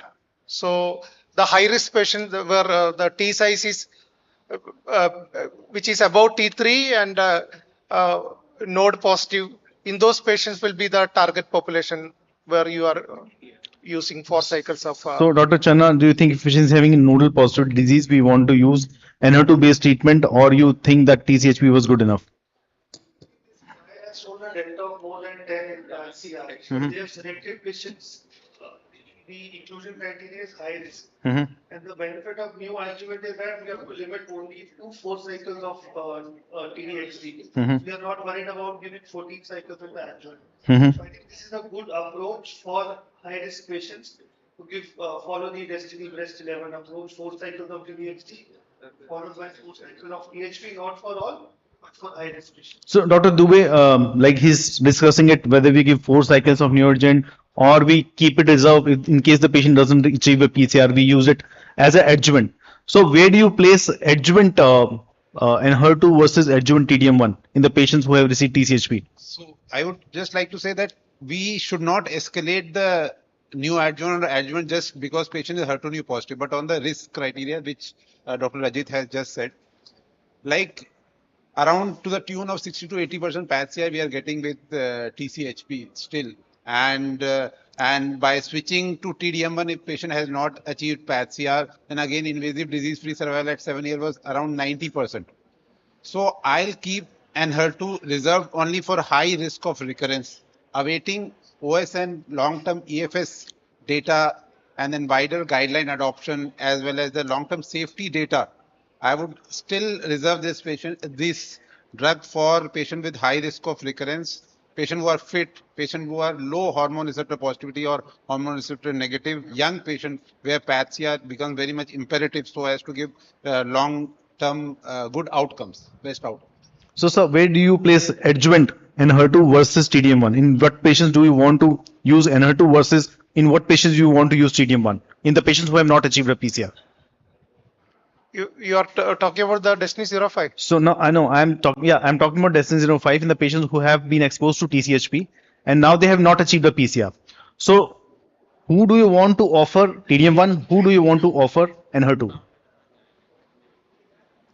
That is the current dilemma. Like 4 cycles you are giving, and those who have achieved a PCR, then that is fine. Then what about those who are not achieving PCR? Then in those patients, there is no hope of going back and giving TDM1. Then I'll continue uh, the NHER2 in the adjuvant as well. So, madam, how do you approach in these patients? How do you think that we should go ahead? In the patients who have received 6 cycles of PTH, now PCR has not been attained.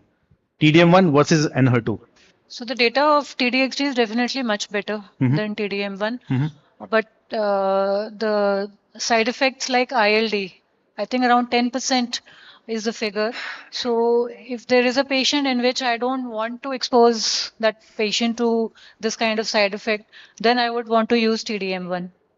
And also to add on, actually, there's a sort of consensus if the patient was having high burden of disease to start with. And when we are operating, when we have operated, if the nodal positivity is there, then you consider even at a high risk, and these are the candidates who will be better candidate for TDSC, who are inoperable to start with, or the patient is having nodal positivity. If the patient was operable to start with, simply the patient is having T3 disease, operable, T3N1, and now the patient has, received neoadjuvant chemotherapy.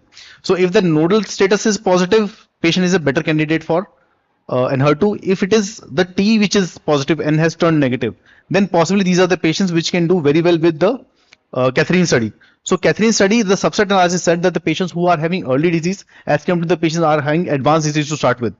The patients who are having early disease are having a very good EFS as compared to the advanced disease. So these advanced diseases are the patients in which probably we need to be more aggressive where this drug will help. And as sir was pointing out, the situation where you have given an HER2 for 4 cycles, then you have given TCHP for 4 cycles and patients not achieved PCR.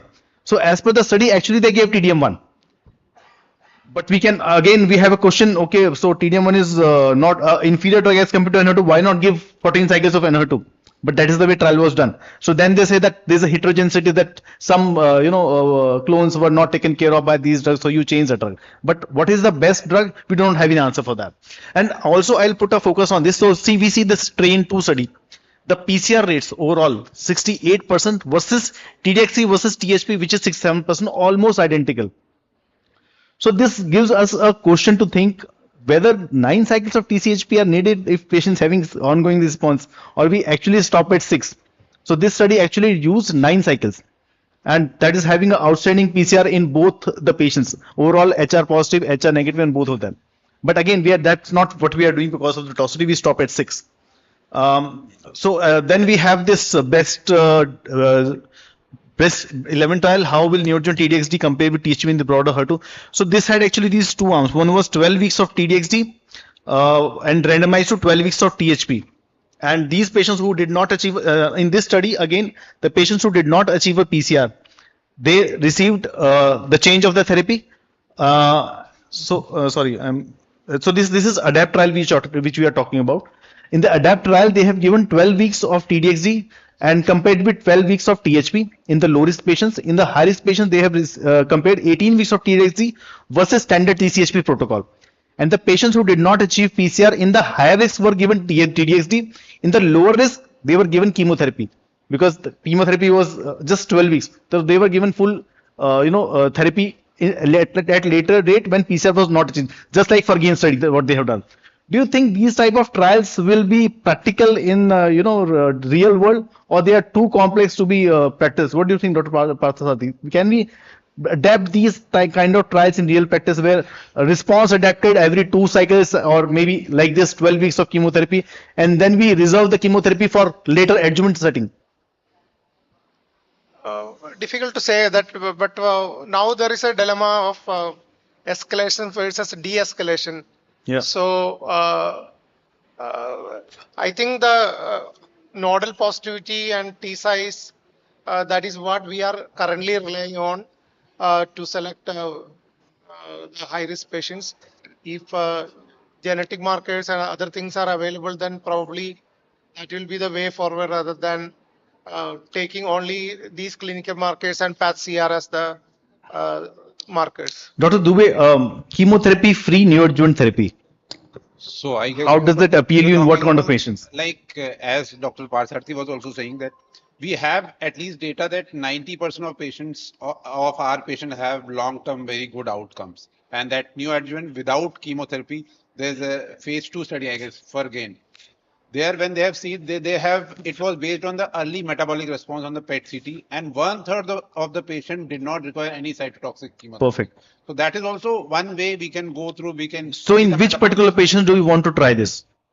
Only patients who have not achieved the metabolic response. No. There we can. Where do you want to offer Ferguson study type of treatment to any patient? In which patients do you want to? So, but again, the approach should not be stage-based. Approach should be risk-based. Again, if I say node negative, then there are some patients who are node positive and they are still chemo-sensitive or the targeted therapy sensitive. So the actual answer we. So the logic is correct, but see, there were two Ferguson studies, Ferguson 1 and Ferguson 2. Ferguson 1, they had taken even the advanced one. Ferguson 2, they took the early ones. In Ferguson 1, it was maybe around 30% who did not need chemotherapy. In the selected, if early ones you take, they'll be even higher. So if you want to be very sure that these were the patients who will probably not need chemotherapy, then those are the ones T3 size less than 3 centimeter and no negatives and who are ERPR positive. Because in those patients, the response rate is quite better as compared, the response rates are better as compared to the other. Because in the Ferguson study, they have used hormone also along with the pH. While in the other arm, I don't know why they have not used capecitabine with that. So obviously the PCR rates will be inferior, but though there is no subset analysis. But if we offer, I think with P and H, we'll obviously give capecitabine in ERPR negative. So other day, in fact, today I had a patient who had, a patient with the T2 and 0, ERPR positive, triple positive, and now the patient says, I do not want chemotherapy. So what do you think? How important is giving chemotherapy in these patients? Even APT study. So, sir, do you think you will leave out chemotherapy in a patient who is probably a bit elderly, PS1, triple positive, P2 and 0, or you are hell bent that I want to give chemotherapy? So I will be bound to give chemotherapy, but if the patient is reluctant, then maybe something like that. Why not upfront? Yeah. No, upfront surgery was done for this patient. Now we are talking about in adjuvant setting. So do we want to push for APT study, or we still are happy giving some hormone and trastuzumab?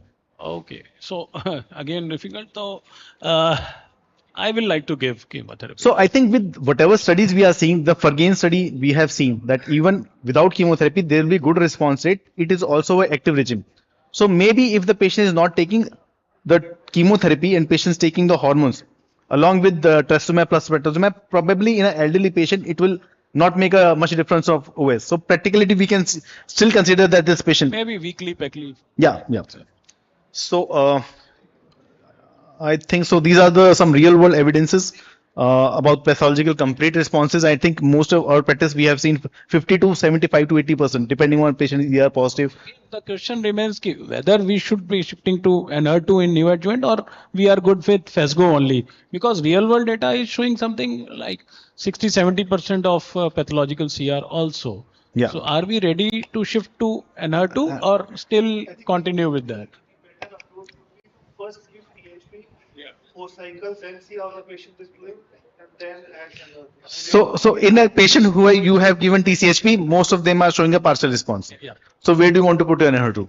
They are not showing, they're showing less than CR. So now we are modifying the Ferguson study, and now we want to give TCHP, and if the patient is not having a very beautiful, tremendous response, we add an HER2. I think that makes a sense because in this study, the 11th study, they have compared TDXD 8 cycles versus 4 cycles THGHD and 4 cycles of pertuzumab therapy. So better, I think DB5 jo hai, so maybe give TCHP, and then if there is residual disease, maybe instead of Catherine, so the Destiny Breast 05, I think it is there. 11 NHCT. No, 5 में क्या था? 5 is adjuvant. Adjuvant में वही, if there is no pathological CR with TCHP, then they shifted to NR2. NR2. So again, the calculation says whether you give 4 cycles as NSCT or you reserve this drug and give 14 cycles as adjuvant. Time is coming when we will be more concentrating on genomics and all, HER2 DX testing. So liquid biopsy, Kumardi sir. So I think we are missing one point. What patient wants? What is the choice of the patient? We have to discuss everything. Now, if you are clinically finding out that the patient is having a low risk disease, you want to omit NHER2, and later on, say after 2 years, 3 years, you never know. We have seen in early stage also the patient is coming with a recurrence.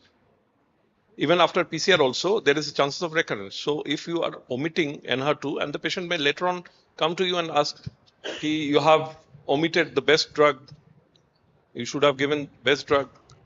Or so I think that is important that we discuss all the options rather than we decide what is best for you, and we write that options have been discussed. I think legally he's correct. Later on that he'll say ki, you did not offer me, otherwise I would have taken. So let's tell him ki these are the toxicities and these are the outcomes. Then you decide, and that is what happens in most of the developed countries. So other day patient comes from Canada and says the report is equivocal and the doctor has put it on me. What do you want? So that is the way they practice. Probably we also need to have that kind of insight that we do not take everything on ahead. ये story तो चलती रहेगी. Like जब Herceptin first time आया तो that was the same dilemma. तो उसको use करना है नहीं करना है कब करना है, तो this will go on. So I think we have discussed where we want to put adjuvant NHER2 in the high volume disease or nodal positivity who are still remaining nodal positive, and NSCT again because of a better PFS, the PCR rates, probably we should offer if the patient is fit. And this is also a nice concept. You give 4 cycles of TCHP. If the patient is achieving a PCR, then why not just complete 2 more and go ahead with the surgery? Patient is not achieving a CR, then you bombard with TDXD. So reverse it. So that's a very good idea. Take home message that. Yeah. So I think that, sir, do you think that this is a good idea? नहीं राजीव गांधी तो we have sir poor patients.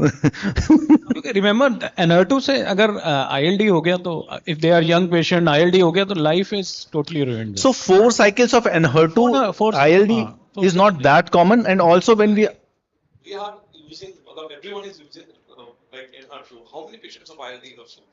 Like hardly any.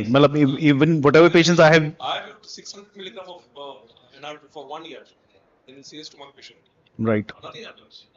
So maybe it's more of when you are very keen in monitoring. So I don't think we are monitoring that closely that every 3 cycles we are doing a scan. But I think we should. So take home message also is if you are trying to use NHER2, catch the ILD in before it becomes clinically symptomatic, so that it becomes reversible and you can still use it. So still I think we cannot write off that pertuzumab based treatment. And I think 95% of the times it will be Phesgo based treatment in most of the patients. If there is patient, in fact, we are having an argument on first line setting also whether we want to offer in the first line metastatic pertuzumab plus NHER2 because of the toxicity. There also most of the people have concerns that we use it, and we can use it in second line where we have a good delta in the PFS. We are having 7 months versus 28 months. So in fact, financial toxicity will also be less because you will be using, instead of 40 months in first line, you will be using 28 months. And overall survival, I don't think that will be making much of a difference. I think that should conclude the session. And if there are any questions or suggestions, we are happy to have. Thank you, sir. Thank you, Pankaj. So now I would Sir, like to. I request you all to please gather at the center for the photograph. Right.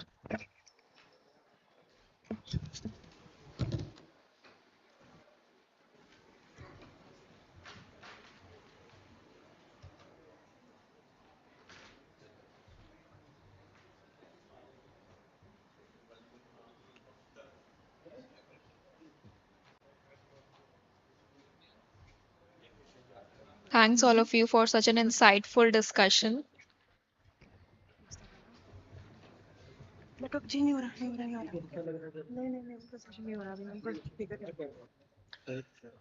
Now we'll invite Dr. Rajat Bajaj for the next panel, identifying and managing the high risk HER plus HER2 negative node positive early breast cancer patients.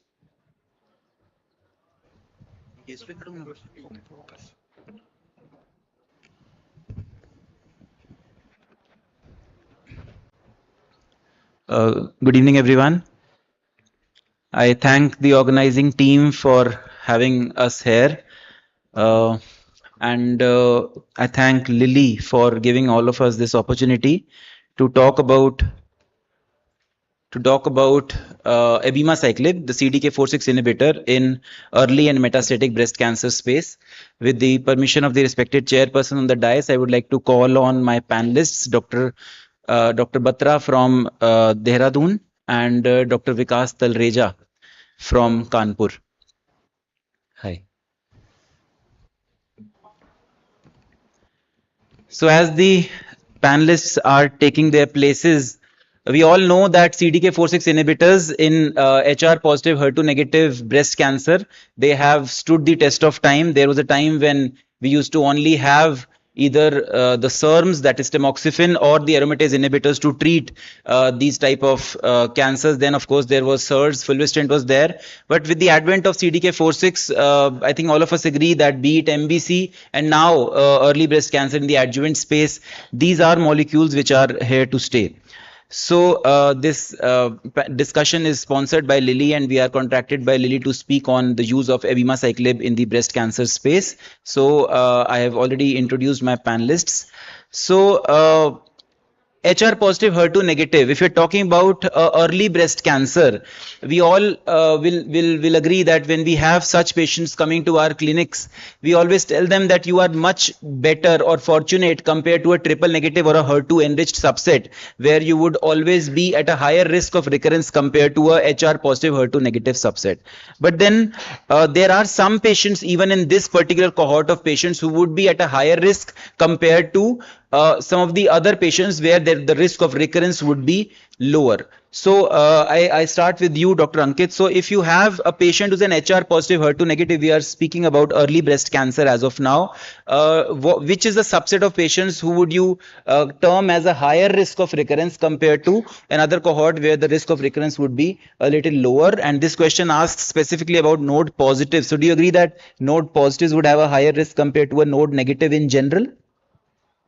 So I think we should differentiate among them also, because they are not all not positive are not high risk, and definitely N2 disease is high risk, but in N1 or 1 to 3 positive nodes. So there are different subclass of patients. Some are still low risk and some are high risk. So we need to see other factors as well, such as the size of the tumor, grade, and age. So these are the factors which differentiate even in 1 to 3 positive nodes. Some are truly high risk and some are low risk. Okay, so if you have a 2 centimeter size, T size, breast cancer with a node positive disease, after pathological classification comes out to be N1 and 1 out of 10 lymph nodes are positive. So will that be a high risk of recurrence? Patient is a 35-year-old premenopausal lady. So 2 centimeter, 1 node positive. What is, I'll look into the grade. If it is grade 3, I will definitely consider it high risk. But Grade if 2? not grade 2, I'll still hold my horses and Dr. Vikas, grade 2 premenopausal 35-year-old, 2 centimeters, 1 out of 10 lymph nodes positive. So at the outset, I would like to say that I would like to quote Dr. Sudeep Gupta quotation that a woman receives 2 shocks in her life, one at the time of the diagnosis and another time when she said that she has a recurrence of the disease. So one is God's play, another is can be controlled by the treating oncologist, and that's why we need to decide specifically in terms of using all our armamentarium around. So we need to use the genomic classification also, the CAN assist or the oncotype, to find out as whether the genomically the patient is a high risk or not. At the same point of time, we have to also to account whether she has received any form of a neoadjuvant treatment or not. So any form of neoadjuvant treatment becomes a high risk at the end of the for these patients. Premenopausal women again puts them into a high risk because they have longer time of period, and many of them tend to behave specifically, as Dr. Ankit said, that node positive patients are somewhat higher grade tumors are somewhat behaving like a triple negative cancer. So we tend them to tell them that you have cured of cancers after giving us standard chemotherapies, but 70% of them too tend to return back within a 7-year period So that again, we need to give something more which is in our control to prevent that recurrence. No, so this patient that I spoke about, would you like to give this patient any treatment? So it's a 1 out of 10, 2 centimeter size, 35-year-old premenopausal lady, HR positive, HER2 negative, 8 by 8, ER, PR, 8 by 8, HER2 negative. So Zero. I will do the oncotype for this patient. Oncotype DX done comes out to be 10.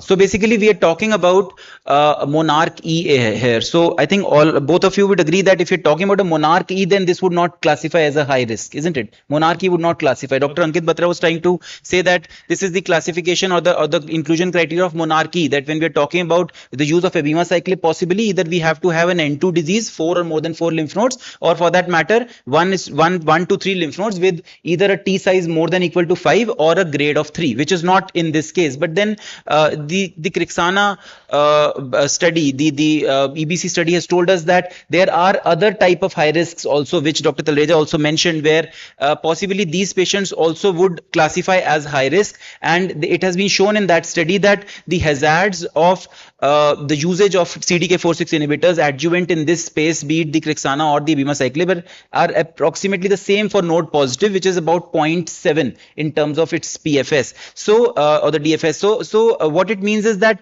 and that in the Krixana study all node positives were taken. So this was all node positive. So in the Krixana study they have not segregated between N1 and N2. So we don't know whether the maximum benefit was driven by N1 or N2. But what it means is that these patients who are N1 are also not totally okay for us to classify them as non-high risk, even if it does not classify as one of the ambits of the monarch E study.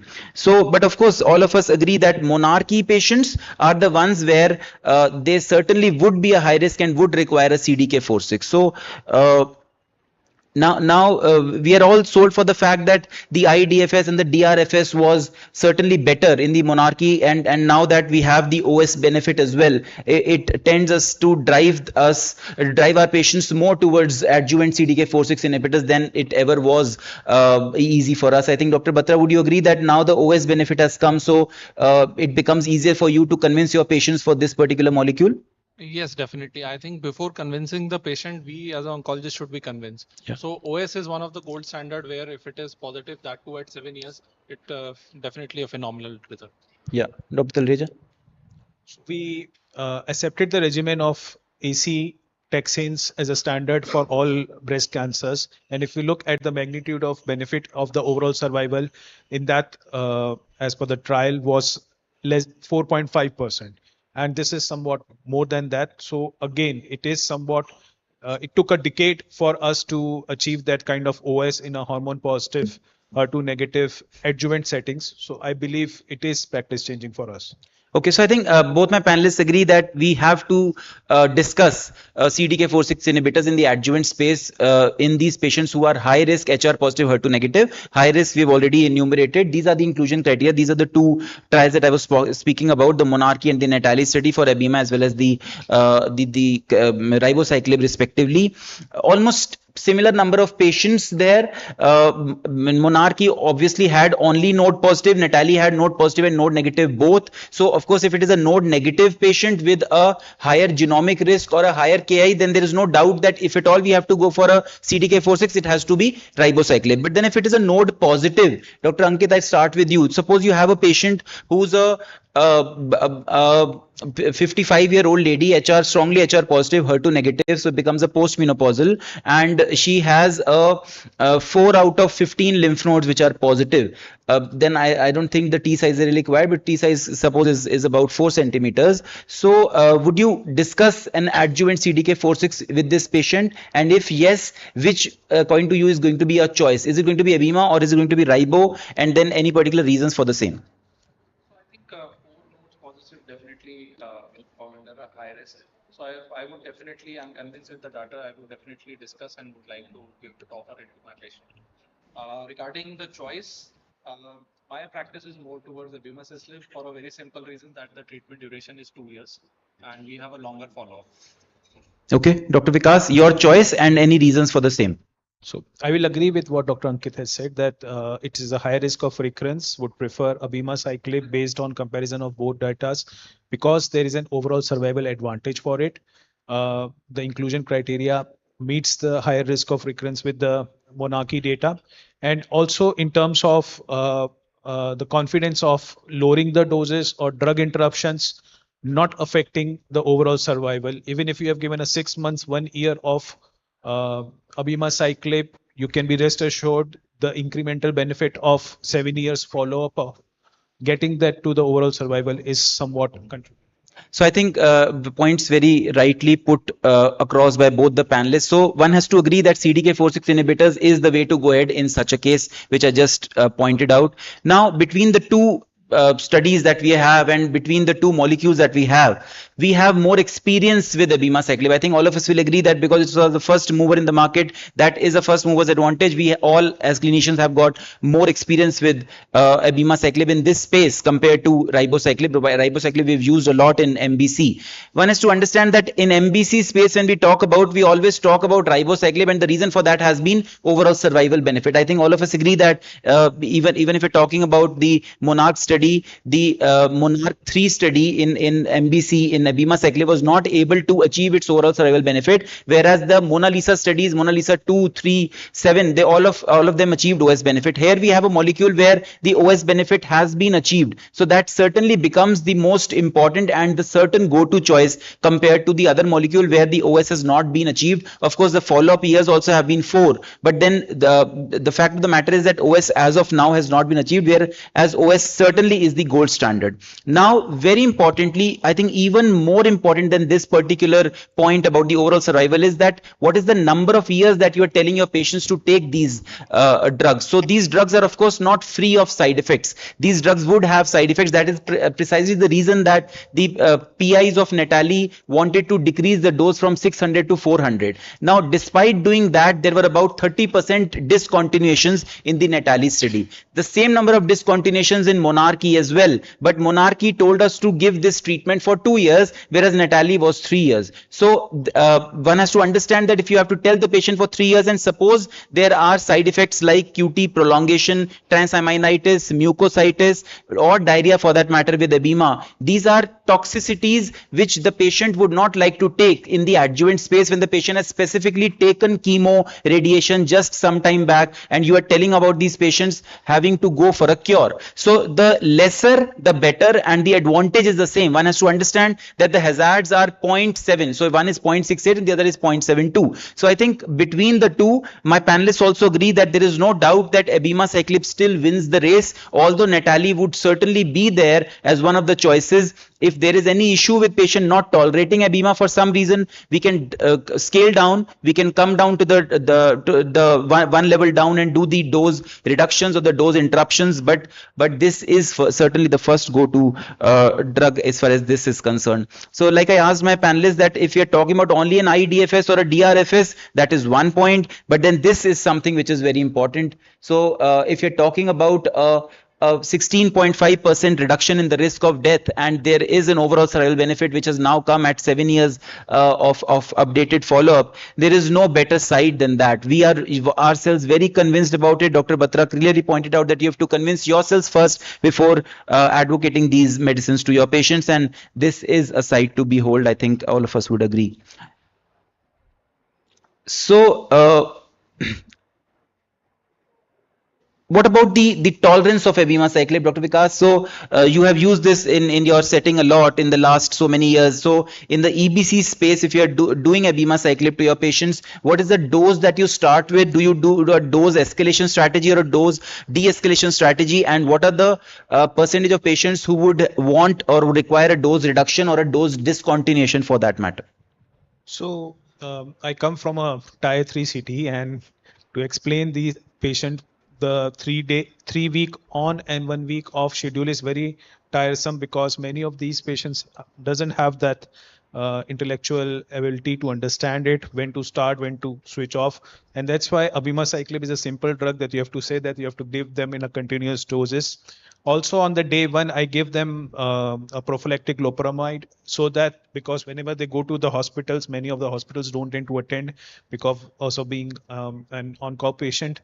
So I give them that at the first onset of diarrhea, start loperamide, reach me as soon as possible, or probably start with interrupting the dose and then come back to me. So at the end of the day, abemaciclib is a more doctor-friendly regimen and a patient-friendly regimen in terms of it. And if I have to look back into my data, 70% of them are still continuing with the 150. 30% of them I had to drop down to 100. But you start with 150. I start 150 BD. Dr. Ankit. Yeah, I also start with 150. And I think again 20 to 30% patients require dose reduction, mainly because of fatigue, diarrhea. Neutropenia is there, but that does not require dose reductions. I have not seen febrile neutropenia, just neutropenia. So fairly well tolerated drug is what they say, and I think I also agree. More or less, we also would start with the same dosage, and then happy to scale down, because we know that even if we are having a dose reduction, which is improving the quality of life of the patient, it does not really mean that we are hampering the efficacy. Is something that we already are aware. So certainly can be done, and it's reassuring to see that this drug is advocated by almost all the guidelines, so be it the ASCO or be it the ESMO or our own ISMPO by Dr. Purvesh Parikh. So all of them, they are embracing this drug and a wide acceptance at that. Now coming to the MBC space, so HR positive, HER2 negative MBC, in your practice, Dr. Talreja, I start with you. What are the percentage of patients who are HR positive, HER2 negative, who present with MBC or de novo, that is a metastatic disease de novo? What percentage of patients would you see? So most of, I believe 30 to 40% of them do are hormone positive, HER2 negative, and have a higher risk of disease in terms of either they have a liver metastasis, or they have a form of an early recurrence and endocrine resistant pathology, or a young premenopausal sort of them. So around 30 to 40% of Okay. So, Dr. Ankit, this is a case scenario: 45-year-old lady, HR positive, HER2 negative, localized breast cancer, adjuvant AI completed. 5 years after adjuvant AI, patient diagnosed with a visceral metastasis. So, patient had a liver metastasis. So, how would you take this case forward? 5 years after completion of an AI. I think after 5 years, we believe that it's a hormone sensitive, not a primary refractory disease. Despite visceral disease, we know we have a lot of evidences, and one of that, using CDK4/6 inhibitors along with the hormonal therapy does much better as compared to the chemotherapy. So definitely, I would like to change the AI agent and add. No, so AI was completed. She's not on any treatment right now. 5 years after completion of AI. So then definitely we can re-challenge with the aromatase inhibitors plus CDK4/6 inhibitors to add on. Okay, so the patient has got liver metastasis, which are 4 in number. One liver metastasis is 7 centimeters, the other is 5, the other is 3, the other is 2. ALT, AST is 700 and 800. I think liver enzymes are definitely. Will this classify as visceral crisis?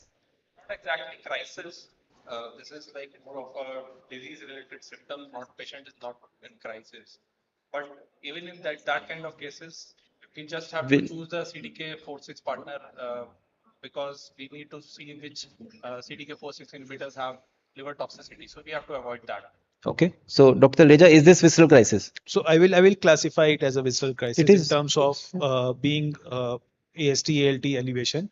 But at the same point of time, there is data of using a CDK4/6 inhibitors. I'm comfortable with it, and I've used in many patients across. But do guidelines advocate using a CDK4/6 in this space? The answer is no. There are. No. I mean, the NCCN guidelines would not. There is some data set, but the NCCN guidelines would not. There is good data, and if the patient it's a retrospective analysis which is being done, mostly our case series and retrospective analysis. So what I just wanted to convey was that if the patient is having a visceral crisis, then CDK4/6 inhibitors should just be used only once you have a discussion with the patient and tell them that this may not be the standard of care but still can be used. Okay, this is what we are talking about. And if we have an impending visceral crisis, then according to the right choice we can go for a CDK4/6 inhibitor, isn't it? So suppose we are for the clarity of it, we are staying away from visceral crisis and talking about a CDK4/6 inhibitor. So this is not a patient where there is any visceral crisis at all, but there is visceral metastasis, Dr. Ankit. So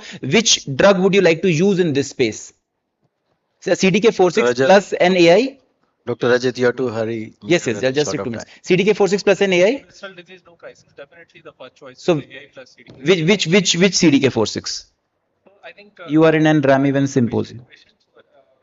definitely in metastatic setting we have OS benefit with the ribo. Ribociclib. And depending on the toxicity profile, also sometimes we select our drug.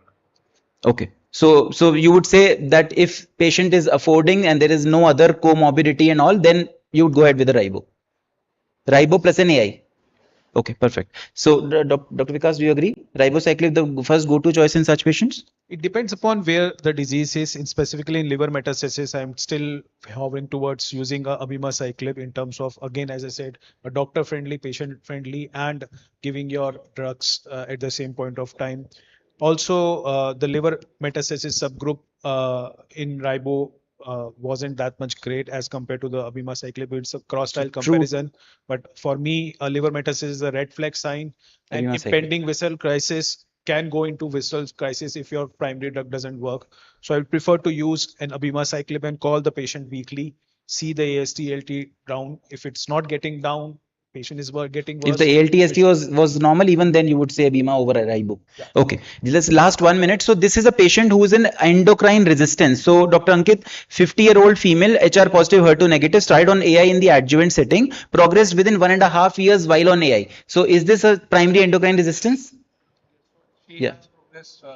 Within 2 years is a primary endocrine resistance. Now, what would you like to give this patient? She was on letrozole. 50-year-old postmenopausal. Definitely the CDK4/6 inhibitors should be added, Okay. and the AI should be changed. AI should be changed. So which one? So if she has received, I think, letrozole or anastrozole, definitely I would switch to fulvestrant. Along with which CDK4/6? Abema, not ribo. Any particular reason? With better data with Monarch 2. Dr. Vikas?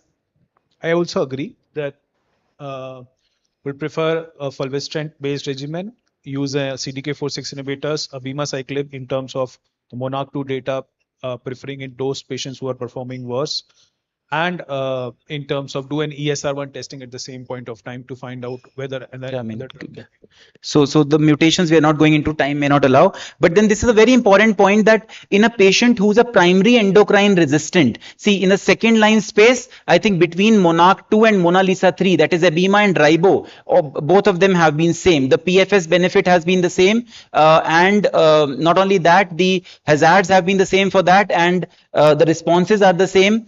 So I think bang similar. But if you're talking about only this subset of patient, I think there's some reason as to why Lilly has put a primary endocrine resistance. This is a primary endocrine resistance because of which this is a second line setting. Here Monarch 2 I think has an edge over Mona Lisa 3. I think both of the panelists also agreed that Monarch 2 is the only study where in the forest plot they have put 30% patients as primary endocrine resistant, and they have shown that there was a benefit of in the favor of experimental arm compared to the control arm, which was not separately evaluated in the Mona Lisa 3 study. So if I have to choose one in this scenario, it has to be abema plus fulvestrant. In the first line setting, we can still go for a ribo or an abema in MBC, but in the second line, it has to be a partner of fulvestrant, and for that we have to have an abema along with fulvestrant, which is Monarch 2. So I think we all agree that this drug called abemaciclib has its own way and dominance in HR positive HER2 negative breast cancer. In early breast cancer, certainly we know the high risk factors which should be there to call these patients as eligible candidates for the adjuvant use of abemaciclib. In the MBC space, first line, there is ample data to suggest that over 60 months of benefit. And if you're talking about the second line, especially the primary endocrine resistance, abema plus fulvestrant actually again rules the roost, and monarch 2 is right up there. Of course, there are certain issues with the adverse effects, but my panelists do agree that these adverse effects are more on paper rather than practically. They do start with 150 mg BD dose and then try to de-escalate if the patient has got issues. But there also the practical scenario is that there are not too much of dose interruptions or certainly not too much of dose discontinuations. With this, I thank you all for your patient listening. Thank both my panelists and thank Lily for giving this opportunity. Thank you. Thank you so much, sir. Please come at the center of the stage for a group photograph, sir. I request you also, sir, chairperson.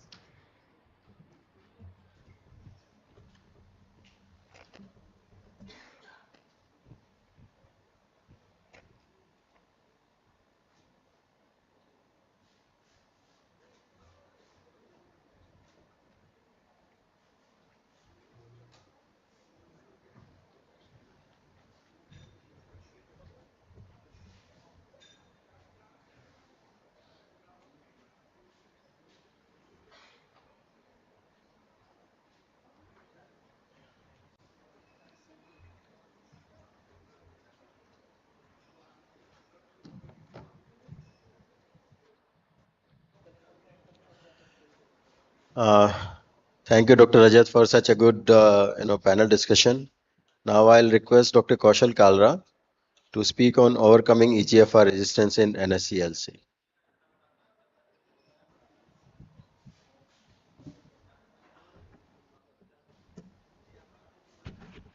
Good evening all. Thank you, organizer, for giving me this opportunity. So today I'm talking about overcoming EGFR resistance in non-small cell lung cancer patient management, insight from trial Mariposa 2. So as per the Globocon 2022 data, there is approximately 81,000 new cases diagnosed every year with the lung cancer, out of which 85 to 90% are non-small cell lung cancer. And out of this, 25 to 30% patients have EGFR mutations, and most common EGFR mutation is exon 19 deletion and exon 21. We will see in subsequent slides. But mortality is significant. Out of 81,000, 75,000 deaths per year, with the 5-year survival is ranging approximately 3 to 17%. So EGFR mutations are heterogeneous in the human body. Non-small cell lung cancer, we can see most common EGFR mutation is exon 19 deletion. After that, exon 21, thereafter exon 20, and other mutations are there. So these are distinct and actionable mutations. The 5-year real-world OS data is patient with the common EGFR mutation is approximately 19%, and EGFR exon 20 are the third most common group of activating mutation. In exon 20 mutation, only 8% patient had 5-year OS data. So now coming to the TKI. In 2003-2004, there was discovery of first generation TKI, gefitinib, then erlotinib, then thereafter, after 10 years, after a decade, next generation TKI, afatinib, dacomatinib, then third generation TKI invented, osimertinib, in 2015. Initially, it was used in second line in the only T790 mutation. Thereafter, it was approved in first line in 2018. We can see overall survival is raised from 1 year to 3 years. Now, after the third generation TKI with the chemo, it was more than 3 years, and bispecific antibody and third generation TKI increased the overall survival. It's more than 4 years from the 2024. So novel TKIs have been the approach, but disease complexities make the progression inevitable. There is significant unmet need remain in the post-osimertinib setting. There's limited treatment option. We have only chemotherapy left, platinum-based chemotherapy, immunotherapy have limited role. More than 50% of the EGFR mutation will have brain metastasis within 5 years of the treatment, despite third generation TKI like osimertinib, which is showing there is need of novel therapy with the brain activity, and resistance mechanisms to osimertinib are diverse and have become a major clinical issue. We can see this graph in this between the osimertinib and the first generation TKI, we can see median PFS approximately double in the osimertinib, approximately 19 months versus 10 months in the first generation TKI, with the hazard ratio of 0.46, which is statistically and numerically significant. Now, real world PFS is, we can see 10.5 in the common EGFR mutation and 2.19 month in the EGFR 20 mutation, with the adjusted hazard ratio is 2.6. They are different. This resistance of osimertinib is heterogeneous. Different mechanisms are there: on target, off target, and unknown type of mutations and mechanism. On target, like EGFR mutation 797X, which is the most common mutation. EGFR mutation which causing the asymmetric resistance. After that, EGFR amplification. Off target most common is, one of the most common is MET amplification. Other is HER2 something, and another in mutations, RAT mutations, and 40 to 50% there is no unknown mechanism by which resistance to the osimertinib develop. So osimertinib demonstrate the heterogeneous pattern of resistance. In real world analysis, survival after osimertinib progression was just more than a year, 13.3 months for the patient who continued osimertinib versus 2 years for patient who received subsequent therapy. So we have seen in last slide, MET amplification is one of the most important, most commonly detected initial resistance mutation in the first year of first line osimertinib, while in second line osimertinib, after second line osimertinib, EGFR C797X is the most common resistance mutation after 1 year of second line osimertinib. Now, diagnosis of the MET amplification after the osimertinib. So approximately 50% patient had MET amplification, but diagnosis is the challenge. We can see in this table, out of 300 patients, 50%, approximately 152 were FISH positive, while these are negative by the liquid biopsy. So given the high specificity but the low sensitivity of the liquid biopsy NGS, negative NGS MET amplification result should be confirmed by the FISH to avoid the major number of patients with the MET amplification going undetected by NGS alone. So this is the 2023 ESMO guideline. I'm not going to this guideline. Now coming to the role of ICI, immune checkpoint inhibitor, there is controversial role, and I don't think there is much benefit. We are using, previously we were using ABCP regime after EGFR mutation. There is certain benefit there in IM power 150. Otherwise, there is no significant, only limited efficacy of the immune checkpoint inhibitor after osimertinib. Now coming to the bispecific monoclonal antibody amivantamab, which has EGFR and MET bispecific structure. One arm is attached to the EGFR, another is MET. It inhibits both EGFR and MET. So amivantamab is a bispecific molecule with high affinity binding to the both EGFR and MET, and in vitro study showed amivantamab bind to EGFR with MET the similar potency to its parental monoclonal antibody. Now crosstalk, if will inhibit EGFR, then through the MET signal will go to the RAS pathway and these pathway. If you will block the MET, then similarly crosstalk. So synergistic crosstalk, this is the most important mechanism. Because of this, resistance occur and development and progression of the disease. So the crosstalk may have a key role in the NSCLC cell development and progression. Therefore, simultaneously targeting of both EGFR and MET with amivantamab could improve the clinical outcome. There are three distinct mechanisms of action. First, we have seen it block the MET and EGFR. Second is the receptor degradation. And third is antibody-dependent cytotoxicity and phagocytosis. So, wide range of activity through amivantamab's extracellular binding is relevant given the broad tumor heterogeneity found in EGFR mutated NSCLC. So, this addresses several problems of resistance. First is bind to the EGFR, MET, then three distinct cellular mechanisms of action. We have seen crosstalk, inhibit the crosstalk because EGFR and MET, they have synergistic crosstalk, so it inhibits the both. And it has been proposed that amivantamab in combination with chemotherapy could improve outcome in intracranial metastasis as well versus chemotherapy alone. So triple mechanism of action of amivantamab inhibition of ligand binding, receptor degradation, immune cell directed therapy, and chemotherapy mediated cell death. All this act synergistically and which hamper the growth of tumor cell and apoptosis of the stimulate the apoptosis of the tumor cell. So amivantamab chemotherapy combination use complementary anti-tumor activity like on-target resistance C797S, which is one of the common mutation which cause the common cause of the resistance of osimertinib. It act on this on target. Off target, it inhibit the MET and the general targeting general tumor biology like chemotherapy inhibited by the cytotoxicity kill the tumor cells, and we have seen the ADCC, antibody dependent cytotoxicity. So immune related activity cause the inhibition of the growth of tumor cells. So these type of different heterogeneous mechanism of action, this is better. Now coming to the study design of Mariposa 2. So this is initially it was a 3-arm, 2:2:1. In first arm, amivantamab was added with the lazertinib, TKI plus chemotherapy. Second arm, only chemotherapy. Third arm, amivantamab plus chemotherapy. So all locally advanced metastatic NSCLC who were exon 19 or L855 resistant mutation were there, progressed on osimertinib monotherapy as a most recent line. So these type of patients were recruited in this study, and stratification factor was the osimertinib as the first line, second line, Asian, yes or no, Asian, non-Asian, then history of brain metastasis.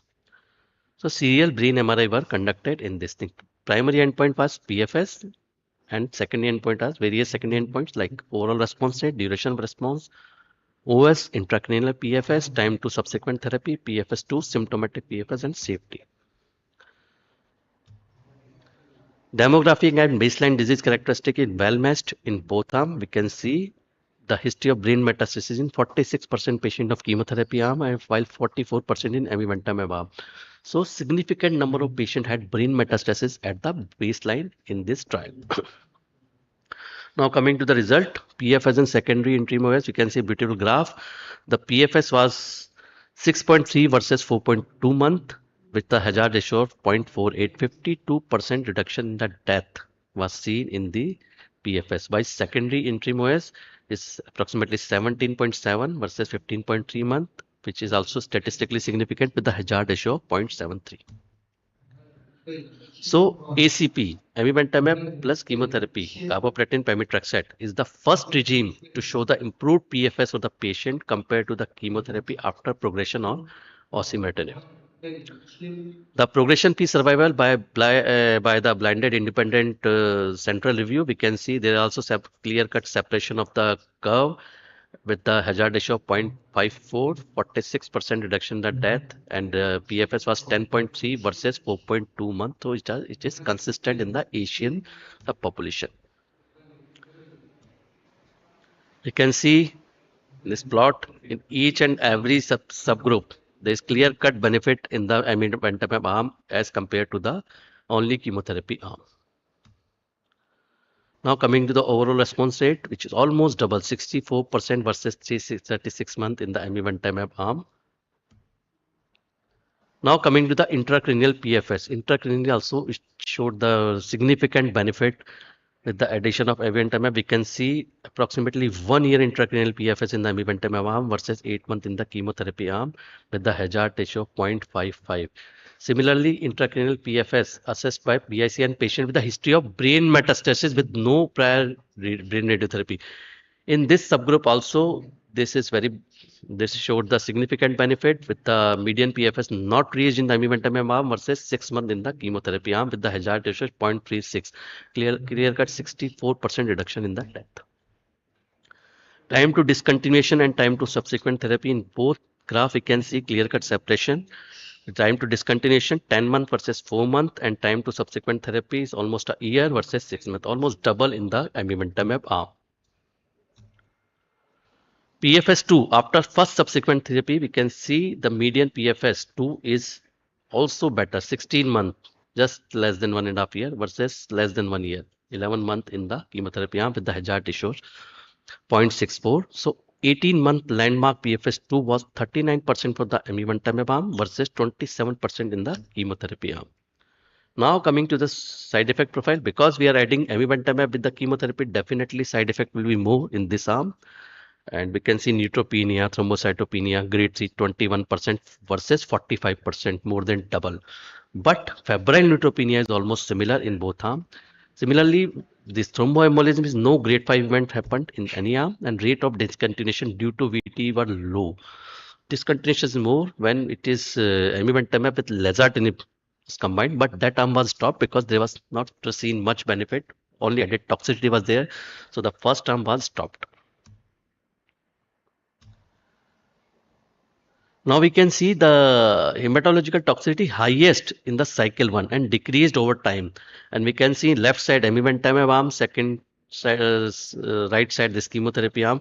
After first cycle, the side effect profile hematological toxicity is almost equal in the both arm. Now coming to the other side effect of the amivantamab, which are terrible, like skin toxicity, but because of this cocoon dermatological management regime, there is reduction in 76 to 38, two-fold reduction in dermatological adverse event by the cocoon regime.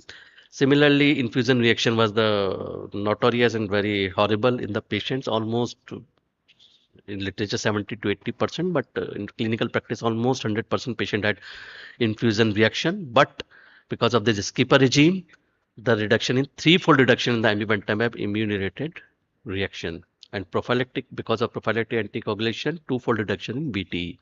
And now these trials are going on the subsequent amivantamab, so these infusion-related reactions will not be there in the subcut preparation of amivantamab. So this is the NCCN guideline. In 2024 only it was published, and it showed that after multiple lesion and systemic progression, clear-cut progression, amivantamab is the category 1 drug in the osimertinib resistance. However, if the limited progression, we can go for the local therapy to the progression, continuation of the osimertinib is the option. But if clear-cut progression, systemic progression, amivantamab is the first line therapy. So amivantamab plus chemotherapy is the first and only regime with the benefit of a significant PFS versus chemotherapy alone.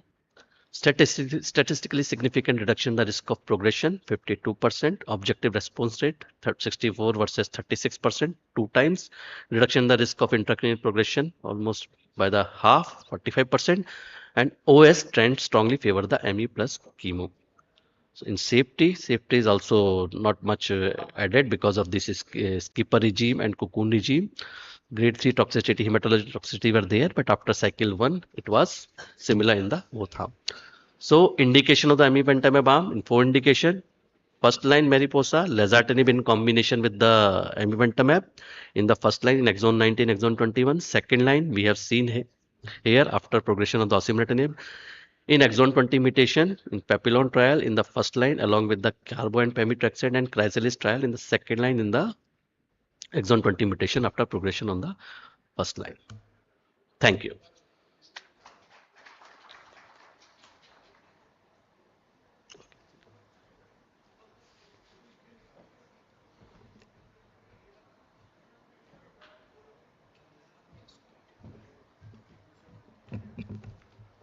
Thank you so much, sir.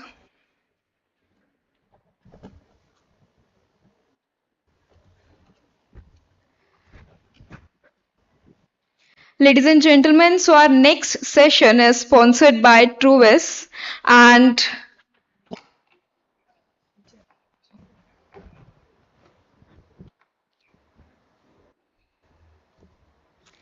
yes, it's my privilege to invite our esteemed chairpersons to kindly grace the dais. So may I first invite Mr. Vivek Tiwari, Chairman, Angel Investor, Truvis, also Mr. Dharmendra Kumar, Director, Truvis, and Mr. Zach, Director, International Business Department.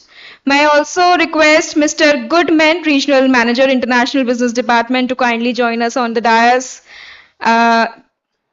Mr. Narayan Dorairaj, Head Customer Service, Truvis Technologies, to kindly join us, esteemed chairpersons, on the dais. Also, I would like to invite Mr. Gary, Factory Manager, Shinva Radiotherapy and Diagnostic Imaging, to kindly grace the stage. Please welcome.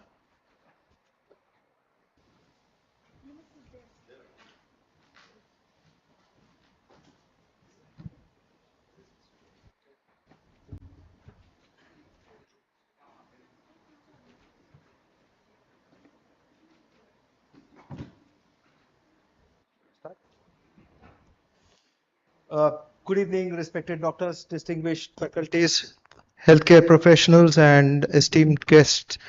It is a great honor and privilege to be here today on behalf of Truvis Technologies Private Limited. I sincerely thank you for giving us the opportunity to introduce our company and share our vision for the advancing cancer care here in India. At Truvis, we represent Shinva in the field of radiation oncology. We also bring solutions for radiology imaging in alliance with Neosoft Medical Systems. Every day, each one of you makes life-changing decisions that improve patients' health and their well-beings. At Truvis, we believe that behind every successful treatment and technology that clinicians can trust, technology that is precise, reliable, and backed by exceptional services.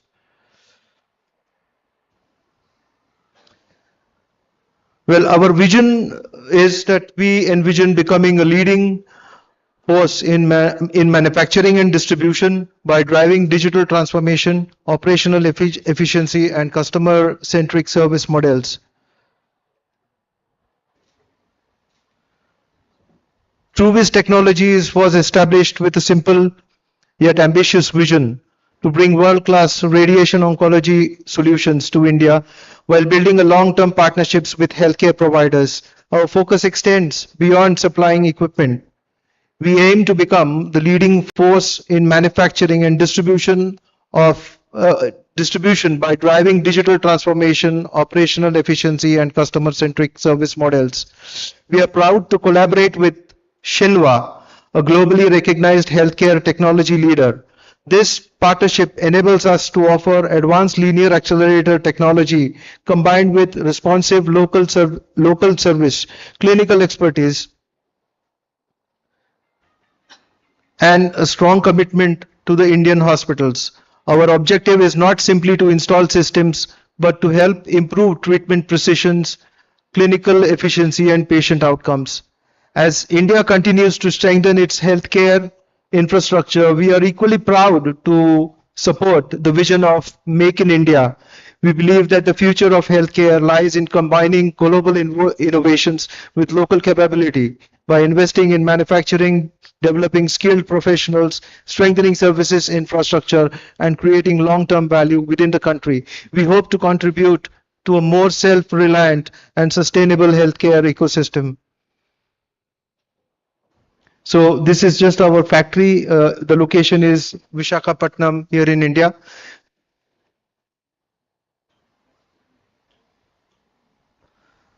At Truvis Technologies, we believe that delivering a linear accelerator is only the beginning of our relationship with the hospital. Our commitment is to support every stage of the radiotherapy journey. Our portfolio is created around the Shinva's advanced medical linear accelerator. Medical linear accelerator designed to deliver precise, safe, and reliable radiation treatment for cancer patients.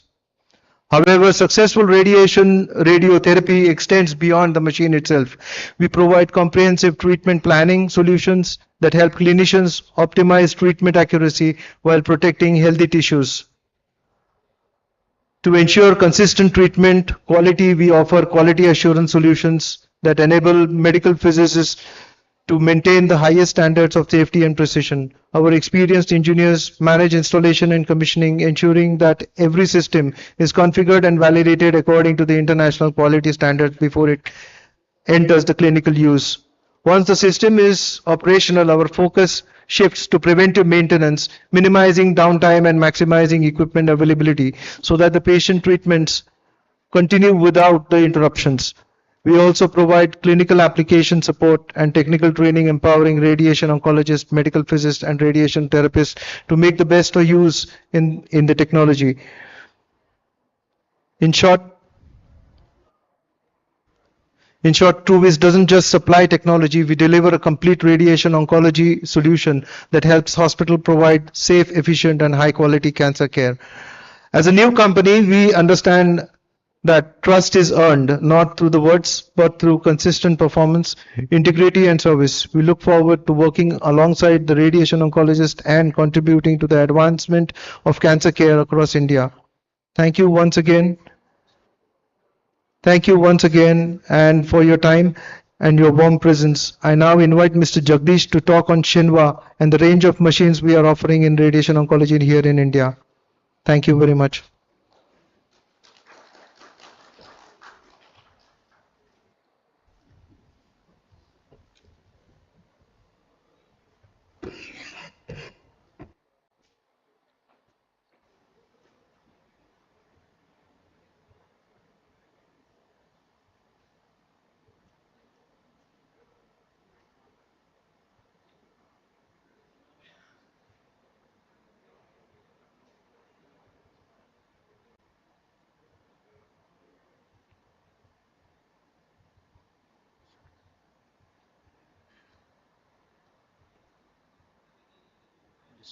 It's not over.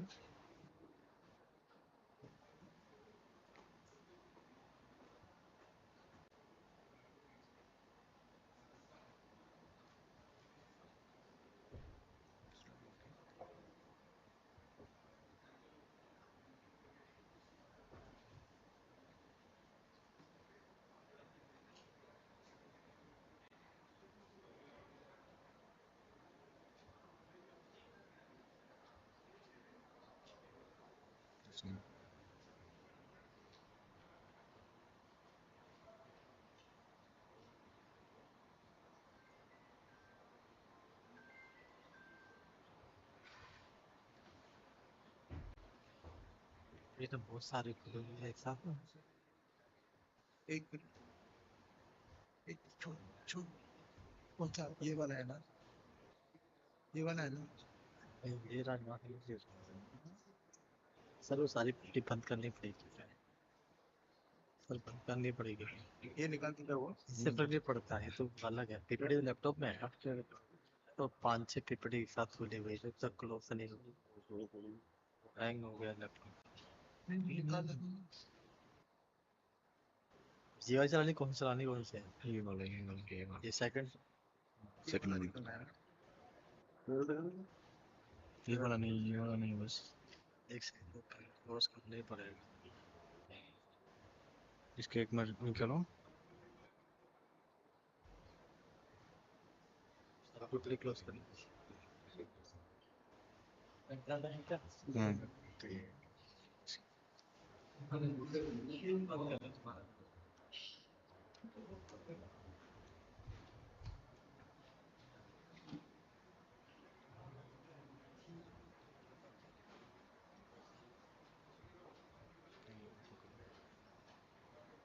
Which one? This one.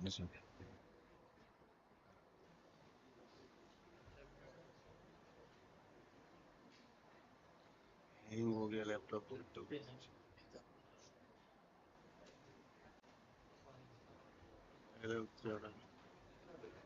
Hang हो गया भाई इसमें देख hang हो गया तो कभी तो हैंग हो गया बंद करो काफी नहीं ले रहा ना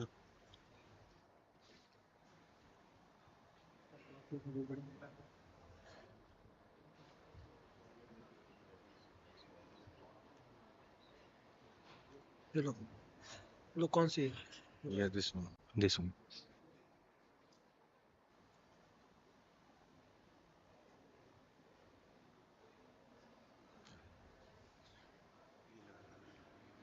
वाला हो गया अगले दिन चल जाता तो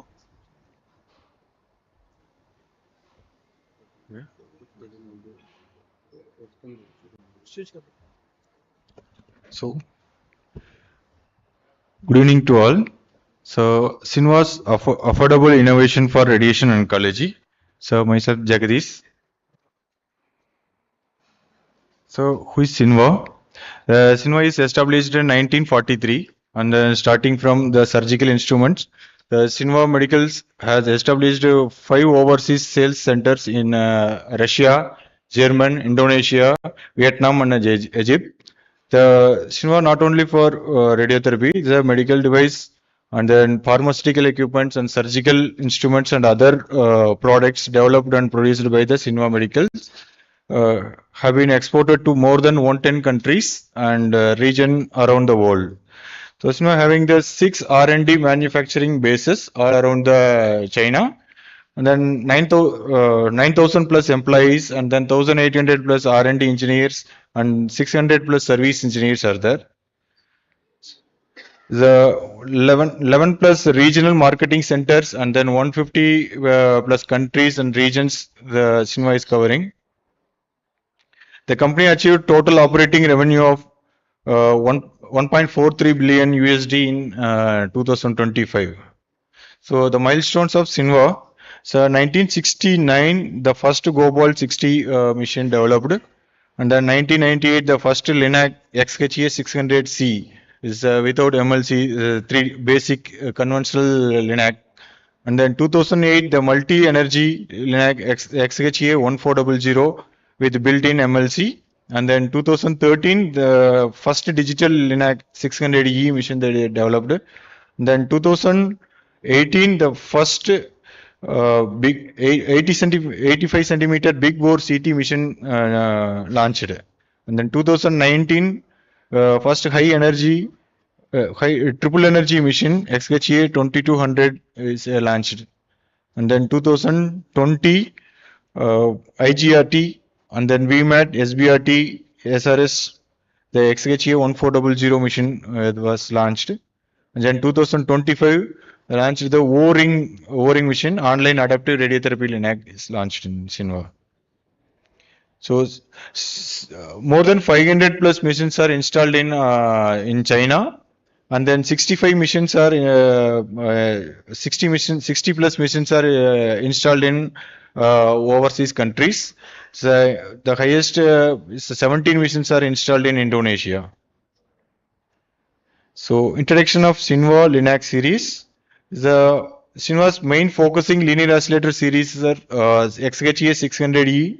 This is a single energy mission, and then 1400. This is a dual energy mission.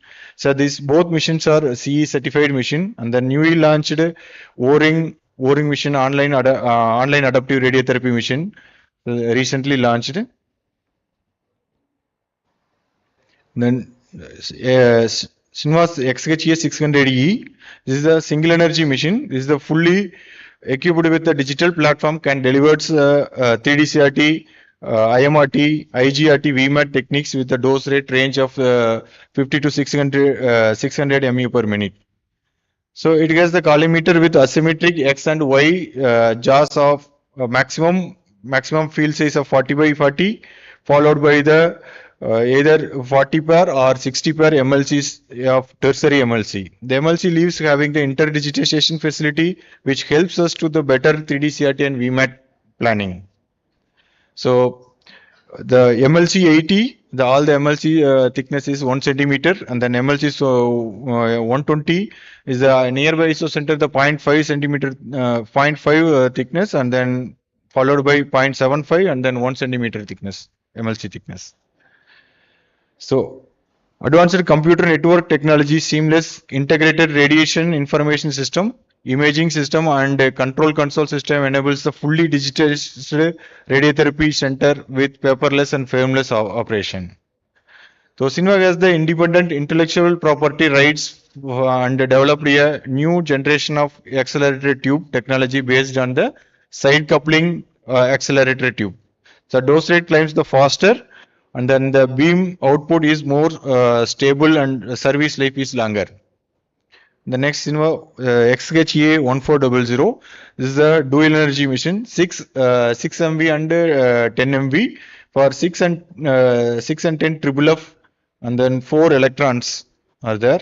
This is also digital platforms can deliver IMRT, dynamic IMRT, IGRT, VMAT, SBRT technique with the dose rate of maximum dose rate is 600 MU per minute for double F, and then 1400 MU per minute for triple F. So fully integrated high speed intensity modulating MLC delivers highly conformal tumor target shaping for precise for IMRT and VMAT treatments. So Sinva Radiation Therapy Information System is the software system designed for hospital radiotherapy department. It connects the CT simulator, TPS, and then Linux and other equipment via servers and networks for from DICOM standard based information sharing system. So this means having the both KV and MV radiotherapy image guided system. So both systems are having the amorphous silicon flat panel detector are used. Fast image acquisition and then reconstruction and then registration automatically transmits the error to the accelerator for position correction. So next is the 6 XHE RX6 is the O-ring machine. Is the this machine having the 6 MV double F and triple F energy. So it can be delivers IGRT, VMAT, SBRT, SRT technique. So the dose rate of 500, dose rate is a maximum dose rate is 600, and then triple F mode 1200 mu per minute.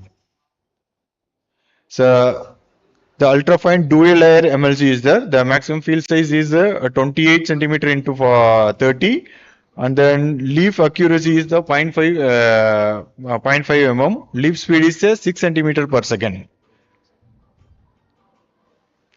The KV and MV radiotherapy imaging system, the advanced KV grade fat panel detectors, revolutionary iterative reconstruction algorithm, and then motion attract reduction algorithm.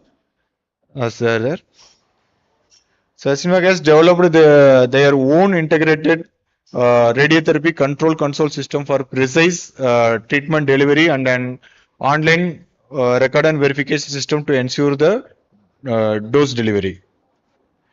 So, and then record and verification system also, upon the completion of radiotherapy treatment, all data is uniformly transmitted and stored, enabling the centralized management of patient pushing images and then treatment plans and treatment records. Concurrently, static analysis is performed on this data, including the treatment metrics, role-specific workload statistics, and disease-specific analysis to provide robust decision-making support for radiotherapy centers administrator. So next, the treatment planning system. So we are giving the two options for treatment planning system. The third-party treatment planning system. The first is the deep planning. Deep Plan TPS is the radiotherapy planning system developed by Wisdom Technology. It is designed to easily handle complex clinical cases. A comprehensively optimized workflow significantly improves plan quality and greatly enhances the work efficiency. So it supports the multiple treatment techniques like a 3D-CRT, SBRT, SRT, VMAT, and then IMRT also. So this treatment planning system having the Monte Carlo algorithm with a GPU-based accelerator. So it improves the quality of the dose calculation and faster. The strongest optimization capabilities, direct operator optimization, and having a multi-objective optimization also, and then rich optimization function like biological functions, and then so this TPS is having the integrated AI-based auto contouring software also. These are some example images, auto contouring softwares, and then MOSI TPS. This is also the next generation treatment planning solution combination precise and speed and ability, which build up the patient-specific goals. Real-time adaptive planning also available in this TPS. So this is also having the Monte Carlo algorithm, GPU-based computation. And then this TPS also having the AI-based auto contouring system. So Sinva Linac, the electrical and mechanical tests and radiation safety and then radiation performance standards are meets the IEC protocols and the ARB recommendations. So our mission's overall performance and precise treatment delivery is satisfactory as per the international standards and then the ARB recommendation. Perfect choice for new radiotherapy centers, rural areas and charitable trust hospitals where Cobalt mission still being used. The financially very affordable for new setup centers. It may be increase the future cancer patient survival ratio. So user friendly machine is the. Thank you very much.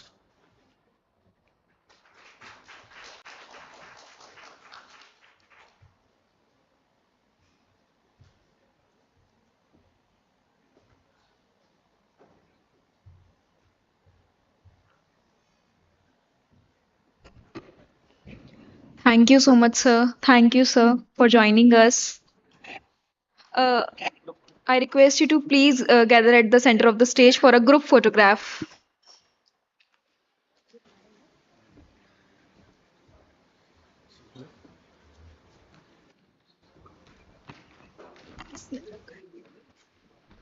I request Kanika ma'am to please join us on stage.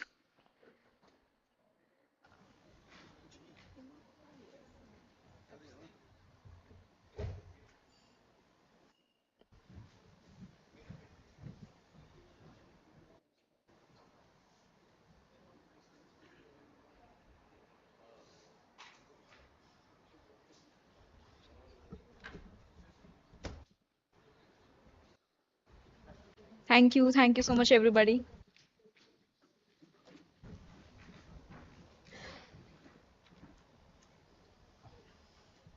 Now, for our next session, I would like to invite Dr. Charu Garg ma'am. She is Vice Chairman, Radiation Oncology, Max Healthcare. Please welcome.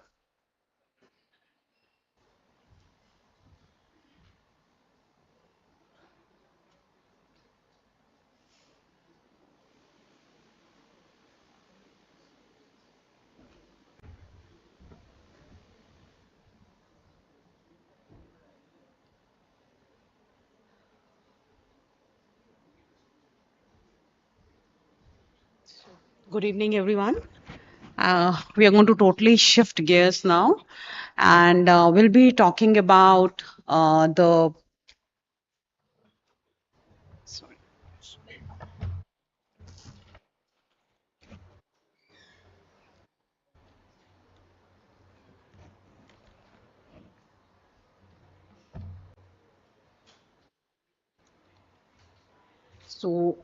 We will be talking about IDH mutant gliomas, low grade, which are generally low grade gliomas, and I'm going to talk about the Indigo trial.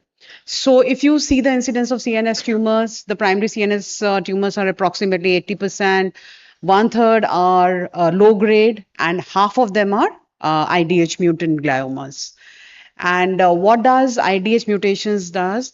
It is basically IDH mutations that were identified in 2009, and they are the key drivers for glioma development. So they cause epigenetic dysregulation. They block the cellular differentiation. Then there is pathological cell renewal of stem-like progenitors, and this contributes to the immunosuppressive landscape of gliomas as well. So if you see the current standard practice, it is maximal safe resection followed by either observation or radiation plus adjuvant PCV or radiation plus adjuvant temozolomide. And in the recurrent disease, again, radiation and PCV. So where does vorasidenib sits?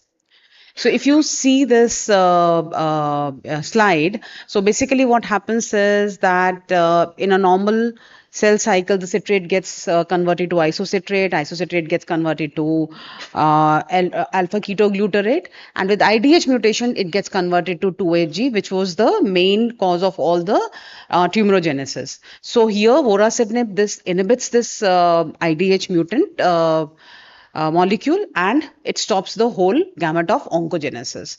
So basically, it also changes the trajectory of the tumor growth and subsequent alterations.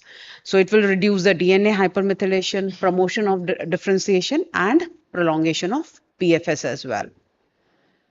So if you see where does the vorasidenib sits in the NCCN guidelines, here you can see that vorasidenib is a category 1 for oligodendrogliomas for small lesions basically, which are not high risk and which are not very low risk. So they have sort of identified an intermediate risk where this vorasidenib can be given. So basically for oligodendroglioma IDH mutant, and same with astrocytoma. In grade 2 recurrent, and in grade 3 it is still a category 2B recommendation. So this trial was a phase 3 randomized multicenter double-blind placebo-controlled trial, and it was started in 2020, went on till 2022, more than 12 years of age. If you see the eligibility criteria, the patients had to be IDH mutant and more than one prior surgery for gliomas. 1:1 randomization to vorasidenib versus placebo, and it was unblinded, lately, because it showed an early demonstration of efficacy. So the patients were allowed to cross over from placebo to vorasidenib arm. And the primary endpoint was progression-free survival. Secondary endpoints were time to next intervention, tumor growth rate, safety, and the health-related quality of life. Both the arms were well balanced when it came to age, gender, and histological type. And if you see the the PFS, so at 2 years, you can see with vorasidenib it was 58.8 versus placebo, which was just 26.2%. And with placebo, the median progression-free survival had reached to 11.4. Until this time, the progression-free survival had not reached for vorasidenib. And this also prolongs the time to next treatment, supporting treatment-free intervals. So there was a 75% reduced risk of receiving next treatment intervention. The only thing here, the patient demographics, just want to bring to your attention one thing, that the time from the last surgery for glioma to randomization was approximately 2.5 years. And now the extended follow-up, which was presented in this ASCO 2026, now the vorasidenib arm has reached its median progression-free survival, which is 44.1 month. So here you can see that the PFS at 1 year, 18 months, 24 months, and 36, and even at 48 months, which is approximately 4 years, the patient's the median progression-free survival is still 48.2 months. You can see in the Kaplan-Meier curves, the lower curve is the placebo arm, the upper one is the vorasidenib arm. And with extended follow-up, vorasidenib continued to substantially delay the need of the next subsequent treatment. And here you will see that the placebo arm is gone, because most of the patients, 143 out of the 160 patients, they had crossed over to vorasidenib because there was a progression. Even at 48 months, 74.2 patients, 74.2% of the patients were still without any treatment. They were continued on vorasidenib. And if you see the trajectory with vorasidenib, you can see that it changes the tumor volume as well. It decreases the tumor volume to approximately 1.3%. Whereas in the placebo arm, you can see that the tumor growth was continuously increasing, and at around 33 months, you can see it was 14.4% increase in the tumor volume. And it preserved good health-related quality of life throughout the treatment. And similarly, no neurological deterioration during treatment.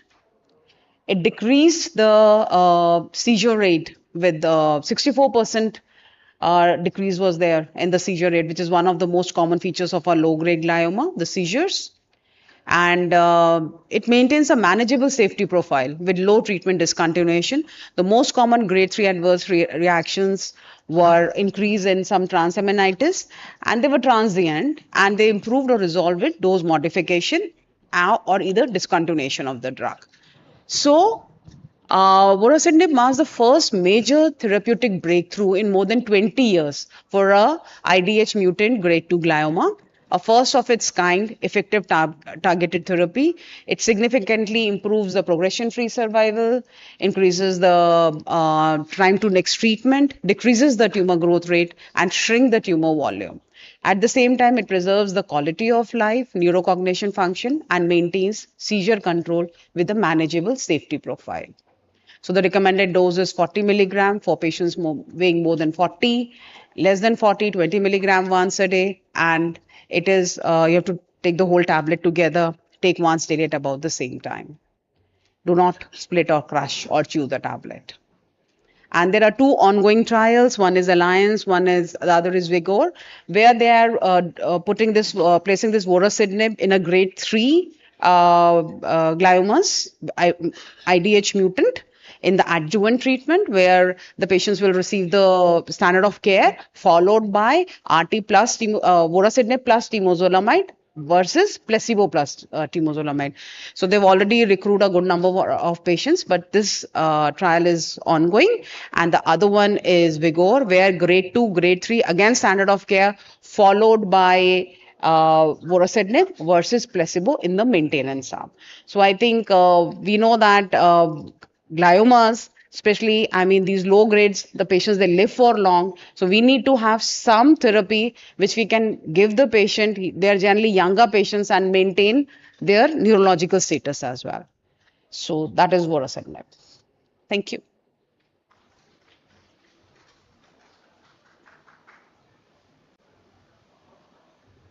Over to the organizers. Thank you so much, ma'am. And for our last session, I would like to call Dr. Pramod Kumar Gupta, sir. He is Additional Professor and Dean, Department of Radiation Oncology, Kalyan Singh Super Specialty Cancer Institute. Please welcome. Good evening, everyone. I know I am the last speaker between this lecture and the inauguration function, so I will try to finish it as early as possible. At the outset, I would like to thank Dr. Kanika Sharma for inviting me, and the task given to me is to deliver a lecture on mapping the surface, mastering the margin. The use of surface-guided radiotherapy in pelvic cancers. So we know the accuracy and reproducibility are the two important pillars for any successful modern radiation therapy delivery. And the patient setup in routine radiotherapy is conventionally performed by either alignment by in-room lasers with patient skin marks or using thermoplastic cast or mask. And after that, verification of the patient setup is done by daily cone beam CT imaging, and it improves using daily CBCT, improves daily setup accuracy, but comes off with trade-offs. What are the clinical implications of using CBCT? Increased dose to normal tissue. Although it's low but cumulative, and there is additional imaging dose and repeated exposure to surrounding normal structures. Another thing, increased treatment time. If you are doing daily CBCT, you need to set up the patient CBCT acquisition, image matching, cause shift and verification. So there is certain extra time we require and reduce patient throughout. So all this result in longer treatment time per fraction and ultimately leading to less patient treated per day. So what if we decrease the frequency of daily CBCT? It requires larger setup margins to compensate for interfractionation patient setup errors, and it results into larger target volume, resulting in increase in the risk of radiation-induced tissue toxicity. So a trade-off or possible strategy can be to reduce the number of daily CBCT while maintaining the sufficient patient positioning accuracy with the use of SGRT. So advantages of using SGRT in pelvic radiotherapy is that there is no immobilization device. So no long mask is required, less expensive. It requires no tattoo, no skin marks, so more comfort, psychologically comfortable for patients, easy setup for radiotherapy technologists, lesser treatment time, so we can treat more patients on machine, and most important, the improved intrafractionation monitoring and automatic beam hold during radiation delivery. This is very important. And ultimately, all this leads to increased accuracy and safety of precise radiotherapy delivery. This is what we want in modern radiation treatment. So there are a lot of published literature already. This, like in scientific reports, they have 2023, they have concluded that SGRT has opened the possibility to reduce the number of CBCTs while maintaining the sufficient setup accuracy. And SGRT is a viable option for initial patient setup. This is the basic overview of any SGRT system. This is basically what we have in our center. Align RT Vision RT system. We have 3 ceiling mounted camera pods 90-degree apart, 1 central and 2 lateral pods. With this, we do surface reconstruction. Each pod contains 2 camera sensor and projector. It constructs real-time 3D surface reconstruction. And this reconstruction is registered to the image acquired at the time of RTP scan with 6 degree of freedom shift information. And there is a real-time patient biofeedback using real-time coach. So on 1st April 2022, on April's Fool's Day, we became more wise and we started using SGRT. And our institute is the 5th center in India and 1st center in Uttar Pradesh to adopt this Align RT SGRT technology. And currently we are treating most of the sites like right breast, left breast with DIBH, head and neck with open face mask, lung, esophagus, extremities along with pelvic malignancy. Or till December 2025, we have treated more than 845 patients with SGRT. Of this, 150 patients were treated in pelvic cancers, and of this, 50 patients were included in the study, which I will show in next slides. So this is our Align RT system. This is in the right upper, you can see in the linear accelerator how it looks like, and in the right lower side we can see the 4D CT simulator having SIM-RT from Vision RT. So I shall be discussing our experience using SGRT in pelvic malignancy, and we have done a study enhancing interfractionation setup accuracy and margin minimization, a maskless surface guided radiotherapy study in pelvic cancer. It was a prospective randomized comparative study, and the purpose was to compare the setup accuracy and setup margin in patients with pelvic cancer position with either a maskless SGRT setup or a thermoplastic mask-based laser setup. So study duration was between July 2023 to July 2025. We included adult patients with pelvic cancer, mostly cervical, endometrial, rectal, and prostate cancer, with the curative intent of pelvic RT. The two groups were well balanced, number of patients 50 in each arm. The number of CBCT images were around 1200 in each group, and the CS cervix was most common diagnosis, followed by rectum and prostate. And the dose was 50 to 50.4 gray in standard fractionation. So this is our study design. 100 patients were divided into two groups. Group A is SGRT set up with postural video and ROI drawing, while in the group B it was thermoplastic mask-based laser setup. And cone beam CBCT was imaging, and online matching was done in all the fractions. It was around 2,300 images. And then we applied 6D shift correction, and both translational and rotational shifts were done. We also calculated corresponding PTV margin using Van Herk formula, and comparison between groups were performed using Mac-Whitney U-test. So this is our SGRT patient setup using 3 cameras, right and left lateral pods and central pod. Then we draw region of interest. We can see anterior and lateral images. Then this is the patient setup using ROI. And we can see the green line. When the patient is in the green line, if there is any limb external internal movement, then there is automatic beam hold facilities there. So radiation will stop. Then standard KB CBCT imaging and matching was done. And coming to the results, the translational shifts, we can see in mediolateral and craniocaudal direction, it was lesser in SGRT arm, while it was in AP direction, it was higher in SGRT. So what was the region? The region for AP in the anterior posterior higher shifts may be because of influence of abdominal wall deformation and variability in pelvic organ filling. And rotational correction, there was no significant difference in both the groups.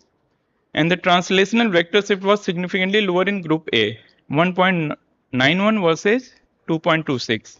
This reduction reflects improved global geometric reproducibility with SGRT based alignment. So our estimated PTV margin has shown that in all mediolateral, craniocaudal, anterior posterior, it is lesser with SGRT. We can see in PTV margin 4.9 versus 6.8. In mediolateral, craniocaudal 8.1 versus 9.9, and anterior posterior 7.7 into 8.7 millimeter. So shorter setup durations are particularly advantageous for pelvic treatment as prolonged immobilization increases the risk of intrafractionation motion and patient discomfort. And ultimately, SGRT improves patient comfort, no need of tattoo, mask, and eliminate the psychological and physical burden associated with thermoplastic cast and permanent skin tattoos. However, there are challenges. What are the challenges? There is a learning curve. Initially, radiation therapists have issues working with the ladies with big obese patient or males with having big abdominal fat with too much skin folds in the pelvis or in abdomen. And if there is a poor correlation of surface to internal motion, which can be a limiting factors. So I presented this results of this paper in this year ASTRO, and I'm happy to announce that 3 days back this was accepted as in a journal. So this study has been accepted and it will be published soon. So in conclusion, the SGRT improved patient setup and ensures high precision in inter and intrafractionation radiotherapy delivery. This is what the modern radiation treatment we want. There is no need of tattoo, no mask, so it's a better patient comfort. We can reduce the PTV margin, which can lead to lesser dose to organ at risk and reduce normal tissue toxicity, and reduce daily imaging requirement and lesser imaging dose. This is very important. If we can reduce the daily CBCT imaging with accurate patient setup, then very important for centers having high patient load, and overall lesser treatment time. So we can treat more number of patients on any given machine. So these are my references. I thank you all for your kind listening. Thank you.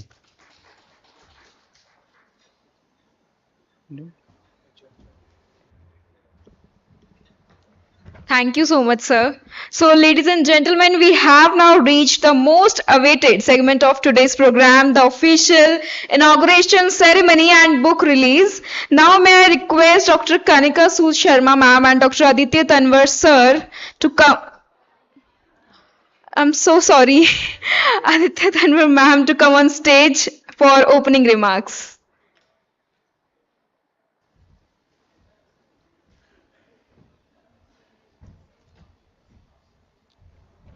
There's a lot of X factor here. You're getting confused. A lot of X factors. A very warm welcome to all. Good evening. Respected Chief Guest, Surgical Vice Admiral Dr. Aarti Serene ma'am, our distinguished guest of honors, dear senior faculty, friends, and dear delegates. A very warm welcome to all of you to this special evening. And this is when we formally inaugurate the Best of Astro 2025. At least 50% of people ask me why it is 2025. We are in 2026. So Astro happened in 2025. So these best papers when we discuss still are to be called Best of Astro 2025. Best of Astro 26 happens once Astro 26 happens. So this is Best of Astro 2025 and I welcome you all here. It's been an honor and at the same time a big responsibility to stand in front of you as the program director for this initiative. It began as an idea to bring together the most impactful advances from the Astro and then translate them into some meaningful learning for our community.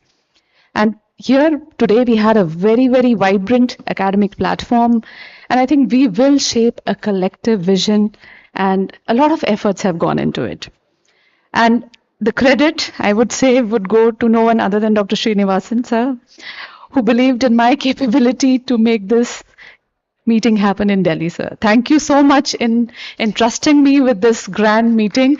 I myself wasn't very confident, but you were more confident in my capability. And I thank you from the bottom of my heart for the same. Today's scientific sessions have taken us through a very rich spectrum of disease sites and themes.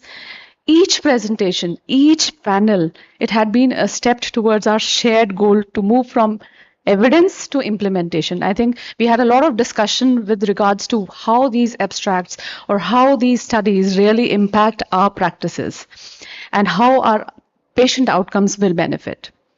So this evening today is not the culmination. It is just, one of the rewarding days and a new beginning for tomorrow's session as well, because discussions will continue tomorrow as well. But I do hope that a larger conversation stems out of these discussions. We don't leave these discussions to this conference hall. We bring it back to our tumor boards. We bring it back to our clinics and step forward to implement things. And more so, I think what I said in the morning also, why not we have more and more Indian authors on that best of Astro list. We had very few Indian abstracts which came to us from Indian authors. I think we hesitate. The process is very simple. We should send more and more abstracts there. There are 1,600 abstracts which are discussed in a year. And I think we can make a huge impact on the global stage also. We all have the capability. So I am grateful, ma'am, that you took out time for this meeting, and your leadership and especially your journey in medicine and armed forces is really an inspiration for all of us. And on the behalf of the entire organizing team, I thank you for being here. And I will not take much time. Dr. Aditi Tanwar, Senior Consultant, Metro Hospital, will be co-hosting this inaugural ceremony with me, and she will take over from here. Dr. Aditi.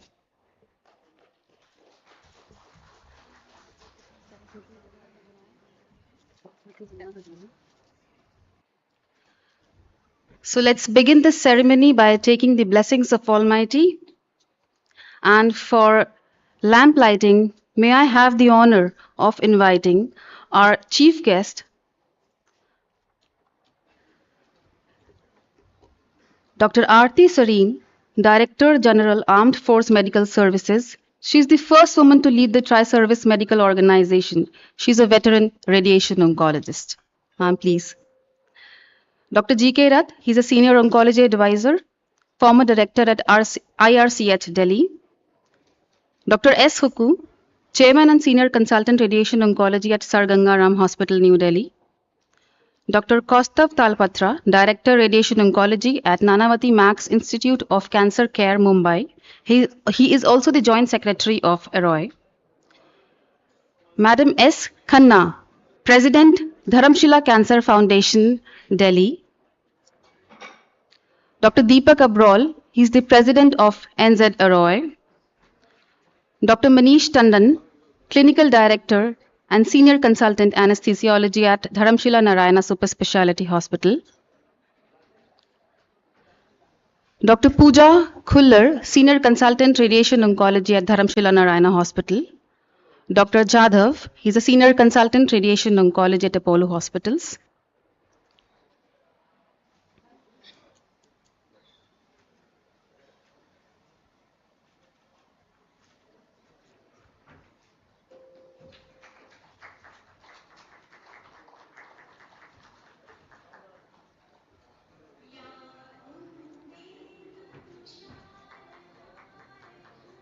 Mr. Kohli, please join us for the occasion, please.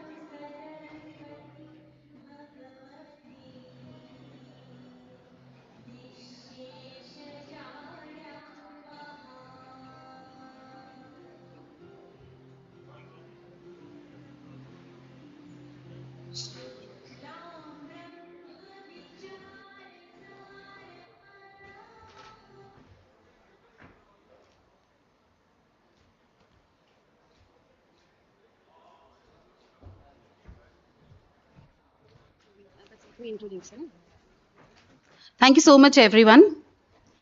Now it's time for a message by So, who is doing I request Sister Poonam and her colleague to please come for the Saraswati Vandana.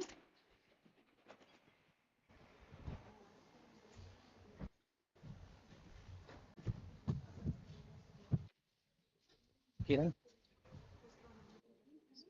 Saraswati वंदना थी ना मैं भी तो ये कह रहा था ये लीजिए प्ले प्ले वेट में कर सकते हो मीडियम में चल जाए नहीं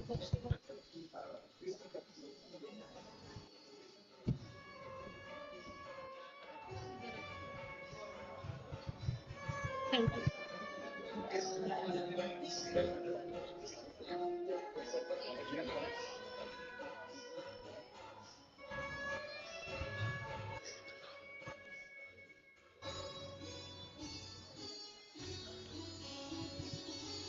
वीणा वादनी ज्ञान की देवी अपनी दया बरसा देना मेरे सर पर हाथ धरो माँ ज्ञान की ज्योति जगा देना ज्ञान की ज्योति जगा देना वीणा वादनी ज्ञान की देवी अपनी दया बरसा देना मेरे सर पर हाथ धरो माँ ज्ञान की ज्योति जगा देना ज्ञान की ज्योति जगा देना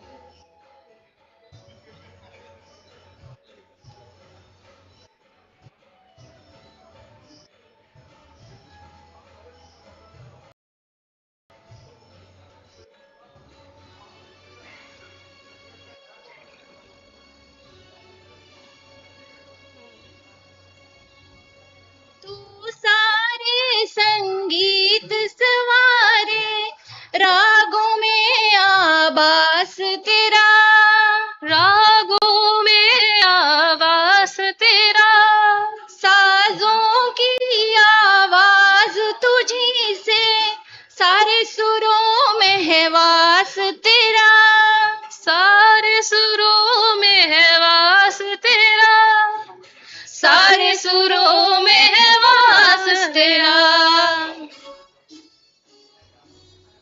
राग रागिनी मेरी सरगम उनकी ओर खिला देना मेरे सर पर हाथ धरो माँ ज्ञान की ज्योति जगा देना ज्ञान की ज्योति जगा देना वीणा वादिनी ज्ञान की देवी अपनी दया बरसा देना मेरे सर पर हाथ धरो माँ ज्ञान की ज्योति जगा देना ज्ञान की ज्योति जगा देना thank you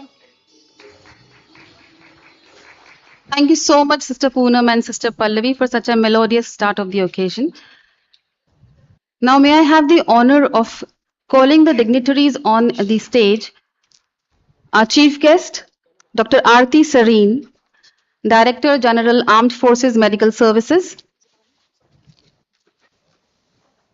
Dr. G.K. Rath, Senior Consultant and Advisor, Carnicos, former Director IRCH Delhi, Dr. S. Hukku, Chairman and Senior Consultant Radiation Oncology, Sir Gangaram Hospital, New Delhi, Dr. Kaustav Talpatra, Director Radiation Oncology, Nanavati Max Institute of Cancer Care, Mumbai. He is also the Joint Secretary for AROI.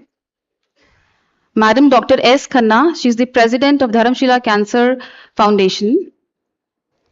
Dr. Deepak Abrol, the President of NZ AROI. Dr. Manish Tandon, Clinical Director and Senior Consultant Anesthesiology at Dharamshila Narayana Super Speciality Hospital. And Dr. Ajay Kohli, he is the Cluster Head North, Narayana Health, Business Lead, Oncology Collegium.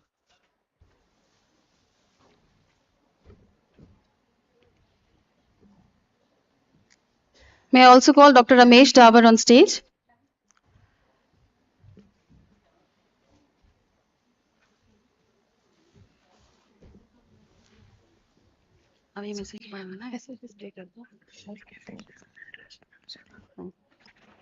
Uh, our chairman, Dr. Shetty, could not be here in person with us. He's traveling overseas, but he sends his regards and we have a message for all of us from his side.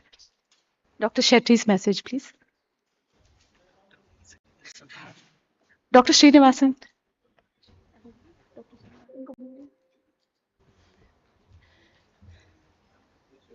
So sir sends his regards, and I think it is a privilege of NH to be hosting Best of Astro for the second time. We have previously hosted it in Kolkata.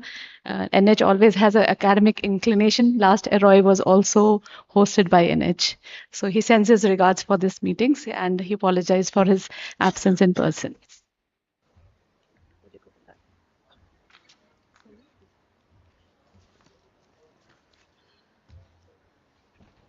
Thank you, ma'am. Now, may I invite Dr. Kohli, he's the Cluster Head North, Narayana Health, Business Lead, Oncology Collegium, to address the audience.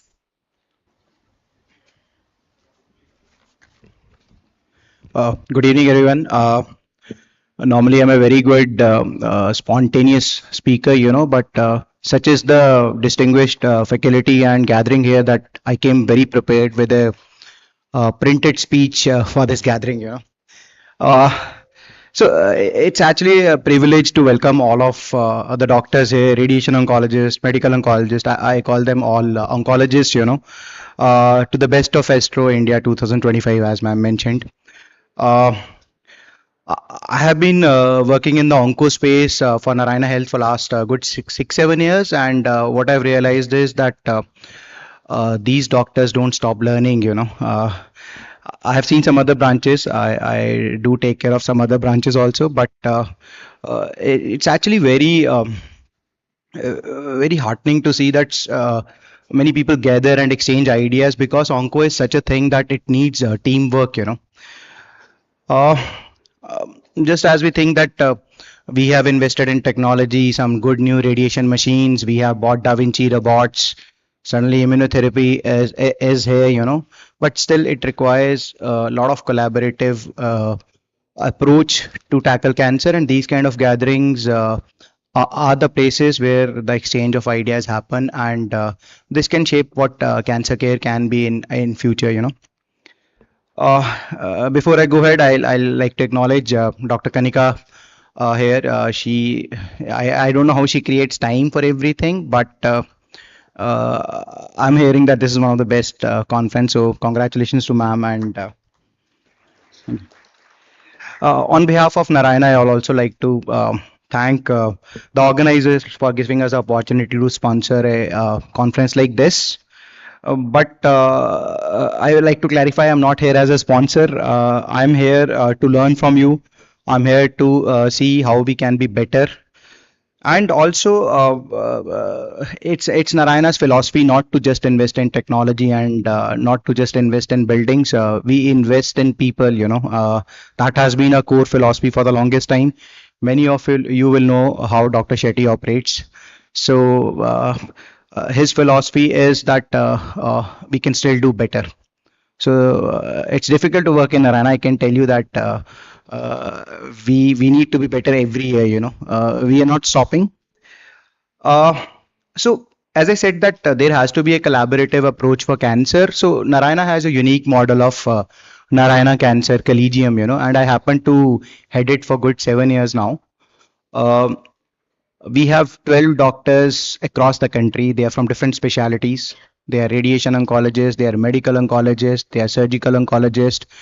They are the advisors of what Narayana does in oncology. Each and everything what I do has to pass through our chairman, Dr. Sharath. He was supposed to be here. He is a hematologist, but he's not here. But we take collective decisions to tackle cancer. And it might be a small thing. All the recruitments which we do, They happen through the collegium, you know. All the inventory which we maintain, all the drugs which we choose for this year, everything has to go through them. All the technologies which we invest in. So it's an advisory group of doctors which are very good. And unfortunately, I'm the business part of it, but I'm also a doctor, so I do bring in some kind of semblance of what we do in cancer. Uh, so again, as I said, that collegium is not there to validate decisions. We help take decisions for people, and there's a decision latency which we take care of. So it's a rotating chairmanship. Dr. Poorna Kurkure, who is one of the eminent oncologists in country, was our last chairman, and now it is being headed by Dr. Sharath. Now, while we keep on investing across the country to come up with more cancer centers, we have come up with a lot of clinics. We have come up with an insurance in South India and East India.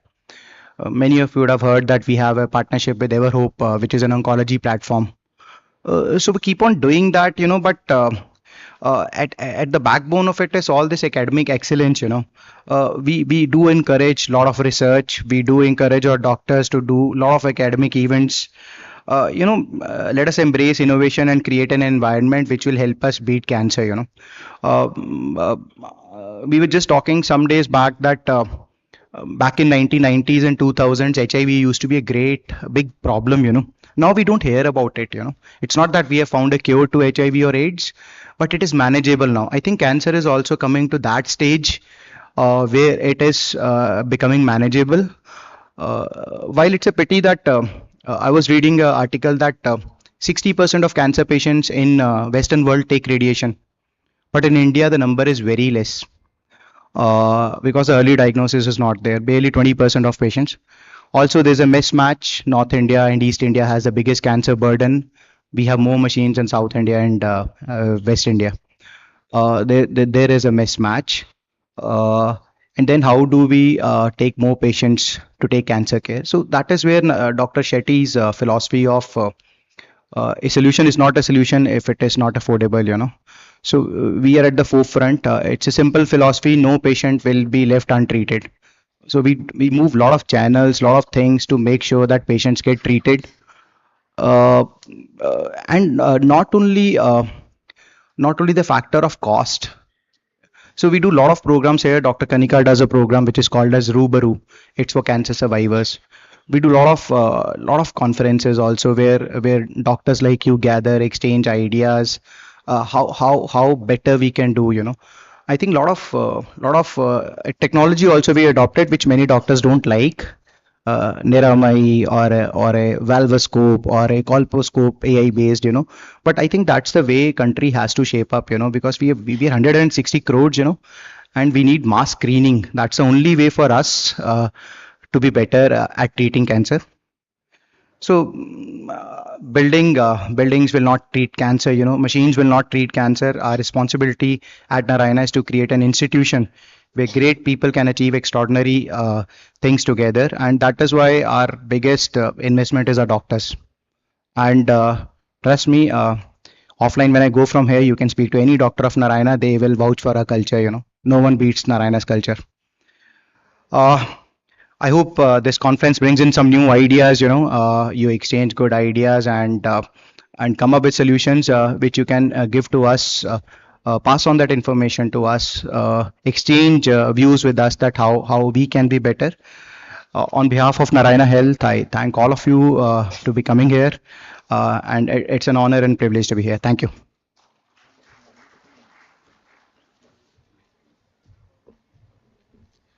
Thank you so much, sir. It's a privilege and honor to felicitate our esteemed chief guest, Dr. Aarti Sareen, for gracing the occasion. And for the same, I would like to call Dr. Kanika Sharma, Dr. Manish Tandon, and Dr. S. Hukku.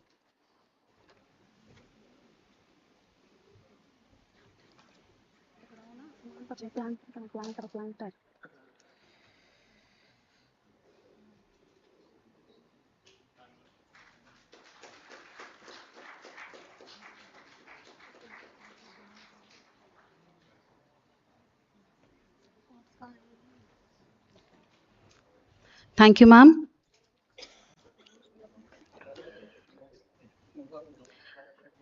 Huku sir, I would like you to stay up. For felicitating Dr. Huku, I would like to invite Dr. Jadhav.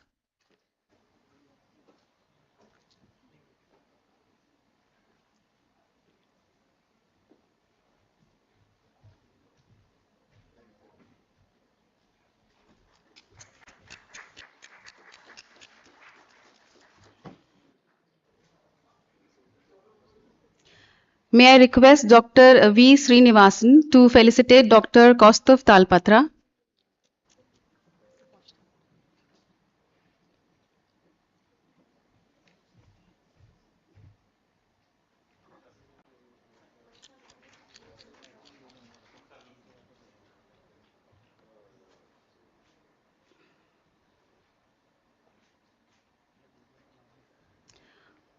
For felicitating Madam Dr. S. Khanna, may I invite Dr. Kanika, Dr. Tandon, and Dr. Ramesh Davar.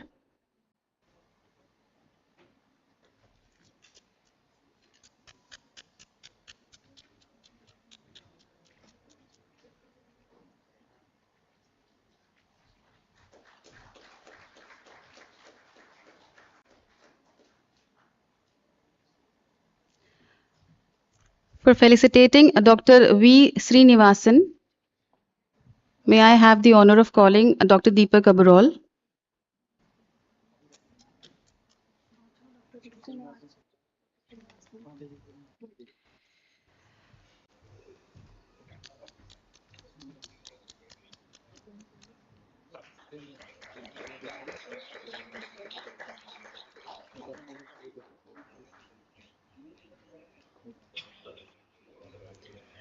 And I would like to call Dr. Huku again for felicitating Dr. Manish Tandon.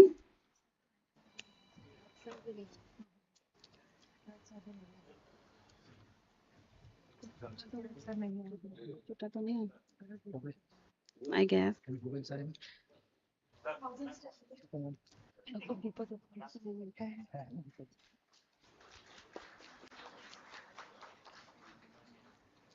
May I call Dr. V. Srinivasan again for felicitating Dr. Deepak Abrol.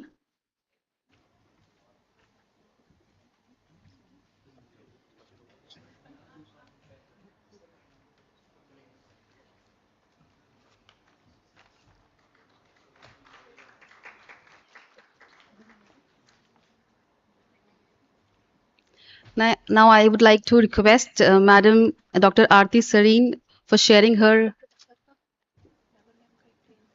pearls of wisdom with us.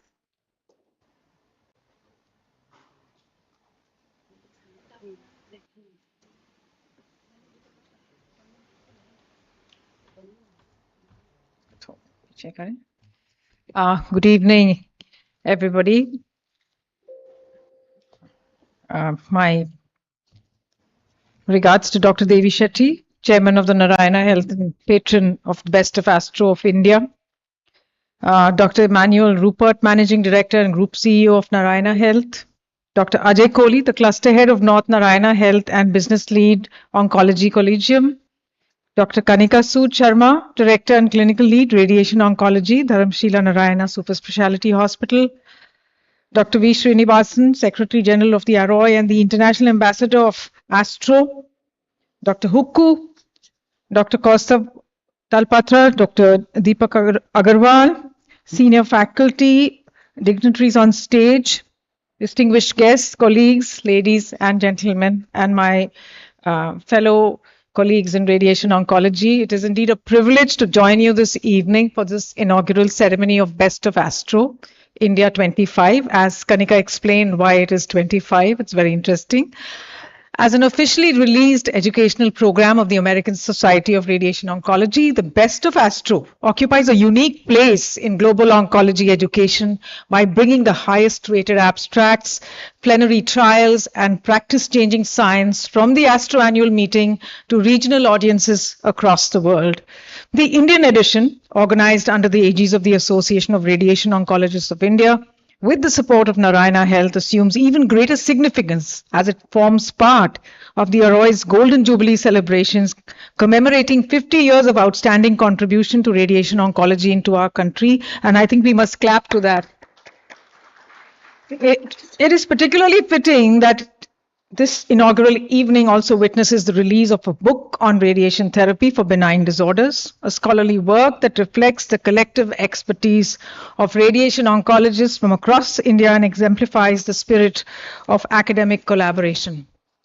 There was a time when our greatest challenge was simply delivering radiation safety. Today, our challenge is to deliver it with extraordinary precision while preserving function, minimizing toxicity, and improving the quality of life of every patient entrusted to our care. You've heard that several times, but that needs to be reinforced again and again. This evolution has been nothing short of remarkable. Yet, despite these technological advances, the essence of radiation oncology has remained unchanged, and at its heart lies a simple objective: to cure whenever possible, to relieve suffering whenever necessary, and to preserve dignity throughout a patient's journey, along with his and her caregivers. This is why conferences such as Best of ASTRO India assume such importance. This conference, as has been started this morning, will examine the most influential scientific advances presented at ASTRO 25 last year.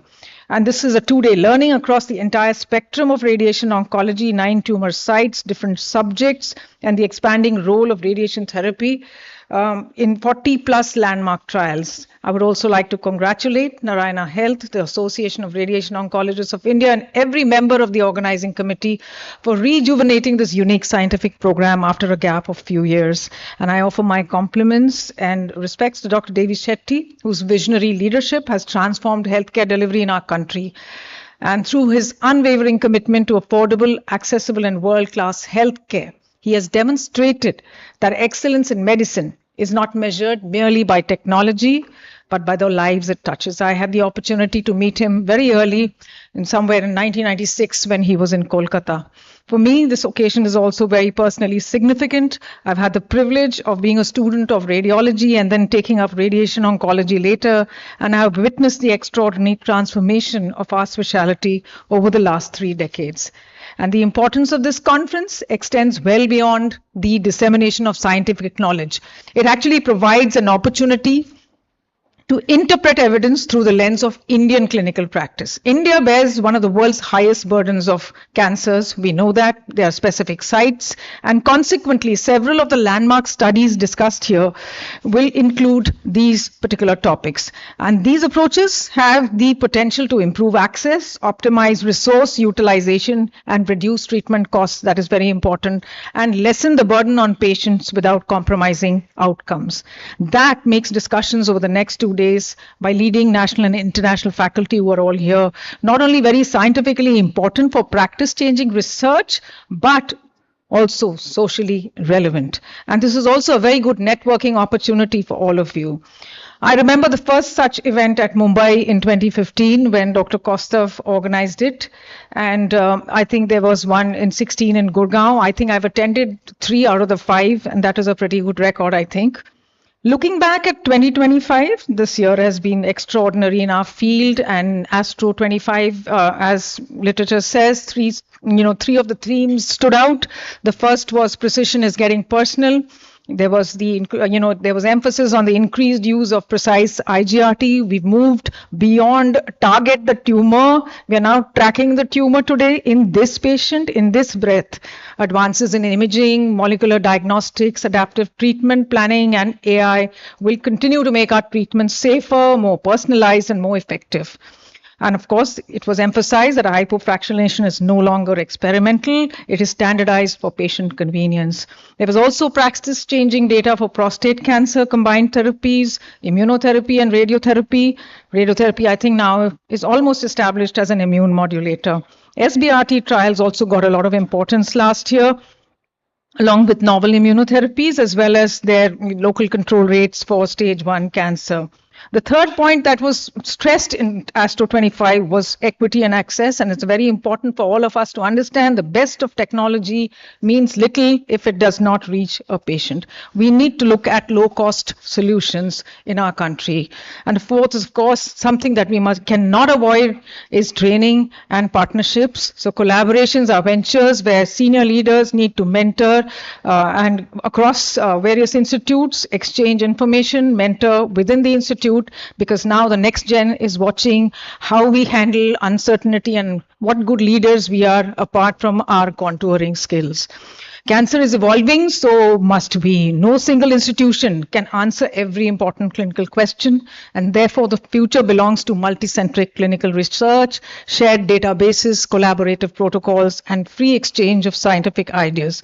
As radiation oncologists, we work with machines of extraordinary sophistication.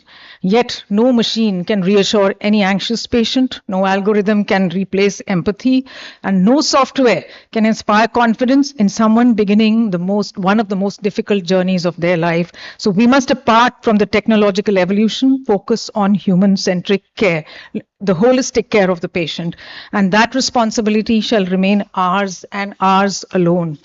We must stress upon teamwork. India today stands amongst the world's leading nations in radiation oncology. Our clinicians, our physicists, dosimetrists, radiation technologists, and researchers are making meaningful contributions across the global stage.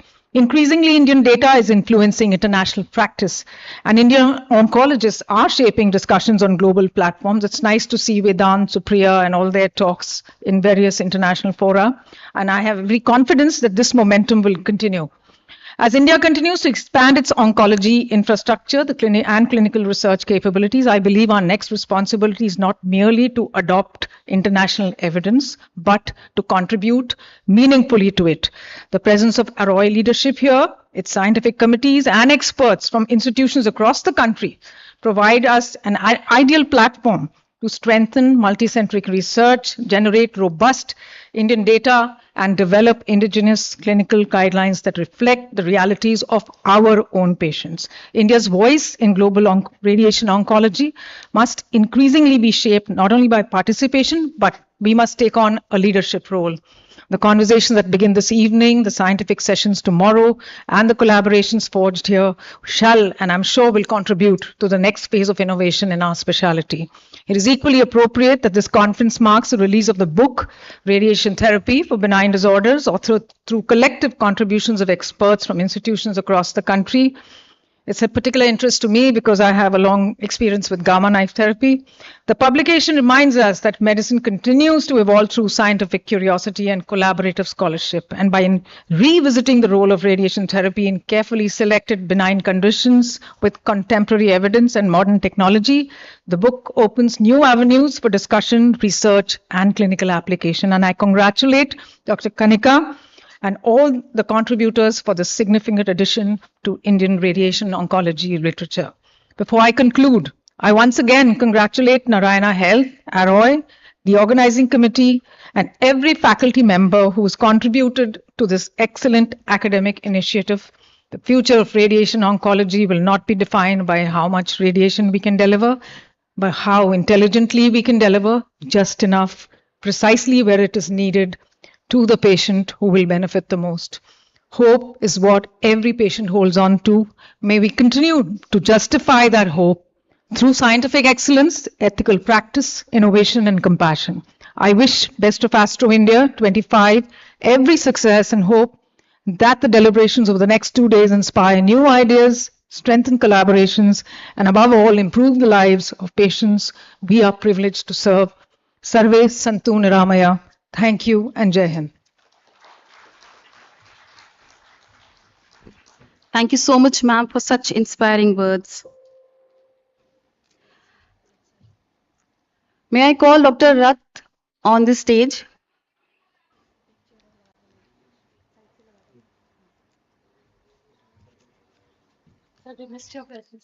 So we were missing you. A book is a doorway to imagination, and tonight we open that door together. It is my privilege to welcome you all to the book launch of Radiation Therapy for Benign Disorders. So we have gathered here today not just to launch a book, but to welcome new ideas, new voices, and new worlds. And I guess this book will stand as a one-stop solution for all our queries regarding benign diseases.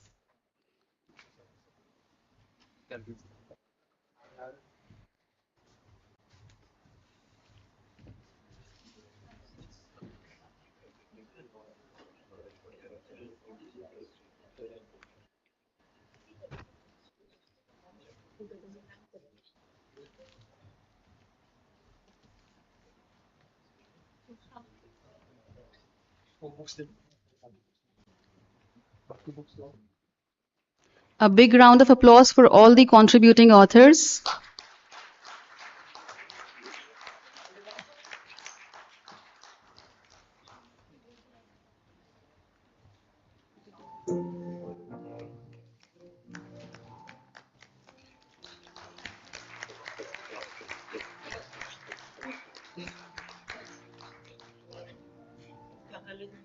आप ही को मिलना है ना? आप ही को मिलना है आप मिलते रहने आजकल सबको पहले बहुत मिलते थे मैडम पहले बहुत मिलती थी आजकल नहीं मिलती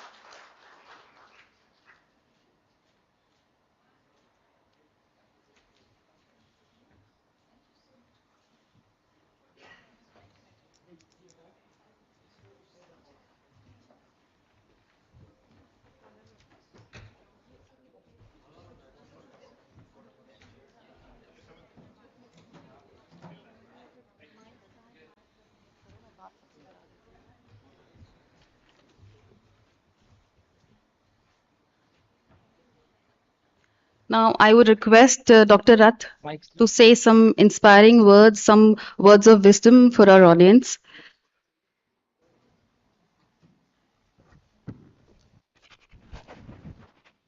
good evening I always feel excited while coming to this group I think I am the only person around who is associated with Dharamsila Cancer Hospital, now Narayan, from -1. Am I right, madam? Madam and Dr. Dawar have been associated with this hospital uh, from their heart and from their DNA. And I have seen the days of the struggle which they have all gone through to make this center to this stage.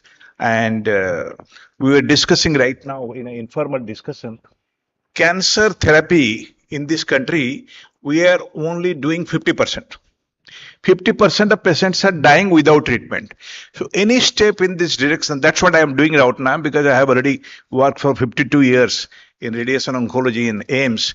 So I thought, let us all unite together to spread the radiation oncology, medical oncology, surgical oncology. Why I say radiation oncology? Because I am not because I am a radiation oncologist, but radiation oncology is like an elephant in a zoo. You don't go to zoo to see a bandar. You go to see an elephant, and elephant is expensive to purchase, to manage, and to see that it is maintained properly. And in that direction, some work already is being done in manufacturing newer equipment of radiotherapy, like we are manufacturing now linear accelerators, cobalts, mammogram machine, but actually, they are not up to the mark, but that's the only answer. Thank you very much.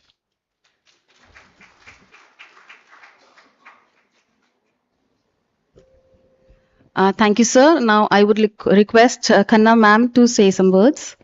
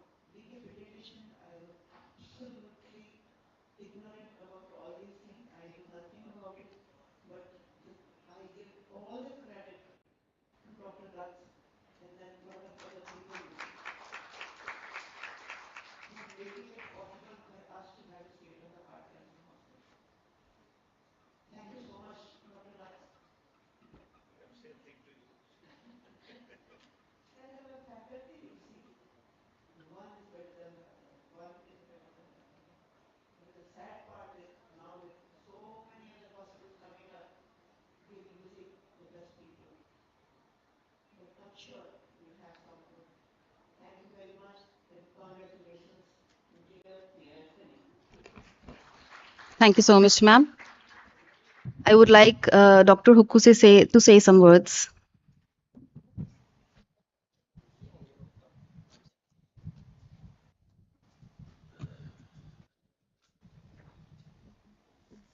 So, good evening, ladies and gentlemen. Today, it is very nice to see Dr. Aarti here with us, who has, reached such a high position in the forces, and she is a radiation oncologist.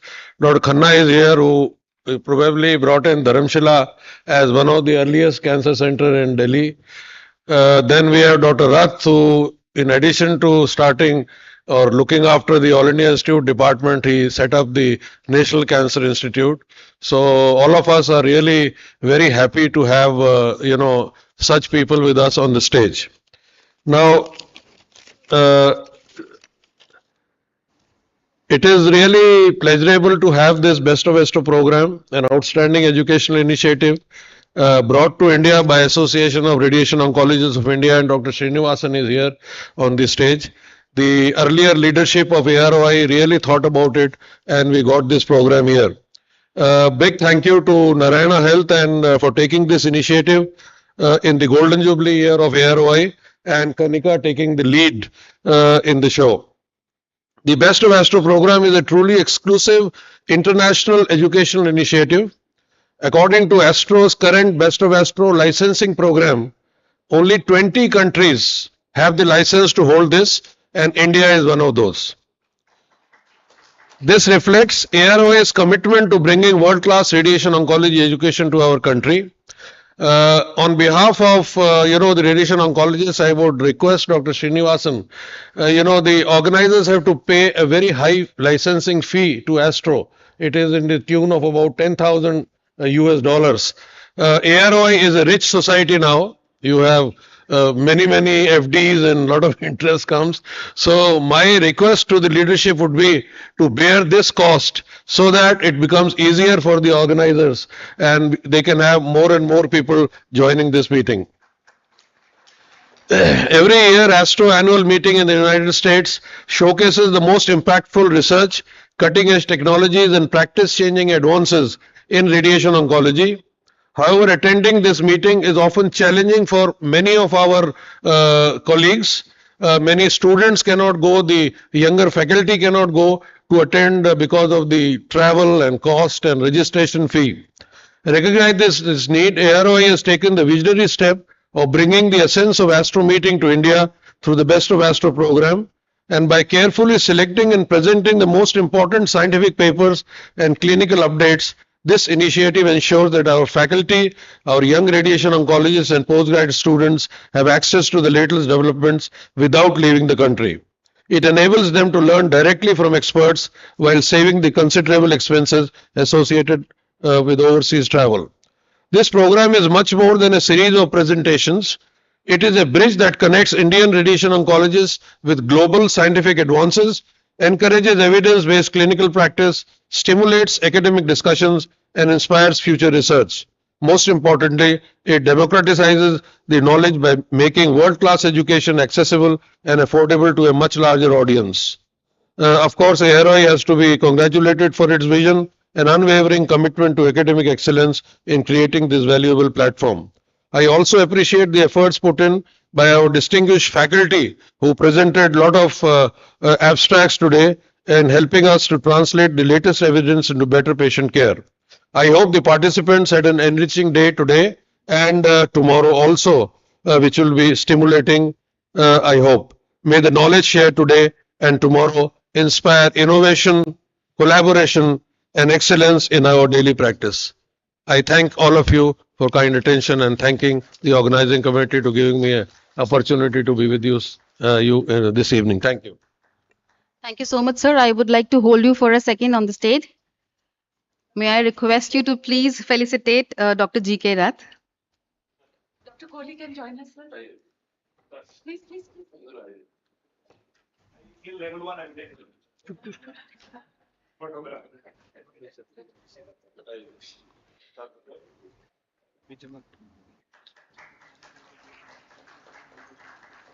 Meanwhile, I request Dr. V. Srinivasan to share his thoughts with us.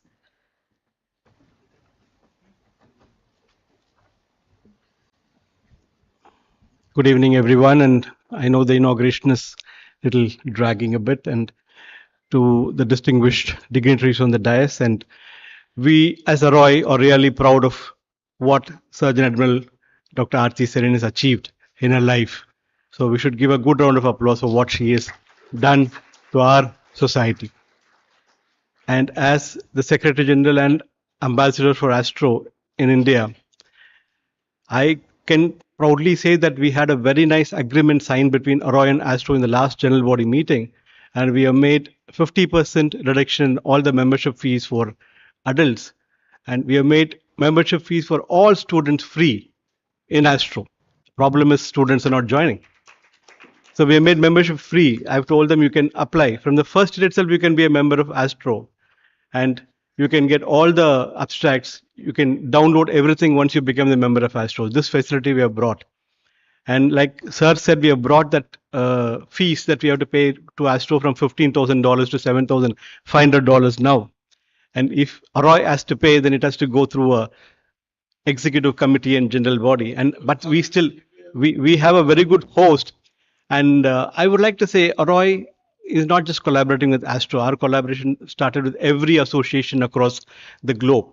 So our association started with ASTRO. We are doing 3 excellent courses, teaching courses with ASTRO. And then we have started collaborating with ASCO. ASCO basically a clinical oncologist where medical oncology was strong, but now they have collaborated with us and they have started doing pre-conference workshops. And we are going to have one more workshop coming in the next ROI conference in 2026 in Hyderabad.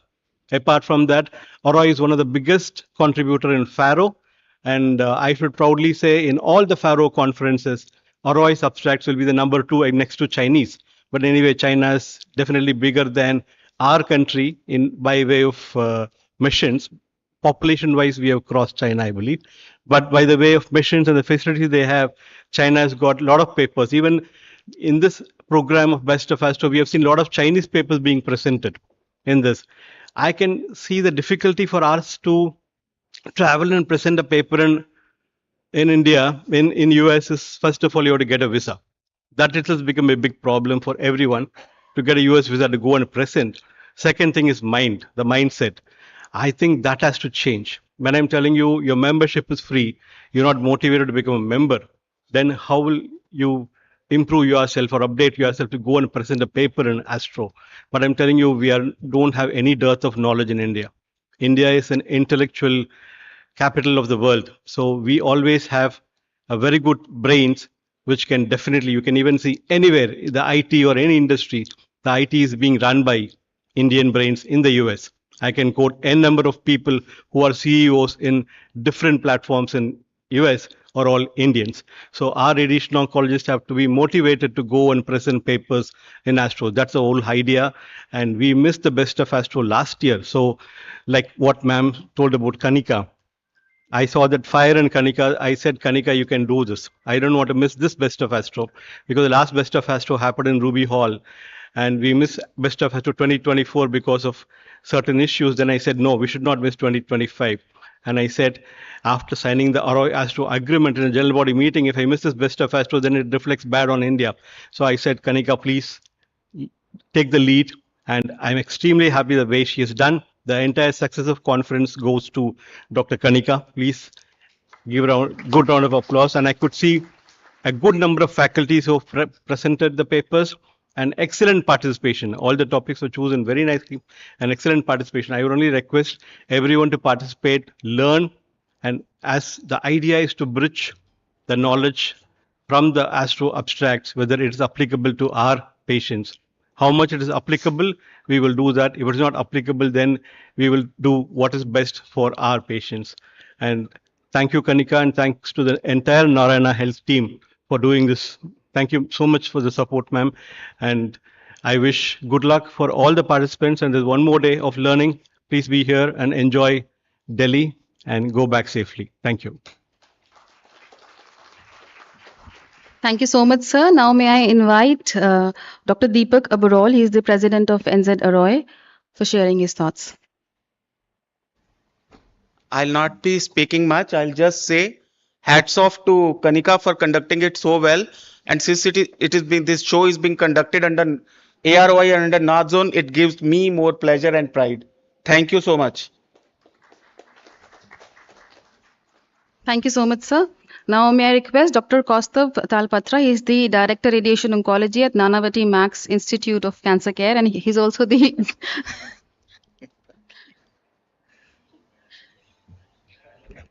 respected Surgical Vice Admiral, Dr. Aarti Sari, and all the dignitaries on dais. Since Dr. Hukku said that India is among 20 centers which is approved for Best of Astro, and it's a matter of pride. I'll just get back into history. 2014, September, San Francisco, that's when the Roy team and I were sitting there. India was, and we got Best of Astro to India. That was the first time. And India was one of the 3 countries which was awarded Best of Astro. I think it was India, Mexico, and Portugal. So I think that was a great thing that happened to India. And we have had, I think after that, this is the 7th Best of Astro that is happening. This year, Astro has started an ambassadorship program, which for Indians, which was never there. So Dr. Vedang Murthy from Tata Memorial, Dr. Srinivasan, and myself, we 3 have been nominated as Astro ambassadors. And we work closely with Astro. So we have not been seeing too many abstracts, Indian abstracts in Astro, but you'll be surprised. This 2026, the number of abstracts India has sent to Astro and which has been accepted is significantly higher than what it was in the previous years. And now Astro has started taking India seriously. Arroy has played a major role in getting Astro and in the Indian community together. And I think it is all Arroy's effort that it is all going through. As Dr. Srinivasan rightly said, the rates have been reduced. Student registration is free. So it's not that Astro has not come up with newer innovations. They have been coming up, and they are going to come up with a lot more education. To conclude, I must say that it is imperative now that oncology, we as radiation oncology practitioners and students understand that oncology is global now. Knowledge is the key, and these abstracts are the evidence of tomorrow. So let us take these conferences seriously, because what you hear today, you will be practicing tomorrow, and this year the abstracts have been wonderful. I must congratulate Kanika and the Narayana team. It has been an excellent conference, the way she has run it through, the professional way it has been conducted. We have been in touch before also, and I think Kanika really needs an applause for this. Thank you. Thank you so much, sir. Now may I invite Dr. Ramesh Davar to share some words with us.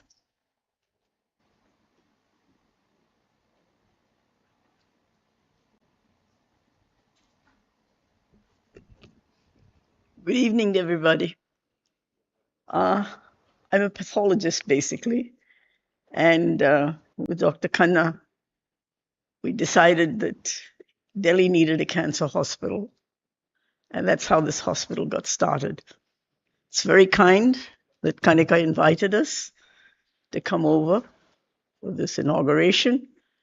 And I'm still at the hospital most of the days, getting more into preventive oncology rather than anything else. It's very nice to see all these people in radiation oncology, which at one time used to be a part of a small department. Now it's become so big.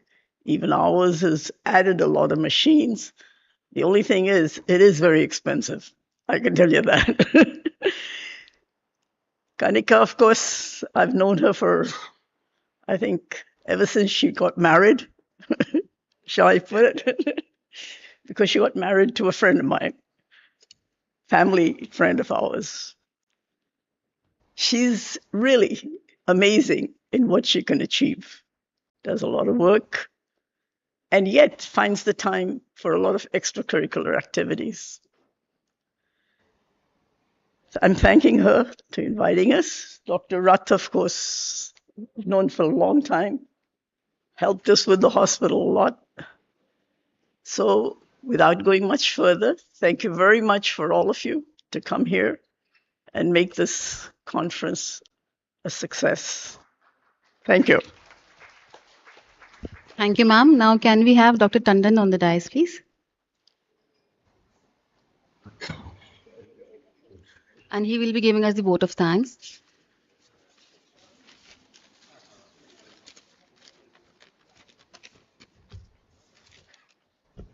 A very good evening, distinguished guests, esteemed faculty, respected colleagues, ladies and gentlemen. As we come to the close of this enriching conference this evening, today, it's tomorrow also, it's my privilege on behalf of the organizing committee to propose the vote of thanks. First and foremost, I extend my deepest gratitude to Surgeon Vice Admiral Aarti Sareen, Director General of the Armed Forces Medical Services. Thank you, madam, for finding time out of your busy schedule. That you chose to grace the occasion exhibits your dedication for the fraternity and for the medical profession. I wish to thank our patrons, dear Dr. Devi Shetty sir, Madam Surusha Khanna, for their patronage and their support, and our Group MD, Dr. Emmanuel Rappert, for helping us make possible everything that we choose to do. My sincere gratitude for Dr. G.K. Radji, for Dr. H.S. Sakkuji, Dr. V. Srinivasanji, Dr. Kaustav Talpatraji, and all the delegates who have chose to come today. Thank you for guiding the strategic approaches to nationwide cancer prevention, early detection, and access to the care. Your expertise, thoughtful insights, and willingness to share decades of clinical experience, I am told, have elevated the scientific quality of this meeting. Your commitment to advancing cancer care continues to inspire the next generation of clinicians and researchers alike. I would also like to thank our panelists and moderators for steering the engaging discussions throughout the day that challenged established perspectives, encouraged collaboration, and translated evidences into meaningful clinical practice. I wish to address our delegates. Thank you all for your enthusiastic participation. I hope you all leave today with new knowledge, renewed inspiration, and stronger professional collaborations. To collaborate is the way to succeed. A heartfelt appreciation goes to our organizing committee, scientific committee, event coordinators, technical teams, supporting staff, everyone who contributed to the success of this meeting. Your efforts have made this event seamless and memorable. We are equally grateful to our partners, the MedEvent Solutions, for making this event possible in a way that we all love. And to our sponsors, to name the few, the Sun Pharma, the Aris, Electa, the Shinva, the Varian and Siemens Healthcare, Eli Lilly, Celigen, and amongst many others. We look forward to meeting you again and at future scientific gatherings. So until then, thank you and have a wonderful evening. Jai Bharat.